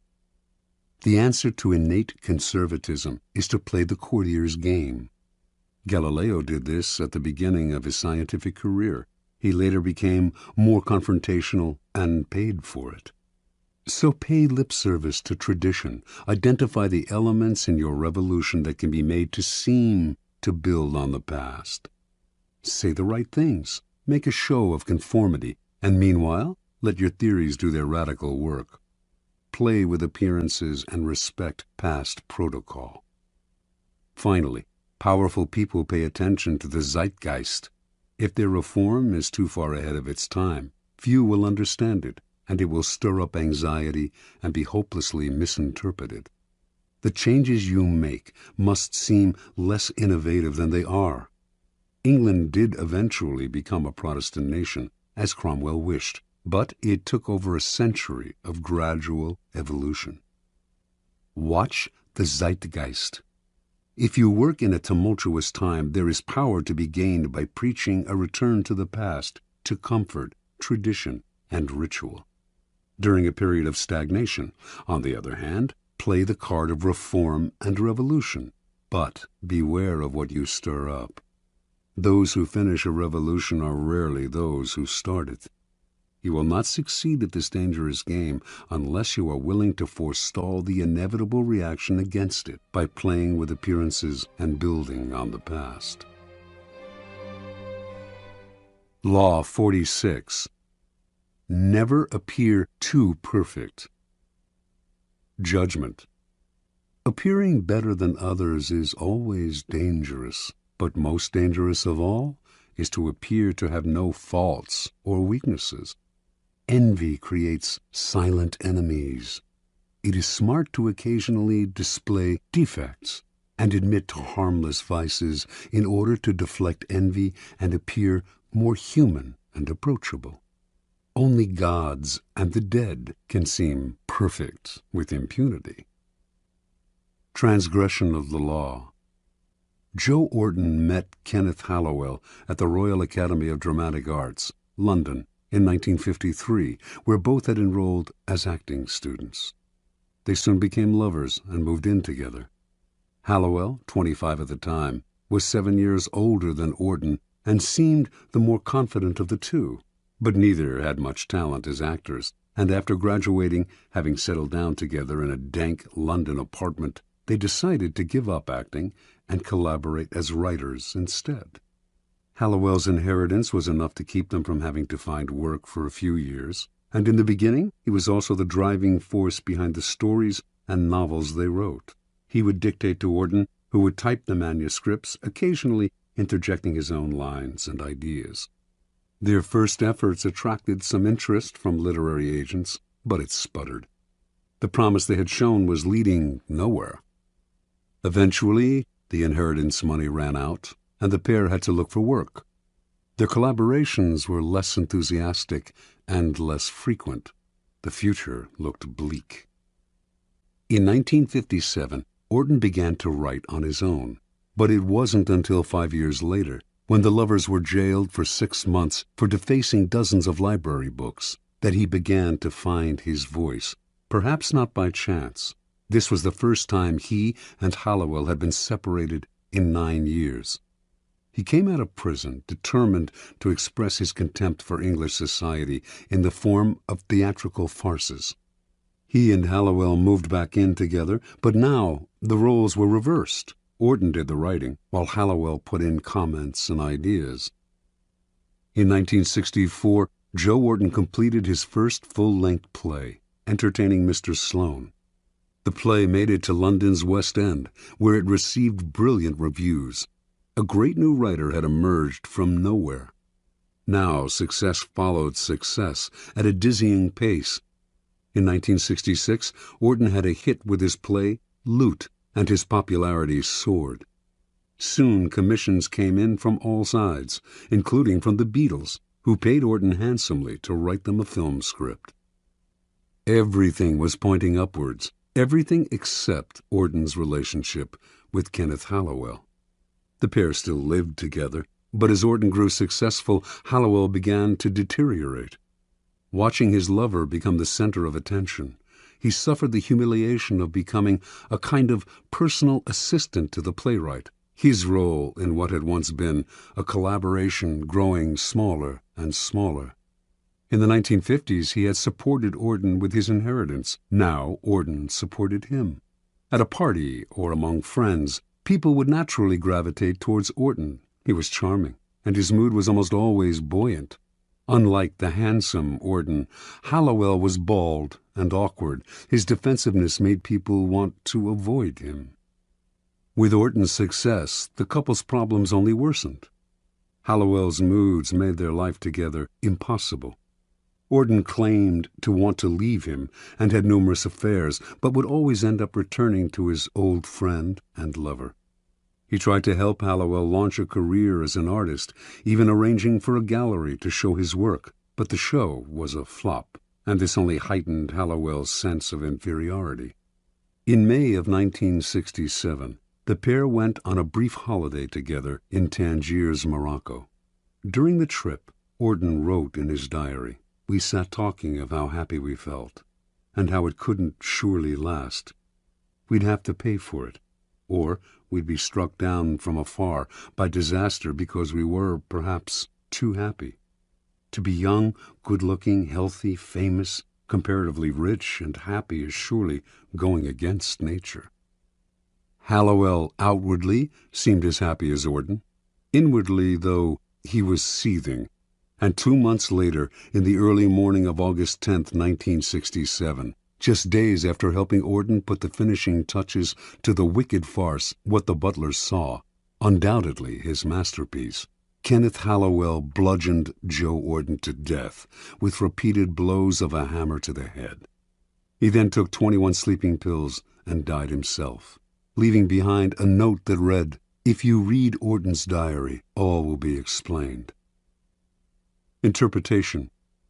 Kenneth Hallowell had tried to cast his deterioration as mental illness, but what Joe Auden's diaries revealed to him was the truth. It was envy, pure and simple, that lay at the heart of his sickness. The diaries which Hallowell read on the sly recounted the couple's days as equals and their struggle for recognition. After Auden found success, the diaries began to describe Hallowell's brooding, his rude comments at parties, his growing sense of inferiority. All of this Auden narrated with a distance that bordered on contempt. The diaries made clear Hallowell's bitterness over Auden's success. Eventually, the only thing that would have satisfied him would have been for Auden to have a failure of his own, an unsuccessful play perhaps, so that they could have commiserated in their failure as they had done years before. When the opposite happened, as Auden grew only more successful and popular, Hallowell did the only thing that would make them equals again. He made them equals in death. With Auden's murder, he became almost as famous as his friend, posthumously. Joe Auden only partly understood his lover's deterioration. His attempt to help Hallowell launch a career in art registered for what it was, charity and guilt. Auden basically had two possible solutions to the problem. He could have downplayed his own success, displaying some faults, deflecting Hallowell's envy, or, once he realized the nature of the problem, he could have fled as if Hallowell were a viper, as in fact he was, a viper of envy. Once envy eats away at someone, everything you do only makes it grow, and day by day it festers inside them. Eventually, they will attack. Only a minority can succeed at the game of life, and that minority inevitably arouses the envy of those around them. Once success happens your way, however, the people to fear the most are those in your own circle, the friends and acquaintances you have left behind. Feelings of inferiority gnaw at them. The thought of your success only heightens their feelings of stagnation. Envy, which the philosopher Kierkegaard calls unhappy admiration, takes hold. You may not see it, but you will feel it some day, unless, that is, you learn strategies of deflection, little sacrifices to the gods of success. Either dampen your brilliance occasionally, purposefully revealing a defect, weakness, or anxiety, or attributing your success to luck, or simply find yourself new friends. Never underestimate the power of envy. Keys to power. There are several strategies for dealing with the insidious, destructive emotion of envy. First, accept the fact that there will be people who will surpass you in some way, and also the fact that you may envy them. But make that feeling a way of pushing yourself to equal or surpass them someday. Let envy turn inward, and it poisons the soul. Expel it outward, and it can move you to greater heights. Second, understand that as you gain power, those below you will feel envious of you. They may not show it, but it is inevitable. Do not naively accept the facade they show you. Read between the lines of their criticisms, their little sarcastic remarks, the signs of backstabbing, the excessive praise that is preparing you for a fall, the resentful look in the eye. Half the problem with envy comes when we do not recognize it until it is too late. Finally, expect that when people envy you, they will work against you insidiously. They will put obstacles in your path that you will not foresee or that you cannot trace to their source. It is hard to defend yourself against this kind of attack, and by the time you realize that envy is at the root of a person's feelings about you, it is often too late. Your excuses, your false humility, your defensive actions only exacerbate the problem. Since it is far easier to avoid creating envy in the first place than to get rid of it once it is there, you should strategize to forestall it before it grows. It is often your own actions that stir up envy, your own unawareness. By becoming conscious of those actions and qualities that create envy, you can take the teeth out of it before it nibbles you to death. Kierkegaard believed that there are types of people who create envy and are as guilty when it arises as those who feel it. The most obvious type we all know. The moment something good happens to them, whether by luck or design, they crow about it. In fact, they get pleasure out of making people feel inferior. This type is obvious and beyond hope.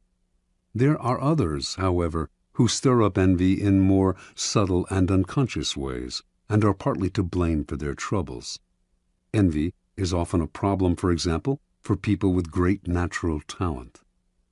Money others can attain, power as well, but superior intelligence, good looks, charm, these are qualities no one can acquire. The naturally perfect have to work the most to disguise their brilliance, displaying a defect or two to deflect envy before it takes root. It is a common and naive mistake to think you are charming people with your natural talents when in fact they are coming to hate you. A great danger in the realm of power is the sudden improvement in fortune, an unexpected promotion, a victory or success that seems to come out of nowhere. This is sure to stir up envy among your former peers. Subtly emphasize how lucky you have been to make your happiness seem more attainable to other people, and the need for envy less acute. But be careful not to affect a false modesty that people can easily see through. This will only make them more envious. The act has to be good. Your humility and your openness to those you have left behind have to seem genuine. Any hint of insincerity will only make your new status more oppressive. Remember, despite your elevated position, it will do you no good to alienate your former peers. Power requires a wide and solid support base, which envy can silently destroy. According to the Elizabethan statesman and writer Sir Francis Bacon, the wisest policy of the powerful is to create a kind of pity for themselves, as if their responsibilities were a burden and a sacrifice. How can one envy a man who has taken on a heavy load for the public interest? Disguise your power as a kind of self-sacrifice rather than a source of happiness, and you make it seem less enviable. Emphasize your troubles, and you turn a potential danger, envy, into a source of moral support, pity. A similar ploy is to hint that your good fortune will benefit those around you. To do this, you may need to open your purse strings. To deflect envy, Gracian recommends that the powerful display a weakness, a minor social indiscretion, a harmless vice. Give those who envy you something to feed on, distracting them from your more important sins. Remember, it is the reality that matters. You may have to play games with appearances, but in the end, you will have what counts, true power. In some Arab countries, a man will avoid arousing envy by showing his wealth only on the inside of his house. Apply this wisdom to your own character. Beware of some of envy's disguises. Excessive praise is an almost sure sign that the person praising you envies you. They are either setting you up for a fall, it will be impossible for you to live up to their praise, or they are sharpening their blades behind your back. At the same time, those who are hypercritical of you, or who slander you publicly, probably envy you as well. Recognize their behavior as disguised envy, and you keep out of the trap of mutual mudslinging, or of taking their criticisms to heart. Win your revenge by ignoring their measly presence. Do not try to help or do favors for those who envy you. They will think you are condescending to them. Joe Wharton's attempt to help Hallowell find a gallery for his work only intensified his lover's feelings of inferiority and envy. Once envy reveals itself for what it is, the only solution is often to flee the presence of the enviers, leaving them to stew in a hell of their own creation. Law 47. Do not go past the mark you aimed for. In victory, learn when to stop. Judgment. The moment of victory is often the moment of greatest peril. In the heat of victory, arrogance and overconfidence can push you past the goal you had aimed for, and by going too far, you make more enemies than you defeat. Do not allow success to go to your head. There is no substitute for strategy and careful planning. Set a goal, and when you reach it, stop. Transgression of the law. In 559 B.C., a young man named Cyrus gathered an immense army from the scattered tribes of Persia and marched against his grandfather, Astyages, king of the Medes. He defeated Astyages with ease, had himself crowned king of Media and Persia, and began to forge the Persian Empire. Victory followed victory in quick succession.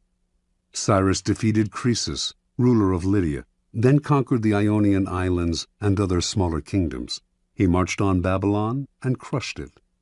Now he was known as Cyrus the Great, king of the world. After capturing the riches of Babylon, Cyrus set his sights on the east, on the half-barbaric tribes of the Massigetai, a vast realm on the Caspian Sea.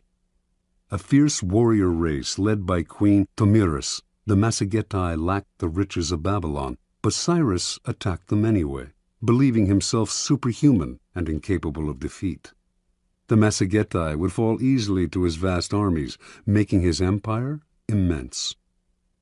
In 529 B.C., then, Cyrus marched to the wide river Araxes, gateway to the kingdom of the Massigetai. As he set up camp on the western bank, he received a message from Queen Tomyris, king of the Medes. She told him, "I advise you to abandon this enterprise, for you cannot know if in the end it will do you any good. Rule your own people and try to bear the sight of me ruling mine. But of course you will refuse my advice, as the last thing you wish for is to live in peace." Tomyris, confident of her army's strength and not wishing to delay the inevitable battle, offered to withdraw the troops on her side of the river, allowing Cyrus to cross its waters safely and fight her army on the eastern side, if that was his desire. Cyrus agreed, but instead of engaging the enemy directly, he decided to play a trick. The Massagetae knew few luxuries. Once Cyrus had crossed the river and made his camp on the eastern side, he set the table for an elaborate banquet full of meat, delicacies, and strong wine. Then he left his weakest troops in the camp and withdrew the rest of the army to the river. A large Massagetae detachment soon attacked the camp and killed all of the Persian soldiers in a fierce battle. Then, overwhelmed by the fabulous feast that had been left behind, they ate and drank to their heart's content. Later, inevitably, they fell asleep. The Persian army returned to the camp that night, killing many of the sleeping soldiers and capturing the rest. Among the prisoners was their general, a youth named Spargapises, son of Queen Tamiris. When the queen learned what had happened, she sent a message to Cyrus, chiding him for using tricks to defeat her army. "Now listen to me," she wrote, "and I will advise you for your own good. Give me back my son, and leave my country with your forces intact, and be content with your triumph over a third part of the Massagetae. If you refuse, I swear by the sun, our master, to give you more blood than you can drink, for all your gluttony." Cyrus scoffed at her. He would not release her son. He would crush these barbarians. The queen's son, seeing he would not be released, could not stand the humiliation, and so he killed himself. The news of her son's death overwhelmed Tamiris.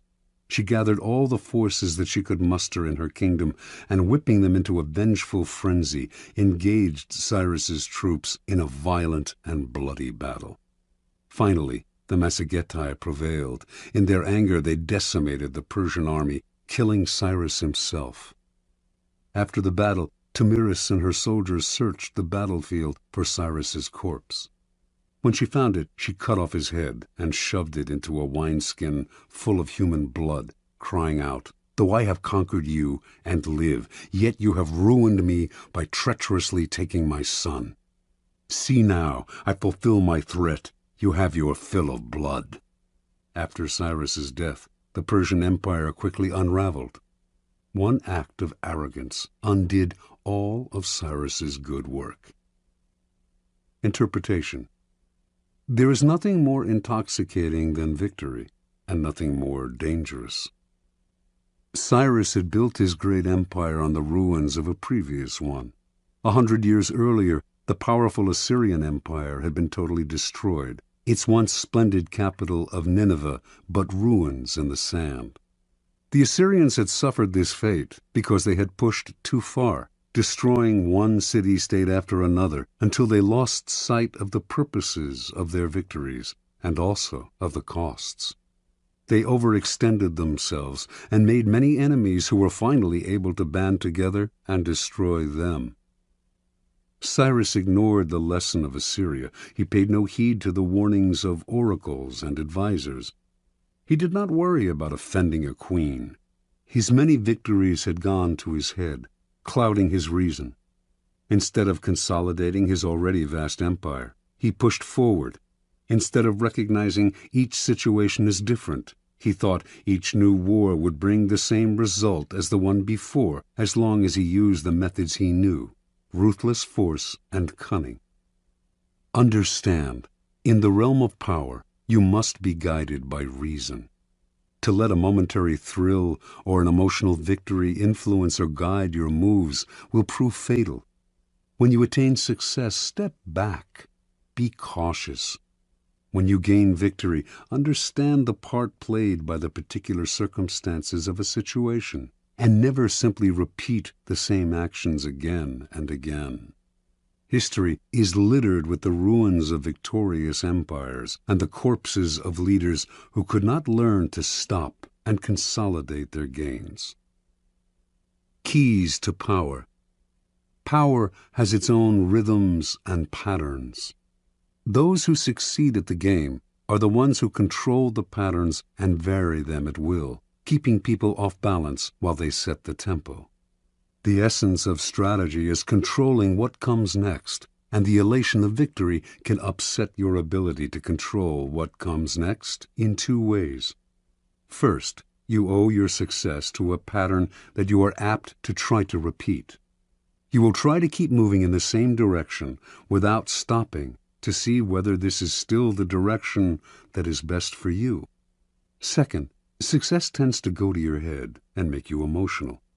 Feeling invulnerable, you make aggressive moves that ultimately undo the victory you have gained. The lesson is simple. The powerful vary their rhythms and patterns, change course, adapt to circumstance, and learn to improvise. Rather than letting their dancing feet impel them forward, they step back and look where they are going. It is as if their bloodstream bore a kind of antidote to the intoxication of victory, letting them control their emotions and come to a kind of mental halt when they have attained success. They steady themselves, give themselves the space to reflect on what has happened, examine the role of circumstance and luck in their success. As they say in riding school, you have to be able to control yourself before you can control the horse. Law 48. Assume formlessness. Judgment. By taking a shape, by having a visible plan, you open yourself to attack. Instead of taking a form for your enemy to grasp, keep yourself adaptable and on the move. Accept the fact that nothing is certain and no law is fixed. The best way to protect yourself is to be as fluid and formless as water. Never bet on stability or lasting order. Everything changes. Observance of the law. When World War II ended and the Japanese, who had invaded China in 1937, had finally been thrown out, the Chinese nationalists, led by Chiang Kai-shek, decided the time had come to annihilate the Chinese communists, their hated rivals, once and for all. They had almost succeeded in 1935, forcing the communists into the Long March, the grueling retreat that had greatly diminished their numbers. Although the communists had recovered somewhat during the war against Japan, it would not be difficult to defeat them now. They controlled only isolated areas in the countryside, had unsophisticated weaponry, lacked any military experience or training beyond mountain fighting, and controlled no important parts of China, except areas of Manchuria, which they had managed to take after the Japanese retreat. Chiang decided to commit his best forces in Manchuria. He would take over its major cities, and from those bases would spread through the northern industrial region, sweeping the communists away. Once Manchuria had fallen, the communists would collapse. In 1945 and 46, the plan worked perfectly. The nationalists easily took the major Manchurian cities. Puzzlingly, though, in the face of this critical campaign, the communist strategy made no sense. When the nationalists began their push, the communists dispersed to Manchuria's most out-of-the-way corners. Their small units harassed the nationalist armies, ambushing them here, retreating unexpectedly there. But these dispersed units never linked up, making them hard to attack. They would seize a town, only to give it up a few weeks later. Forming neither rear guards nor vanguards, they moved like Mercury, never staying in one place, elusive and formless. The nationalists ascribed this to two things: cowardice in the face of superior forces, and inexperience in strategy. Mao Zedong, the communist leader, was more a poet and philosopher than a general, whereas Chiang had studied warfare in the West and was a follower of the German military writer Carl Von Clausewitz, among others. Yet a pattern did eventually emerge in Mao's attacks. After the nationalists had taken the cities, leaving the communists to occupy what was generally considered Manchuria's useless space, the communists started using that large space to surround the cities. If Chiang sent an army from one city to reinforce another, the communists would encircle the rescuing army. Chiang's forces were slowly broken into smaller and smaller units, isolated from one another, their lines of supply and communication cut. The nationalists still had superior firepower, but if they could not move, what good was it? A kind of terror overcame the nationalist soldiers. Commanders comfortably remote from the front lines might laugh at Mao, but the soldiers had fought the communists in the mountains and had come to fear their elusiveness. Now these soldiers sat in their cities and watched as their fast-moving enemies, as fluid as water, poured in on them from all sides. There seemed to be millions of them. The communists also encircled the soldiers' spirits, bombarding them with propaganda to lower their morale and pressure them to desert. The nationalists began to surrender in their minds. Their encircled and isolated cities started collapsing even before directly attacked. One after another fell in a quick succession. In November of 1948, the nationalists surrendered Manchuria to the communists, a humiliating blow to the technically superior nationalist army, and one that proved decisive in the war. By the following year, the communists controlled all of China. Interpretation. The two board games that best approximate the strategies of war are chess and the Asian game of Go. In chess, the board is small. In comparison to Go, the attack comes relatively quickly, forcing a decisive battle. It rarely pays to withdraw or to sacrifice your pieces, which must be concentrated at key areas. Go is much less formal. It is played on a large grid with 361 intersections, nearly 6 times as many positions as in chess. Black and white stones, one color for each side, are placed on the board's intersections, one at a time, wherever you like. Once all your stones, 52 for each side, are on the board, the object is to isolate the stones of your opponent by encircling them. A game of Go, called Wei Qi in China, can last up to 300 moves. The strategy is more subtle and fluid than chess, developing slowly. The more complex the pattern your stones initially create on the board, the harder it is for your opponent to understand your strategy. Fighting to control a particular area is not worth the trouble. You have to think in larger terms, to be prepared to sacrifice an area in order eventually to dominate the board. What you are after is not an entrenched position, but mobility. With mobility, you can isolate the opponent in small areas and then encircle them. The aim is not to kill off the opponent's pieces directly, as in chess, but to induce a kind of paralysis and collapse. Chess is linear, position-oriented, and aggressive. Go is nonlinear and fluid. Aggression is indirect until the end of the game, when the winner can surround the opponent's stones at an accelerated pace. Chinese military strategists have been influenced by Go for centuries. Its proverbs have been applied to war time and again. Mao Zedong was an addict of Wei Qi, and its precepts were ingrained in his strategies. A key Wei Qi concept, for example, is to use the size of the board to your advantage, spreading out in every direction so that your opponent cannot fathom your movements in a simple, linear way. Every Chinese, Mao once wrote, should consciously throw himself into this war of a jigsaw pattern against the nationalists. Place your men in a jigsaw pattern in Go, and your opponent loses himself trying to figure out what you are up to. Either he wastes time pursuing you, or, like Chiang Kai-shek, he assumes you are incompetent and fails to protect himself. And if he concentrates on single areas, as Western strategy advises, he becomes a sitting duck for encirclement. In the Wei Qi way of war, you encircle the enemy's brain, using mind games, propaganda, and irritation tactics to confuse and dishearten. This was the strategy of the communists, an apparent formlessness that disoriented and terrified their enemy.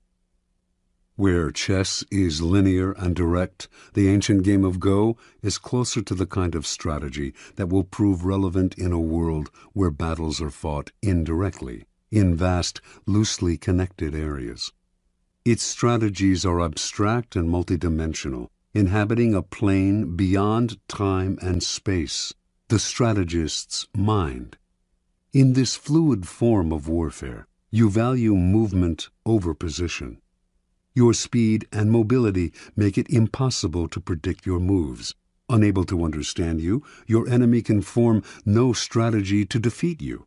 Instead of fixing on particular spots, this indirect form of warfare spreads out just as you can use the large and disconnected nature of the real world to your advantage. Be like a vapor. Do not give your opponents anything solid to attack. Watch as they exhaust themselves pursuing you, trying to cope with your elusiveness. Only formlessness allows you to truly surprise your enemies.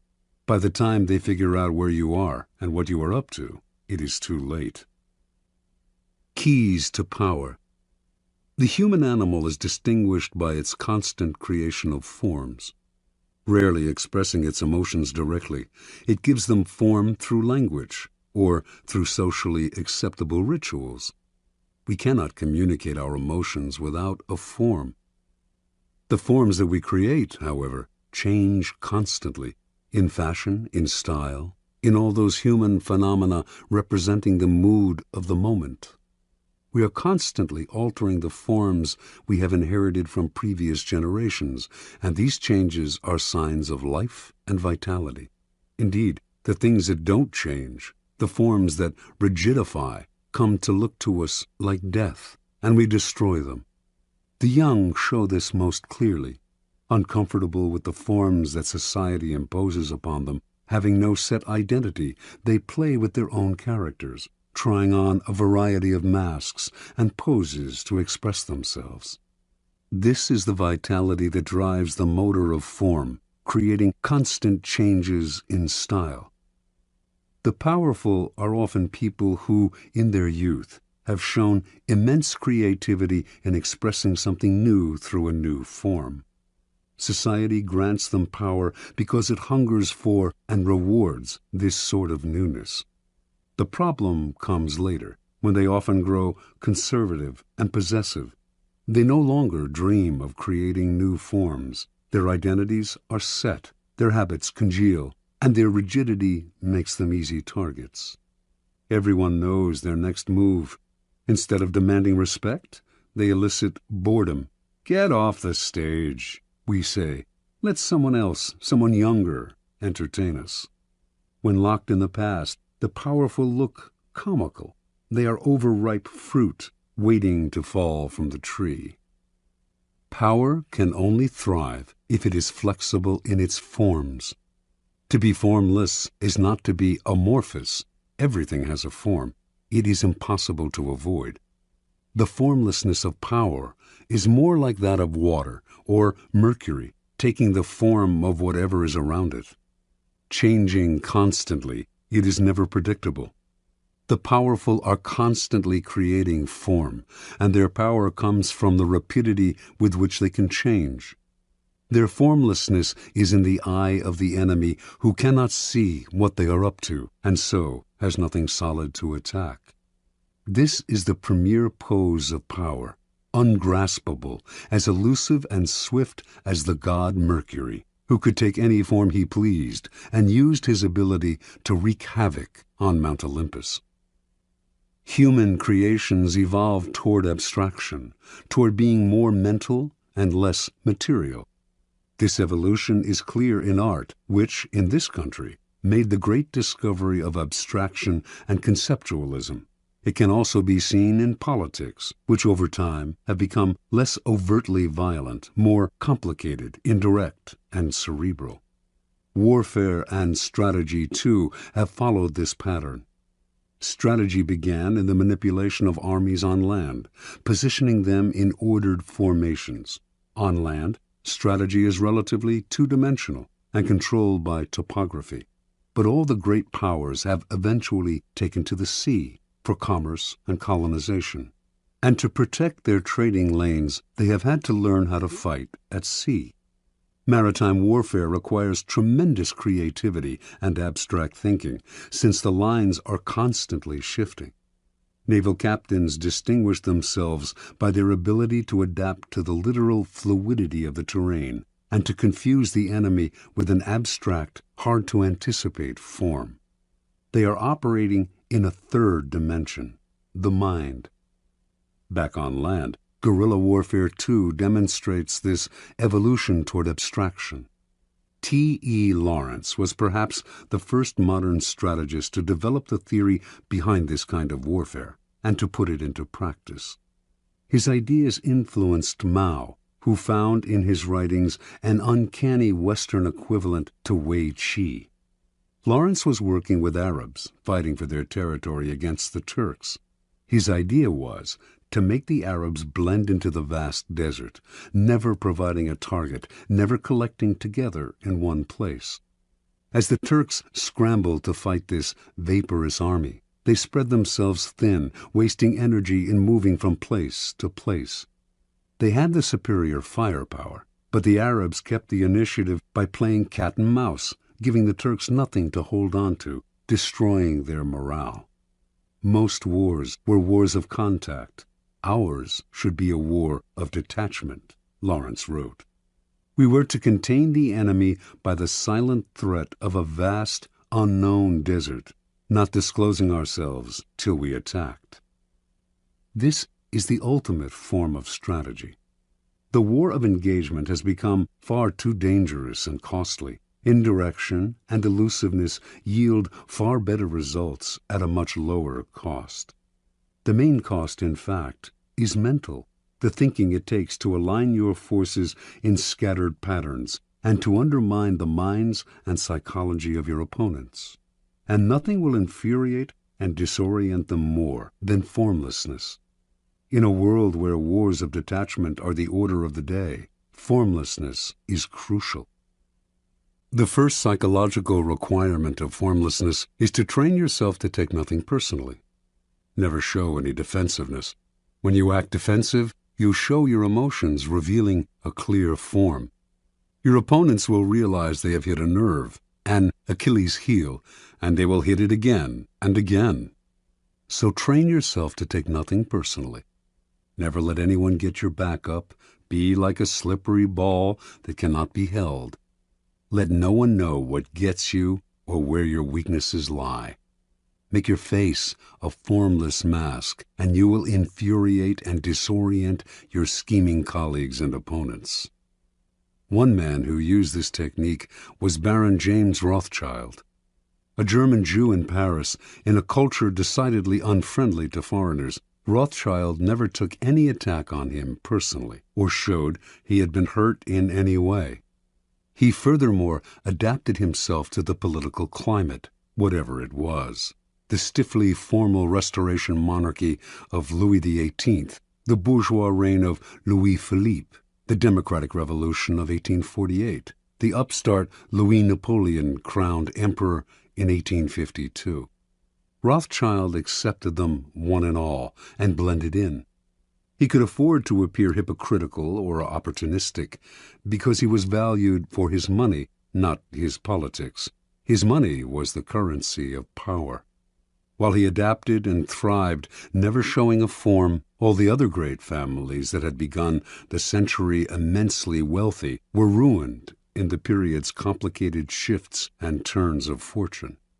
Attaching themselves to the past, they revealed their embrace of a form. Throughout history, the formless style of ruling has been most adeptly practiced by the queen who reigns alone.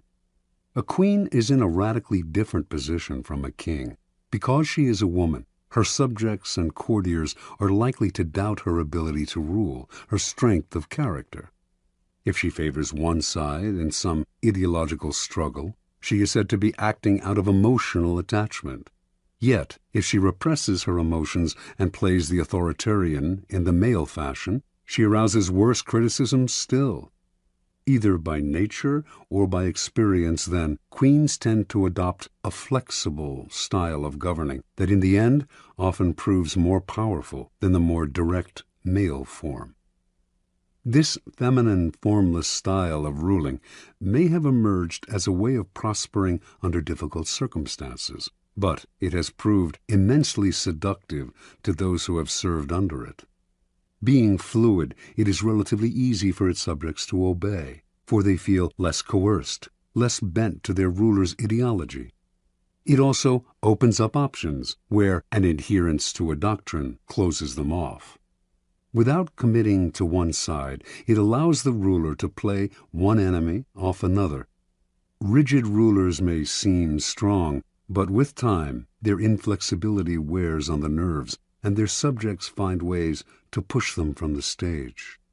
Flexible, formless rulers will be much criticized, but they will endure, and people will eventually come to identify with them, since they are as their subjects are, changing with the wind, open to circumstance. Despite upsets and delays, the permeable style of power generally triumphs in the end. When you find yourself in conflict with someone stronger and more rigid, allow them a momentary victory. Seem to bow to their superiority. Then, by being formless and adaptable, slowly insinuate yourself into their soul. This way you will catch them off guard, for rigid people are always ready to ward off direct blows, but are helpless against the subtle and insinuating. To succeed at such a strategy, you must play the chameleon, conform on the surface, while breaking down your enemy from the inside. In evolution, largeness is often the first step toward extinction. What is immense and bloated has no mobility, but must constantly feed itself. The unintelligent are often seduced into believing that size connotes power. The bigger, the better. In 483 BC, King Xerxes of Persia invaded Greece, believing he could conquer the country in one easy campaign. After all, he had the largest army ever assembled for one invasion. The historian Herodotus estimated it at over more than 5 million. The Persians planned to build a bridge across the Hellespont to overrun Greece from the land, while their equally immense navy would pin the Greek ships in harbor, preventing their forces from escaping to sea. The plan seemed sure, yet as Xerxes prepared the invasion, his adviser Artabanus warned his master of grave misgivings. "The two mightiest powers in the world are against you," he said. Xerxes laughed. What powers could match his gigantic army? "I will tell you what they are," answered Artabanus. "The land and the sea. There are no safe harbors large enough to receive Xerxes' fleet, and the more land the Persians conquered, the longer their supply lines stretched, the more ruinous the cost of feeding this immense army would prove." Thinking his adviser a coward, Xerxes proceeded with his invasion. Yet, as Artabanus predicted, bad weather at sea decimated the Persian fleet, which was too large to take shelter in any harbor. On land, meanwhile, the Persian army destroyed everything in its path, which only made it impossible to feed, since the destruction included crops and stores of food. It was also an easy and slow-moving target. The Greeks practiced all kinds of deceptive maneuvers to disorient the Persians. Xerxes' eventual defeat at the hands of the Greek allies was an immense disaster. The story is emblematic of all those who sacrifice mobility for size. The flexible and fleet of foot will almost always win, for they have more strategic options. The more gigantic the enemy, the easier it is to induce collapse. The need for formlessness becomes greater the older we get, as we grow more likely to become set in our ways and assume too rigid a form. We become predictable, always the first sign of decrepitude, and predictability makes us appear comical. Although ridicule and disdain might seem mild forms of attack, they are actually potent weapons and will eventually erode a foundation of power. An enemy who does not respect you will grow bold, and boldness makes even the smallest animal dangerous.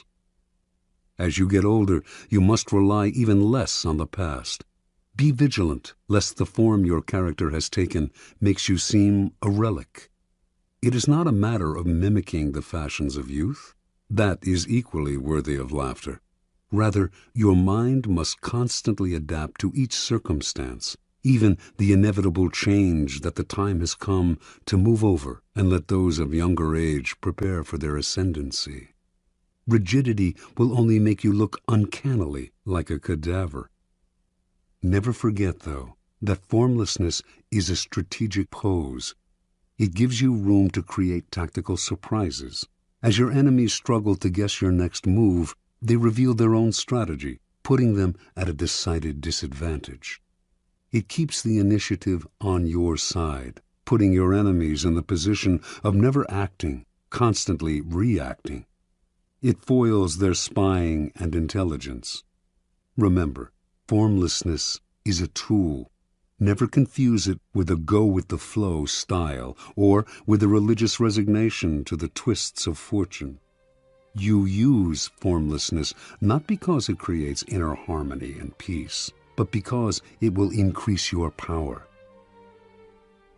Finally, learning to adapt to each new circumstance means seeing events through your own eyes and often ignoring the advice that people constantly peddle your way. It means that ultimately you must throw out the laws that others preach and the books they write to tell you what to do and the sage advice of the elder. The laws that govern circumstances are abolished by new circumstances, Napoleon wrote, which means that it is up to you to gauge each new situation.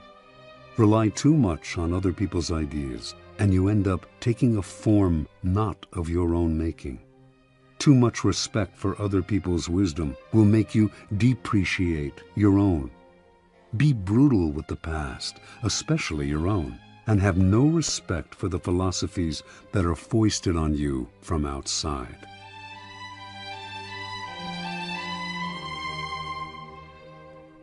This has been a Highbridge audio production.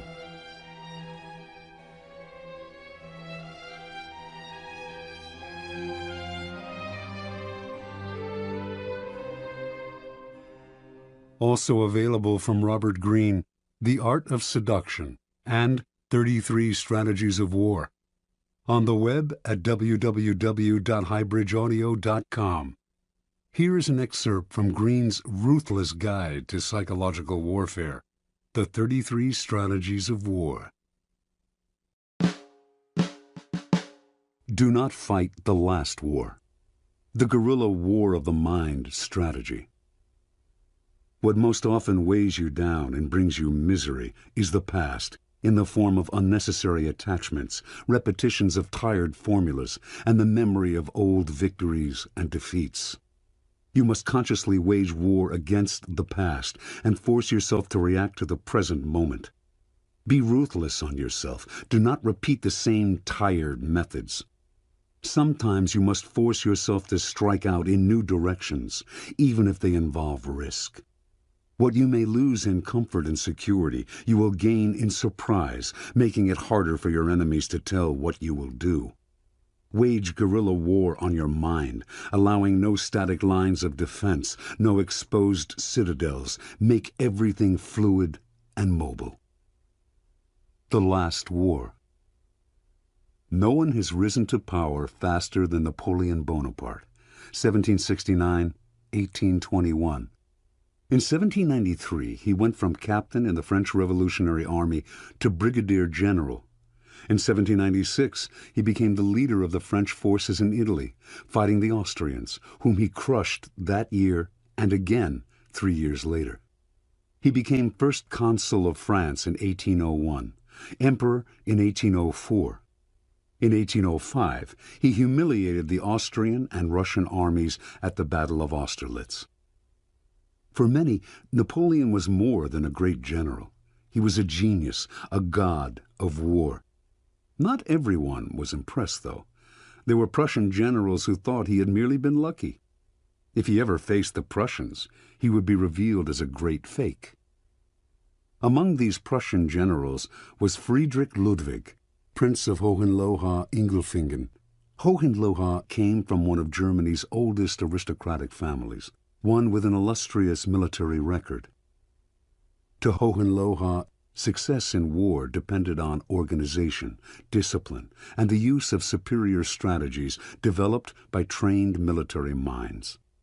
The Prussians exemplified all of these virtues. Prussian soldiers drilled relentlessly until they could perform elaborate maneuvers as precisely as a machine.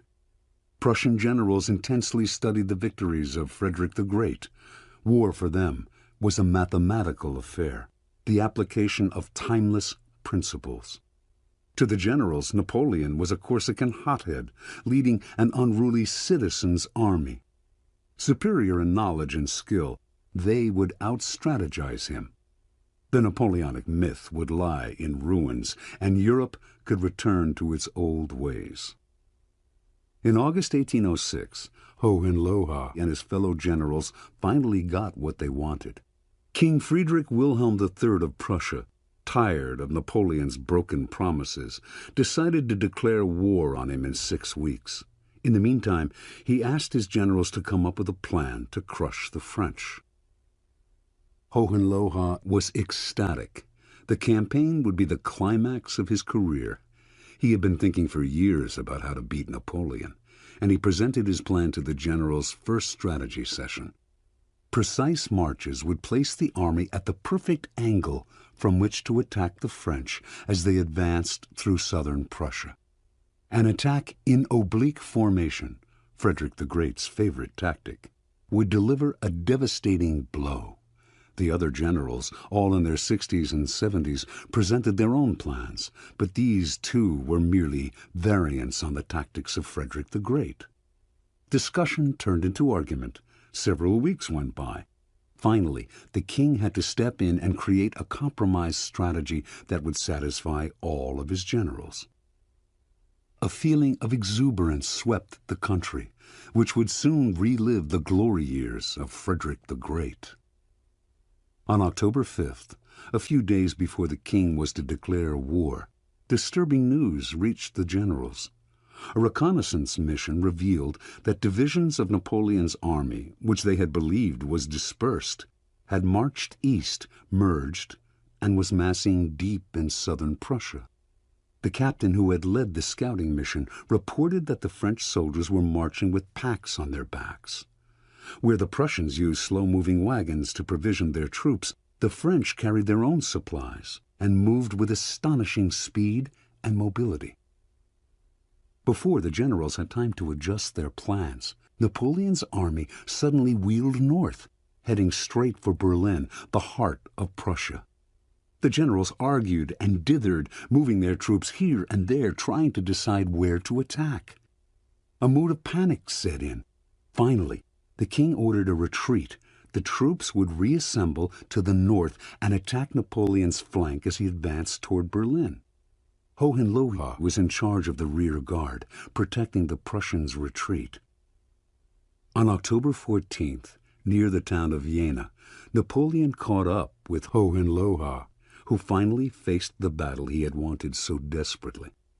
The numbers on both sides were equal, but while the French were an unruly force, fighting pell-mell and on the run, Hohenlohe kept his troops in tight order, orchestrating them like a corps de ballet. The fighting went back and forth until finally the French captured the village of Vierzehnheiligen. Hohenlohe ordered his troops to retake the village. In a ritual dating back to Frederick the Great, a drum major beat out a cadence, and the Prussian soldiers, their colors flying, reformed their positions in perfect parade order, preparing to advance. They were in an open plain, though, and Napoleon's men were behind garden walls and on the house roofs. The Prussians fell like ninepins to the French marksmen. Confused, Hohenlohe ordered his soldiers to halt and change formation. The drums beat again. The Prussians marched with magnificent precision, always a sight to behold. But the French kept shooting, decimating the Prussian line.